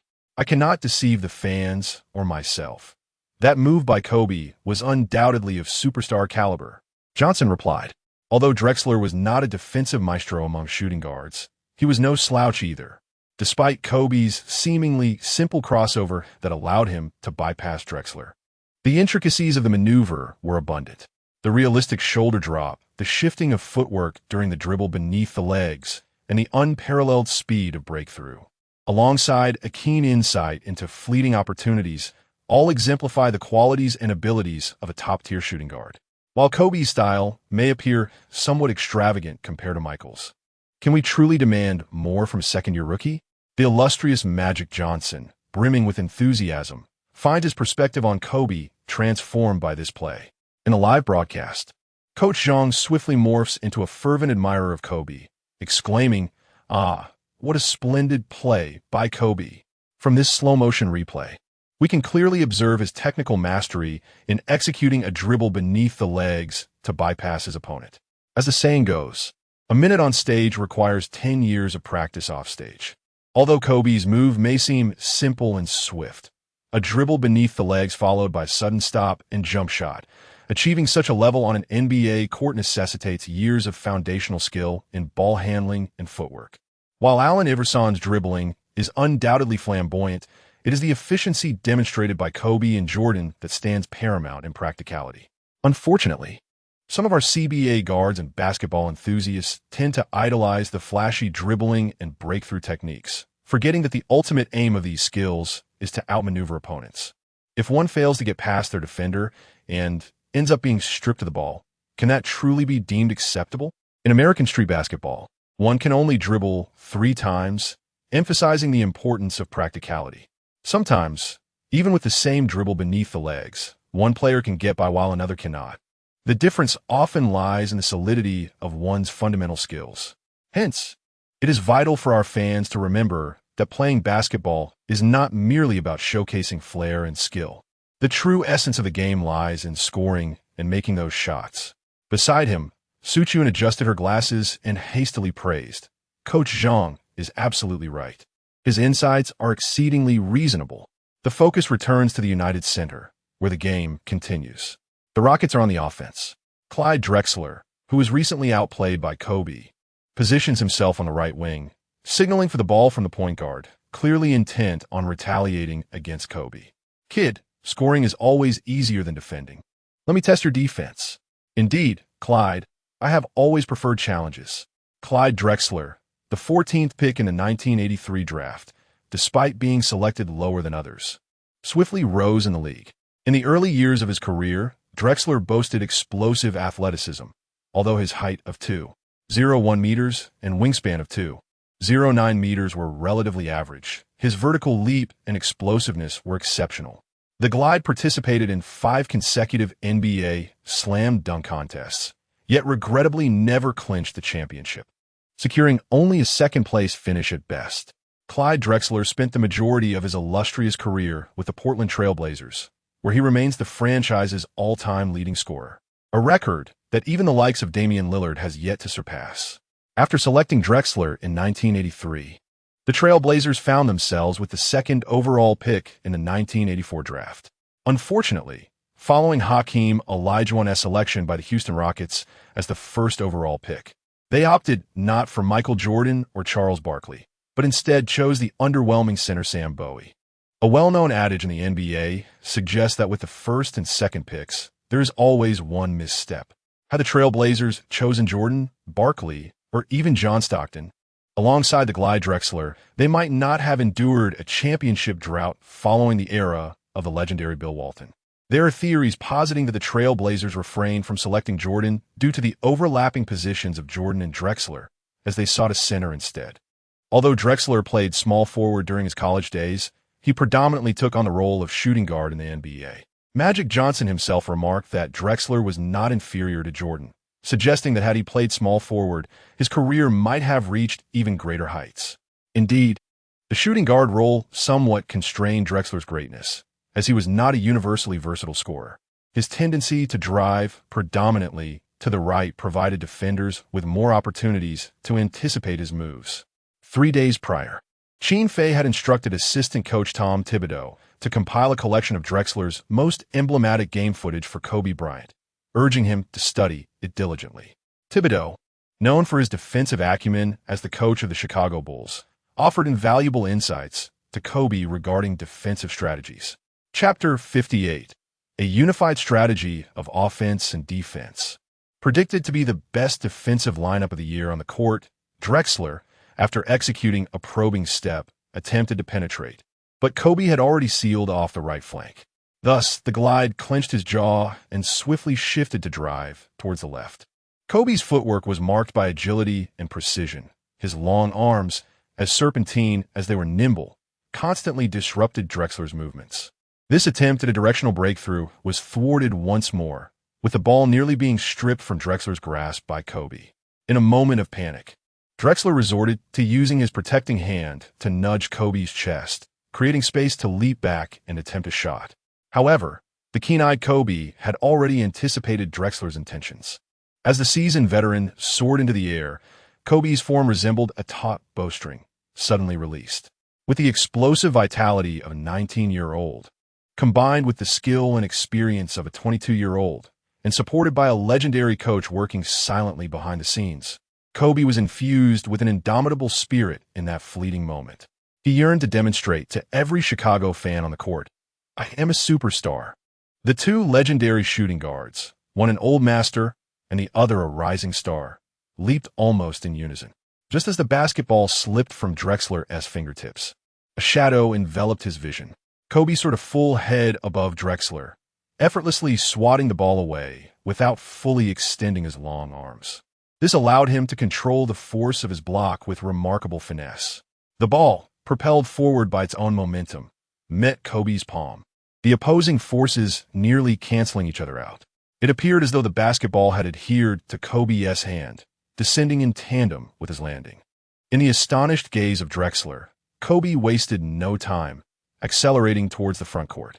The basketball first collided with Kobe's chest, then danced off his arm, playfully bouncing as he sprinted with the speed of the wind. Thankfully, Kobe's reflexes were sharp. Upon entering the front court, he secured the ball with both hands, stepping just inside the three-point line, then 2 steps into the free throw lane, soaring into the air for a spectacular folded dunk. A thunderous roar erupted. Bulls 6, Rockets 2. The United Center was ablaze with excitement. After completing the dunk, Kobe circled around the basketball hoop along the baseline, arms outstretched in a gesture reminiscent of a soaring glide. As he passed Drexler, he humorously collapsed to the floor, his expression exaggerated. Ha ha, the glide has fallen. Bryant's antics were undeniably entertaining. Was he the jester invited by Qin? This sequence of a block followed by a fast break dunk was undoubtedly among the top plays of the opening day. Who knows? With less than 2 minutes into the game, the best may still lie ahead. Oh, how exhilarating and breathtaking Kobe's gameplay is. I'm utterly captivated. With his flawless start of 3 shots and 3 scores, who dares to deny that my Kobe embodies the essence of a superstar? On the court, Tim Duncan, Nash, and Bowen rushed towards Kobe, joyfully exchanging high fives in celebration. Meanwhile, the Bulls bench erupted in excitement, waving towels as Rashid and Little O laughed uncontrollably. Qin Fei observed Kobe's whimsical descent, reminiscent of a gliding aircraft, and could not help but recall some unsettling memories.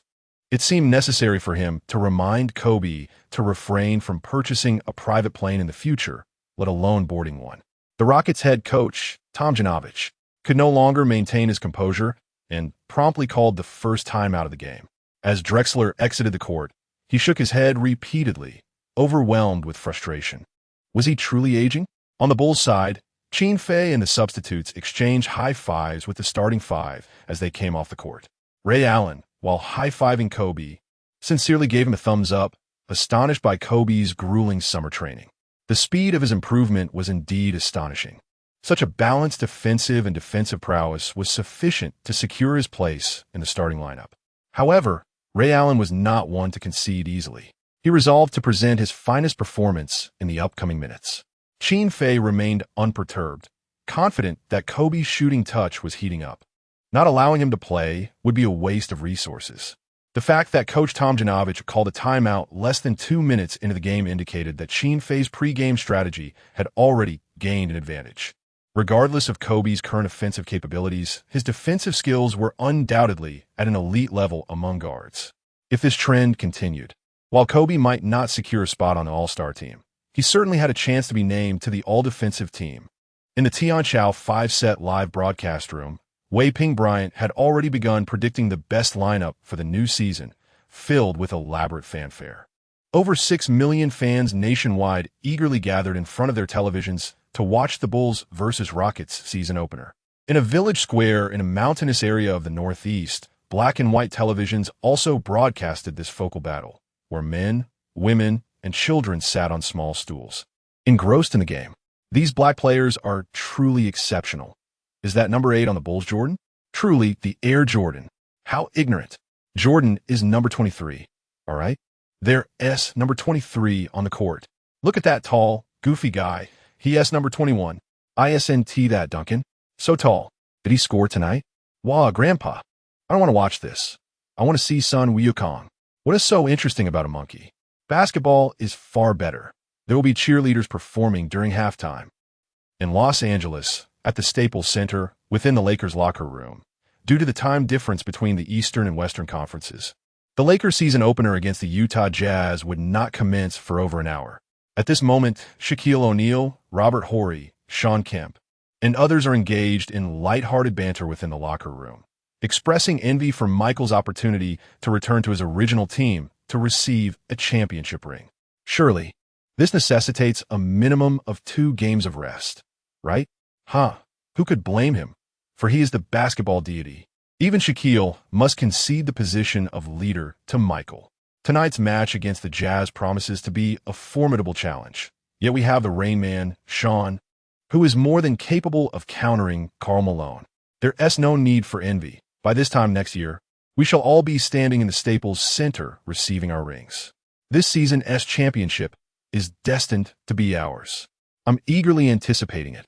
I, too, shall finally lay claim to my third championship ring. Robert Horry proudly displayed his 2 championship rings to his teammates, wearing an expression of unrestrained pride. These 2 rings were earned during his tenure with the Houston Rockets in 1994 and 1995 alongside the legendary Hakeem Olajuwon. In the annals of NBA history, Robert Horry is renowned as a collector of championship titles. Though he may lack elite talent and superstar status, he has nonetheless secured 7 championship rings with the Rockets in 94, 95, the Lakers from 00, 02, and the Spurs from 05, 07. The mere value of these 7 rings could fetch him several $1 million at auction. The big shark, O'Neal, appeared nonchalant, confidently stating, "If Michael wants to be the leader, let him have it. My ambitions extend beyond this season's championship. I aspire to claim the regular season MVP as well. Shaquille, if you wish to contend for this season's MVP, you must first triumph over last season's MVP in tonight's opener." The 1996-97 regular season MVP was none other than Karl Malone of the Utah Jazz, with Michael Jordan finishing second in that year's MVP race. Just then, Robert Horry pointed at the television in the locker room, unable to contain his astonishment. "Shaquille, look." O'Neal turned his gaze toward the screen, which was broadcasting the game between the Bulls and the Rockets. The slow-motion replay showcased Kobe Bryant blocking Clyde Drexler's shot, followed by an electrifying fast-break dunk.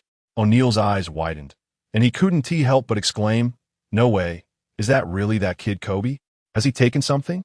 Returning to the United Center in Chicago, the timeout ended and the game resumed. Concerned about Drexler's defense, the Rockets head coach instructed small forward Eddie Johnson to be vigilant and double-team when necessary. Chapter 59. The indomitable Barkley U2 lacks sportsmanship.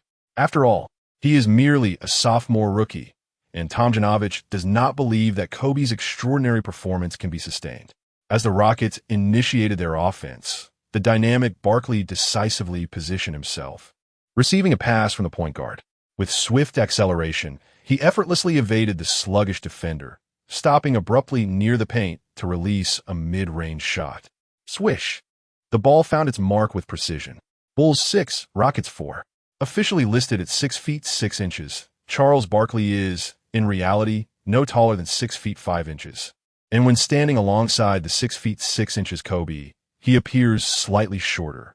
Yet, despite his height, Barkley excels as a power forward, boasting an average of over 25 points per game and a staggering 14.6 rebounds during his peak season, attesting to his exceptional and unconventional talent. While his stature may be modest, his wingspan reaches an astonishing 7 feet 2 inches, creating a significant disparity of over 9 inches between his height and reach. Furthermore, during his prime, Barkley possessed elite explosiveness, weighing in at 250 pounds, which surpassed even Tim Duncan. In the early stages of his career, Barkley played for the Philadelphia 76ers, where he was the league's most efficient fast break forward, comparable to the 1-0 version of LeBron James in later years. Had it not been for Dirk Nowitzki's emergence, Barkley would undoubtedly be recognized as the most formidable offensive power forward in the league, bar none. Following his tenure with the 76ers, Barkley joined the Phoenix Suns, evolving into a more playmaking power forward akin to the 2-0 Cavaliers version of LeBron. Now, as he dons the Rockets jersey, age and injuries have diminished his explosive capabilities, prompting him to gradually develop a reliable mid-range and long-range shot. As one of the most renowned championship-less kings in NBA history, the league truly owes Charles Barkley a championship. Had he been accompanied by 1 or 2 all-star caliber teammates during his prime with the 76ers or the Suns, a championship would not have been an unattainable dream. With the change of possession, Nash brought the ball up court and continued to pass it to Kobe at the arc. Kobe, now in a triple threat position, observed Drexler retreating slightly, clearly indicating an intention to defend against both the drive and the shot. Without a moment's hesitation, He rose up for a three-point jump shot. Such a pull-up jumper demands immense core, strength, and calf power. And in this regard, Kobe possesses unparalleled talent. Of course, when it comes to pull-ups, the peak of Tracy McGrady undoubtedly surpasses Kobe. Drexler, taken aback, leapt to contest the shot, but was a fraction too slow. The basketball, propelled from Kobe's fingertips, soared through the air with a whoosh, finding its way into the net. Swish! Bulls 9, Rockets 4. The home crowd erupted in jubilation, and, at the commentary desk, Magic Johnson excitedly pounded the table, exclaiming, "Kobe's touch is simply on fire. He can drive, shoot from distance. 35-year-old Drexler stands no chance against him. In him, I can vividly see the Jordan of a decade ago." A decade ago, Michael Jordan had just completed his third season in the NBA, earning the esteemed title of scoring champion for the first time in his illustrious career, observing Kobe Bryant's remarkable streak of 9 consecutive points. Charles Barkley could no longer contain his frustration. As he transitioned to the offensive end, the agile round mound of rebound actively demanded the ball and orchestrated a pick with Clyde Drexler at the top of the arc, effectively creating a mismatch against Kobe. "Youngster, you possess quite the audacity. Allow me to teach you a lesson," Barkley exclaimed, swiftly establishing his position with his substantial physique, thrusting his formidable frame against Kobe without a moment's hesitation. The impact resonated like thunder. Kobe, lowering his center of gravity in a valiant effort to withstand the onslaught, found himself utterly overmatched by Barkley's 114-kilogram bulk. When it comes to the NBA, Barkley boldly proclaimed himself the unrivaled champion of both hip circumference and muscle mass, leaving no room for dissent. During his prime, Barkley's unique approach to backing down defenders proved exceptionally effective, even against formidable opponents such as Karl Malone and Shaquille O'Neal. Comically, one could often witness Barkley initiating his post plays from the arc, bulldozing his opponents with an unrelenting force all the way to the basket. In response to his rather ungraceful style of play, the league instituted the Barkley rule, which limited backing down to a mere 5 seconds. However, the disparity in strength between Kobe and Barkley was stark. With a mere flick of his robust frame, Barkley swiftly maneuvered Kobe from the arc to the free throw line in less than 2 seconds. The sound of impact echoed again. Barkley, intent on delivering one final thrust, found himself halted by a defender resembling an immovable rock. "What on earth is happening?" Barkley mused, mustering all his strength to continue pushing forward. "I will not be denied." Yet, to his astonishment, he turned to discover that the player standing behind him was no longer Kobe, but rather Tim Duncan. "What? Why can't I penetrate?" Duncan, holding his breath with flushed cheeks, gravely remarked, "You're just too large." Concerned about the impending 5-second violation, Barkley swiftly executed a spin move to evade Duncan, accelerating into the paint. Meanwhile, on the left side of the basket, Hakeem Olajuwon was entangled in a fierce struggle. Barkley took a decisive step into the key, launching himself for a thunderous dunk, his determination unwavering as he aimed to demonstrate that even at 35, he could still soar. Yet, just as the basketball was on the verge of descending through the hoop, 2 powerful forces surged from behind and the right side. Duncan, relentlessly pursuing, and Kobe, sprinting along the baseline, both ascended in unison, their mighty hands descending upon the ball with overwhelming force. The combined might of their efforts was akin to a torrent, unceremoniously sending Charles Barkley crashing to the floor. The resounding thud echoed throughout the arena as Barkley landed with a thump, the impact seemingly fracturing him into pieces, while the very floor trembled beneath him. "Alas, you 2 young individuals lack a sense of chivalry, intimidating a 35-year-old elder like myself." Chapter 60, The Clash of Flying Pigs. Kobe scores over 20 in a single quarter. As the saying goes, the young shall overpower the old. The formidable duo of Kobe and Duncan, like 2 specters, left Barkley, seated on the ground, in a state of utter disarray, lamenting the passage of time and the fading of heroes. Just as the atmosphere in the United Center had settled, it was ignited once more with fervor. The head referee, Stephen Gavey, observed with clarity, Though Duncan and Kobe had forcefully toppled Barkley, their hands had precisely struck the ball, rendering the moment a classic block. The basketball ricocheted off Barkley's back, landing perfectly in Duncan's grasp, who swiftly executed a long pass. Nash, ever prepared, caught the ball on the left flank and quickly transitioned into a fast break, while Bruce Bowen surged ahead of Eddie Johnson on the right. Kobe, Duncan, and a few others followed closely from the center. The Bulls launched their counterattack with an imposing presence, akin to an army charging into battle. On one side, Coach Qin Fei remained composed on the sidelines, while on the other, Rockets head coach Tom Janovich sprang from his seat, urgently shouting for a defensive stance. Point guard Matt Maloney reacted swiftly, closely trailing Steve Nash to thwart his pathway to the basket. Nash, ever vigilant, made his way into the left side of the front court, then executed a sudden high lob toward the basket. Bruce, quick! Bowen, trailing on the right, leapt ahead of Eddie Johnson, ready to dunk. However, for the athletically average Bowen, Nash's pass was evidently a tad too high. He exerted all his effort to ascend, stretching his arms yet failing to secure the ball, which consequently fell towards the hoop. Clang! The slightly mishandled ball struck the rim and soared high into the air. Bruce Bowen, face flushed with embarrassment, internally grumbled at Nash. Old chap, did you think I was Tracy? Nash sensed something amiss as soon as he released the ball. He had grown accustomed to training with McGrady, oblivious to the stark contrast in talent between Bruce and Tracy. Even had he passed to Kobe, the dunk would have undoubtedly succeeded. The rebound soared high, landing near the free throw line, where both Eddie Johnson and a leaping Drexler aimed to seize it. Yet, behind them, a powerful and agile figure soared upward. Who was it? It was none other than Kobe. Swiftly trailing, Kobe snatched the rebound, spreading his legs mid-flight, and deftly passed the ball behind him. Duncan received the pass, executed a pump fake, and then passed to the right side, where he connected with the ball at a 45-degree angle. With a quick jab to evade the oncoming Hakeem, he calmly leapt and released the ball. Swish!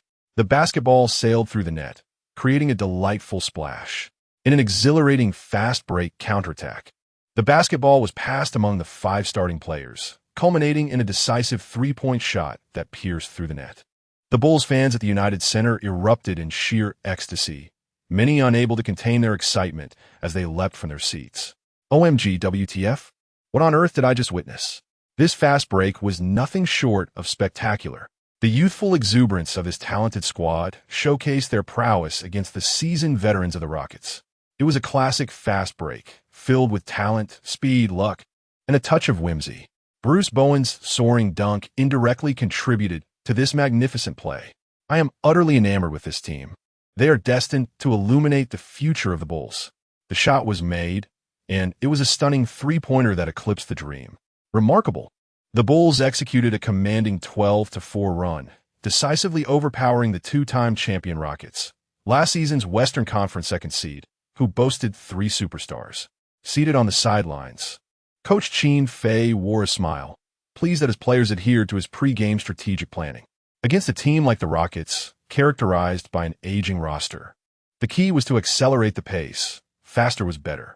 At a crucial moment, the formidable Dream stepped up, scoring twice in low-post attacks, keeping the Rockets within reach. However, the Bulls' offensive momentum surged, especially with the relentless Kobe, who sank 3 consecutive three-pointers, including a high-difficulty 3-1 against the double team of Drexler and Eddie Johnson. This stellar performance, amassing 10 points from 3 three-pointers and a free throw, obliterated the embarrassment of Kobe's missed crucial shots at the end of the previous season. Tom Janovich instructed Drexler, Eddie Johnson, and bench player Mario Elie to take turns defending Kobe, yet they could not contain the unstoppable Black Mamba.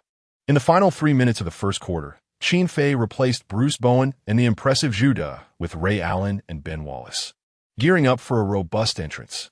Upon entering, Wallace immediately grabbed 2 offensive rebounds, even over the heads of Dream and Barkley. The formidable Barkley was knocked to the ground during a collision with Wallace. Furious, he rose and shoved Ben, shouting, "Kid, do you dare to feel the force of my fists?" Barkley was notorious for his fiery temper and had numerous altercations during his career, once even leaving the 300-pound Shaquille O'Neal sprawled on the floor in fear of retaliation. Last season, he had clashed with the Knicks Oakley, resulting in both players receiving multiple game suspensions. Wallace, fired up, was ready to respond, but fortunately, Duncan intervened just in time, while Dream contained the impulsive Barkley. Big Ben, feeling indignant, pointed at Barkley and retorted, "The shark may fear you, but I do not, Charles. Once you finish kissing the rear of that mule, I shall come and deliver my blows." Referee Stephen Gavey immediately blew his whistle, signaling a technical foul for both Barkley and Big Ben. Seated on the sidelines, Qin Fei crossed his arms over his chest, contemplating that the brawl had been averted, which was a stroke of luck for Barkley. Otherwise, he would undoubtedly be no match for the current Ben Wallace. In a physical assessment conducted by Qin Fei yesterday, Wallace's bench press had reached an astonishing 220 kilograms, a figure that ranks second only to Karl Malone among all players in the league, surpassing even the formidable Shaquille O'Neal. Moreover, Ben Wallace's explosiveness was not inferior to that of peak Barkley. A solo practice session with a 34-year-old flying pig would surely prove futile. Big Ben and Ray Allen accelerated the pace of the Bulls' offense and defense, while Kobe and the gentlemanly Ray complemented each other, collectively scoring 12 points in under 3 minutes. At the end of the first quarter, the Bulls led the Rockets by 15 points, with a score of 38-23.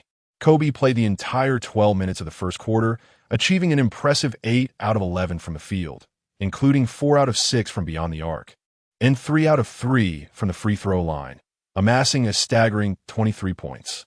Defensively, he held Clyde Drexler to a mere 0 for 3 shooting in the first quarter, with Drexler managing only 2 points from free throws.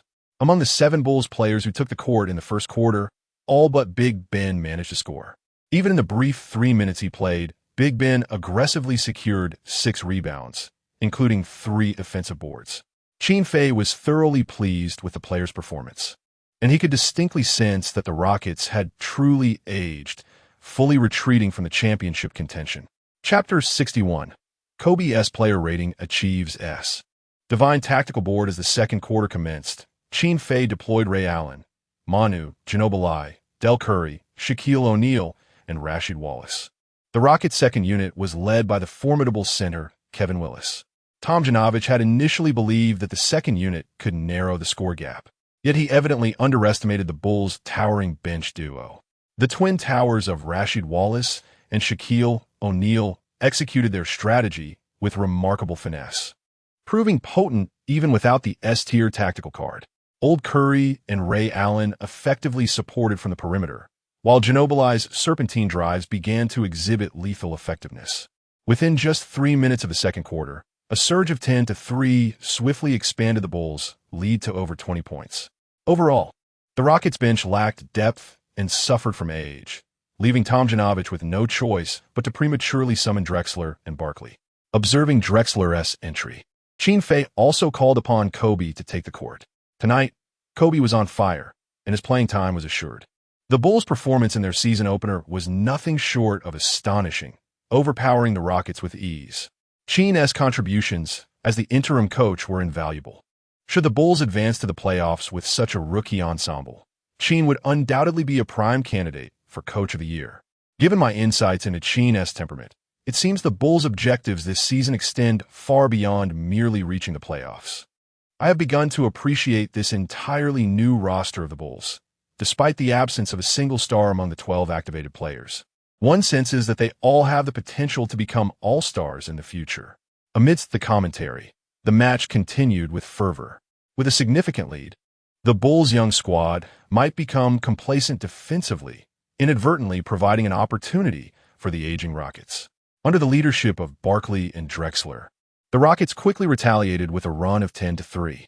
Without Tim Duncan anchoring the paint, the defensive coordination of Rasheed Wallace and Shaquille O'Neal was evidently inferior to their explosive offensive capabilities. Calmly seated on the sidelines, Qin Fei remained unperturbed about the Rockets narrowing the score. Rather, he was concerned about the possibility of an early collapse. After all, he still needed to fulfill a system task that required one player to break the NBA single-game scoring record during the season opener. Tonight, that responsibility naturally fell upon the Black Mamba, Kobe. Witnessing Kobe overpower Barkley and storm into the paint for a thunderous dunk, Qin Fei effortlessly summoned the system panel. To his delight, he discovered that in the players section, alongside a general overview, Kobe's name shimmered with brilliance. Remarkable! Kobe's prowess had ascended to the S tier. Qin Fei quickly accessed Kobe's personal attributes panel, and a series of impressive stats compelled him to exclaim in admiration.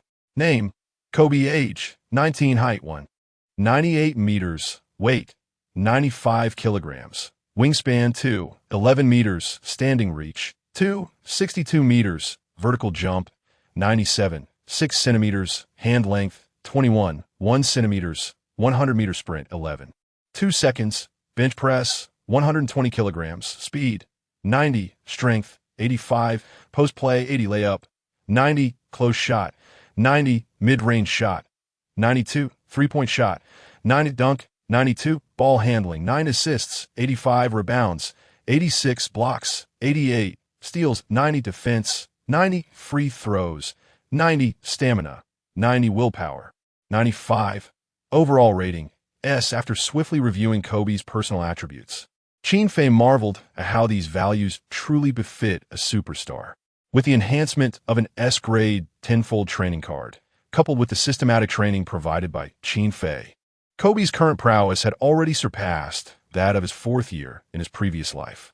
Noticing that his system backpack contained a previously rewarded 10 consecutive draw card from the system mall, Qin Fei resolved to utilize it immediately. System: commence the 10 consecutive draws for item-type goods. Although the game against the Rockets that night was virtually assured, rendering any further strategizing unnecessary for him as the head coach. The upcoming matches against formidable teams such as the Knicks, Heat, and Supersonics would indeed require his guidance to orchestrate tactics and lead the team to victory. Ding! The system's 10 consecutive draws are underway. Ding! Congratulations to the host for acquiring 10 A-grade Yunnan Bai Yao. Ding! Congratulations to the host for obtaining an S-grade reflective armor. Ding! Congratulations to the host for acquiring an S-grade template for the Beast in the Paint. Ding! Congratulations to the host for obtaining a God-level tactical information board. Ding! Congratulations to the host for acquiring S-grade mind-reading glasses. Ding! Congratulations to the host for obtaining S-grade. A series of system notifications resonated in Qin Fei's mind, and his attention was quickly captured by the God-level tactical information board, the sole divine item he had drawn. Ding! God-level tactical information board allows the host to view the real-time status and shooting touch of every activated player on both teams, accompanied by a super timeout, available only once per game. Upon hearing the system's explanation, Qin Fei's spirits soared with excitement. Truly, it was a remarkable item. The ability to observe each player's condition and shooting feel through the tactical board to devise corresponding strategies was akin to wielding divine power. Swiftly summoning the information tactical board, a soft blue luminescence flickered before Qin Fei, displaying the names of each player participating in the match from both teams, with active players listed above and resting players below. Qin Fei first examined the current status of the players on the court. Chicago Bulls: Ray Allen, Del Curry, Kobe Bryant, Rasheed Wallace, Jermaine O'Neal. Houston Rockets: Mario Elie, Clyde Drexler, Eddie Johnson, Charles Barkley, Kevin Willis. Each player is depicted with an avatar, accompanied by either a flame or a snowflake. Qin Fei, having previously engaged with 2K, is acutely aware of the significance of these symbols. The flame signifies a scorching shooting touch. The larger the flame, the more intense the shooting prowess. Conversely, the snowflake denotes a frigid shooting feel, with larger snowflakes indicating an even colder touch. Truly, it is a riveting discussion. Qin Fei immediately notices the fierce flame beside Kobe's avatar, indicating an explosive shooting ability, rendering him invincible on the court. Besides Kobe, both Ray Allen, Rasheed Wallace, and Del Curry also have small flames beside their avatars. In contrast, Jermaine O'Neal's avatar bears no symbol, suggesting an average performance. Turning to the Rockets, both Drexler and Barkley have small flames beside their avatars, while the veteran Mario Elie boasts a prominent flame, a testament to his recent performance, where he has successfully netted 2 3-pointers following assists from Barkley, narrowing the deficit to 10 points. Each NBA game often features the unexpected emergence of bench players as unsung heroes, and tonight, Mario exemplifies this role. This is further compounded by the Bulls' lackluster perimeter defense from Ray Allen and Del Curry, aside from Kobe's relentless efforts to guard Drexler, leaving him unable to attend to Mario, Ellie, and Eddie Johnson. Chapter 62, SSS. Enjoy the divine performance on the court. Barkley penetrated the paint, passing the ball to the corner where Eddie Johnson stood poised. The veteran, now 38, effortlessly sank a three-pointer. Swish! The Rockets narrowed the gap to just 7 points. The Bulls' home crowd began to feel a sense of unease. Their perimeter defense was lacking. It was high time to bring Bruce in. Tim should also make his entrance, as Rashid and Little O were evidently prioritizing offense over defense. Qin, indeed, was taking a considerable risk. No matter how strong their hand, one must never underestimate their opponents, especially when facing the Houston Rockets. Amidst the murmurs of the anxious Bulls fans, jubilation erupted once more as Kobe turned back, challenging Drexler, and swiftly retaliated with a three-pointer of his own. Swish! Bulls 57, Rockets 47. The lead was quickly restored to 10 points. The timer read 6 minutes and 2 seconds in the second quarter, signaling an official timeout. Bryant was exceptional, having already amassed 31 points in just a season and a half. Truly remarkable. Who could dare to claim that Kobe was not Jordan's rightful heir? If his current form persisted, he would easily surpass 50 points tonight, a feat few stars have achieved in the storied history of NBA season openers. Both offense and defense were of superstar caliber. It was becoming evident that Ray Allen was indeed a notch below Bryant. As the fans continued their discussions, the two head coaches stood at the sidelines, surrounded by their players, strategizing for the upcoming plays. Tom Janovich passionately addressed his players. Next up, Mario, Clyde, Eddie Johnson, Charles, and the Dream, you five take the court. The Bulls' perimeter defense was considerably vulnerable, and Qin would undoubtedly summon Bruce Bowen to the fray. Bruce's offensive prowess was limited, with his three-point accuracy lingering below 32. Thus, once Bryant received the ball on offense, Drexler and Eddie must decisively double-team him, allowing Bruce to remain unguarded. On offense, Charles would orchestrate the plays, with the Dream as the primary option in the paint and the sharpshooters ready to launch from beyond the arc. Charles and Clyde, you must relentlessly attack the rim to draw fouls. Rally together, for this is a Bulls team without Jordan, should we fail to turn this around. Extra practices await us back in Houston. On the Bulls' side, Qin replaced Little O and Rashid with Tim, Duncan, and Big Z, while also substituting Bruce Bowen for Dale Curry. The tactical board displayed small flames beside Duncan and Big Z's icons, signifying their readiness, but Bruce Bowen's icon appeared much more subdued, alongside Ray Allen and the fiery Kobe. All except Bruce among the five on the court were in excellent form. However, the defense on the wing could not afford to be without Bruce. Qin had no choice but to rely heavily on him. Once McGrady returned, the dynamics would surely shift. Bryant, this evening belongs to you. If the Rockets choose to double-team you, take it as a compliment, for it signifies your ascendance to superstardom. At this moment, Qin Fei cast another glance at the confidence tactics board, only to discover that the small flame next to Barkley's visage had vanished, replaced instead by a large snowflake. While the sudden chill in Barkley's shooting touch remained a mystery, Qin Fei placed unwavering faith in the system's divine tactics board. Allow Charles to shoot, while striving to sever his passing lanes. Should Olajuwon receive the ball beneath the basket, Tim and G must decisively double-team, leaving Charles unattended. Mario LES three-point shooting will persist, and Ray Allen, your mission is to shadow him relentlessly, ensuring he does not receive the ball. Is that understood? A resounding affirmation echoed from the players. Very well, my brothers, take the court and battle forth. I shall be in the front row applauding for you. Tom Thibodeau, standing beside Qin Fei, wished to caution the head coach that Barkley had effortlessly hit all three of his mid-range shots upon entering in the second quarter, making an open shot a generous gift. Yet, the words lingered on his lips, and he chose silence. He trusted that Qin Fei's strategies always carried their own wisdom. Following the official timeout, the game resumed. The Rockets initiated their offense, with Barkley dribbling the ball forward and lofting it to the towering Olajuwon beneath the rim. Without hesitation, Duncan and a G heeded Qin Fei's directive, advancing to execute a fierce double team. Olajuwon, left with no choice, passed the ball back out. Barkley, receiving the ball at the foul line strong side, found himself unguarded and decisively leaped to shoot. However, clang, the ball ricocheted off the rim, as Duncan effectively boxed out Olajuwon, allowing Deji to seize the rebound. A subtle smile graced Qin Fei's lips. Barkley's shooting touch had indeed cooled.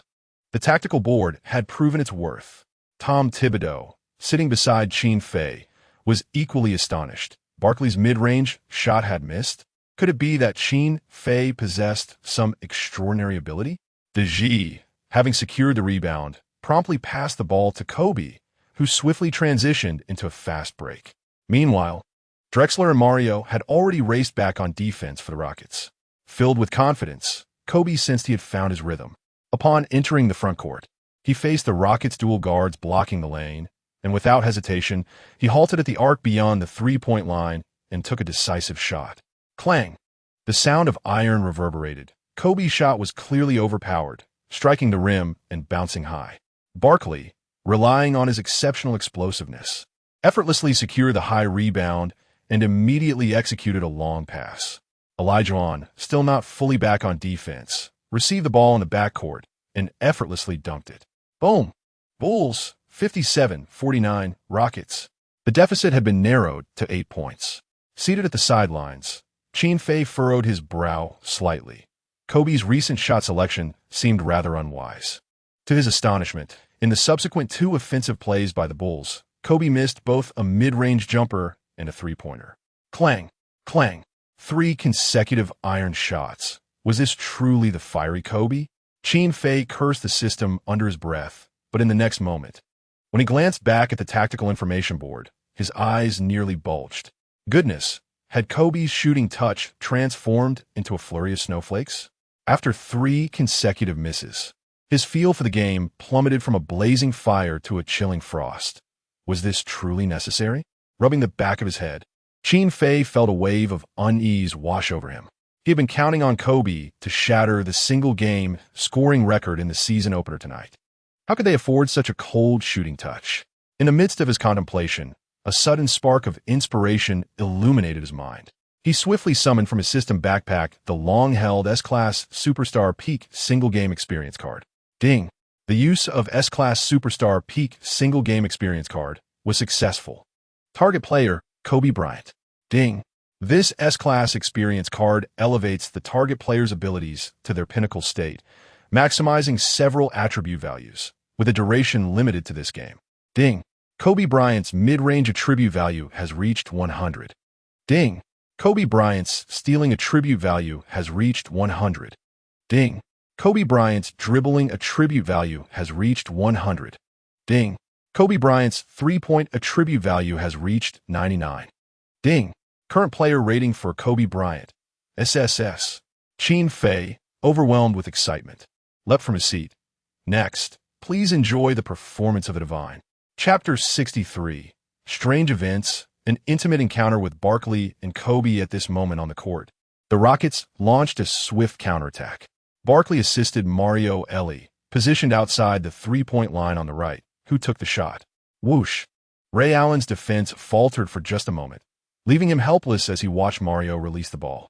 Yet, he still hoped for Mario to miss. After all, this player had already scored 2 consecutive three-pointers.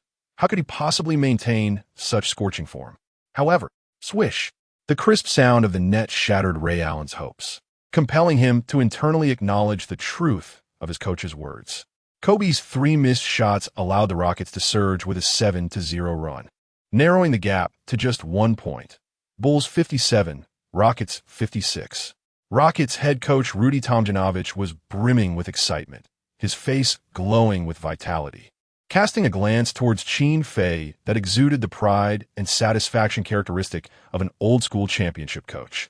Winning against us is no easy feat yet. Qin Fei, seated at the Bulls bench, remained composed, showing no intention of calling a timeout.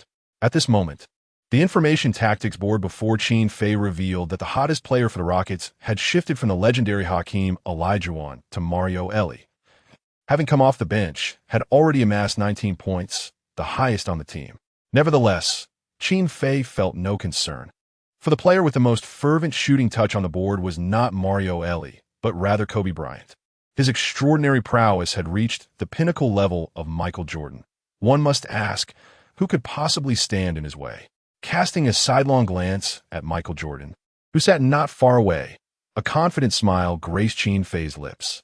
Tonight, the Black Mamba would tread the path of Michael Jordan, leaving him with no avenue to escape. However, Qin Fei was taken aback by the fact that while Kobe's shooting touch had reached an unprecedented fervor, his other teammates, with the exception of Tim Duncan, had seen their shooting abilities diminish into mere snowflakes. What on earth was happening? Had Kobe stolen the shooting touch from his teammates? On the court, the Bulls initiated their offense. Ray Allen dribbled the ball into the front court, signaling to Kobe at the top of the arc, requesting the ball. Yet, Ray Allen chose not to pass to Kobe, instead opting to deliver the ball to Tim Duncan underneath the basket. This decision was not an intentional slight against Kobe. After all, Kobe had missed 3 consecutive shots, making the pass to Duncan, a more reliable option, seem prudent. However, Duncan's post move was met with staunch defense from Hakeem Olajuwon, who leapt high to swat away Duncan's attempted bank shot with an emphatic rejection. Wham! The NBA's all-time leader in blocks, the only player ever to surpass 500 total blocks, remained a formidable mountain for the rookie Duncan to climb, even at the age of 34.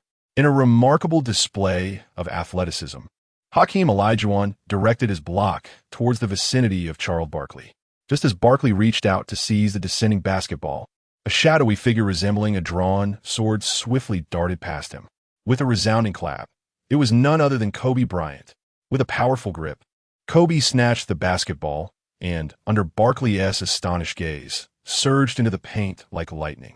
Facing the imminent challenge from the formidable Olajuwon, his eyes gleamed with determination.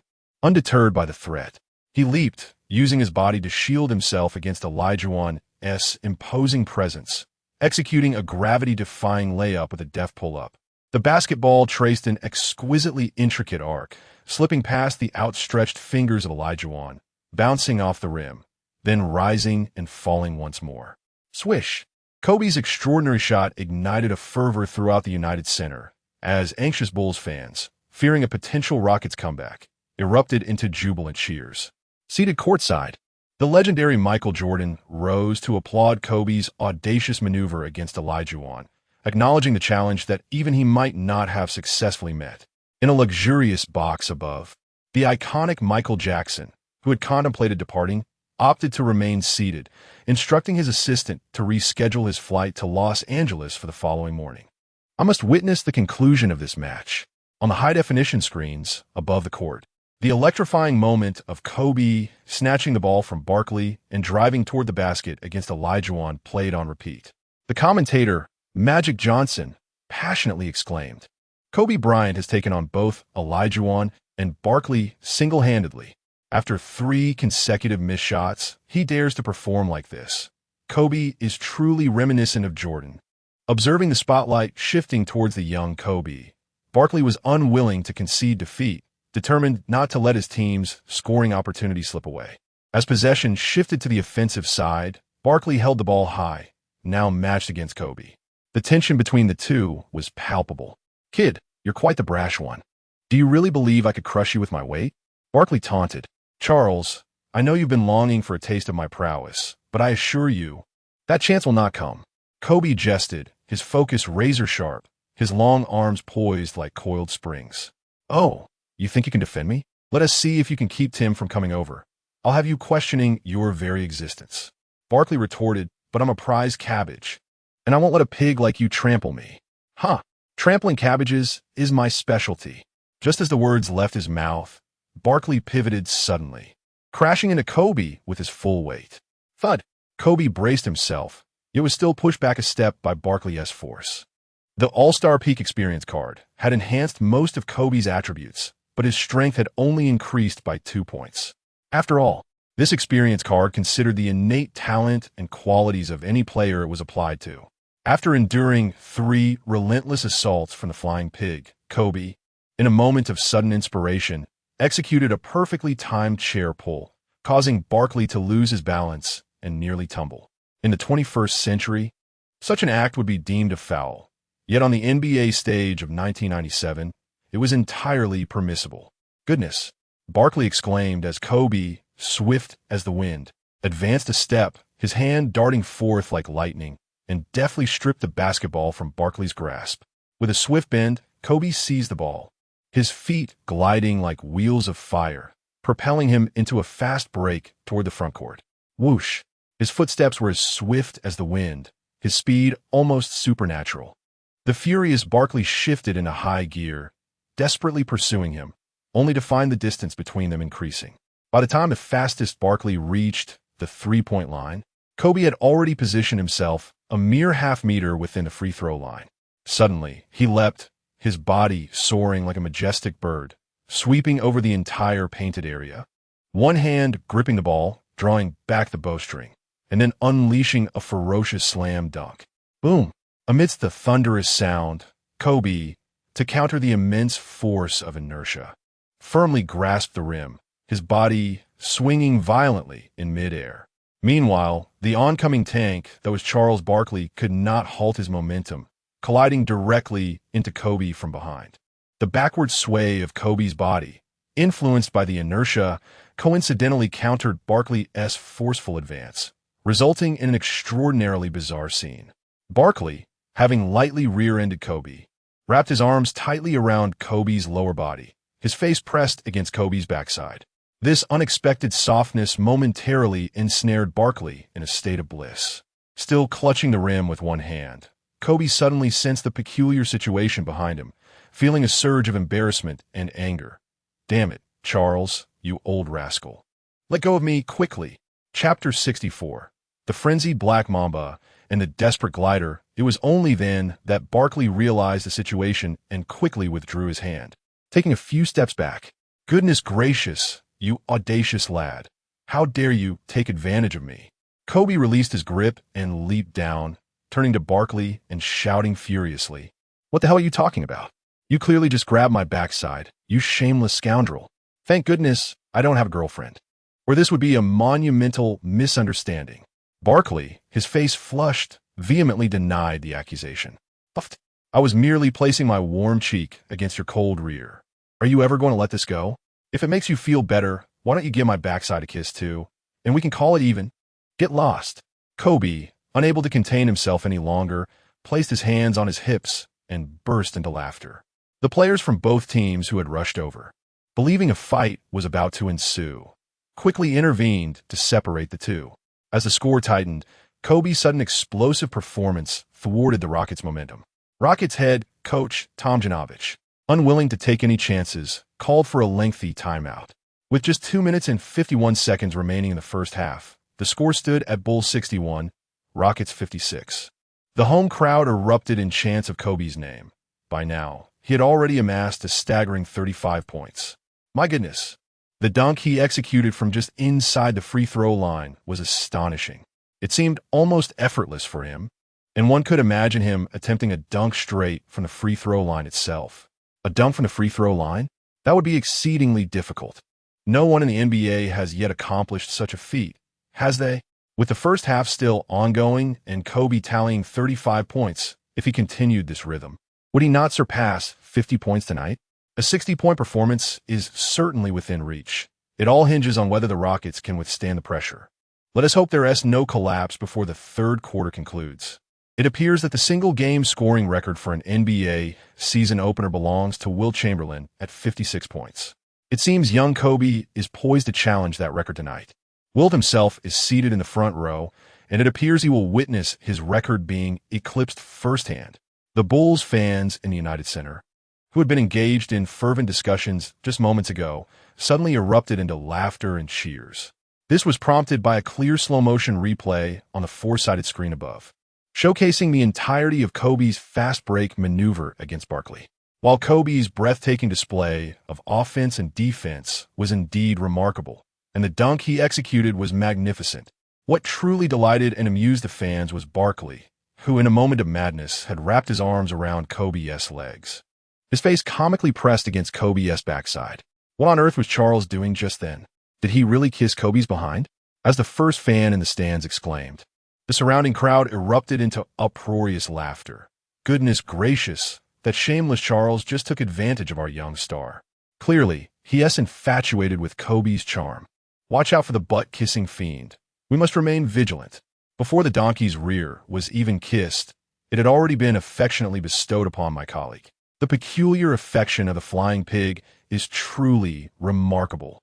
Alas, how splendidly Kobe plays the game, evoking envy in Charles. The cacophony of laughter and cheers reverberated, leaving both Charles Barkley of the Rockets and Kobe from the Bulls in a state of amusement. The commentators, Mike Breen and Magic Johnson, could not resist jesting about Barkley and Kobe.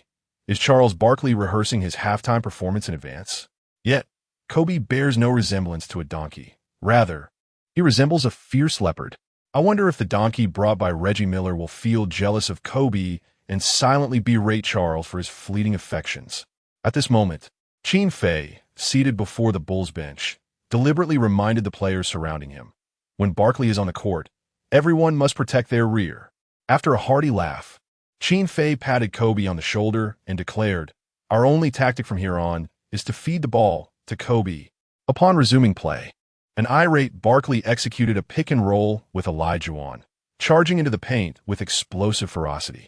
At his peak, Barkley's under the basket might rival that of LeBron during his early years with the Cavaliers, having even toppled Karl Malone. Now, at 34 years old, with injuries mounting, his intensity still instills fear in most interior defenders. The Dream occupied Duncan at the high post, while Barkley barreled into the paint against a recovering defender, displaying unwavering determination and disregarding the towering presence of the Chinese giant. Barkley collided with the defender's chest, forcing him back a step, then executed a feigned shot, cleverly shifting the defender's center of gravity before leaping to deliver a thunderous dunk. However, in a dramatic turn of events, a swift figure emerged behind Barkley, conjuring a fierce gust as a powerful black hand descended with authority. With a leap from just inside the free throw line, Kobe soared like a projectile, spectacularly blocking Barkley's dunk attempt. The basketball was forcefully smacked against the tempered glass backboard, causing Barkley to stumble perilously, his eyes nearly popping from their sockets in disbelief. Who just blocked me? Does the flying pig have no pride? The basketball ricocheted off the backboard, landing perfectly in the grasp of the defender, who quickly passed it to the fast-breaking Ray Allen. Allen sprinted down the left flank, with Mario Elie in pursuit and Drexler aiming to intercept through the middle. As he approached the three-point line, Ray Allen, surveying his surroundings, launched the ball towards the basket. Drexler, already in the paint, was left bewildered. What was Ray Allen attempting? Surely, he wouldn't miss this badly. Or did he mistakenly believe he needed to catch an alley-oop? In his confusion, Drexler leaped, eager to secure the rebound. However, Ray Allen's force in launching the basketball towards the backboard was evidently amplified, sending the ball soaring directly over the head of the leaping Clyde Drexler. In the very next instant, a lightning-fast figure emerged at the corner of Drexler's vision, vaulting from the right side with remarkable speed. It was none other than Kobe Bryant. In a swift counterattack, Kobe surged in from the right, gliding along the baseline, and exchanged a knowing glance with Ray Allen. With extraordinary leaping ability and explosive power, Kobe ascended once he entered the paint, seizing the basketball above Drexler's head and executing a thunderous dunk over his opponent. The arena reverberated with a deafening roar as the rim groaned in protest. Drexler was sent sprawling to the ground by the sheer force of Kobe's powerful slam, crashing heavily in the painted area. Referee Stephen Cavell raised 2 fingers, signaling that Kobe's dunk was worth 2 points. As Kobe landed, he paid no mind to the fallen Drexler, turning to celebrate with Ray Allen before swiftly returning to defense. Clenching his fists, Drexler pounded the floor in frustration, gritting his teeth in anger. On the offensive end, Drexler, with fiery eyes, shouted at Barkley for the ball. Barkley hesitated, taken aback by the sight of the usually mild-mannered Drexler in such a furious state. At 35, Drexler was undeniably incensed by Kobe's actions. Receiving the pass from Barkley, he faced Kobe at the high post, signaling to his teammates to create space. "Youngster, you've successfully provoked me. Tonight, you will pay." With that, Drexler suddenly initiated a drive, executing a series of dazzling dribbles and changes of direction. Yet he found himself unable to breach Kobe's relentless defense. To Drexler, it felt as though Kobe was his shadow, perpetually blocking his path without ever losing position. Watching from the sidelines, Qin Fei shook his head with a smirk. Against the SSS-level defensive prowess of Kobe, it seemed inevitable that Drexler will be vying for the title of the game's best supporting actor alongside Barkley. With only 3 seconds remaining on the shot clock, Drexler, left with no other option, retreated, performing a step back and leaning back for a jump shot aimed at Kobe. This step back, coupled with a lean back release, posed a significant challenge, and Drexler did not truly expect the shot to find its mark. He merely wished to avoid embarrassment. However, Kobe had already anticipated Drexler's intentions. The moment Drexler leaned back to shoot, Kobe's legs sprang forward at a 20-degree angle, propelling him into action. With an impressive leap and hang time, Kobe's right hand enveloped the basketball, while his left hand swiftly joined in to secure it firmly between his palms. A loud slap echoed through the arena as he rejected Drexler's shot. In the midst of the shouts from Magic Johnson and Mike Blind, Kobe swiftly transitioned to offense, sprinting down the court with unrelenting speed, akin to a Bugatti Veyron at full throttle. Embarrassed and enraged, Drexler clutched the remnants of his dignity, summoning every ounce of strength to pivot and pursue fervently, his eyes ablaze with an intense fire. At that moment, only a singular thought occupied Drexler's mind. He must intercept Kobe. He was determined to halt Kobe at all costs, even if it meant committing a foul, even a flagrant one. He simply could not allow Kobe to score another dunk. Chapter 65. The tale of 46 points at halftime. Barkley and the donkey, the fervent determination, seemed to bestow upon Drexler a youthful vigor and strength, as his legs appeared to revert to the vitality of his 20s. His strides becoming both firm and powerful. Whoosh!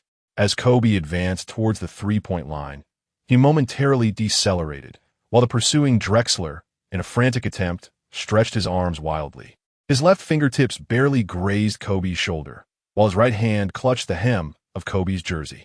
In that split second, as Kobe, in a swift motion, executed a sudden stop and lateral dribble, he came to a steady halt just right of the free throw line. The relentless Drexler, confronted with Kobe's abrupt stop and lateral shift, was momentarily taken aback, striving to pivot but finding his feet lagging behind his thoughts. With his legs entangled, the sole of Drexler's shoe ground against the floor, propelling him into an uncontrolled fall. Yet, even as he soared away, his right hand remained tightly grasping the hem of Kobe's jersey. The sound of fabric being violently torn echoed, followed closely by the thud of Drexler crashing onto the paint.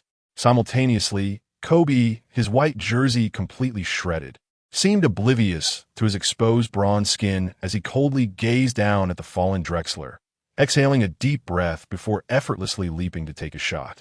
Swish! The moment the basketball swished through the net, the referee's whistle pierced the air. Beep! Referee Stephen Gavey, upon observing Kobe's torn jersey, wasted no time in calling a flagrant foul on Drexler. Kobe's two-point basket was deemed valid, and the Bulls were awarded 2 free throws and an additional possession.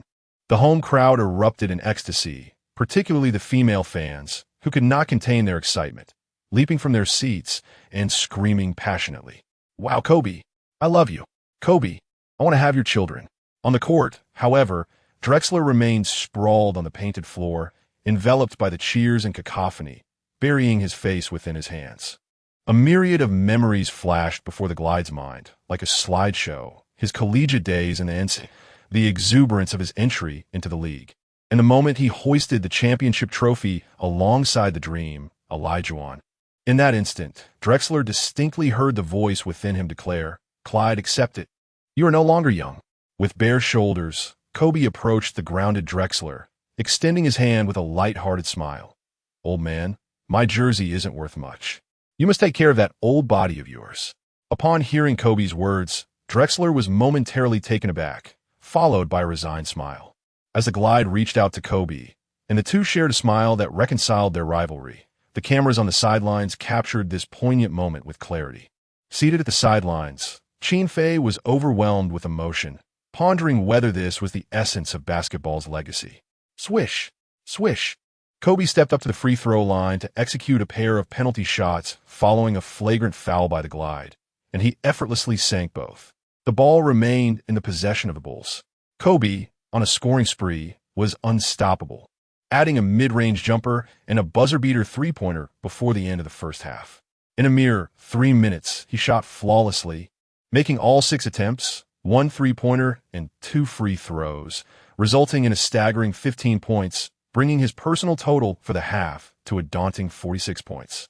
After making the buzzer-beater three-pointer, Kobe exited the court with his palm cupped to his ear, tilting his head in a signature listening gesture reminiscent of Allen Iverson.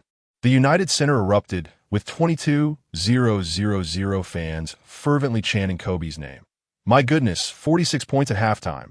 Is this not Jordan incarnate? He had challenged Olajuwon, intercepted Barkley for a soaring dunk, and outmaneuvered the Glide, as Kobe single-handedly took on the Rockets trio, dominating them thoroughly. Amidst the fervent discussions among fans, the high-definition screens displayed Kobe's breathtaking shots from the first half, while the scoreboard confirmed his 46 points, officially surpassing Charles Barkley's 41 points set in 1994. In the annals of NBA history, only Wilt Chamberlain's remarkable 59 points at halftime eclipsed Kobe's feet seated to the sidelines. Legends such as Wilt Chamberlain, Michael Jordan, and Bill Russell rose from their seats, gazing at the screens and applauding Kobe. It was destined to be a night of historical significance. Kobe's 2 quarters of 23 points propelled the Bulls to an 18-point lead over the Rockets at halftime. During the intermission, Reggie Miller humorously brought a black female donkey from the locker room, which trotted gently to center court, greeted by a chorus of cheers and jeers from the crowd. Each fan cast sympathetic glances at the docile donkey, aware of the impending antics from Barkley. Qin Fei and the Bulls players erupted in laughter, unable to contain themselves. Even Barkley's teammates found it hard to resist. Barkley, with his characteristic swagger, approached the donkey's rear end. Charles, I fulfilled my promise to bring you the donkey. The stage is now yours. In response to Reggie Miller's jest, the unabashed Barkley quipped, Reggie, are you sure I didn't steal a kiss from this lovely donkey beforehand? She looks simply irresistible. As Charles Barkley, amidst the wild cheers and flashing lights from the crowd, buried his face into the donkey's posterior.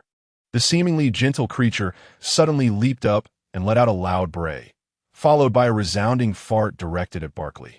He quickly scampered away, waving his hand in front of his nose, wearing an expression of disdain.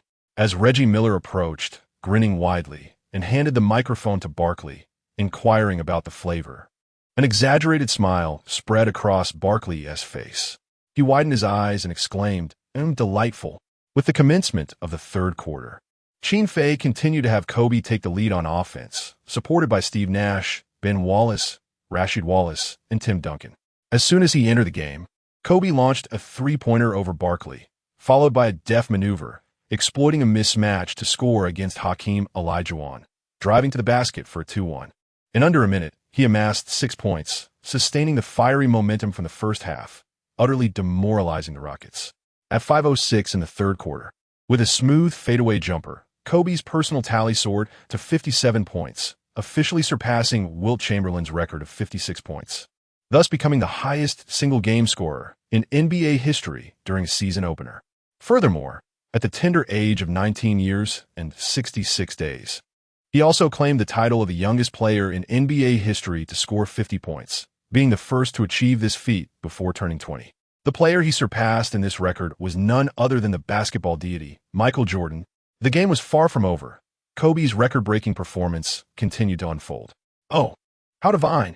The basketball god donned the number 8 jersey of the Bulls tonight, casting aside the old 23 jersey into some damp corner. In the home team's locker room, Tracy McGrady, unable to enter the court, gazed at the television mounted on the wall, where Kobe soared and dazzled, slaying all in his path, his mouth watering with envy. His fists clenched tightly. Pushing open the locker room door, McGrady stepped towards the entrance of the player tunnel, catching a glimpse of the athletes racing on the court, along with the blazing orange basketball. His yearning surged like a volcanic eruption. In the next game against the New York Knicks, he would finally represent the Bulls, officially stepping onto the NBA stage. NBA, I have arrived. The title of the youngest 50-point scorer should rightfully belong to me. Chapter 66. A resounding victory over the Rockets. Kobe shatters multiple records. The contest on the court remained firmly under the control of Qin Fei and the Bulls, with Kobe continuing his remarkable performance in the third quarter, showcasing his prowess through drives, mid-range shots, and three-pointers alike. Coupled with Tim Duncan's commanding presence in the paint and Ben Wallace's relentless rebounding, the Bulls executed a fast-paced and comprehensive domination on both ends, leading the aged Rockets to a swift collapse, with the margin soaring beyond 30 points. As the third quarter dwindled to its final 3 minutes, Kobe delivered a thunderous alley-oop slam following a bounce pass from Duncan, reverberating through the arena. Bulls 95, Rockets 64. The lead had ballooned to a staggering 31 points. This electrifying dunk propelled Kobe's individual tally to 65 points, surpassing the entire Rockets team's score of 64. The home crowd erupted in joyous celebration, their cheers echoing throughout the venue. The arena's DJ, with a booming voice, incited the fervor of the fans. Ladies and gentlemen, tell me loudly, who is the basketball god tonight? Kobe, Kobe, Kobe, Kobe. Who is the superstar of the evening? Kobe, Kobe, Kobe, Kobe. Who is the best supporting actor tonight? Flying pig, flying pig, flying pig, flying pig.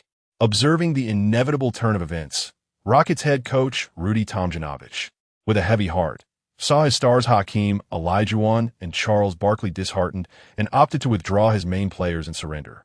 Qin Fei followed suit, pulling Kobe, Duncan, and Nash from a game, allowing Steve Kerr, Del Curry, Manu Ginobili, Rasheed Wallace, and the younger O'Neal to take the floor and add to the score. Sweat glistening on his brow, a euphoric Kobe exited the court, and amidst the roaring applause, he was the first to embrace Qin Fei. Coach, thank you. Despite Kobe's rebellious spirit and youthful exuberance, he had never dared to dream that on the opening night of his second season, he would score a staggering 65 points, and in less than 3 full quarters at that. Fully aware of the profound honor he had achieved that night, Kobe understood that the person he owed the most gratitude to was Qin Fei. Without Qin Fei, he would not have transitioned from the Lakers to the Bulls, and he would likely still be a backup to Eddie Jones. This marked Kobe's inaugural game at the United Center. As he lifted his gaze to survey the fervent fans surrounding him, many of whom were chanting his name, the spotlight shone upon him, and, on the sidelines, legends such as Michael Jordan and Bill Russell rose to applaud him, alongside the coaches and teammates encircling him, bidding farewell to the Staples Center in Los Angeles. He recognized that from this night forward, this arena would be his true home and sanctuary. In this new season, he was determined to march forward alongside the Bulls coach and every teammate, battling valiantly for glory. Qin Fei patted Kobe on the back, feeling the heat and fervor radiating from his body, and whispered encouragingly in his ear, "Bryant, remember my words. One day, you will surpass Jordan." On the high-definition four-sided screen above, the individual statistics of Kobe, who scored 65 points in 3 quarters tonight, flashed brightly. In the annals of NBA history, he surpassed legends such as Michael Jordan and David Robinson, ascending to second place on the list of individual scoring in the first 3 quarters, trailing only Wilt Chamberlain, who recorded an astounding 69 points in a game against the Knicks on March 2nd, 1962. In that iconic match, Chamberlain's final score was an extraordinary 100 points. The Bulls fans in the stands, in a fervor, called for Kobe to return to the court to continue his scoring spree, urging, "Let Kobe play. He must reach at least 70. With his tally exceeding Jordan's 69 points and David Thompson's 73, Kobe became a figure only eclipsed by Chamberlain's 100 points. Amidst a 30-point lead over the Rockets, the fans expressed their delight, acknowledging Kobe's almost divine performance tonight. As a second-year rookie, they mused, what harm could there be in letting him score a bit more? The only one capable of containing Kobe, it seemed, was Qin. Listening to the enthusiastic shouts of the Bulls supporters, Qin Fei, seated at the sidelines, shook his head and smiled. He was resolute in not allowing Kobe to return to the game for more scoring. After all, even if he surpassed 81 points or even 100, It would hold little significance and could even render him a laughingstock. This was merely the first game of the new season for the Bulls, and Kobe's inaugural appearance representing the team. These young players brimmed with energy, determination, talent, and skill, and under his systematic coaching, the records of the NBA would undoubtedly belong to the Chicago Bulls and this promising group in due time. As the game transitioned into garbage time, the Bulls bench players relished the opportunity to rack up points against their opponents. When the final buzzer sounded, the score solidified at Bulls 129, Rockets 90, a staggering 39-point margin. Not only was Kobe's 65-point performance a miraculous feat that reverberated throughout the league, but the Bulls' total of 129 points in an era that emphasized physical play and a slower pace was equally remarkable. In addition to Kobe's phenomenal display, Tim Duncan undoubtedly stood as the second pillar of the team's resounding victory. In tonight's season opener, Duncan played 27 minutes across 3 quarters, shooting 8 of 13 from the field and converting 4 of 6 free throws, amassing 20 points, 12 rebounds, 6 assists, 1 steal, and 5 blocks. Observers of the game could easily discern the value of the first overall pick on both ends of the court, a value that transcended his humble statistics. Without Duncan's formidable presence and influence in the paint, Kobe would have undoubtedly faced far more daunting defensive challenges, making it improbable for him to score over 60 points in 3 quarters. Basketball is forever a team sport. Even with extraordinary talent, the support of teammates remains indispensable. Apart from Kobe and Duncan, all 10 players on the Bulls' active roster contributed to the scoreboard. Notably, Nash recorded 2 points and 10 assists, while Ben Wallace added 1 point and 13 rebounds, showcasing a unique contrast. As the saying goes, friendship comes first and competition second. After the game, players from both the Bulls and the Rockets embraced on the court, promising to face each other again in the future. Clyde Drexler exchanged jerseys with Kobe, while Hakeem Olajuwon patted Duncan on the shoulder, earnestly proclaiming, "Tim, the future of the league belongs to you." Duncan, with his strikingly wide eyes, raised an eyebrow and smiled sheepishly. Why does this sound so familiar? Michael Jordan approached the bare-chested Kobe, and the two embraced before Jordan encouragingly remarked, "Kid, you performed admirably. I hope your brilliance is not merely fleeting. I will be awaiting our clash in Los Angeles during the Christmas showdown. Michael, you know I can outshine you then." Following the game, during the Bulls press conference, head coach Qin Fei personally attended with both Kobe and Duncan. Chapter 67, The Next Battle. The New York Mafia, countless spotlights and cameras, along with an incessant barrage of questions from reporters, were directed towards the Black Mamba, Kobe Bryant. Qin Fei felt that this was the first time since taking over the Bulls that he had been overshadowed at a press conference. "Kobe, how do you feel about scoring 65 points in just 3 quarters tonight?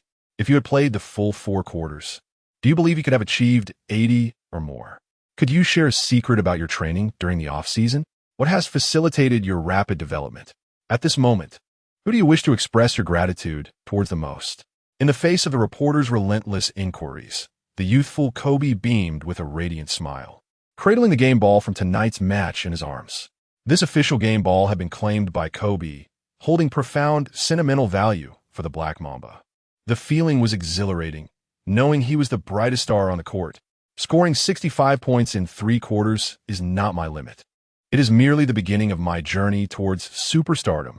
Although the Rockets are a formidable team in the West, their overall roster is aging, and their defensive capabilities are below league standards. We are about to encounter even greater challenges ahead. When I returned to Philadelphia this summer to hone my 3-point shooting, I was met with unexpected news from my sister. She informed me that I had been traded to the Chicago Bulls. At that moment, I felt a profound sense of calm, devoid of excessive joy or sorrow. Yet now, I must say, this is the most wonderful news I have ever received in my life. Chicago is my destined land, and Qin is my eternal mentor and patron. I hope to remain here forever, dedicating my entire career to the Bulls. The reporters posed one final question to head coach Qin Fei. "Qin, as you prepare to face the Knicks in New York against Eastern powerhouses like Patrick Ewing, Allen Houston, Larry Johnson, and Charles Oakley, do you have confidence in leading this group of newcomers to victory?" Qin Fei, with a serene demeanor, confidently replied into the microphone, "Of course. We not only aim to win, but to win beautifully, to win spectacularly." The most exhilarating performances of the Chicago Bulls are always in the next game.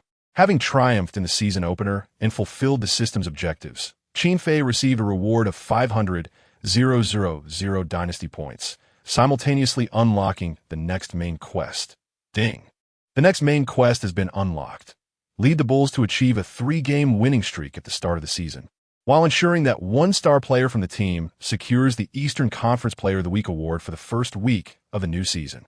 Qin Fei summoned the S-grade team schedule he had just purchased for 100,000 dynasty points from a system. Before him, a faint blue ethereal screen materialized, revealing all 82 regular season opponents for the Bulls in the upcoming season, along with the dates and venues of the matches. Simultaneously accessing each team, one can delve into the roster of players, including their height, weight, physical statistics, career averages for each season, accolades, annual salaries, and even their playing styles and team tactics, all of which are meticulously presented. Qin Fei contemplated that in the future, such information might already be cataloged in an online database. Yet in this era, the data concerning teams and players is immensely valuable. Particularly noteworthy are the players' styles and the team strategies. For Qin Fei, as the head coach, armed with this information, he could achieve the wisdom of knowing both his own team and the adversary, ensuring victory in 100 battles. Following a day of rest, the Bulls would embark on a journey to New York to face the formidable Knicks, led by the indomitable Patrick Ewing. Subsequently, they would shift to Chicago to contend with the Miami Heat under the helm of Pat Riley. Both teams are powerhouses in the Eastern Conference, their overall strength surpassing that of the Houston Rockets. As fellow Eastern teams, if the Bulls could secure a playoff berth this season, the Knicks and the Heat would undoubtedly pose as significant obstacles in the postseason. Securing 3 consecutive victories from the outset is no small feat. Qin Fei could not help but gasp in dismay, cursing David Stern for his relentless favoritism, which led to such a daunting schedule for the Bulls. At Madison Square Garden, the season opener between the Knicks and the Heat unfolded with fervor and intensity. The suspense of the outcome lingered until the final 30 seconds, when the Knicks ultimately triumphed, thanks to the home court advantage and a near buzzer beater by starting shooting guard Allen Houston with just 2.9 seconds remaining, clinching a victorious start to the regular season. Post-game, Heat coach Pat Riley publicly criticized the referees for their home court bias, resulting in a 50,000 fine from the league the following day. During the Knicks post-game press conference, reporters directed their microphones towards the 2 key contributors of the victory, Patrick Ewing and Allen Houston. The dominant Ewing garnered 29 points, 13 rebounds, and 4 blocks, showcasing his prowess as one of the league's premier centers. While his offensive capabilities were undeniable, his defensive performance was less commendable, allowing Alonzo Mourning to score 27 points, grab 14 rebounds, secure 1 steal, and achieve 3 blocks. Yet, the standout contributor to the Knicks' victory was none other than the mid-range specialist, Allen Houston. Houston exhibited extraordinary prowess, overwhelming the Heat's starting shooting guard, Vashan Leonard, with a career-high 41 points, including the critical near buzzer beater. Allen, you achieved a career-high 41 points tonight and hit the clutch shot with 2.9 seconds remaining. How do you feel? With the reporter's adulation directed at him, Allen Houston, who had yet to be selected for an All-Star game, beamed with excitement, exclaiming, "I thoroughly enjoyed tonight's game. The Heat are a highly respected opponent, but we ultimately emerged victorious. The sensation of scoring over 40 points in a single game is exhilarating, yet the thrill of clinching the decisive shot surpasses it. I am deeply grateful for the trust bestowed upon me by my coach and for Charles S. Screen's setting. This victory is not solely mine. It belongs to the New York Knicks as well. Allen, next you will face the visiting Chicago Bulls at home with their newly minted starting shooting guard, Kobe Bryant. What are your thoughts? Are you referring to that 8th man from the Lakers last season? I've taken notice of him. He is indeed a player of considerable potential, and I shall instruct him on mid-range shooting during the game. Allen, how do you perceive Kobe Bryant's remarkable 65 points in 3 quarters against the Bulls and Rockets tonight? The unexpected inquiry from the ESPN reporter left Allen Houston momentarily flabbergasted, his smile evaporating instantly, replaced by an exaggerated expression of shock. What did you say? Kobe scored 65 points in 3 quarters? Patrick Ewing, seated beside Allen Houston, along with Knicks head coach Jeff Van Gundy, were equally astonished, their eyes wide in disbelief. What is happening? A relatively obscure second-year rookie managed to score 65 points in 3 quarters against the formidable Western Conference powerhouse, the Rockets? Surely, there must be some mistake. As the reporter reiterated Kobe's opening night score, Allen Houston's face flushed crimson, engulfed by a sense of profound embarrassment.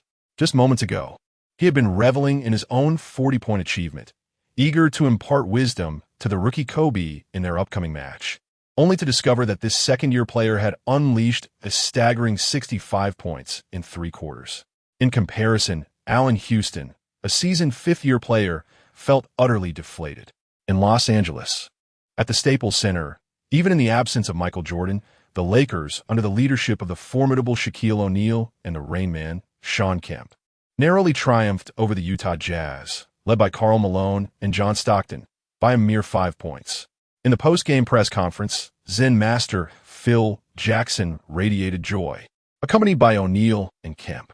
Phil, this marks your inaugural game coaching the Lakers, and you've secured a victory against the formidable Utah Jazz. What are your reflections on this? After being swept by the Jazz in last season's playoffs, tonight I guided my players to avenge that defeat. And the sensation is truly marvelous. The current Lakers are a well-rounded team, boasting the most formidable twin towers in the league. Awaiting Michael S. return, the purple and gold shall be invincible. Shaquille, you achieved a staggering 42 points and 21 rebounds tonight, in your opinion. How does that compare to your former teammate, Kobe's 65 points in 3 quarters? O'Neal's 42 points, 21 rebounds, and 5 blocks undoubtedly constituted the most astonishing performance of the evening. However, when the reporter mentioned Kobe's 65 points, the smile on O'Neal's face abruptly froze, leaving him momentarily speechless. What did you say? No way. Did you just say that explosive player scored 65 points in 3 quarters? The following afternoon, aboard the team's chartered flight from Chicago to New York, Qin Fei and the players were comfortably seated on plush sofas within the cabin. Qin Fei cradled a warm cup of cappuccino in his hands, while his close companion, McGrady, occupied the window seat beside him.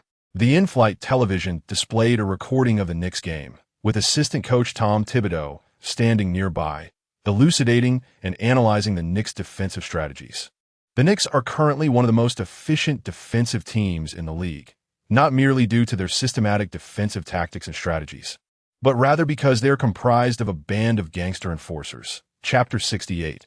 Madison Square Garden. The stars shone brightly at Madison Square Garden, where the 16-year-old Jessica Alba witnessed the formidable Charles Oakley, once Michael Jordan's enforcer, whose fiery temperament rivaled that of the legendary Charles Barkley.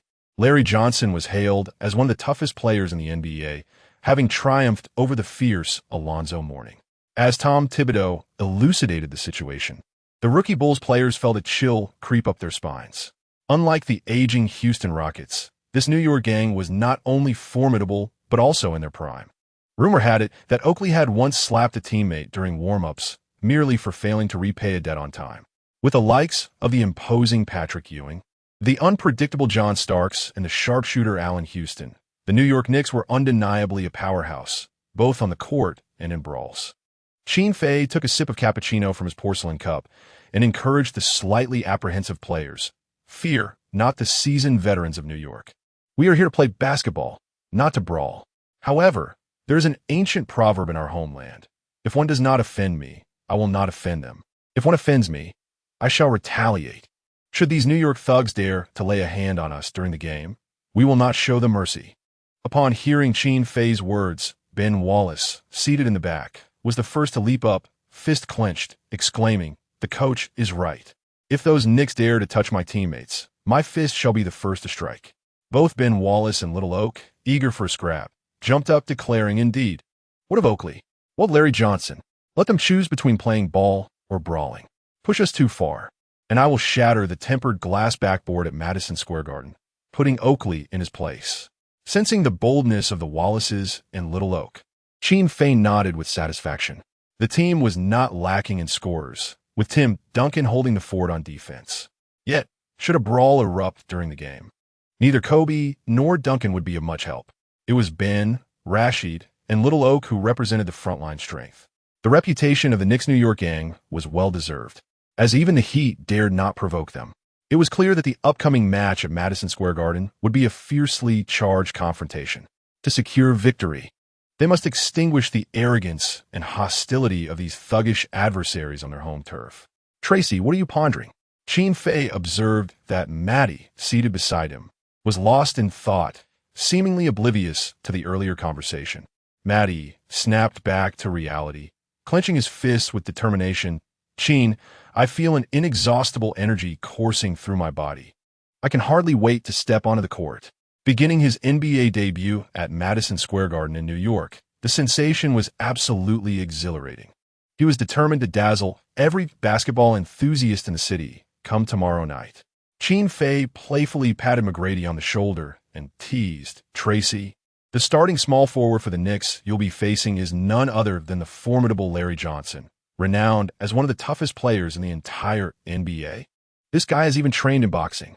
McGrady was momentarily taken aback. Vivid images of Larry Johnson's notorious controversies and explosive brawls on the court flashing through his mind.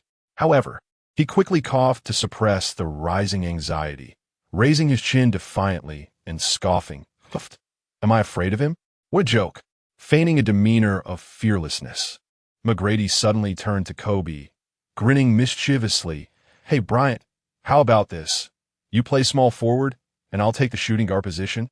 Kobe retorted, "Get lost." Laughter erupted within the cabin, with Tim Duncan jokingly suggesting to McGrady, "Tracy, how about we switch it up? You take power forward against Charles Oakley, and I'll handle Larry Johnson for you." "Charles Oakley?" McGrady swallowed hard, shaking his head vigorously. "Forget it. I'll take Larry Johnson." Qin Fei playfully punched McGrady's chest, chuckling with exasperation. "Tracy, look at you being such a coward. Is this really necessary? Should I step in as your coach and play in your stead?" McGrady scratched the back of his head. "Is that really an option? That seems a bit inappropriate." Qin Fei replied, "Get lost." In New York, on October 31st, local time at 7 p.m., Madison Square Garden, the most renowned multifunctional arena in the nation, was not only the home of the NBA's New York Knicks and the NHL's New York Rangers, but it also hosted major boxing and WWE events. In 1971, the legendary boxer Muhammad Ali engaged in a grueling 15-round battle against Joe Frazier here, ultimately winning by decision in what is remembered as one of boxing's most iconic matches. Madison Square Garden can accommodate 19,000 fans, and its ticket prices rank highest in the country. Many renowned pop music artists take pride in holding concerts at this venue. Notably, Hong Kong singer Jackie Chung held his overseas concert here 2 years ago in 1995, becoming the first Asian artist to perform at Madison Square Garden. Tonight's matchup between the Bulls and the Knicks naturally attracted a plethora of celebrity fans to witness the event. In the VIP seats along the sidelines, pop music divas Mariah Carey, Madonna, and Janet Jackson were present. Additionally, 90s stars Nicole Kidman and Charlize Theron also graced the sidelines. At the age of 16, Jessica Alba, adorned in a semi-transparent crimson gown with a prominent nose and clear, luminous eyes, stood out amid a throng of adult actresses, exuding an air of refreshing uniqueness. "Jessica, look! Kobe is on the court. He looks incredibly dashing and scored 65 points in the last game," exclaimed Vanessa, the stunning agent seated beside Jessica, unable to contain her excitement upon witnessing Kobe's entrance. Meanwhile, Jessica Alba, her deep brown eyes sparkling, rested her elongated, delicate hand on her chin, her animated gaze flitting between the Knicks and Bulls players, ultimately resting on Bulls owner Qin Fei. A curious expression graced her face as she inquired, "Vanessa, is that young Asian man with dark hair also set to play? Yet, why is he dressed in a suit?" Chapter 69. 17-year-old Vanessa makes her entrance. In McGrady's NBA debut at the tender age of 16, Jessica Alba has already graced the screen in renowned films such as Camp Crazy and The Rise of Venus, establishing herself as a promising young star in Hollywood. Just a year her senior, 17-year-old Vanessa Sophia met Alba at a dance in Los Angeles. The two young beauties, drawn to each other's charm, found an instant connection and shared countless conversations. Upon discovering that Vanessa lived with her single mother in modest circumstances and often took on roles as an extra and a print model, Jessica decided to take Vanessa under her wing as her personal assistant, leading to frequent public outings together. With Jessica's support, Vanessa embarked on her journey in Hollywood, securing minor roles in a few films. Their trip from Los Angeles to New York was for an invitation to a local film festival, and they seized the opportunity to attend an NBA game at Madison Square Garden. A lifelong NBA enthusiast, Vanessa idolized Michael Jordan of the Chicago Bulls. When Qin Fei controversially traded Jordan during the offseason, Vanessa joined the impassioned Bulls fans in vocally condemning the owner's foolish decisions, even vowing to never watch another Bulls game. However, with the Bulls unveiling a fresh lineup and showcasing impressive performances during the preseason and regular season opener, Vanessa found herself captivated once again, exclaiming in delight alongside the Chicago fans. Particularly mesmerizing was Kobe Bryant's spectacular performance in the opener, where he scored an astonishing 65 points in 3 quarters, leaving Vanessa in a state of awe and admiration. In contrast, Jessica Alba possessed little interest in sports and was only partially aware of the NBA. Her presence at the game was solely due to Vanessa's insistence. The raucous atmosphere of the venue was somewhat overwhelming for the typically reserved Jessica. Upon hearing Jessica's query, Vanessa could not help but chuckle. "Jessica, have you ever seen someone play in a suit?" That's Qin, the owner of the Bulls and also the head coach. As she mentioned Qin Fei, Vanessa's infatuation with Kobe faded, replaced by a swirl of complex emotions: admiration, respect, yet also doubt and concern. Qin Fei's maneuvers with the Chicago Bulls had indeed been transformative, but he was merely an 18-year-old owner and coach. Could he truly hold his own against seasoned veterans like Phil Jackson and the venerable Don Nelson in terms of coaching prowess? Nevertheless, Vanessa remained undeterred. As long as Qin Fei ensured Kobe started every game and granted him ample shooting opportunities, she was convinced he was a commendable coach. Jessica pouted, still struggling to comprehend Vanessa's excitement and fervor, her attention solely drawn to the impeccably dressed owner of the Bulls. With a glint in her eye, Jessica gazed at Kobe, donned in the number 8 jersey, as the game unfolded. "The one wearing the red jersey number 8 is your beloved Kobe, isn't he?" "Indeed, Jessica. Don't you find him incredibly handsome?" Jessica furrowed her brows and pouted, saying, "He's all right, but I think that Asian boss from the East is more attractive." "What? That Eastern boss is handsome?" "Jessica, what is your taste in aesthetics? Do you not appreciate tall and muscular men?"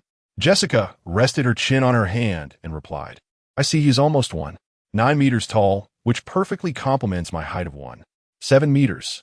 Vanessa remarked, "If you only like tall and robust men, then the one in the white jersey number 33 must be more to your liking."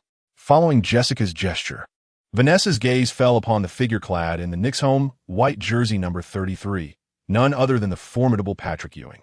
"Get out of here. How could I possibly like a gorilla?" As Vanessa finished her sentence, the voluptuous Madonna, seated one row ahead, turned to her and said, "You little brat. Patrick is my type. You better not touch him." Vanessa and Jessica exchanged an awkward smile with Madonna before rolling their eyes. The taste of these older women is truly perplexing. On the court, at the referee's signal, the starting players of both teams took to the floor. The New York Knicks starting 5, point guard, P.G. Richard Ward, shooting guard, S.G. Allen Houston, small forward, S.F. Larry Johnson, power forward, P.F. Charles Oakley, center, C. Patrick Ewing. The Chicago Bulls starting 5, point guard, P.G. Steve Nash, shooting guard, S.G. Kobe Bryant, small forward, S.F. Tracy McGrady, power forward, P.F. Tim Duncan, center, C. Ben Wallace. In this match against the notorious New York faction, Qin Fei not only appointed the recently reinstated McGrady as the starting small forward, but also allowed Ben Wallace to replace the previously starting player, whose performance was inadequate. After all, competing against the seasoned New York faction necessitates fierce inside battles and robust positioning. Thus, the softer style of the previous player was inadequate, making Big Ben the most suitable starting center. Additionally, Qin Fei would grant Rasheed Wallace and Little Oak both formidable reserves. More playing time in the paint compared to other perimeter players.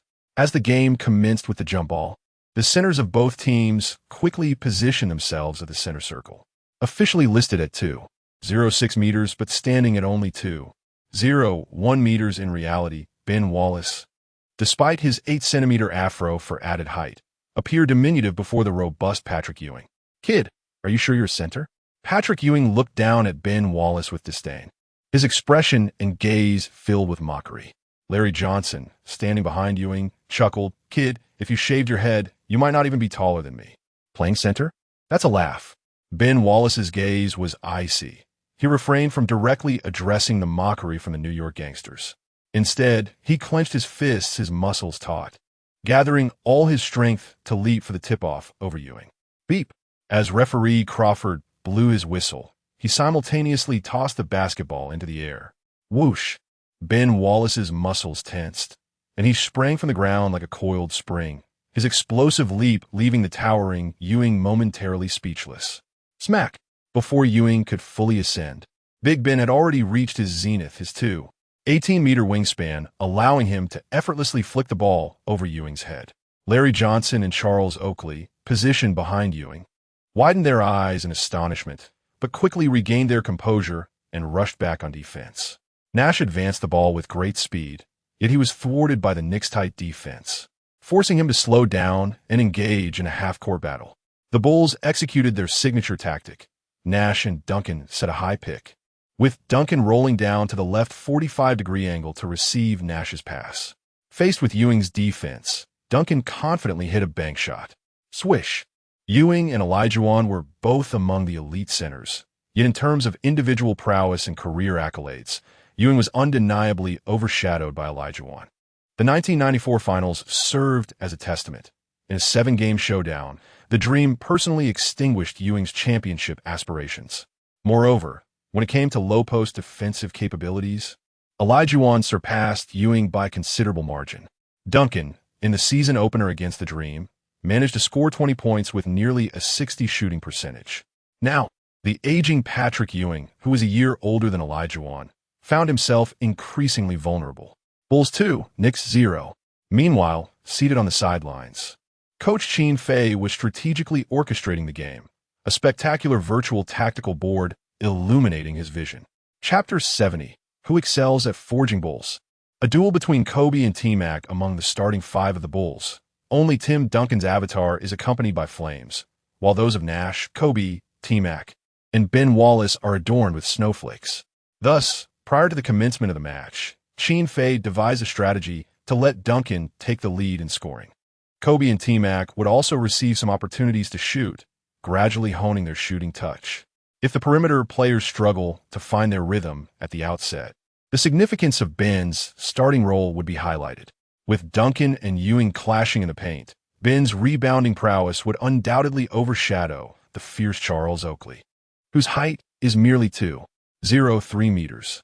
Moreover, Oakley, despite his robust physique, lacks the lateral movement and leaping ability that Ben possesses. On the Knicks side, only one player among the starting 5 has flames beside his avatar, the mid-range king, Allen Houston. The remaining 4 Knicks starters, point guard Richard Ward, small forward Allen Houston, and power forward Charles Oakley, exhibit snowflakes in terms of shooting form, while the formidable Ewing remains lukewarm, devoid of either snowflakes or flames. A smile graced Qin Fei's lips. He was least concerned about Allen Houston's shooting prowess, for with Kobe's fierce defense, even the hottest shooting would be doused. However, if the one heating up were Allen Houston or Richard Ward, T-Mac and Nash would find themselves in dire straits. As the ball transitioned, the Knicks launched their offense. Ewing, backing down Duncan in the low post, pivoted and delivered a 2-point response. Despite Ewing's fierce demeanor, resembling a savage beast in the paint, his offensive style leans towards jump shooting, characterized by a soft touch. On the Bulls' offensive end, Duncan continued to set screens for Nash at the high post. However, Oakley's timely mismatched defense, in conjunction with Ewing, nearly formed a double team, compelling Nash to drive directly to the basket. The Knicks starting point guard, Richard Ward, effectively disrupted Nash's layup, causing the ball to ricochet off the rim. With a decisive thrust akin to a cheetah, Ben surged into the paint, seizing the offensive rebound that Oakley had relinquished. Observing Duncan being blocked by Ewing and Nash being closely guarded by Richard Ward, Ben had no choice but to pass the ball to Kobe, who was maneuvering on the perimeter. Kobe, utilizing his speed to shake off Allen Houston, launched a three-pointer from the weak side at a 30-degree angle. As Kobe released the ball, both Allen Houston, unable to reach in time to contest, and Knicks head coach Jeff Van Gundy, standing on the sidelines, exhibited a flicker of apprehension in their eyes. After all, this was the player who had erupted for 65 points in 3 quarters during the season opener. In preparation for the game, Van Gundy had assigned Houston the defensive task of containing Kobe, aiming to restrict his scoring to below 20 points that evening. Upon Allen Houston's entry onto the court, facing off against Kobe, one could truly appreciate the vitality and focus of this player. He was perpetually in motion, relentlessly seeking opportunities, his entire being replete with feints. The mid-range maestro, Allen Houston, understood that Kobe's impressive tally of 65 points over 3 quarters was no mere fluke, but a harmonious blend of skill and fortuity. On the sidelines, Vanessa could hardly contain her excitement, shouting into her megaphone, "Kobe, Kobe, you are the best." However, amidst the clamor, a resounding clang echoed as Kobe's three-point attempt ricocheted off the rim, prompting a collective sigh of relief from both Allen Houston and coach Jeff Van Gundy. Yet, in the very next moment, the formidable Ben Wallace withstood the robust Oakley, leaping into the air with a furious roar to snatch the offensive rebound. "Keep shooting. We've got the board."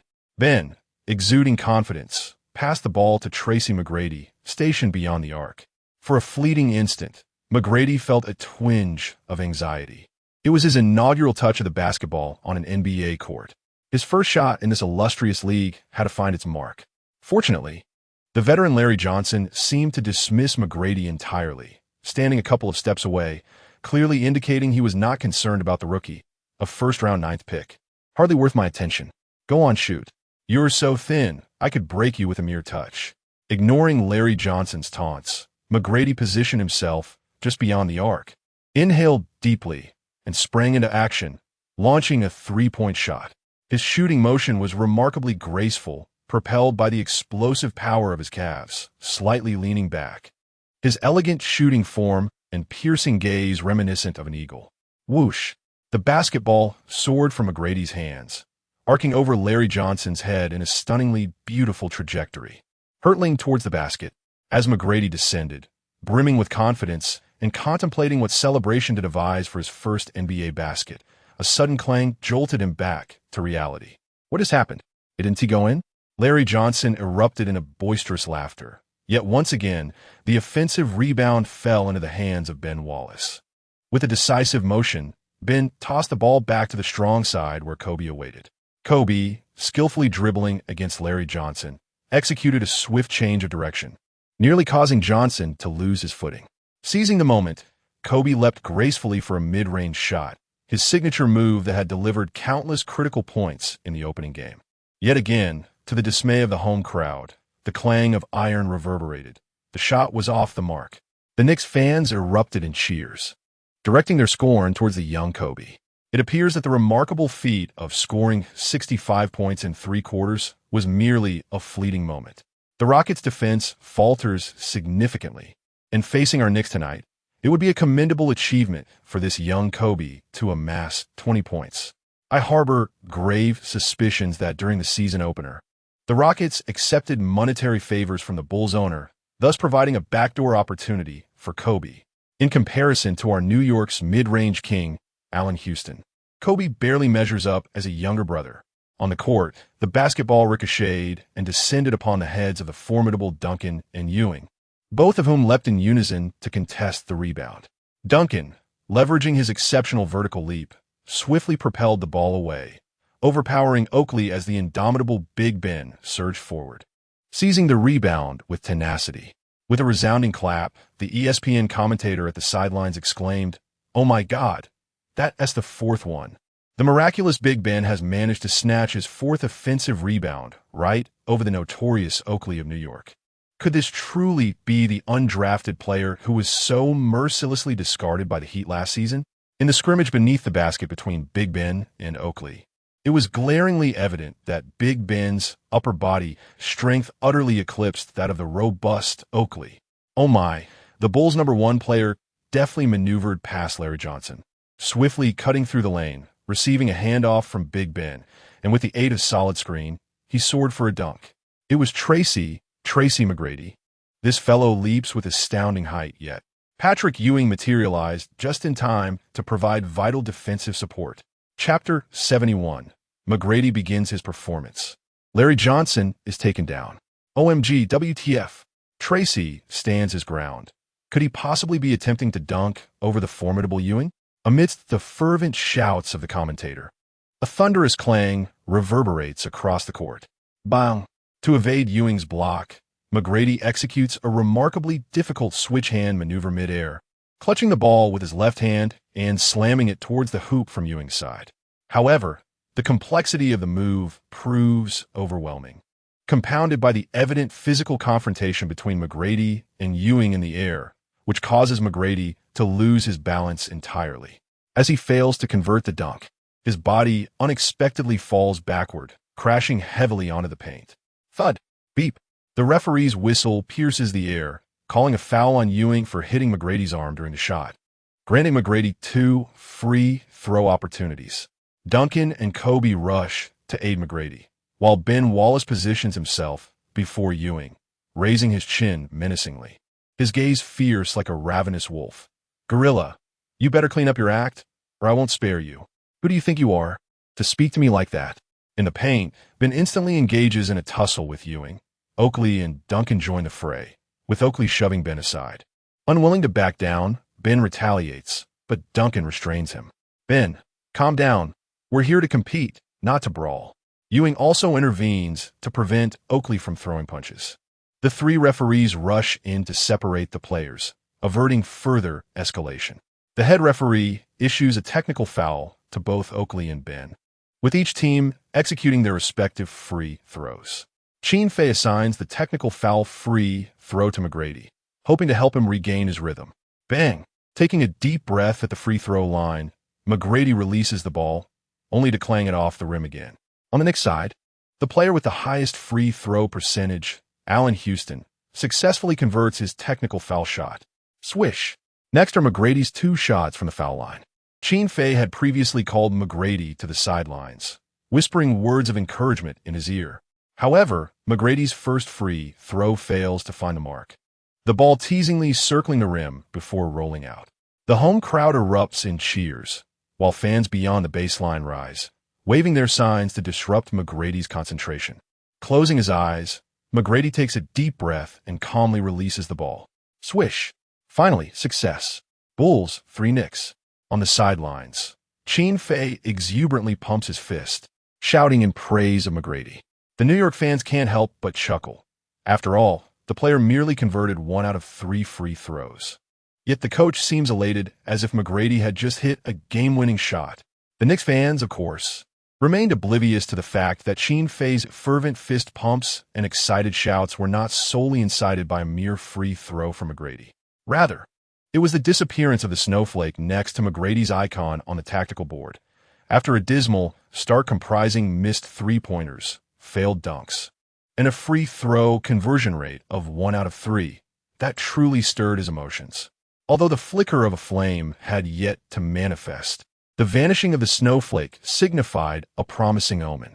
Qin Fei firmly believed that a prodigious talent like McGrady would only grow increasingly formidable once his shooting rhythm was established. As anticipated, the Knicks' offensive attempts faltered, allowing Nash to initiate a fast break following a pass from Duncan. He sent a long pass to the right wing, where McGrady soared for an emphatic dunk. The sound echoed through the arena. Larry Johnson, unable to keep pace with McGrady, erupted in fury, slamming the basketball that had bounced off the rim onto the floor, cursing under his breath. Damn it, are you in such a hurry to reincarnate? Having finally secured his first field goal in his NBA debut, McGrady was naturally elated, his youthful face lighting up with a radiant smile. Fearlessly returning on defense, he playfully teased Larry Johnson. I now understand why you bear that nickname, because you run like a snail. Furious, Larry Johnson suppressed the urge to confront McGrady directly and moved to the weak side, requesting the ball from Richard Ward, intent on challenging McGrady one-on-one. To Johnson's surprise, McGrady took a step back and placed his hand behind his back, taunting, "Go ahead, I know you 1T dare to shoot." Fuming, Johnson retorted, "You're pushing your luck. If I don't take you down tonight, I 1T bear the Johnson name." McGrady watched as Johnson calmly took a shot right before him, a twinge of concern flickering across his face. Was he truly handing out free points? Yet, since Qin Fei had instructed him to proceed in this manner, he felt compelled to heed the quirky coach's guidance. After all, since their friendship blossomed during their high school years, McGrady had always been firmly guided by Qin Fei's insight.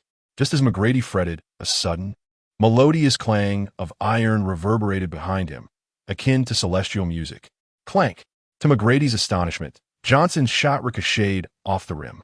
Even Knicks coach Jeff Van Gundy on the sidelines could not help but cover his face in disbelief.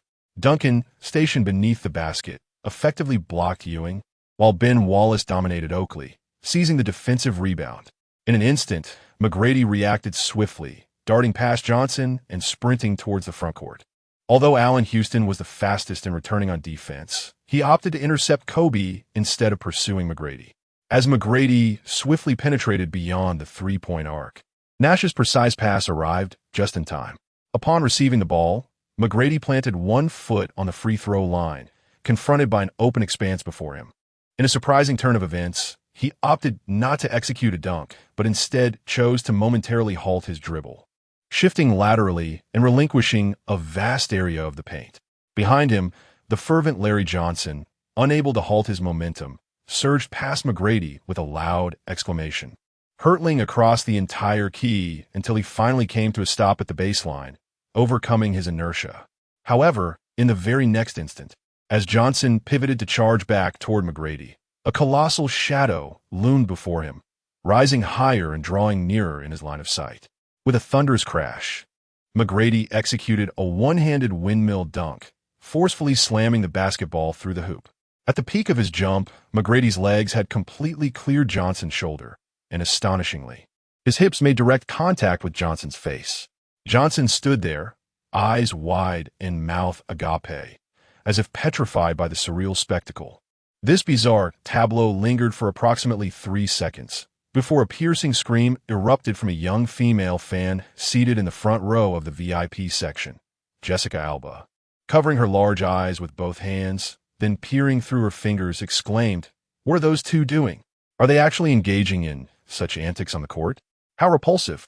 This is terrifying." Chapter 72. A dazzling dunk sparks a flurry of points as Tracy McGrady soared through the air, scoring 7 consecutive points. Jessica's exuberant cheers caused Vanessa beside her to blush with embarrassment. She imagined how exhilarating it would be to perch upon Kobe's shoulders, emulating the moves of McGrady and Larry Johnson. Amid Jessica Alba's enthusiastic cries, the star-studded audience in the front row erupted in laughter. "Can you believe it? That veteran just got dunked on by a rookie. This scene ignites my passion." The sheer height of McGrady's leap was astounding. How could a seasoned warrior like Larry Johnson succumb to a mere rookie? "Come on, veteran. Show that Bulls rookie what you're made of." On the Bulls bench, players like Rasheed Wallace, Shaquille O'Neal, and Ray Allen erupted in laughter, exchanging playful jibes about McGrady and the veteran Johnson. Tracy has really crossed the line. Not even the veterans are safe from him. After knowing Tracy for so long, they were surprised to discover this side of him. What a debut!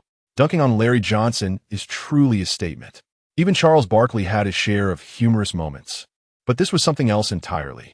Qin Fei couldn't help but chuckle at the comical scene, pondering whether his rigorous control over McGrady's diet and lifestyle during the off-season had left him ravenous for such moments.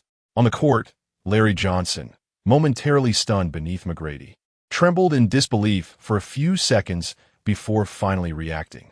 He forcefully shoved away the legs that had encircled his shoulders. "You little brat. I'll make you pay for this." McGrady, having released the rim, landed gracefully, only to see Larry charging at him in fury. Johnson swung a fist towards McGrady's face, but it was timely intervention from Ben Wallace that deflected the blow. "Come on, Larry. Haven't you had enough? Should I give you another taste?" Ben displayed his muscular arms, standing protectively in front of McGrady, ready to confront Johnson. "You can insult my character, but do not insult my dignity," Johnson roared, advancing like a wild leopard towards Ben. Just then, the seasoned Charles Oakley rushed in, wrapping his arms around the frenzied Larry Johnson. "Larry, calm down. There's no need to stoop to their level. Let's focus on winning this game first. And after the final whistle, we'll ensure they leave Madison Square Garden on their knees." Oakley, having already received a technical foul, understood the importance of de-escalating the situation. Otherwise, both he and Johnson would likely face ejection from the game. After all, the overall strength of the Knicks far surpasses that of this newly formed Bulls team. Should a conflict arise on the court, with both sides having their key players ejected, it would undoubtedly benefit the Bulls. Larry Johnson, still seething with anger, pointed at McGrady and Ben Wallace, shouting, "You two better watch out." After the game, in the underground parking lot, "I will ensure you regret it." Ben, puffing out his chest and lifting his chin defiantly, replied fearlessly, "If it weren't for Charles holding me back, I'd wager you'd already be in the ICU." Duncan swiftly approached and embraced Ben, knowing that Ben had already accumulated a technical foul and could not afford to provoke the referee further, or he would face immediate ejection. The score stood at Bulls 7 to Knicks 3. Within just 3 minutes of the game, tensions nearly erupted in a conflict twice, enveloping Madison Square Garden in a palpable atmosphere of animosity. As the Knicks launched their offensive, an irate Larry Johnson demanded the ball from guard Richard Ward. But faced with McGrady's defense, he attempted another mid-range shot. Clang! With already cold shooting hands, combined with his hasty emotions, Johnson's shot clanged off the rim once more. This time, Oakley managed to secure an offensive rebound, leaping to deliver a powerful dunk. "Kid, in front of my old oak tree, you will always be the little brother," Oakley roared, preparing to score, but Ben suddenly leapt up behind him, unleashing an explosive block. Bam! With two resounding thuds. Oakley's eyes widened in shock as Ben delivered a ferocious rejection. The basketball ricocheted off the backboard, only to be snatched by the quick-witted Kobe. Kobe pivoted and launched a fast break, executing a sharp in-and-out move to evade the approaching Allen Houston, racing down the court like the wind. Whoosh! As Kobe was about to penetrate the paint, Knicks starting point guard Richard Ward, swiftly retreating on defense, decided to abandon Nash and move to intercept Kobe beneath the basket. However, as Kobe entered the key, he unexpectedly changed direction, tossing the basketball high towards the backboard. Thud! The ball soared over Richard Ward's head, and as Ward stood wide-eyed in confusion, a more agile figure surged past him, soaring into the air. It was none other than Tracy McGrady. With his eyes widened in disbelief, Richard Ward watched as McGrady took off from the paint, legs extended in a majestic glide, poised to deliver a thunderous dunk right in front of him. Without a moment's hesitation, Ward crouched down, covering his head with his hands. Even if he were to be on the receiving end of a posterization, it was far preferable to being crushed beneath McGrady's shoulders. Whoosh! Just as Ward instinctively bent low, McGrady soared over him, catching the ball midair and executing a breathtaking slam dunk. Boom! A thunderous roar erupted above Richard Ward, reminiscent of a battlefield under relentless cannon fire. Tracy McGrady swung gracefully from the rim, landing elegantly in the paint before Richard Ward, who was still crouched on the ground. With a playful smile, McGrady remarked, "Buddy, thank you for your cooperation. This season's All-Star Slam Dunk Contest is a perfect opportunity for us to partner up." Richard Ward's face flickered through shades of embarrassment, akin to a mother awkwardly opening the door to an uncomfortable situation. Kobe rushed over to exchange high-fives with McGrady, while Ben pounded McGrady's chest, exclaiming, "Well done, Tracy." On the sidelines, Knicks head coach Jeff Van Gundy paced anxiously, promptly signaling for a timeout. His gaze shifted towards the Bulls bench, where he noted a newfound seriousness in Qin Fei's demeanor. It appeared that this young owner and head coach of the Bulls possessed genuine talent. With merely 3 minutes into the game, the Bulls surged ahead with a score of 9-3, taking control. McGrady scored an impressive 7 points in quick succession, executing a breathtaking dunk over an opponent and a soaring alley-oop that left the home crowd of Knicks fans in awe. This Tracy's talent was indeed explosive, rivaling that of Kobe in the season opener. The dunk initiated a step inside the free throw line, was a display worthy of the All-Star game, showcasing championship caliber, especially in a competitive match. However, it was merely 3 dunks. Raw talent without shooting skills would yield little in the long run. The Bulls' counterattack was exceptionally swift, and we struggled to keep pace. It was imperative to secure the rebounds, reverse the momentum, and steer the game back to our preferred rhythm. The match had only just begun. Once Ewing and Allen found their groove, the Bulls would soon find themselves on the floor, and Larry would ensure that young Tracy faced the consequences. Chapter 73. Scoring 20 points in a single quarter, a record for NBA debuts upon resuming play. Knicks head coach Jeff Van Gundy substituted the fervent John Starks in place of Richard Ward, while the Bulls retained their starting lineup. Starks made an immediate impact, landing a 3-pointer in Nash's face, thereby stabilizing the Knicks' position. However, it wasn't long before Tracy McGrady, receiving a pass from Nash beyond the arc, decisively launched a 3-pointer against the similarly defensive Larry Johnson, piercing the net with precision. Swish!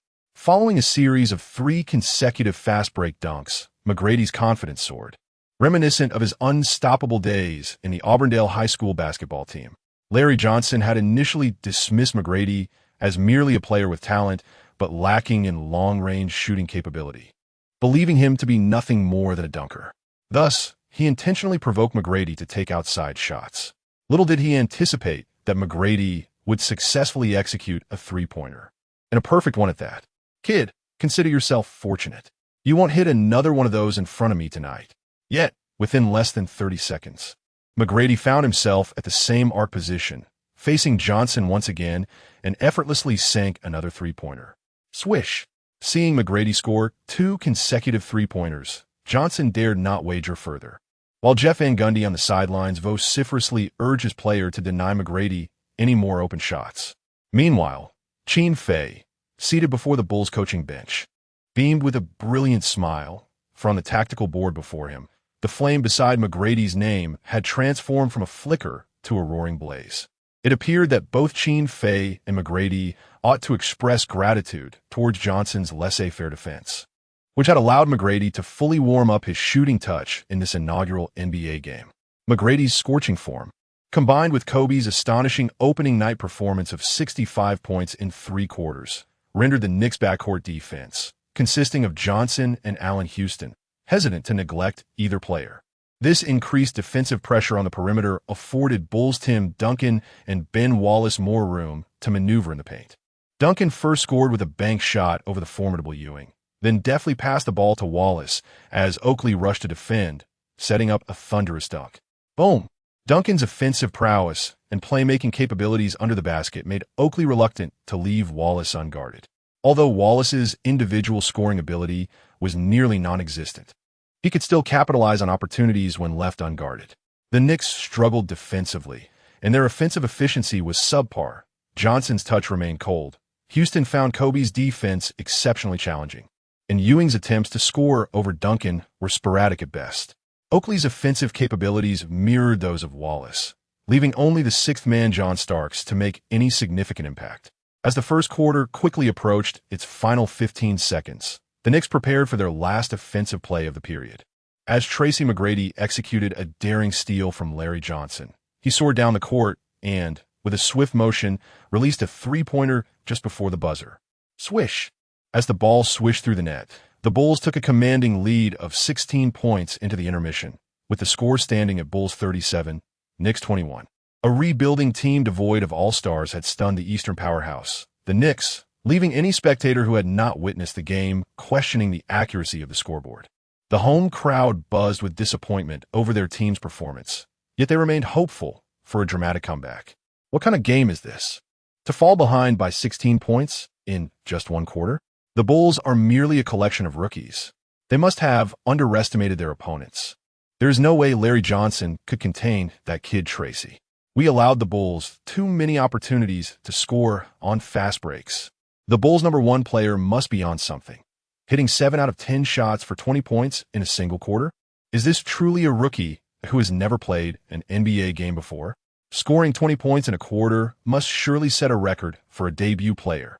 While Knicks fans were discussing McGrady's performance, a clear message flashed across the high-definition screens above.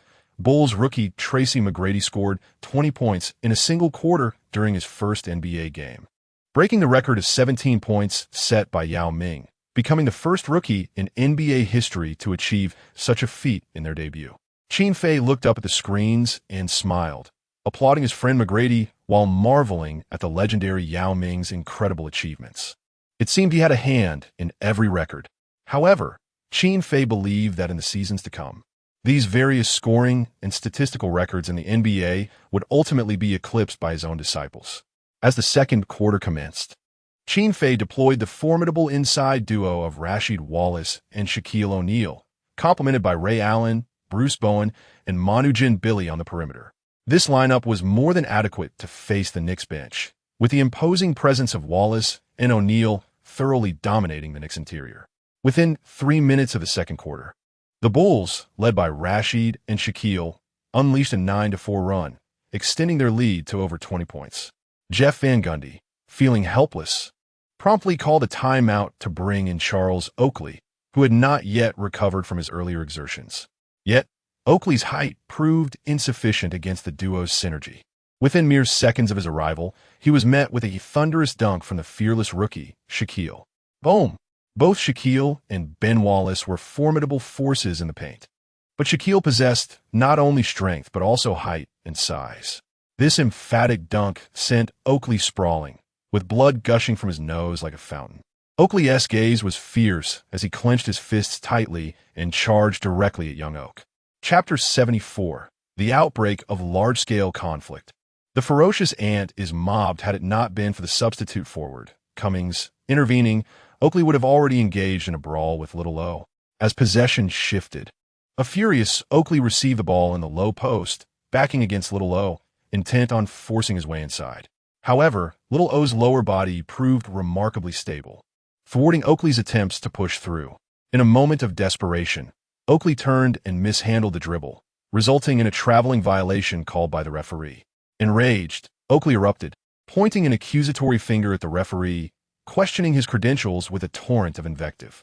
How could the bald-headed Joey Crawford be easily intimidated? He promptly blew his whistle and signaled for Oakley, number 34 of the Knicks, to be ejected from the game. With a fierce swing of his arm, Oakley unleashed a string of profanities before storming off towards the player tunnel. Furious, Crawford resolved to contact David Stern postgame to discuss a suspension and fine for Oakley. Without Charles Oakley, the Knicks found themselves in dire straits, and the home crowd was left disheartened. Concerned about cooling McGrady's hot hand, Qin Fei allowed him only a brief respite of 4 minutes before reintroducing him to the fray, while Duncan and Kobe enjoyed a more extended rest. Upon his return, McGrady continued his blistering performance from the first quarter, displaying seamless synergy with Rasheed and Little O in the paint, making it exceedingly difficult for the Knicks starters to respond. Although the formidable Ewing managed to score on Little O with 2 consecutive post moves, Little O and Rasheed quickly turned the tables, rendering Ewing impotent on the offensive end. Deprived of Oakley, the Knicks found their interior defense sorely lacking, relying solely on the 35-year-old Ewing.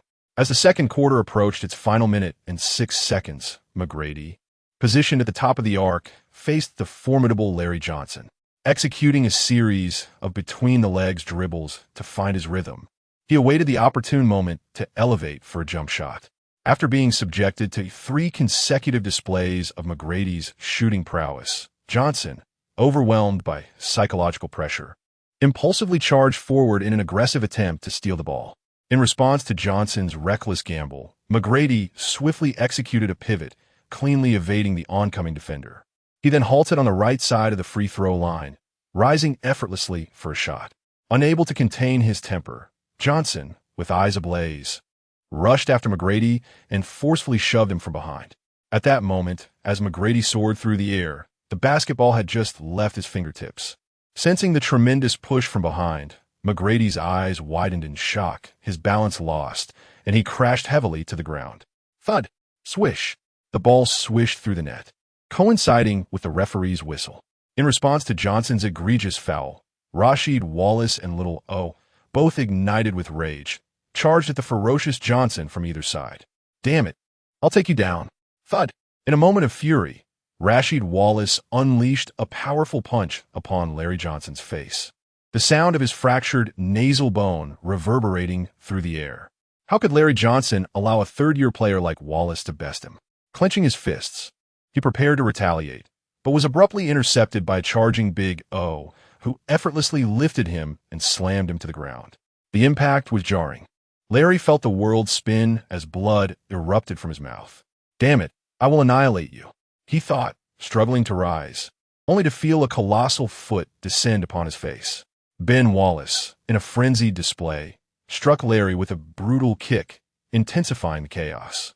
The arena quickly descended into turmoil as players from both the Bulls and the Knicks surged onto the court, engaging in a fierce brawl. Qin Fei, the Bulls' head coach, rushed onto the scene, determined to protect his players while attempting to quell the escalating conflict. Tim Duncan and the formidable Patrick Ewing were entwined in a grapple, neither throwing punches, merely embracing in a chaotic dance.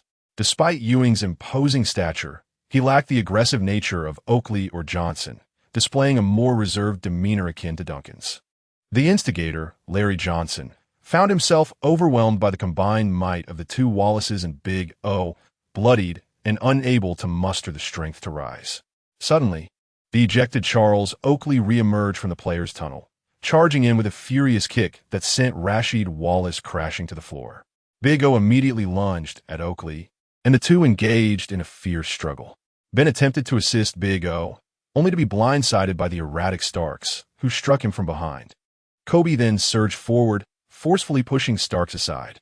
The three referees, along with coaches Jeff Van Gundy and Qin Fei, endeavored to separate the players amidst the chaos, while numerous security personnel brandished tasers as they rushed onto the court.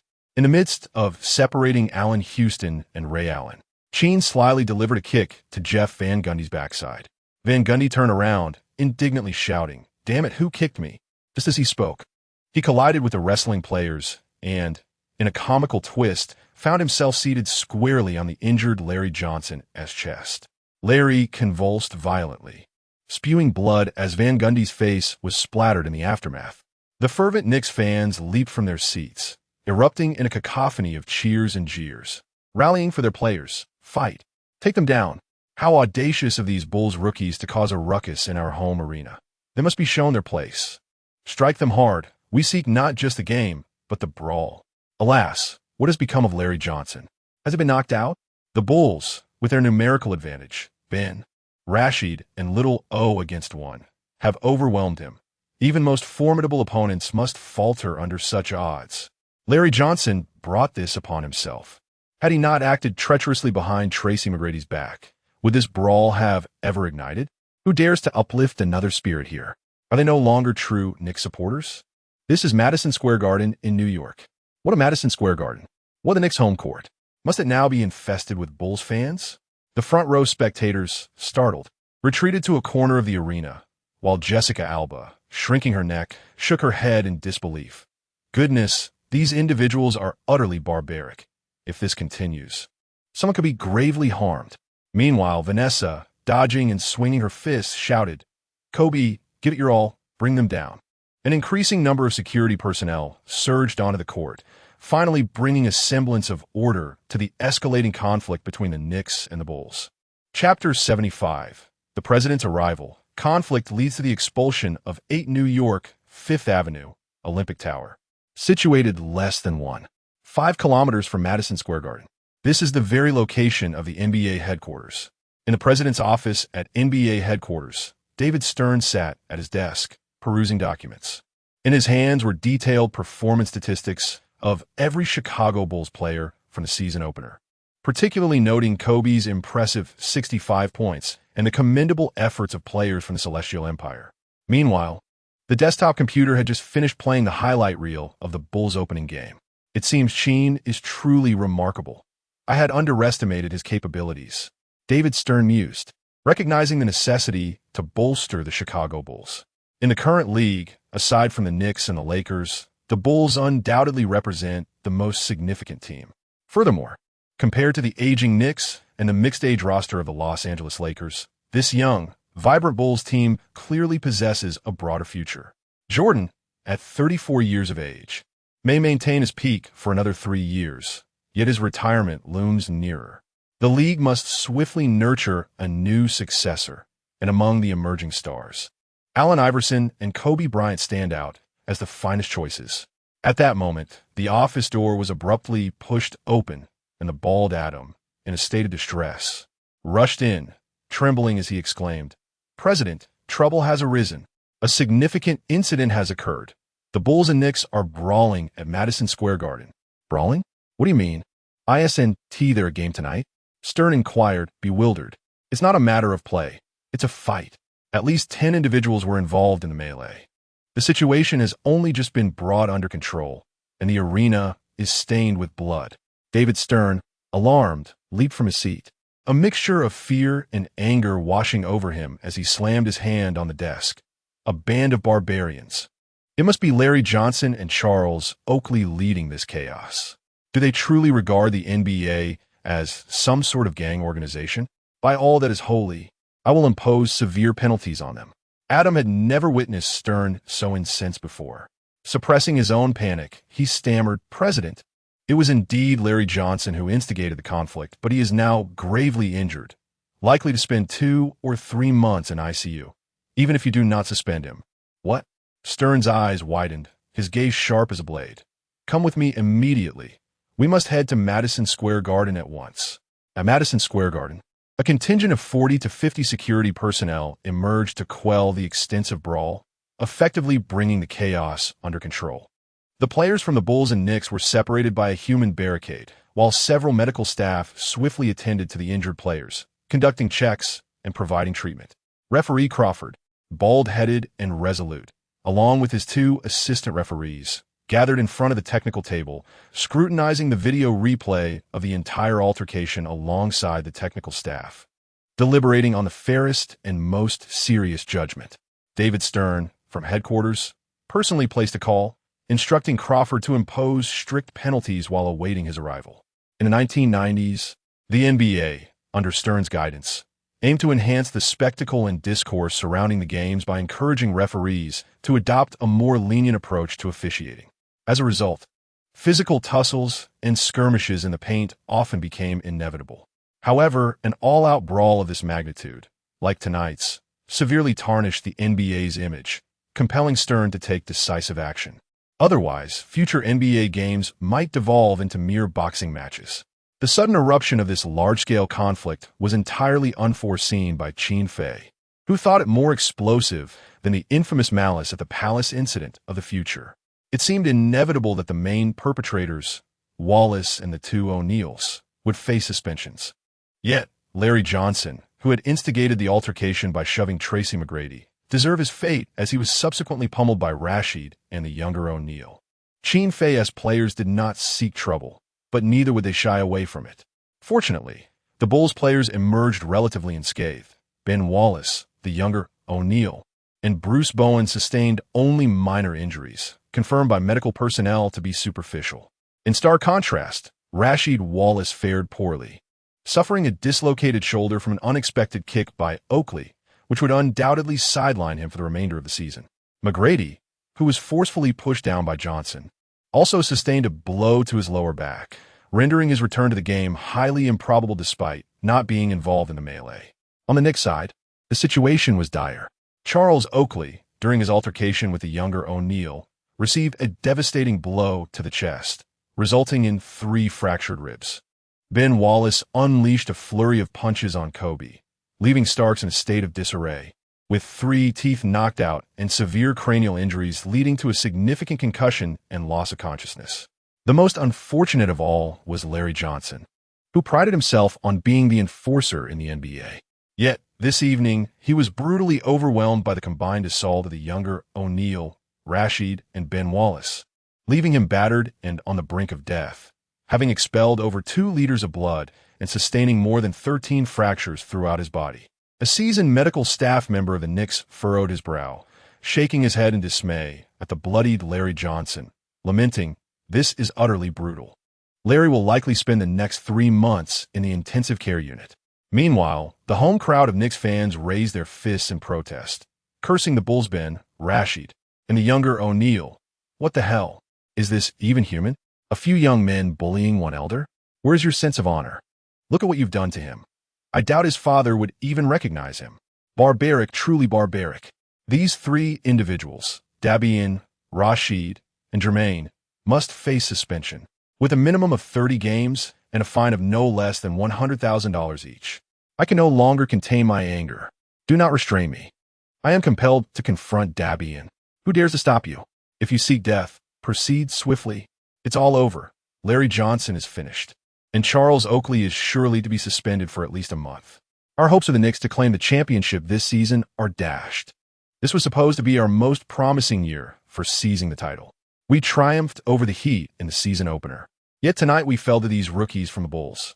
What misfortune! Such dreadful misfortune. Oh look, David Stern has arrived. It seems this incident has escalated significantly. On the court, David Stern wore a grave expression as he meticulously reviewed the footage of the altercation with the three referees before finally determining the preliminary penalties. Head referee Crawford ascended to the center of the court, using precise gestures to announce the disciplinary actions against the players involved in the brawl. For the New York Knicks, Larry Johnson, Charles Oakley, and the erratic Starks were ejected from the game, with further suspensions and fines to follow. Patrick Ewing, Allen Houston, Richard Ward, and Terry Cummings were each charged with one technical foul. On the side of the Chicago Bulls, Ben Wallace, Rasheed Wallace, Jermaine O'Neal, Kobe Bryant, and Bruce Bowen were all ejected, with additional suspensions and fines forthcoming. Tim Duncan, Ray Allen, and others received one technical foul each. Simultaneously, the head coaches, Jeff Van Gundy and Qin Fei, also incurred one technical foul each. The staff at the technical table reiterated head referee Crawford's rulings over the microphone. Upon hearing that 5 players from his team had been ejected, Qin Fei's blood pressure skyrocketed. Coupled with the injured McGrady, only 6 players remained from the 12-man roster. How on earth are we to continue this game? Chapter 76, The Marvelous Yunnan Bai Yao. The Knicks begin their counterattack. The fervent fans of the Knicks rallied in protest, their voices rising in a cacophony of discontent. Incredulously, a total of 8 players from both teams face suspension. How could the game possibly continue under such circumstances? Perhaps it would be best to call it off entirely. With the Stars expelled, what spectacle remained? However, Patrick and Allen still remained in the fray. While the Bulls suffered significantly, it appeared we might seize an opportunity for a comeback. Yet, winning in such a manner lacked honor. If we could not outplay them on the court, we certainly could not outfight them. It seemed the notorious reputation of Oakley and Larry as the New York Gang was in jeopardy, as the conflict erupted with only mere seconds left in the first half. The chief referee, after deliberation, decided to conclude the half, resuming play after a 15-minute intermission. The players retreated to their locker rooms, but one Knicks fan, positioned near the player tunnel, audibly berated Ben Wallace. Had it not been for Duncan restraining him, Wallace would have charged at the fan in anger. In the Bulls' locker room, Rasheed Wallace had already been dispatched to a local hospital in New York for treatment. The expelled Wallace, Oakley, Kobe, and Bowen vented their frustrations about the gang of New York thugs. Damn it, if Tim hadn't held me back, I would have knocked that obnoxious fan to the ground.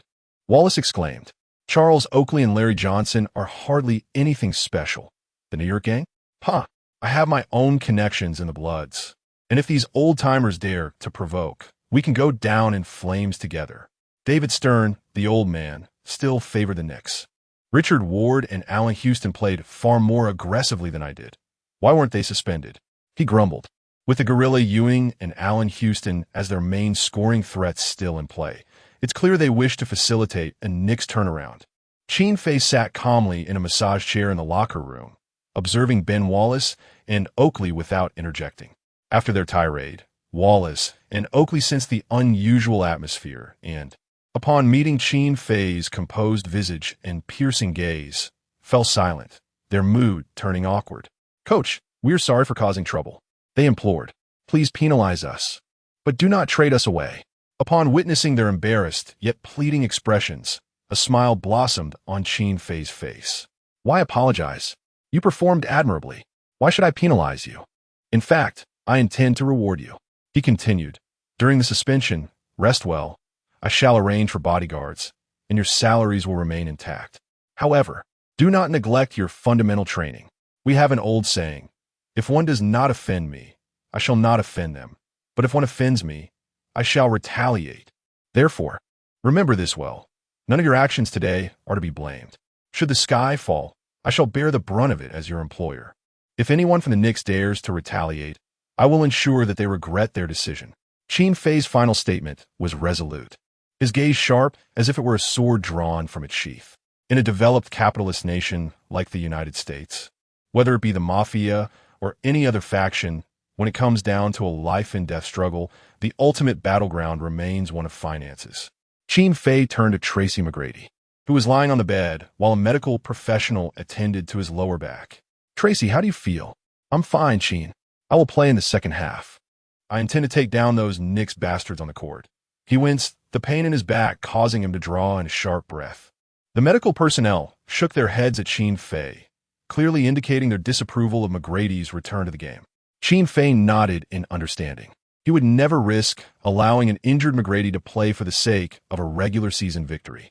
Furthermore, with Tim Duncan and DeGea commanding the interior, in a 23-point lead at halftime against the Knicks, securing victory should not pose a significant challenge. Qin Fei scanned the remaining 6 players, calling them to the front to swiftly outline a tactical plan.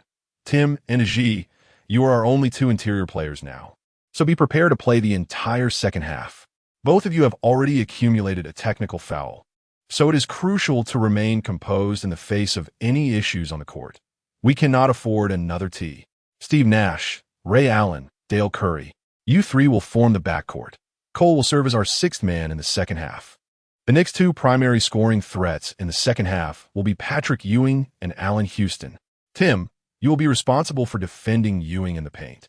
You performed admirably in the first half, so continue that in the second. Guarding Allen Houston from the perimeter poses a significant challenge, as he has been in excellent form tonight. Ray Allen, Steve Nash, and Dale Curry, you must remain vigilant and be ready to double-team Houston, forcing him to pass the ball. Even if it means leaving a teammate open, we must prevent Allen Houston from taking any shots. Qin Fei glanced at the tactical board, where the flame beside Allen Houston's avatar continued to blaze, and spoke earnestly. All right, everyone, do not feel overly pressured. We still hold a considerable lead. Victory is certainly within our grasp, as the second half was about to commence. And as Qin Fei prepared to exit the locker room with the 6 players to return to the court, a system notification suddenly echoed in his mind. Ding. Reminder to the host. Tracy McGrady's back injury is classified as Type A. It can be fully healed with a piece of Yunnan Baiyao. Damn it, you wretched system. Why didn't you mention this sooner? You've caused me unnecessary worry. Qin Fei promptly summoned a phantom piece of Yunnan Baiyao from his system backpack and applied it to McGrady. Ding. Yunnan Baiyao successfully used. Estimated healing time 30 minutes. This Yunnan Baiyao was acquired during the inaugural match through a 10 consecutive draw, and remarkably, he had obtained 10 pieces in a single attempt. Initially curious about the specific efficacy of this Yunnan Baiyao, it now appeared to be an exceptionally effective remedy, capable of swiftly treating players' superficial injuries and minor sprains. Qin Fei summoned 4 additional pieces of Yunnan Baiyao from the system, applying them to the players. D'Antoni, Allen Houston, Kobe, and Bowen. On the court, the second half of the match commenced swiftly.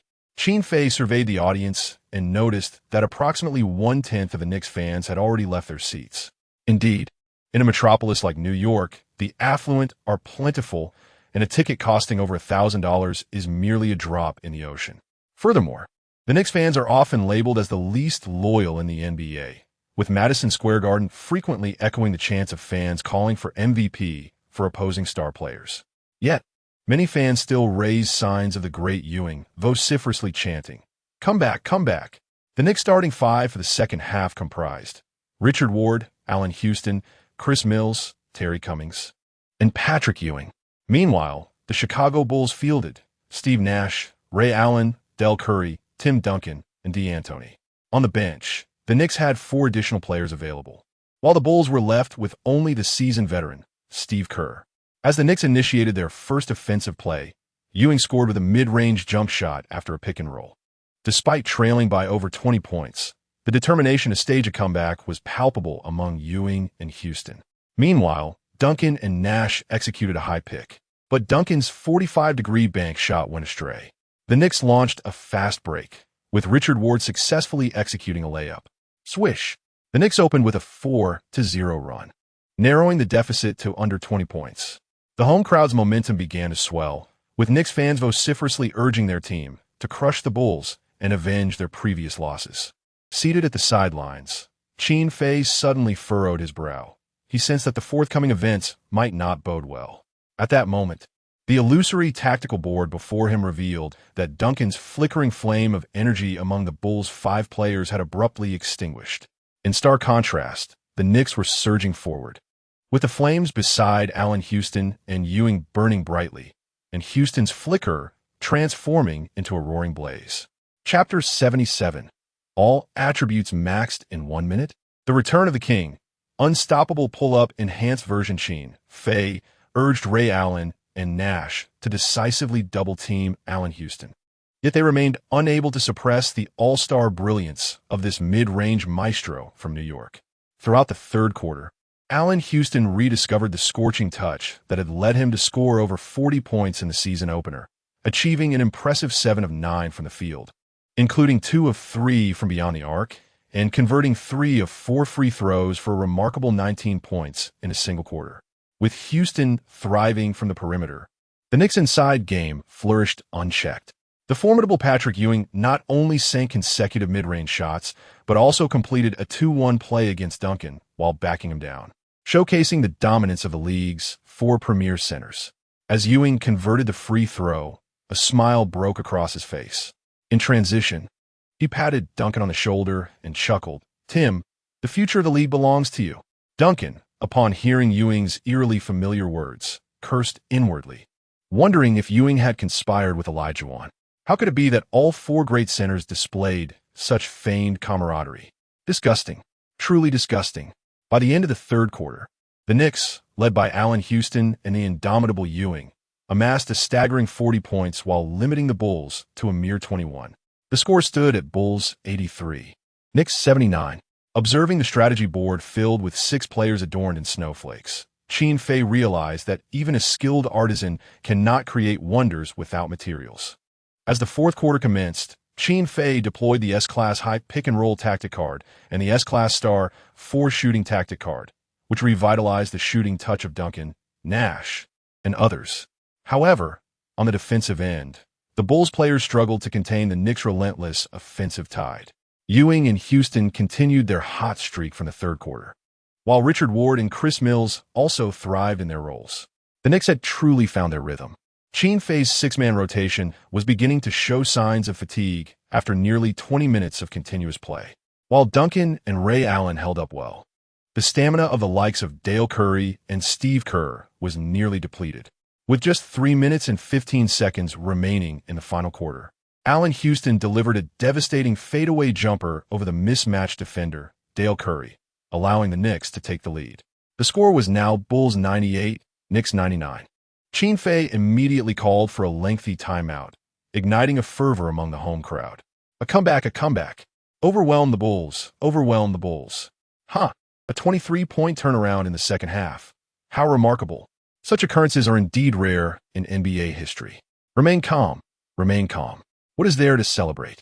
It is merely a lesson for a group of youthful, brash rookies. Nothing to take pride in, just standard procedure. After scoring just 6 points in the first half, Allen Houston had now exploded for 30 points in the second half, truly living up to his moniker as the mid-range textbook. The dramatic turn of events has ignited a fervent excitement within me. Those fans who departed prematurely must surely be feeling a twinge of regret. The cacophony and cheers from the home crowd have placed immense psychological pressure on the Bulls rookies. While Qin Fei urged his players to maintain composure, he too felt a dwindling sense of assurance. Falling behind in the score was not the crux of the matter. The critical issue lay in the Knicks players, each seemingly on fire, while his own 6 players resembled snowflakes in their performance. Coupled with Dale Curry's fatigue, the odds are decidedly stacked against them. Furthermore, since the commencement of the second half, the referee's bias towards the home team had become increasingly palpable. Clearly a covert directive from David Stern to orchestrate a spectacular comeback for the Knicks. Qin Fei clenched his fist, casting a steely gaze towards David Stern, who was seated near the technical area, his eyes ablaze with indomitable resolve. This match, he vowed, was one he must win. As the teams returned from the timeout to engage in the final 3 minutes of battle, Qin Fei swiftly summoned the system's marketplace, perusing the array of star player cards available. With over 600,000 dynasty points at his disposal, he was poised to acquire some truly formidable player cards. Soon, he stumbled upon the Peak Player Experience card, previously employed with Kobe, priced at 350,000 dynasty points. Although not exorbitantly priced, with only 3 minutes left in the game, expending such a card felt rather imprudent. While Kobe's scoring prowess was beyond question, the remaining Bulls players, be it Duncan, Dale, Nash, or the Elder Curry, lacked explosive scoring capability, their career single-game scoring records likely never having grazed the 50-point ceiling. Betting on them in these critical last moments seemed rather dubious. As for Steve Kerr, his performance, even at his peak, barely surpassed 20 points in a game. This left only Ray Allen. The explosive scoring potential of peak Ray Allen was undeniable. While he may not reach the levels of T-Mac or Kobe, he had once achieved a staggering 54 points in a single game during his time with the Supersonics. Should Qin Fei utilize the Peak Player Experience card on Ray Allen, he would undoubtedly unlock his most terrifying three-point shooting ability, a formidable asset for making a comeback. Qin Fei quickly scoured the marketplace for other options, hoping to discover an efficient star player card for the short duration remaining. At that moment, on the court, Allen Houston, trapped in a double team, passed to Richard Ward in the corner, who unleashed a three-pointer that struck true. Swish! The Knicks' lead had swelled to 4 points, igniting the home crowd into a frenzy. Qin Fei endeavored to remain composed, his keen gaze darting across the offerings in the marketplace. All attributes maxed out Super God 1-minute experience card. Incredible. Qin Fei's eyes sparkled with fervor. Maxed attributes? Could it be that all attributes such as dribbling, shooting, rebounding, blocking, stealing, and shot blocking achieve an ultimate score of 100? Such a terrifying state, even if it lasts merely a minute, would undoubtedly create an explosive effect. In the season opener, Kobe, after utilizing the Peak Star Power one-time experience card, managed to max out only 2 or 3 attributes like dribbling and mid-range shooting to 100, which already elevated his star rating to SSS. Yet now, this 1-minute experience card allows for the complete augmentation of all attributes. Qin Fei was eager to experiment, contemplating who would be most suitable for the all attributes maxed out Super God 1-minute experience card. Would it be Tim Duncan, who might shatter the backboard with a dunk over the formidable Patrick Ewing, or Ray Allen, who could potentially sink numerous three-pointers in that fleeting minute? Perhaps it should be used on G, transforming him into a peak-enhanced version of Nowitzki. However, in the next moment, upon seeing the price of the 1-minute experience card, Qin Fei could not help but curse aloud. 800,000 dynasty points? System, seriously, must you be so ruthless?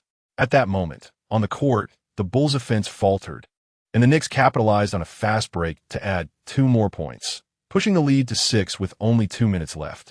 In a live stream of the 5 sets of the Celestial Empire, Coach Zhang shook his head and sighed.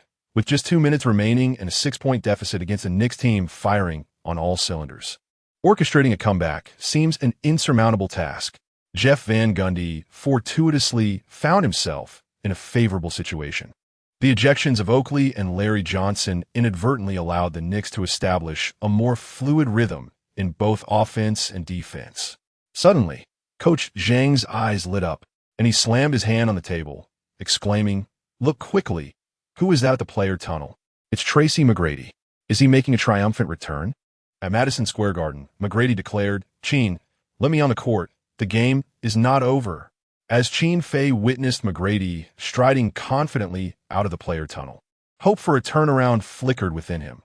Ding! Host notification. McGrady has recovered from injury and is set to make a triumphant return. Recommended purchase of the custom Star Fusion card. Peak McGrady Unstoppable Pull-Up Enhanced Version. Price, 100,000 dynasty points. Would you like to purchase it now? Without hesitation, Qin Fei decisively responded. Purchase, use.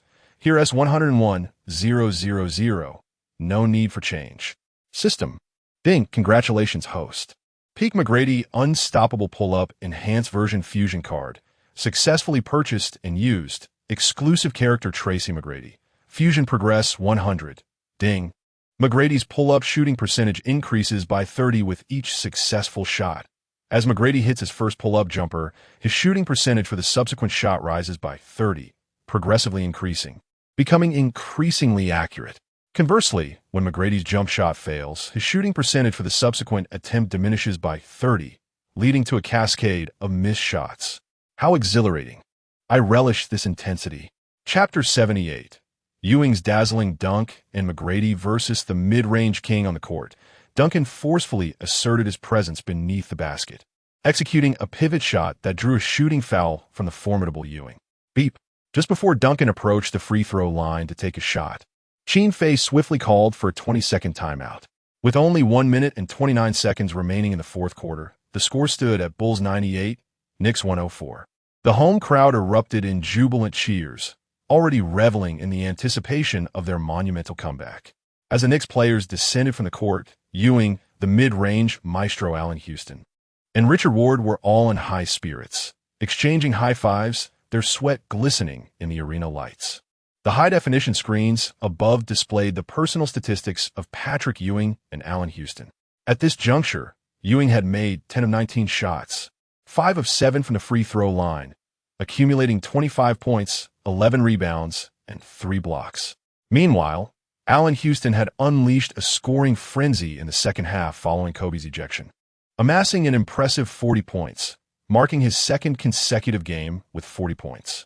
In stark contrast, the Bulls' Tim Duncan and Ray Allen emerged from the game with downcast expressions, their spirits visibly shaken.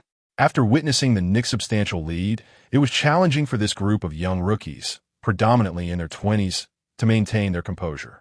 Although seasoned veterans Steve Kerr and Del Curry had their fair share of playoff and finals experience, their individual prowess was limited, rendering them incapable of rising to the occasion in crucial moments.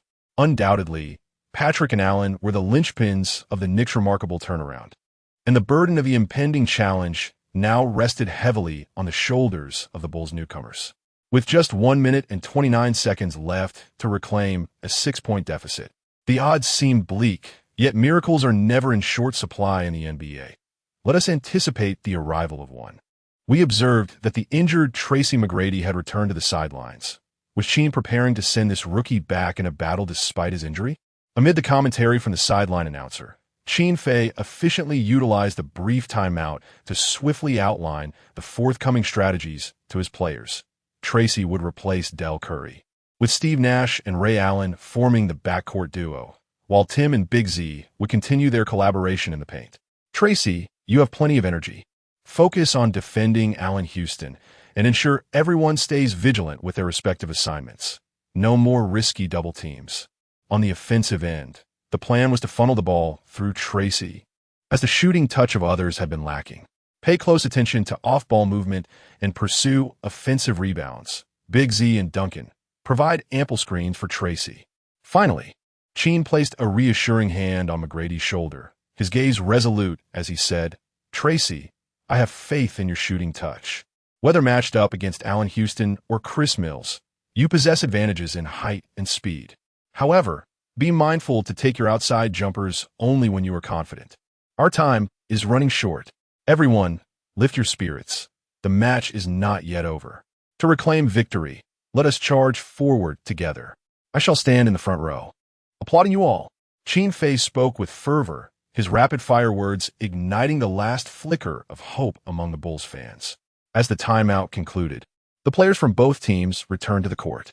The decisive moments of the final 1 minute and 29 seconds commenced. Duncan approached the free throw line to execute 2 shots following Ewing's foul. At this point, both teams had accrued 5 fouls in the final quarter, meaning that any foul, whether common or shooting, would send the opposing team to the line. Swish! Duncan, having steadied his breath, made his first free throw. However, clang! The second shot ricocheted off the rim. Ewing, like a gorilla beneath the basket, leapt up to seize the defensive rebound. With a thud, Ewing caught the ball and landed, ready to pivot and find a teammate, but a lightning-fast figure whizzed past him. Bam! A thunderous strike, swift and precise as a scalpel, knocked the basketball from Ewing's grasp. Who could it be? It was none other than McGrady. McGrady, gliding in from the weak side, resembled a specter as he stripped Ewing of the ball and, with a powerful stride, leapt beneath the basket, executing a 180-degree turn in midair before slamming it down. Boom! McGrady's unexpected play was fluid. By the time Ewing reacted and leaped to defend, the ball had already been thunderously dunked through the hoop. Bulls 101, Knicks 104. The deficit was suddenly narrowed to 3 points.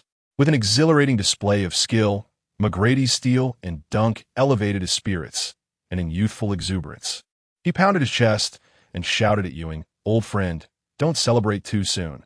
The game is not over." Duncan, Ewing, Ray Allen, and Nash rushed to join McGrady, exchanging high fives and reigniting their resolve for a comeback. On the sidelines, Coach Qin Fei leapt up, shaking his fist in fierce celebration. McGrady's steal and dunk had sparked a fire within him. The peak McGrady irresistible pull-up enhanced fusion card perfectly embodies McGrady's essence, providing perpetual benefits. It does not directly enhance his pull-up shooting accuracy. Only when he is actively engaged on the court, warming up his shooting touch, can it manifest its effects, amplifying his accuracy and potentially achieving an astonishing perfect score. Duncan made one of 2 free throws, and coupled with McGrady's electrifying dunk, the Bulls reclaimed 3 points in less than 2 seconds, causing a stir among the home Knicks fans. This rookie, the #1 draft pick, is indeed remarkable. Having scored 20 points in the first quarter and 30 by halftime, now returning in the clutch to deliver a crucial steal and dunk. Unfazed, victory surely belongs to our beloved Knicks. No exaggeration, McGrady's play is truly mesmerizing, his talent spectacular, and the future is bright. That dunk is surely destined for tonight as highlight reel. It was simply magnificent. On the basketball court, the Knicks are on the offensive. Allen Houston, poised at the top of the arc, faces the formidable defense of Tracy McGrady. Calmly dribbling as the clock ticks down, he employs banter to unsettle McGrady's composure. "Rookie, your performance tonight is commendable, but it ends there. If you wish to lead your team to a comeback, you must first seek my permission." Compared to Larry Johnson, Allen Houston's taunts hardly qualify as such. McGrady positions himself a step ahead of Houston, knees bent, chest out, arms extended, focused with unwavering diligence. In terms of height and wingspan, McGrady holds a distinct advantage over the 6 feet 6 inches Houston, and throughout the offseason, he has gleaned numerous defensive techniques from Kobe Bryant. "Allen, I have watched you play since middle school, and I vowed that if I ever faced you in the NBA, I would surely thwart your shot," he declares. "Rookie, perhaps in a decade, as I approach retirement, you may have the chance to fulfill that wish, but certainly not now." As the shot clock dwindles to 5 seconds, Allen Houston accelerates and drives to the right. His left leg and ball-protecting arm initially shield McGrady, then he swiftly pivots, positioning himself diagonally towards the basket, ready to leap and shoot. With a convincing pump fake, Houston successfully deceives McGrady, and after a deliberate change of rhythm, he rises gracefully to release a long 2-pointer. Swish! The ball goes in, accompanied by the referee's whistle. 2-1. McGrady, caught off guard, feels a wave of frustration. Houston's shooting touch tonight is undeniably scorching, and he was perhaps overly tense in his defense. On the sidelines, Qin Fei stands and claps for McGrady, offering a reassuring glance that encourages his friend not to lose heart. Although McGrady has been scored upon with a 2-1 play by Allen Houston, Qin Fei understands that this defensive lapse may very well ignite McGrady's offensive potential. Chapter 79. A moment to witness a miracle rookie. Welcome to the NBA. Allen Houston, stepping up to the free throw line, raised an eyebrow at McGrady and effortlessly sank the additional free throw, successfully converting the 3-pointer. Swish! The Bulls, trailing 101-107 against the Knicks, saw the gap widen to 6 points. Allen was phenomenal, completely outplaying the Bulls' rookie #1. With 43 points, he was unstoppable. From here on out, let us feed the ball to Allen. We are eager to witness the mid-range king score 50. Victory seemed imminent. Leading by 6 points with just 1 minute remaining, If the Bulls could still turn this around, I would gladly stand on my head. The atmosphere in Madison Square Garden grew increasingly electric, with waves of cheers rising higher and higher. Jeff Van Gundy suddenly shouted for his players to apply full-court pressure. Richard Ward, bursting forth like a leopard, executed a steal in the front court, startling Nash, who immediately rushed in to commit a foul. Beep! Richard Ward approached the free-throw line, and the cheers from the Knicks fans reached a crescendo. Clang! Swish! Richard Ward made one of two free throws, bringing the score to 101-108, extending the lead to 7 points. Only 49 seconds remained on the clock. On the sidelines, Knicks coach Jeff Van Gundy was elated, and the players on the bench leapt up in celebration of their impending victory. Meanwhile, Qin Fei, standing before the Bulls bench, furrowed his brow. Could it be that they would not win tonight's game? He still had one final 20-second timeout left, but he refrained from calling it immediately. As possession changed, McGrady, silent and determined, brought the ball up the court, a fierce fire burning in his eyes. Nash, Duncan, and others quickly positioned themselves in the front court, eager to create space for McGrady. Yet, their morale was shattered, their faces betraying exhaustion and despair. Recovering 7 points in the last 49 seconds seemed almost an impossibility. Reaching the top of the arc, McGrady faced Allen Houston's one-on-one defense, his competitive spirit surging. His piercing gaze was fixed on the hoop. Rookie, scoring over 30 points in your NBA debut places you above 99 of the stars in the league. But tonight, you are destined to experience a tragic fate, for it has become evident that you lack the ability to lead your team to a comeback. You are merely a lone wolf. Confronted by Allen Houston's taunts and the ticking clock, every nerve in McGrady's body seemed to awaken. The cacophony of the home crowd faded into the background. The defender before him became a mere illusion. In this moment, the only thing that mattered to McGrady was the basketball in his hands and the hoop in his sights. After countless hours of training and years of competition, tonight McGrady was poised to unleash his most terrifying talent. Taking a deep breath, he executed a hesitation step against Allen Houston, then leapt into the air, releasing a three-point shot. Allen Houston's reaction was a fraction too slow, or perhaps he was simply not fully committed to his defensive duties. The swiftly spinning basketball soared over his head, as well as over Duncan and Ewing, finding its target with impeccable precision, resulting in a delightful swish. Swish! Tracy McGrady netted a three-pointer from the arc, the timer frozen at 0:35. Qin Fei raised his fist in a fervent roar, acutely aware of the monumental significance of McGrady's shot. With the increase in star cards, McGrady's icon on the tactical board instantly tripled in size. This marked McGrady's sixth three-pointer of the evening, bringing his total to 35 points. This tally positioned Tracy as the second highest scoring player in NBA debut history, surpassing Allen Iverson and trailing only Wilt Chamberlain's debut score of 43 points. For a rookie stepping onto the NBA stage for the first time, this was undoubtedly a tremendous honor. However, for the Bulls to stage a comeback tonight, only a theoretical possibility remained. Amidst the commentary, the Knicks initiated their offense. Qin Fei signaled for the players to employ a foul strategy, as Ray Allen sent Richard Ward to the free throw line. Swish! Swish! Ward converted both free throws, extending the Knicks' lead to 6 points. The Bulls quickly initiated an inbounds play, with McGrady pivoting and sprinting down the court, halting just beyond the three-point arc, launching a jump shot directly over Allen Houston. McGrady's heart was icy, his gaze steely, his blood cold, yet his shooting touch was ablaze. Whoosh! Swish! Like an arrow piercing through the clouds, a legion came forth. The timer read 0:24, and in a mere 11 seconds, McGrady had executed 2 consecutive three-pointers. Bulls, 107, 110 Knicks. Allen Houston stood frozen, eyes wide in disbelief. McGrady, invigorated from his consecutive shots, roared towards the Knicks fans on the sidelines. New York's old ghosts, open your eyes, the game is not over yet. Duncan and his teammates were equally inspired by McGrady's miraculous performance, reigniting their hopes for a comeback. Trailing by 3 points with 24 seconds remaining, they still had their chances. Jeff Van Gundy, sensing the urgency, promptly called a timeout. Qin Fei excitedly embraced McGrady as he exited the court, giving him an enthusiastic pat on the back. McGrady. Splendid work. Keep it up. The home crowd of Knicks fans was awestruck by McGrady's consecutive miraculous three-pointers, incredulous at his audacity. Tracy was indeed formidable.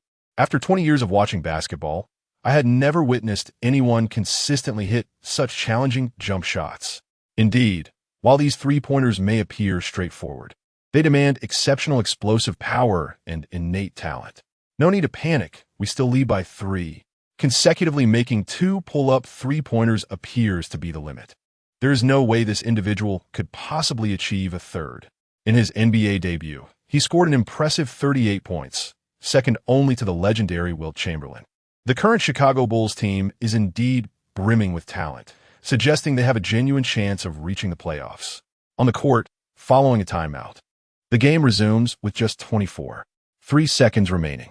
The Knicks are inbounding the ball, with long arms extended to obstruct Mills's pass, while McGrady relentlessly shadows Allen Houston. The ball is passed to the towering Ewing, and without hesitation, Tim Duncan charges in to commit a foul. Swish! Swish!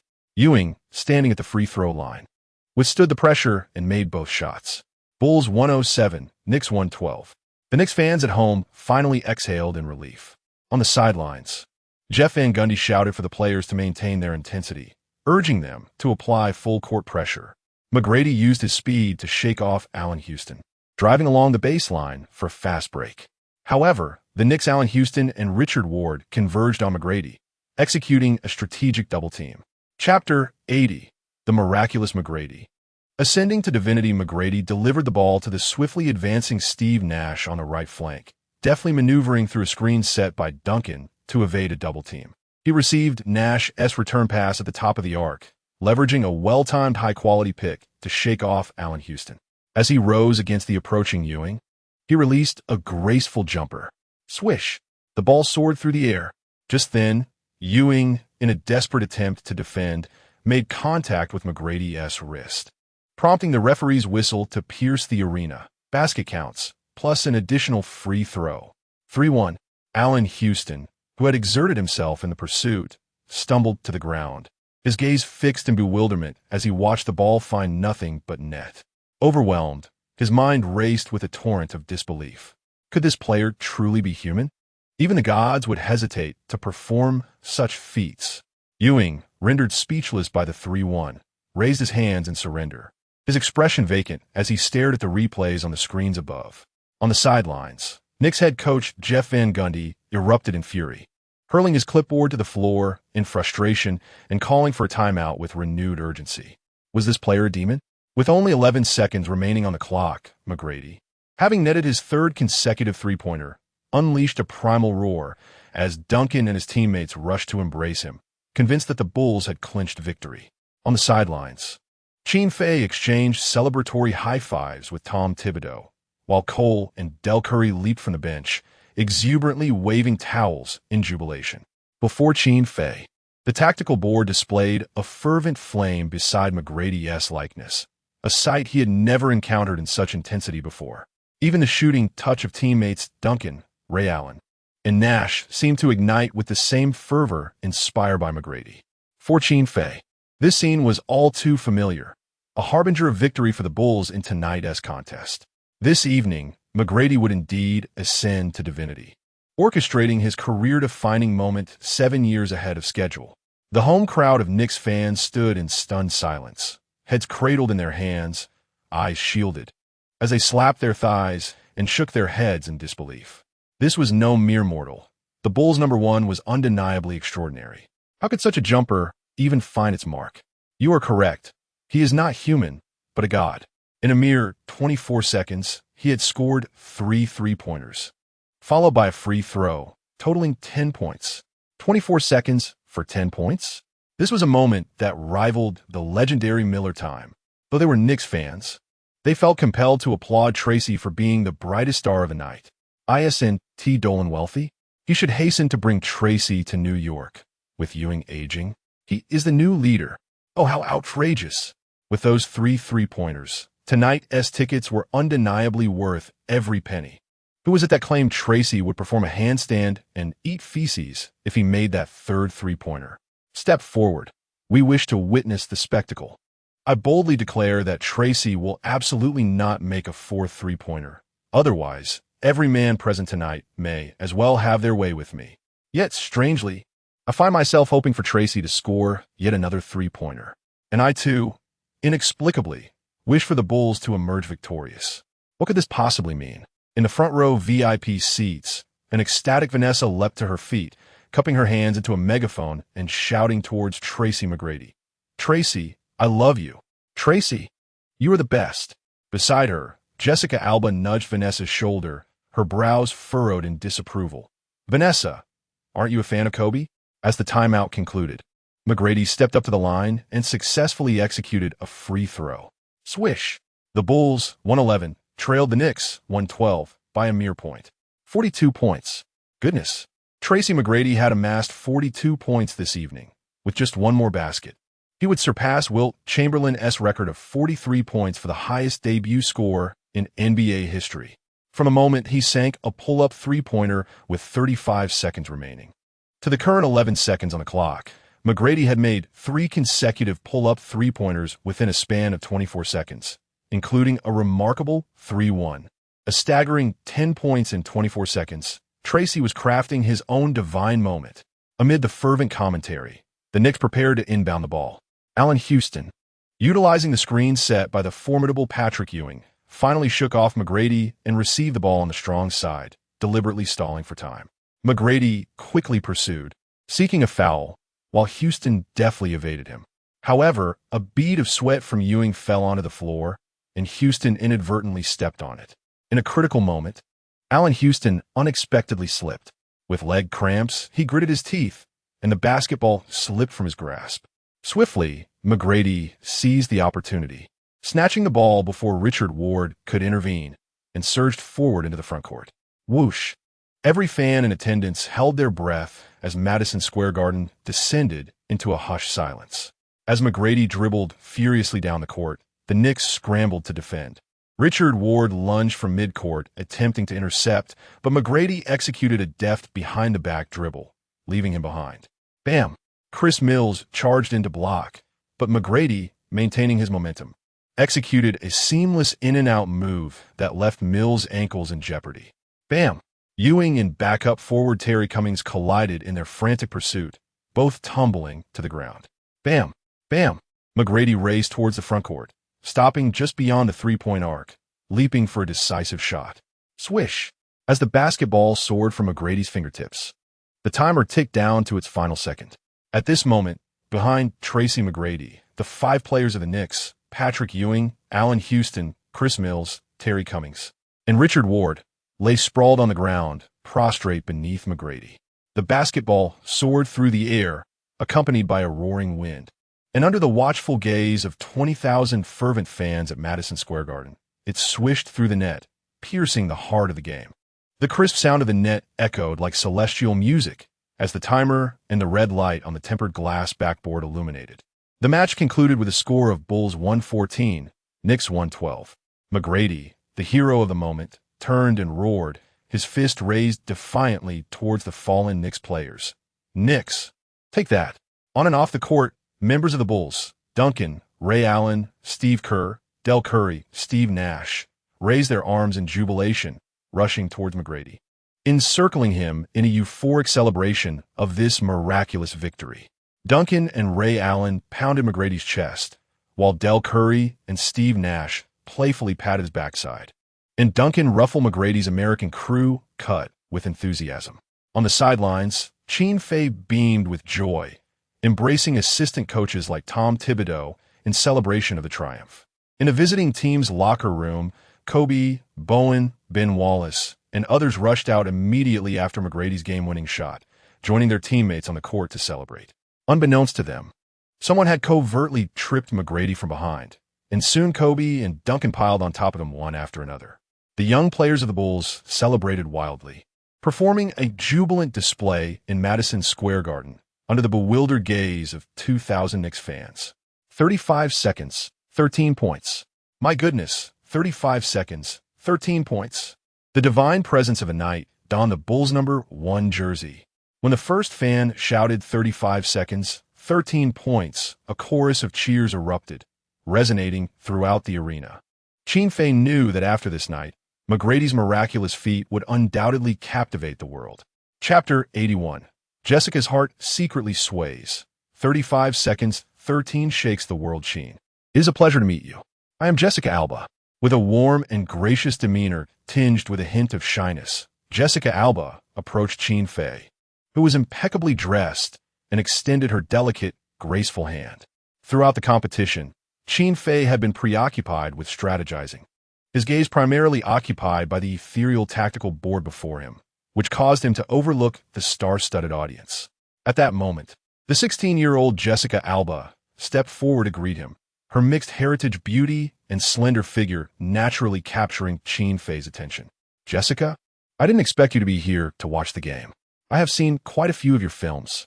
Qin Fei smiled as he shook Jessica's hand, giving it a gentle squeeze. Oh, the sensation of your hand is simply unmatched. Jessica's large, deep brown eyes sparkled with excitement as she exclaimed, Qin, you have truly watched many of my films? Which ones have you seen? You aren't just teasing me, are you? Having debuted as a child star, Jessica had only starred in 5 films produced by Hollywood, which did not categorize her as a major celebrity, though she had garnered some recognition. If someone as accomplished and wealthy as Qin Fei had indeed seen several of her lesser-known films, could it be that they were fated to appreciate one another through the threads of a past life? Indeed, it's true, Jessica. You are my favorite Hollywood actress. The films you've starred in. Just as Qin was about to mention titles like Sin City and Fantastic Four, he realized these films were released post-21st century, which would undoubtedly perplex Jessica if he mentioned them. I have enjoyed every single film you have made. In a few years, I have no doubt you will become one of the most celebrated actresses in Hollywood. With a sigh of relief, Qin managed to navigate the conversation smoothly. Flattered by Qin's compliments, Jessica's cheeks flushed with warmth, nearly prompting her to rush forward and embrace him with fervent kisses. However, considering her youthful innocence, she decided to maintain a degree of reserve in front of her idol. From now on, I shall be a fervent supporter of your Bulls team. Next time, I will certainly come to watch your game. Haha, you're always welcome. If you come to Chicago, I will gladly provide you and your friends with front-row tickets to the United Center. Jessica, I had no idea you were also an NBA fan. Jessica glanced shyly towards her personal assistant Vanessa, who was animatedly conversing with Kobe nearby, and admitted, honestly, I know nothing about the NBA or basketball. I was brought here by Vanessa, but now I have truly grown fond of the NBA. Upon hearing the name Vanessa, Qin Fei followed Jessica's gaze, his mind racing. Vanessa, Kobe's wife, is here so early? When did she become Jessica's personal assistant? This connection seems rather convoluted. Could it be a result of the butterfly effect from my time travel? Frowning as he observed Kobe and Vanessa engaged in an animated conversation, Qin Fei anticipated that it wouldn't be long before their discussion erupted into a heated exchange. As the head coach and owner, he felt it necessary to remind Kobe to be cautious, lest he face complications in his personal life. Qin, was Tracy's 13 points in 35 seconds truly remarkable? Why are Knicks fans so ecstatic despite their loss? Qin Fei mused, glancing at Jessica, whose wide-eyed curiosity was irresistible. He playfully tapped her small nose, saying, 13 points in 35 seconds? It's not exceptionally impressive, really. It's akin to winning a couple of Oscars in the film industry. Meanwhile, seated courtside, David Stern sprang to his feet, applauding McGrady's astonishing performance. As the commissioner of the league for over 2 decades, Stern had witnessed countless thrilling moments, including Michael Jordan's classic game winners in the finals. Yet tonight, McGrady's 13 points in 35 seconds possessed an unparalleled legendary quality. The NBA sought to create icons, and Stern had tirelessly endeavored to do so. However, on this night, an unexpected brawl inadvertently elevated McGrady's legendary status. Those 13 points in 35 seconds bloomed like a resplendent rose amid bloodshed. McGrady became the deity of the night, even if he only ruled for 35 seconds. It was enough to captivate the world. Adam, please disseminate the news immediately. Inform all media outlets collaborating with the NBA to vigorously promote Tracy's performance tonight. We must ensure that every corner of the globe inhabited by basketball enthusiasts is aware of McGrady's miraculous feat. Stern continued, "By the way, what date is today? November 1st? In the name of myself and the NBA headquarters, let today be established as the league's McGrady Moment Memorial Day." Finally, David Stern approached Qin Fei with a smile. Setting aside his initial intention to criticize Qin for allowing player conflicts to escalate, "Qin, you are destined to become a legendary owner. The illustrious Kobe, who scored 65 points in 3 quarters during the season opener, alongside Tracy McGrady's 13 points in 35 seconds tonight, will undoubtedly be contenders for the title of the league's future superstar." After exchanging contact information with Jessica Alba, Qin Fei resumed his conversation with the approaching David Stern. "President, the Bulls' performance this season has only just begun. Keep your eyes peeled, for the astonishing spectacle that will amaze the entire league is still to come. By the way, didn't you once say I could navigate the league with ease? I would appreciate your leniency regarding the suspensions of Ben and Little O." David Stern merely smiled in response. At the post-game press conference for the Bulls, Qin Fei joined McGrady and Duncan, as he and Duncan played supporting roles for Kobe in the season opener. The media's focus tonight naturally gravitated toward McGrady. "Tracy, how do you perceive your miraculous performance of 13 points in 35 seconds? Tracy, in your inaugural NBA game, you scored 45 points, surpassing Wilt Chamberlain to become the highest-scoring player in a debut. What score would you assign to your performance this evening?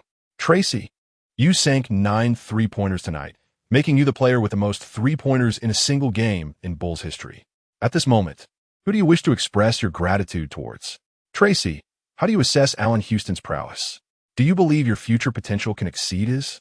Amidst the relentless barrage of questions from the media, McGrady's excitement remained uncontainable. "First, I must thank Qin, the owner of the Bulls and my close friend from Auburndale High School. Qin has been my personal trainer during the off-season. His rigorous training and support have visibly contributed to my growth. Without Qin, there would have been number 45 points in my NBA debut, nor the miraculous 13 points in the final 35 seconds tonight. I can hardly believe that I scored 13 points in those last 35 seconds and hit the game-winning buzzer beater. At that moment, I wasn't overthinking. I simply detest losing. I admit there was an element of risk in my approach, but it paid off. Lastly, I must extend my gratitude to Allen Houston. Without his slip assist, I would never have achieved the feat of 13 points in 35 seconds. In the Knicks post-game press conference, the atmosphere was rather sparse, with few reporters present. "Allen, could you elaborate on why you slipped at such a crucial moment?" Allen Houston replied. Next question. As the press conference concluded, Qin Fei escorted McGrady and Duncan back to the visitors' locker room, where they discovered a raucous scene in the adjacent shower room. Players such as Big Ben, Little O, Ray Allen, Kobe, Bowen, and the elder Curry were playfully chasing one another, bubbles flying everywhere. The first to finish showering emerged, towel draped around him, shaking his head and laughing. "Qin Fei, these big guys here in America know how to have fun. I nearly lost my heart." Qin Fei gasped in surprise, about to remind the players to be mindful of their image and not to take things too far, when McGrady suddenly tore off his jersey and shouted as he charged in, "Brothers, I'm here." That night, Qin Fei personally hosted McGrady and the other Bulls players at New York's most upscale underground bar, where they engaged in lively conversation and revelry, vowing not to leave until they were thoroughly intoxicated. Chapter 82. The most extensive suspension in NBA history, Bulls' interior crisis. Throughout the offseason, Qin Fei meticulously monitored Tracy McGrady's diet. However, tonight, he deemed it necessary to make an exception. Famished, McGrady devoured 3 salt-baked lobsters and 2 servings of pasta, then drained a goblet of 1982 Sage Tola Fight in one breath. With a voluptuous dancer nestled on either side, he belched contentedly and boasted, "Do you know who I am? Ever heard of 13 points in 35 seconds? What? The game concluded nearly 2 hours ago, and you still haven't caught wind of it? This year's NBA Rookie of the Year is already a done deal for me. You know the big boss who purchased the Bulls for $720 million? That's my buddy, Qin Fei, along with Duncan and Kobe, looked at McGrady's antics with a mix of exasperation and amusement. Los Angeles Staples Center. In the recently concluded home game between the Lakers and the Supersonics, Michael Jordan made his starting debut, marking his first appearance since joining the Lakers. By the end of the game, Jordan had scored 51 points, hitting 21 of 32 shots, 2 of 5 from beyond the arc, and a perfect 7 of 7 from the free throw line, leading his team to a decisive victory over Gary Payton's Seattle Supersonics, earning the title of Most Valuable Player without contest. At the post-game press conference, Michael Jordan radiated joy and confidence. "I thoroughly enjoyed tonight's game. Shaquille and Sean created ample space for me, making scoring effortless. The Los Angeles Lakers are a formidable collective, and our sole objective for the new season is the championship."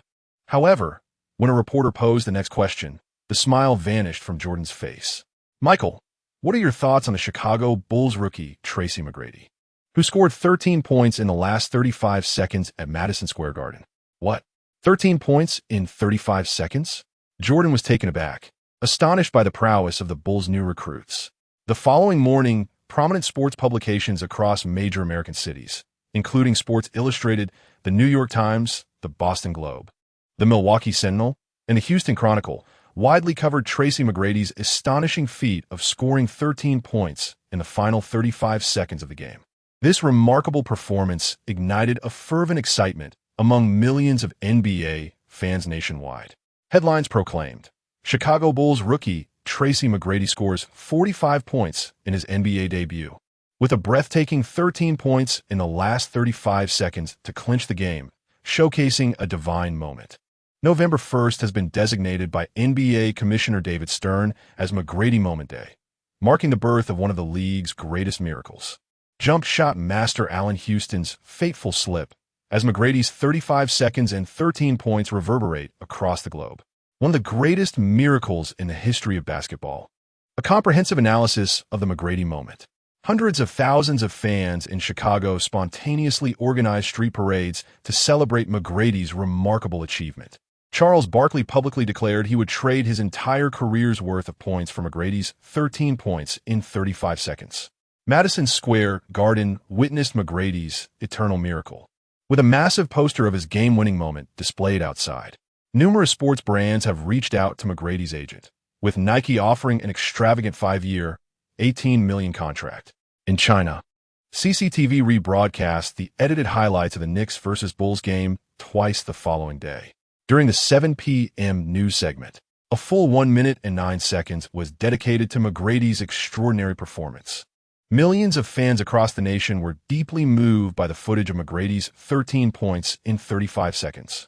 "My goodness, 13 points in 35 seconds? This McGrady is truly remarkable." I've seen many domestic basketball games where teams struggle to score even a dozen points in a quarter.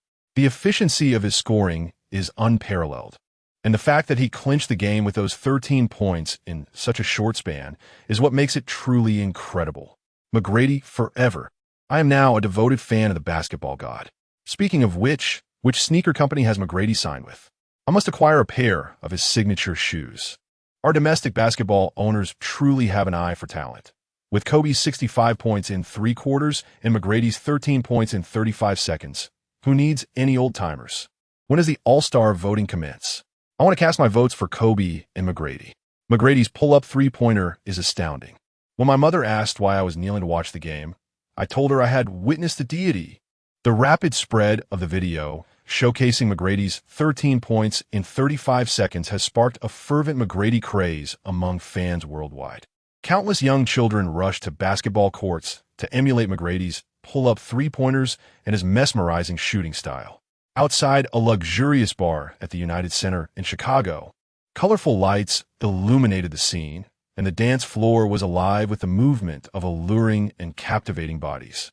The proprietor of the bar suddenly burst forth from a kitchen, seizing the microphone from the resident singer, and exuberantly declared, "Friends, in celebration of Tracy's remarkable time of 35 seconds and 13 milliseconds, I have decided that tonight, all expenses for our esteemed guests will be waived."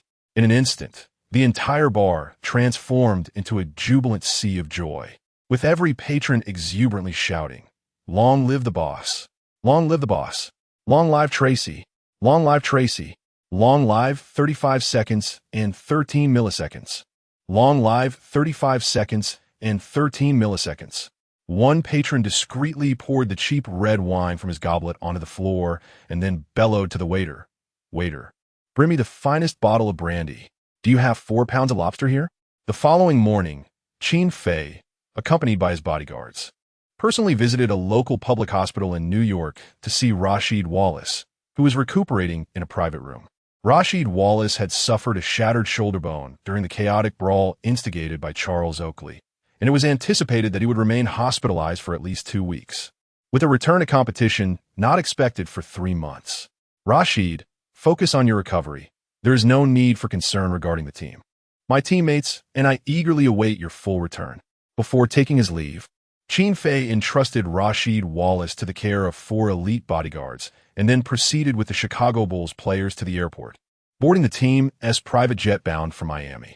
Meanwhile, Larry Johnson, also confined to a hospital, found himself in the intensive care unit, furiously demanding that the nurses bring him his phone.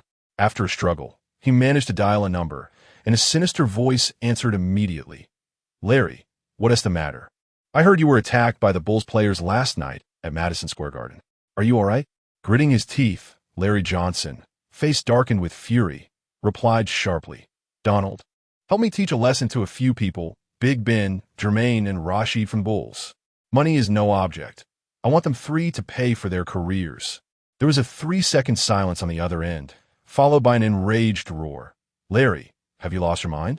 Big Ben and the others are players for the Bulls. Do you have any idea who owns the Bulls? That guy acquired the Chicago Bulls for $720 million, and his family's fortune starts at a minimum of $3 billion. Just the international elite bodyguards surrounding him number over 200. You want me to go after his players? Have you been hit in the head too hard? Money is no problem? How much can a third-rate player like you possibly have? You should focus on your recovery. If they're not coming after you, consider yourself fortunate. Larry Johnson attempted to protest further, but the call was abruptly terminated.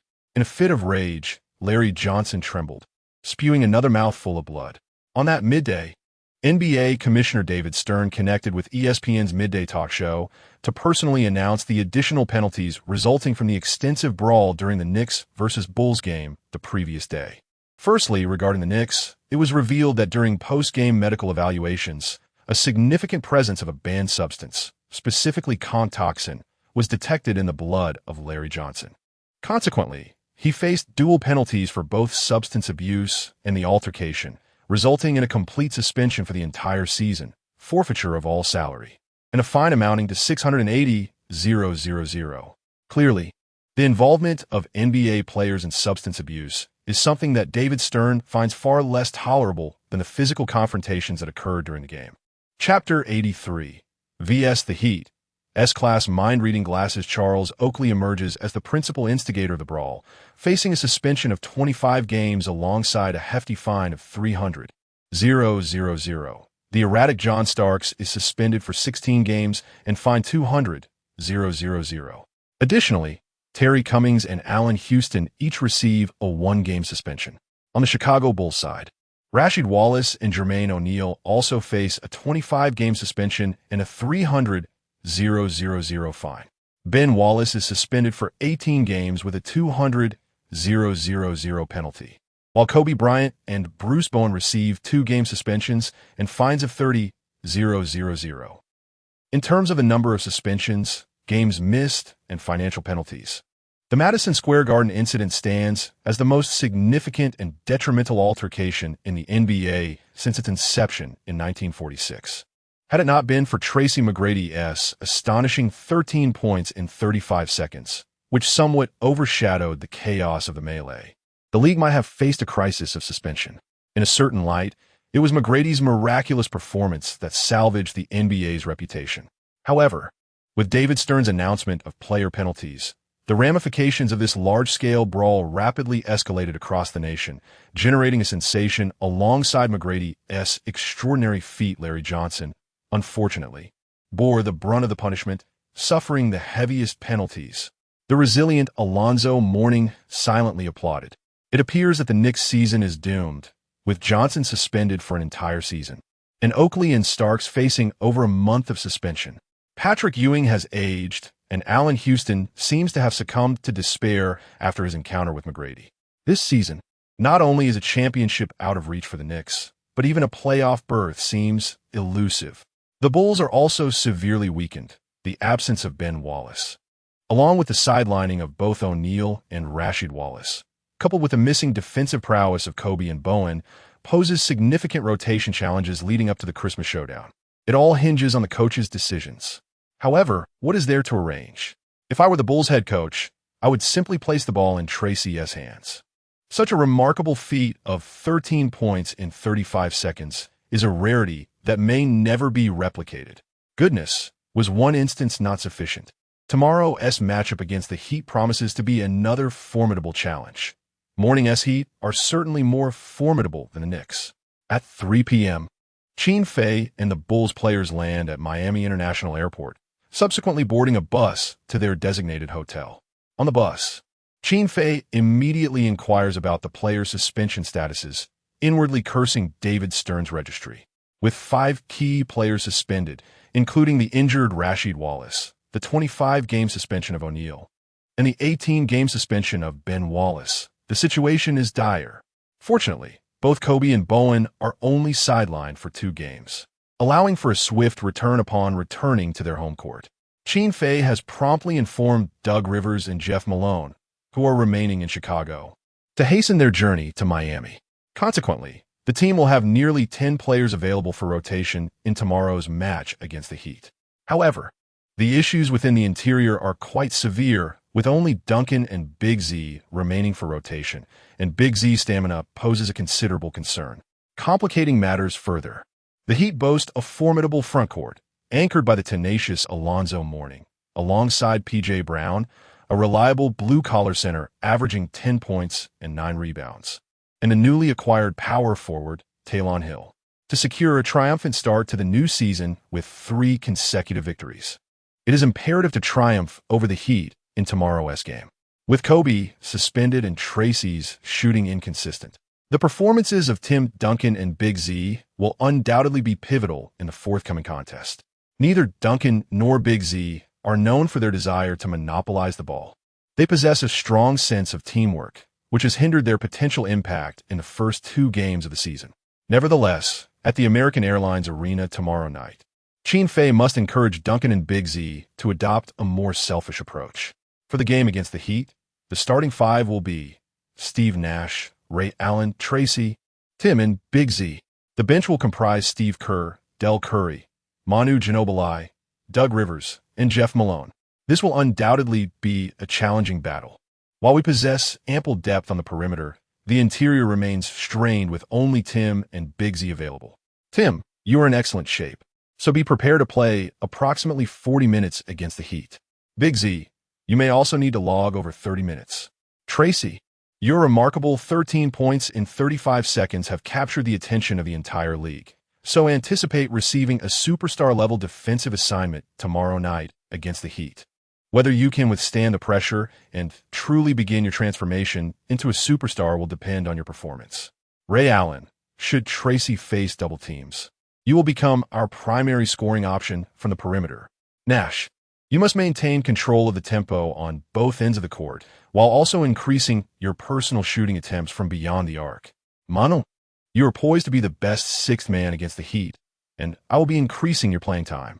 Despite the multitude of scoring options in the first 2 games of the season preventing you from showcasing your talents, tomorrow night at the American Airlines Arena may just be your moment to shine. The following day, at 7 p.m., the Miami American Airlines Arena will be filled to capacity, with over 19,000 seats occupied. Qin Fei and his Bulls welcome the 3rd game of the new season, facing the formidable Miami Heat. The Heat's fans are abuzz with murmurs about Tracy's remarkable 13 points in 35 seconds in the brawl between the Knicks and the Bulls prior to the commencement of the game. Tracy is undeniably impressive, and his fortune seems to be boundless.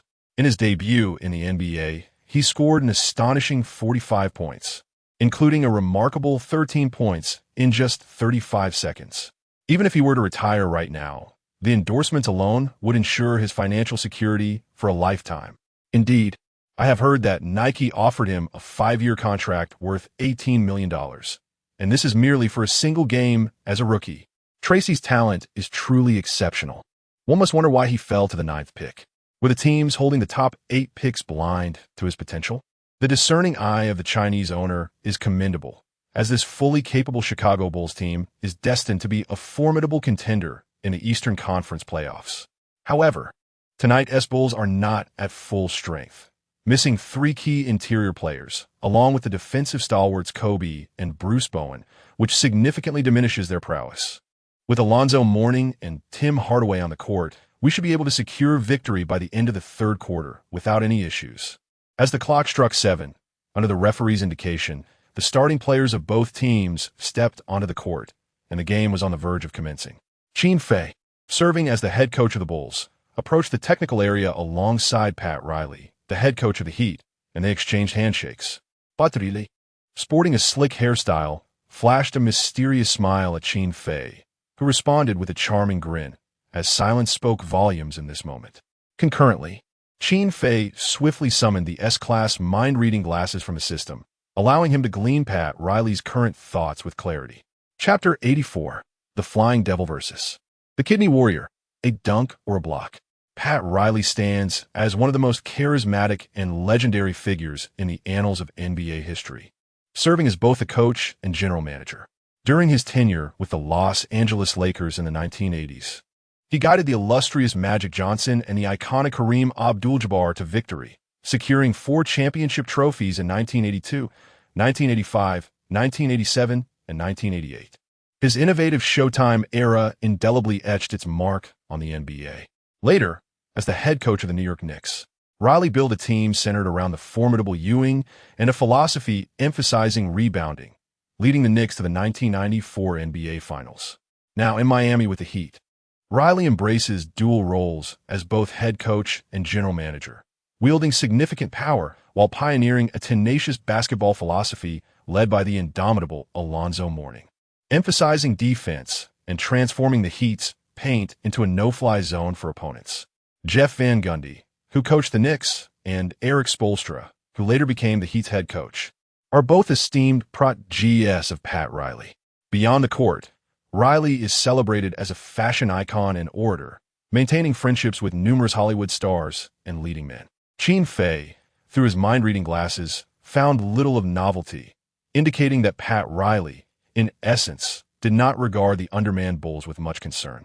The strategist believed that as long as the team performed adequately under the leadership of Mourning and the crafty Tim Hardaway, victory would be assured.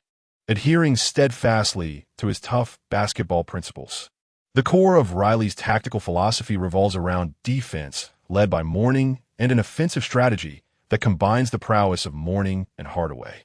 Leisurely, Qin Fei returned to the Bulls bench, confident that Riley's blind faith would bolster their chances of victory this evening. On the court, Duncan, utilizing his height and leaping ability, decisively outmatched the 2'8" Mourning, initiating the Bulls' first offensive play. Duncan has seamlessly integrated the peak leaping attributes of Wilt Chamberlain, reaching a perfect score of 100. Thus, Qin Fei was convinced that if Duncan were granted ample opportunities tonight, his performance would undoubtedly surpass that of the formidable center, Mourning. Moreover, Qin Fei permanently attached an S-rank low-post offensive tactic card to Tim Duncan, significantly enhancing the Flying Devils' capabilities in the low post. With the Bulls' interior in dire straits, this presented both a challenge and an opportunity for Duncan. With his solid fundamentals and a style that conserves energy at the age of 21, playing 40 minutes or even the full 48 would scarcely be a daunting task for him. As Qin Fei pondered, he observed Duncan in the low post, demanding the ball from Nash while backing down against the single coverage of Alonzo Mourning. Mourning, renowned as one of the greatest defensive centers in NBA history, despite standing at only 2'08" meters, boasted a formidable weight of 240 pounds and an astonishing wingspan of 2'29" meters. Although he stands over 3 centimeters shorter than Duncan, Mourning's wingspan is merely 1 centimeter less than Duncan's impressive 2'30" meters. This elongated reach naturally grants Morning a vast defensive territory. Most significantly, Morning exudes an inexhaustible fervor on the court, a relentless drive that inspires every teammate around him. As Duncan positions himself in the low post on the weak side with the ball, Morning's tenacious defense from behind exudes immense pressure and intimidation. His long, powerful arms act like a vice, disrupting Duncan's movements while he brazenly taunts, "Rookie number one. Tonight, I am your rookie wall, an impenetrable fortress. What's the matter? If you're feeling bold, shall we wager? If you can dunk over me, I'll give you 500,000. Conversely, if I dunk over you, you owe me the same. What do you say? Are you willing to bet?" Faced with Morning's aggressive challenge, Duncan's gaze flickered, and he hesitated to respond. Bang, bang, bang. Lowering his center of gravity, Duncan charged at Morning's chest with 3 consecutive shoves, drawing a sharp breath as he realized this man truly possesses the strength of a fortress.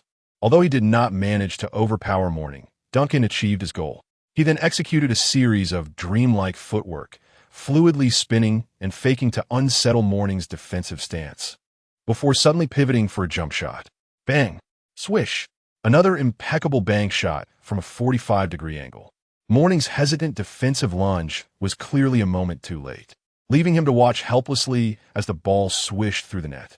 Instead of succumbing to Morning's provocation and forcing a dunk, Duncan continued to score in his most reliable manner.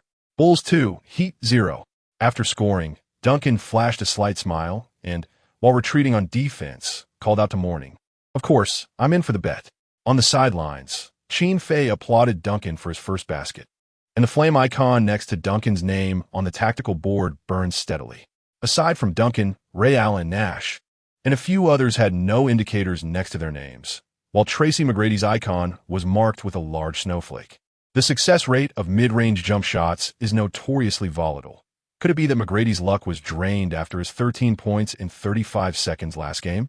On the Heat side, point guard Tim Hardaway and small forward Jamal Mashburn both displayed flames, while center Morning and power forward P.J. Brown were lacking in touch, and shooting guard Vashon Leonard was ice cold.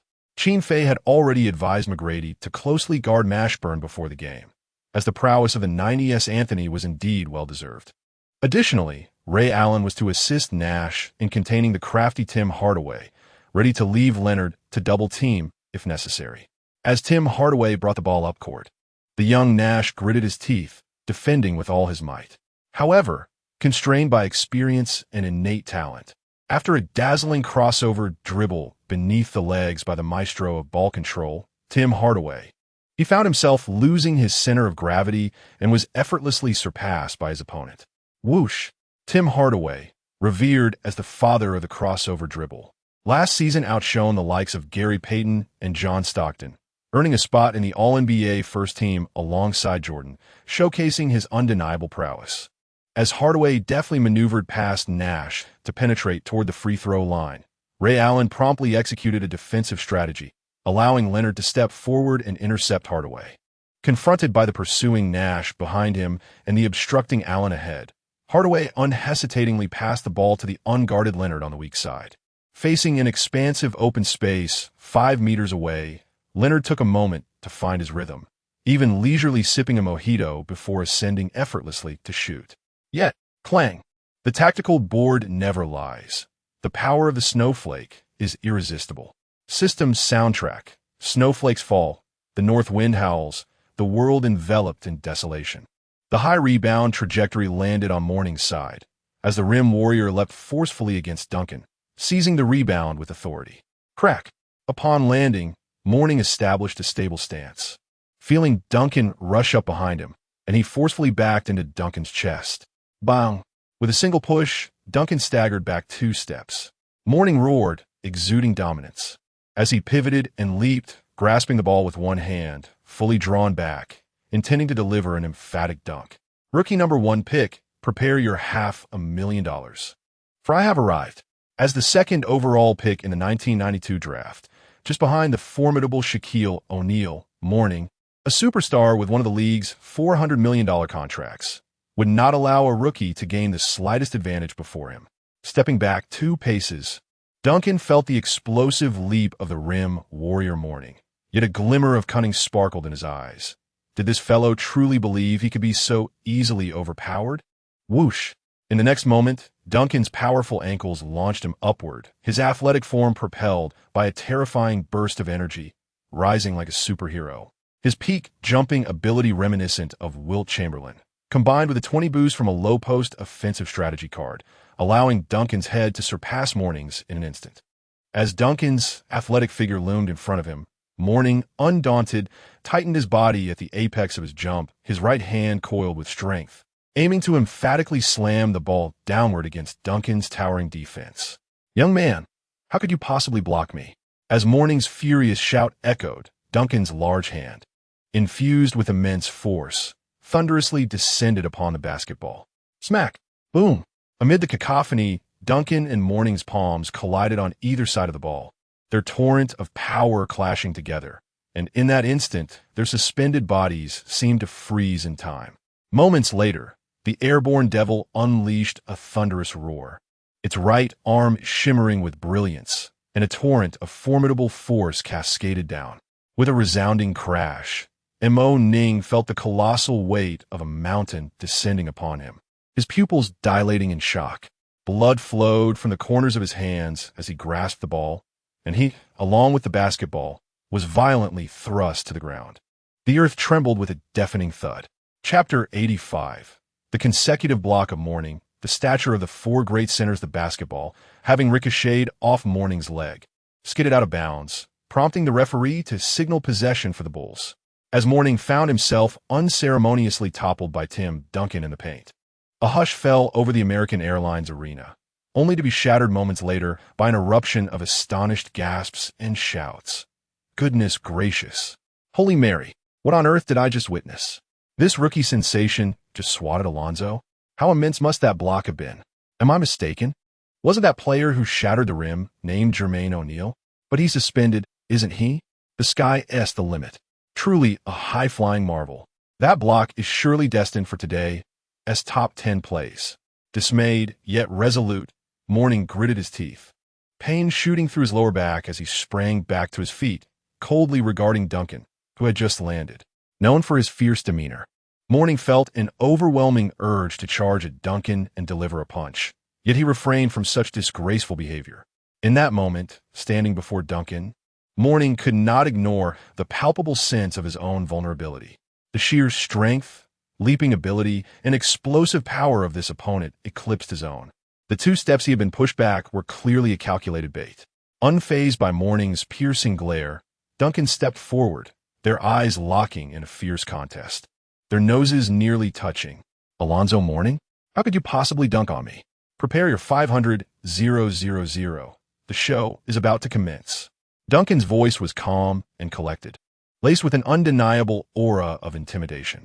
On the sidelines, Heat coach Pat Riley furrowed his brow, convinced that Morning's misstep was merely a momentary lapse in judgment, assuring himself that such an occurrence would not repeat itself. As a strategist, Riley had long been aware of Tim Duncan's prowess during his NCAA reign and would have willingly sacrificed all assets apart from Morning to secure the top draft pick during the offseason. If Duncan could indeed join forces with Morning in Miami's frontcourt, the Heat would undoubtedly seize a championship within 3 years. Yet, this was merely a fanciful notion on Riley's part. Even if he were to part with Morning, acquiring the first overall pick in Duncan was far from guaranteed. Riley was acutely aware of Duncan's potential ceiling, but he could never have anticipated that this rookie, having played just 2 regular season games, would exhibit such dominance against Morning, a formidable defensive player in his prime. Unable to suppress his curiosity, the strategist cast a glance towards the Bulls bench, where Qin Fei sat, a fleeting glimmer of envy flashing in his eyes. Smiling, Qin Fei also turned his gaze towards Pat Riley, and at that moment, their eyes met, igniting a spark of mutual recognition. The mind-reading glasses revealed Pat Riley's thoughts in their entirety, conveying a singular sentiment. Goodness, this boss from the Celestial Empire has truly struck gold. Qin Fei raised an eyebrow at the distant Pat Riley, thinking to himself that since this old fellow harbored jealousy toward him, he would ensure that the envy was profound. He had also secured the future Flash, Wade, in advance. On the court, the Bulls advanced to the offensive end, with Duncan continuing to post up in a low block while the furious Mourning applied intense pressure. Duncan, fully in his element, was ablaze with passion. His youthful arrogance was ignited by Mourning's relentless defense. With his adept footwork and a series of half-spins, Duncan executed a sudden pivot, leveraging his height and strength to overpower Mourning, and leapt for a thunderous dunk. Boom! Under Duncan's formidable might, Mourning failed to leap adequately. This was unequivocally a powerful face-to-face dunk. Beep! The referee's whistle sounded, awarding a 2-1. As Duncan's aggressive slam caused a collision, Mourning staggered back 2 steps, barely regaining his balance. Alonzo, that's $500,000. Duncan's ferocious dunk ignited the Bulls' momentum, prompting McGrady and others to rush over to celebrate with high fives and shoulder bumps. On the sidelines, Steve Kerr, Del Curry, Manu Ginobili, and others jumped from the bench, excitedly waving towels and amplifying the atmosphere. With a smile, Qin Fei glanced at the illusory tactical board, recognizing the immense importance of a competent leader who could turn the tide through personal prowess. Duncan's dominance over Mourning on both ends of the court invigorated his teammates, particularly Ray Allen, igniting a fervor among them. Meanwhile, Pat Riley on the Heat's sidelines clenched his fists tightly, realizing that this undermanned Bulls team, along with their young Celestial Empire coach, was far more formidable than he had anticipated. However, Riley refrained from calling a timeout immediately, as his legendary status forbade him from doing so less than 2 minutes into the game. He firmly believed that his pre-game strategy was sound. It was Mourning's performance that left him dissatisfied. Swish! Duncan stepped to the free throw line, successfully converting the additional shot for a 3-point play. The Heat returned to offense, and an incensed Mourning sought to exploit the low post. Yet this time, Duncan was not about to grant him an easy opportunity to dunk. Struggling to overpower Duncan, and with his back-to-basket footwork lacking finesse, Mourning found himself in a quandary. Tim Hardaway shouted for Mourning to pass, but the ensuing double team resulted in a crucial turnover for the rim protector. Smack! Although Mourning's defensive prowess ranked among the league's elite, his offensive capabilities in the low post and playmaking fell significantly short of Duncan's level. The average assists fall short of even one, which vividly illustrates the issue at hand. The ball was swiftly stripped from Mourning's grasp and passed to Nash, allowing the Bulls to launch a fast break, culminating in a thunderous dunk by Ray Allen. Boom! Bulls 7, Heat 0. Tim Hardaway, feeling the pressure, attempted to drive aggressively into the offense, but was met with a double team from Nash and Ray Allen, leaving him no choice but to pass the ball again. The point guard, Vashan Leonard, transformed into an iron wall, but his mid-range shot failed to find the mark. Clang! This time, Duncan secured the defensive rebound, prompting the Heat to quickly transition back on defense. Nash's fast break was thwarted, compelling him to slow the pace and engage in a half-court battle. Positioned adeptly, Duncan received a high pass from Nash, this time devoid of any flashy footwork or feints. He unleashed his strength, forcefully backing Mourning down to the basket before soaring up for an emphatic dunk. Despite Mourning's furious attempt to swat the ball away with a powerful palm, he could not prevent Duncan from slamming it home. Boom!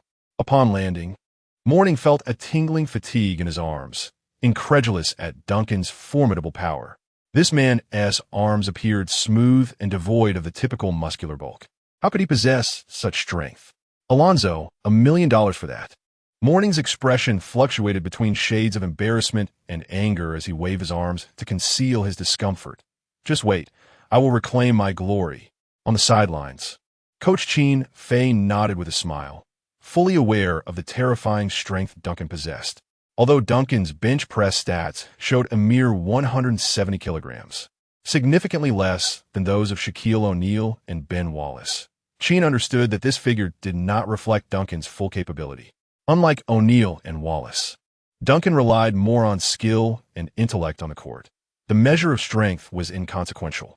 Yet, when the moment demanded it, Duncan would unleash an unprecedented surge of energy. As possession shifted, the Heat initiated their offense.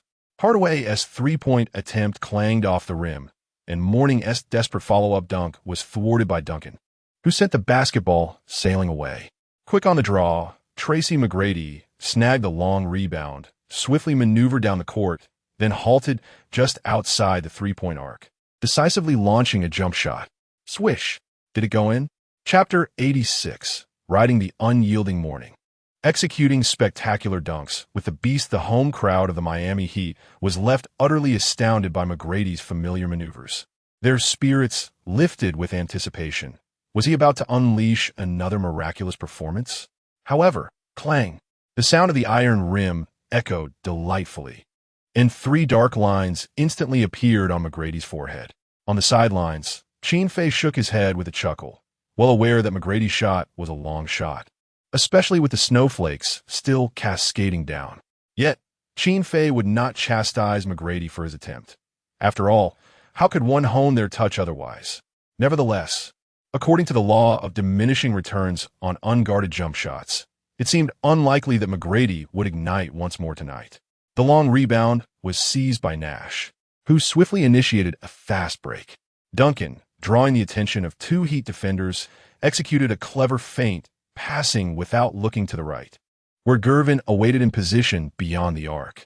The Great Wall of China received the pass and shot. The three-pointer sliced through the air. Swish! Bulls, 12-0 Heat. With an exhilarating 12-0 run, Pat Riley, seated at the sidelines, could no longer remain still and promptly called for a timeout.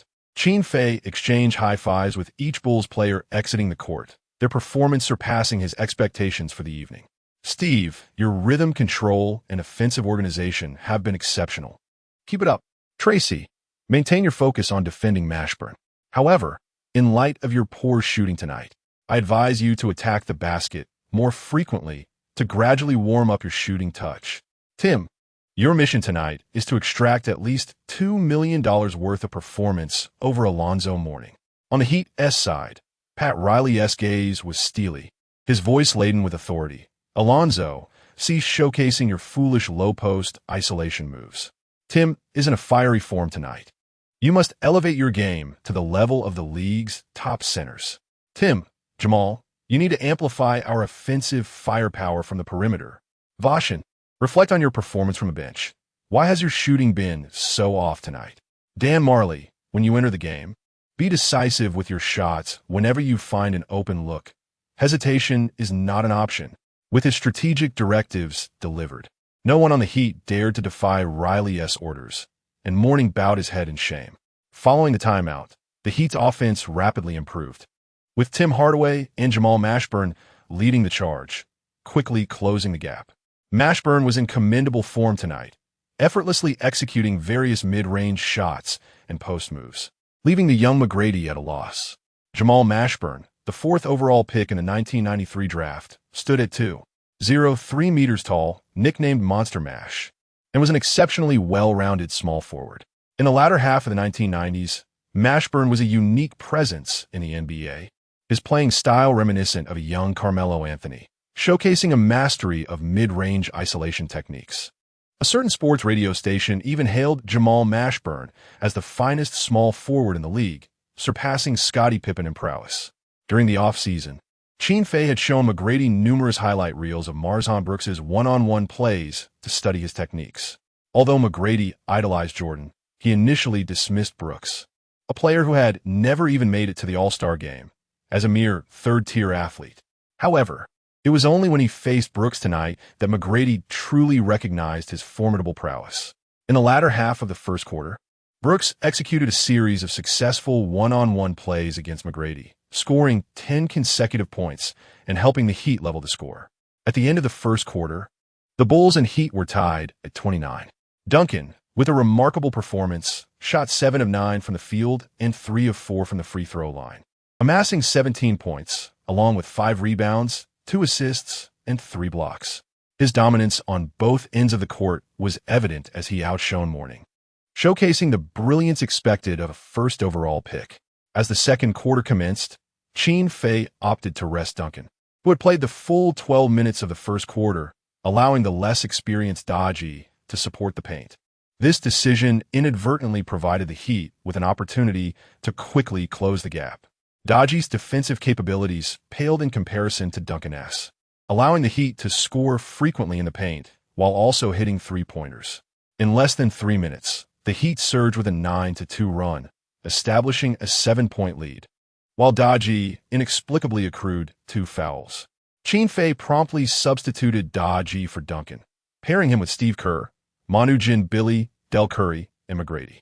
This lineup, brimming with shooting prowess, enabled the Bulls to gradually chip away at the deficit.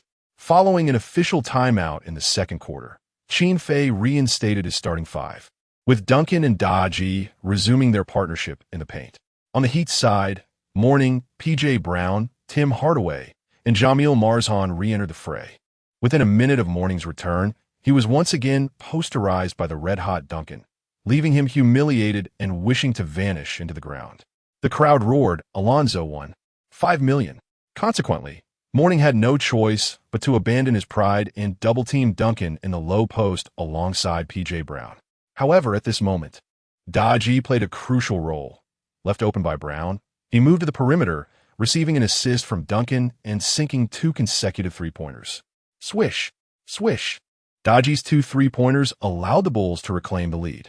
As the second quarter neared its conclusion, with just 15 seconds remaining, the Heat executed their final offensive play of the half.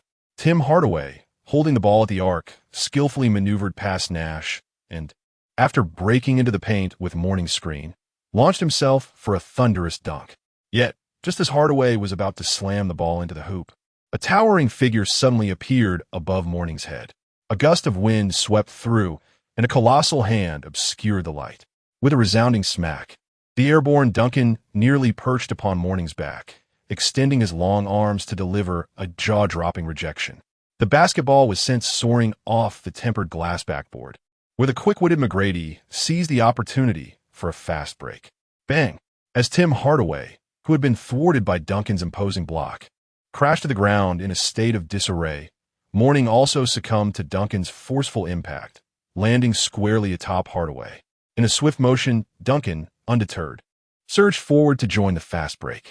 T-Mac, sprinting down the court, executed a sudden stop beyond the arc, eluding the pursuing Jamal Mashburn, and attempted a three-pointer. Whoosh! Did it go in? Clang! Once again, it failed to find the net. The basketball ricocheted high as the timer dwindled down to a mere 2 seconds. In that critical moment, a formidable figure propelled himself into the air, soaring toward the paint from the free-throw line. Who was it? The aerial marvel, Tim Duncan. "Stop him. No matter what, we must stop him," cried Mourning and Hardaway, who lay in the paint, straining to shout. Jamal Mashburn, who had anticipated the rebound by charging into the key, turned hastily and was met with the sight of a colossal shadow leaping before him, resembling a great rock spreading its wings. In that instant, Mashburn's mind went blank. He could no longer think for himself, only hearing the urgent cries of Hardaway and Mourning. "Stop him! You must stop him!"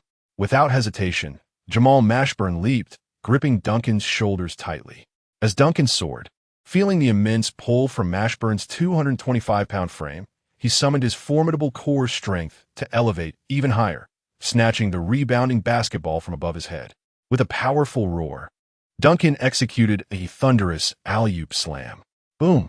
The ball swished through the net, and the lights illuminated. Chapter 87. Marshawn catapulted into the stands. Severe concussion predicted in a breathtaking moment. Duncan, having completed an extraordinary alley-oop dunk while hanging on a Marshawn, tightly grasped the carbon steel rim as the red lights flickered on. The basketball hoop trembled violently under the combined weight of Duncan and Marshawn, which exceeded 460 pounds, as if it might collapse at any moment. Duncan's body swung dramatically due to inertia, launching the suspended Jamal Marshawn out of bounds. With a whoosh and a thunderous crash, Marshawn's 225-pound frame plummeted into the front row of spectators, striking 2 voluptuous women directly. The surrounding fans were left aghast, shrieking and scattering in panic. The sudden upheaval transformed the front row of the American Airlines Center into chaos. The head referee, stunned by the spectacle, forgot to blow his whistle, his mouth agape. It was evident that Jamal Marshawn had committed a foul by pulling Duncan during the jump. The consequences were unmistakably grave. Even a flagrant foul resulting in Marshawn's ejection would have been justifiable. However, what unfolded before the referee's eyes was not Duncan being pulled down and injured, but rather Duncan executing a magnificent dunk, while flinging Marchand into the stands. Duncan, having landed in the paint, appeared unfazed and unscathed, while Marchand lay crumpled among the spectators, the sight of which was painful to behold. The referee cast a fearful glance at Duncan's retreating figure, pondering if he were a demon risen from the depths of hell. Swiftly, security and medical personnel rushed onto the scene to manage the crowd's emotions and assess the condition of Marchand and the affected fans. At this moment, Marchand had succumbed to a severe state of unconsciousness, having struck his temple against the seat back upon impact. Fortunately, the two robust female fans were spared from serious injury. Tim Duncan stood in the paint, looking bewildered, as he raised his hands in a gesture of innocence towards T-Mac and others rushing towards him. This can't possibly be blamed on me. I merely intended to execute an alley-oop, and who would have known he would present himself so willingly? On the Bulls bench, Steve Kerr, Del Curry, Doc Rivers, and Jeff Malone excitedly surged onto the court to celebrate with Duncan. Goodness, Tim, are you even human? Is that how you execute an alley-oop? Jamal had it coming. That move was destined to end in disaster, yet he nearly brought it upon himself. With over 220 pounds in a forward alley-oop dunk, Tim, your strength is simply terrifying. I doubt even Ben and AI could achieve that. The number one pick truly lives up to the title, while others rely on talent. We choose to depend on skill. Qin Fei was utterly astonished by Duncan's breathtaking alley-oop dunk. His physical prowess and coordination were simply unparalleled. Even 2K would hesitate to depict such a feat as for Jamal Mashburn, the Fool. It would be remiss not to inflict a significant concussion upon him for his patently reckless actions. Alonzo Mourning and Tim Hardaway, who had collapsed in the paint area, slowly rose, rubbing their eyes in disbelief, as Duncan soared for an alley-oop dunk that sent Mashburn crashing into the stands. Were they truly witnessing this? Miami Heat's head coach, Pat Riley, was both enraged and astonished, cursing Mashburn's stupidity while simultaneously marveling at Duncan's formidable athleticism. However, Riley's primary concern was undoubtedly Mashburn's injury and the outcome of the game. Even the formidable Shaquille O'Neal would struggle to replicate such an extraordinary dunk. The three referees hurried to the scores table, scrutinizing the video replay to ensure the fairest ruling. The high-definition screen above replayed Duncan's leap from just inside the free throw line, showcasing the entire sequence of him catching the ball midair and dunking it forcefully over Mashburn. OMG WTF? Did I really just see that? Is Tim Duncan a Titan or Godzilla? I assert that this dunk stands as one of the most remarkable alley-oops in NBA history, and I doubt anyone would contest that claim. Mashburn, weighing nearly 230 pounds, was effortlessly lifted by the number one draft pick. This surely feels like a cinematic spectacle. Even Hollywood wouldn't dare to depict such an event. Spielberg would silently applaud. In a live broadcast room, Coach Zhang was equally exhilarated, pounding on the table in admiration. Duncan is truly formidable. Do not be deceived by his lack of size compared to Ben Wallace and Shaquille O'Neal. His core strength is in no way inferior to those two. I contend that Duncan's alley-oop dunk, which sent Mashburn flying, is as noteworthy as O'Neal's backboard-shattering dunk in China. After all, this is a genuine NBA regular season game against the formidable Eastern Conference contender, the Heat. Duncan's dunk has undoubtedly revitalized our Bulls' momentum, with a 5-point lead at halftime. If Mashburn is unable to return tonight, we might genuinely have a chance at victory, securing a third consecutive win to start the season. Back at the Miami American Airlines Arena, after deliberation, the referees ultimately ruled that Duncan's buzzer-beater dunk counted for 2 points. They also assessed Jamal Mashburn with a level 2 flagrant foul, resulting in his immediate ejection from the game. The Bulls were awarded 2 free throws and a possession opportunity to commence the third quarter. The score stood at Bulls 56, Heat 51. Jamal Mashburn was preliminarily diagnosed with a severe concussion and was carried off the court on a stretcher.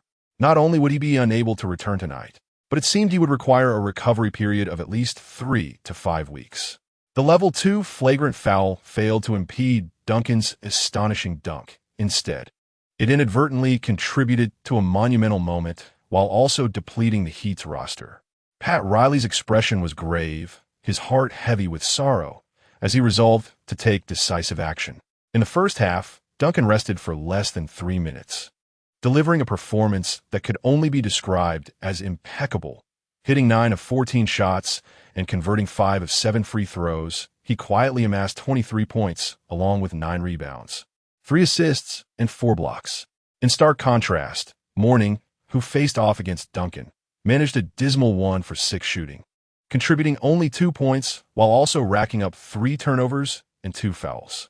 During halftime, the atmosphere in the visitors' locker room was lively. Hidden away watching the game, Big Ben, Little O, Kobe, and Bowen all marveled at Tim Duncan's extraordinary feats, simultaneously mocking the Heat for their misfortunes.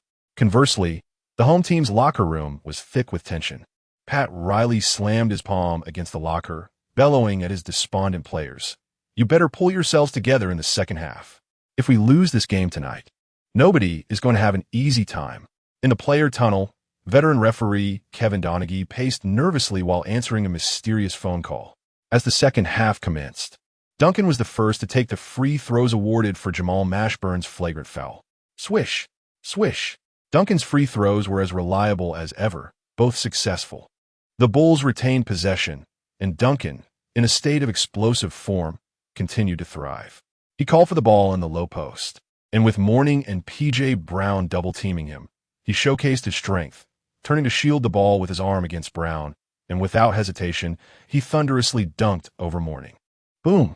Beep! The ball went in, and the whistle sounded for another 2-1. With this ferocious dunk, as Duncan single-handedly faced 2 defenders, the Bulls quickly surged to a 5-0 run, stretching the lead to double digits. Bulls 61, Heat 51.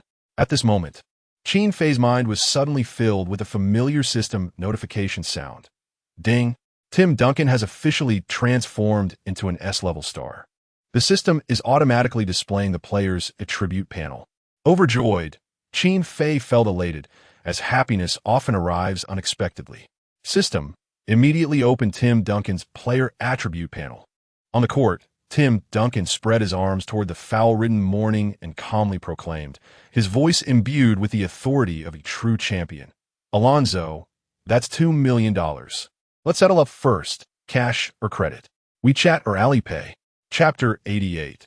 Duncan's transformation to S-class and corrupt officiating. As Duncan experienced a monumental outburst, the Miami Heat's defense utterly collapsed, granting the opposition multiple opportunities for wide-open shots from beyond the arc, culminating in a commendable 2 out of 4 three-point attempts in a single quarter. Despite Ray Allen and Tracy McGrady struggling with their shooting rhythm, they relentlessly attacked the paint, yielding commendable results. Nash, too, capitalized on an unguarded moment to sink a three-pointer from the perimeter, showcasing his scoring prowess beyond mere playmaking. Pat Riley called 2 lengthy timeouts to recalibrate the team's offensive and defensive strategies. Tim Hardaway briefly ignited the offense, while Washawn Leonard regained his shooting touch. However, with Mourning being subdued and Mashburn exiting due to injury, the Heat consistently trailed by double digits, rendering their situation increasingly precarious. As the third quarter dwindled to 3 minutes and 2 seconds, McGrady's pull-up three-pointer over Teheran Hill expanded the Bulls' lead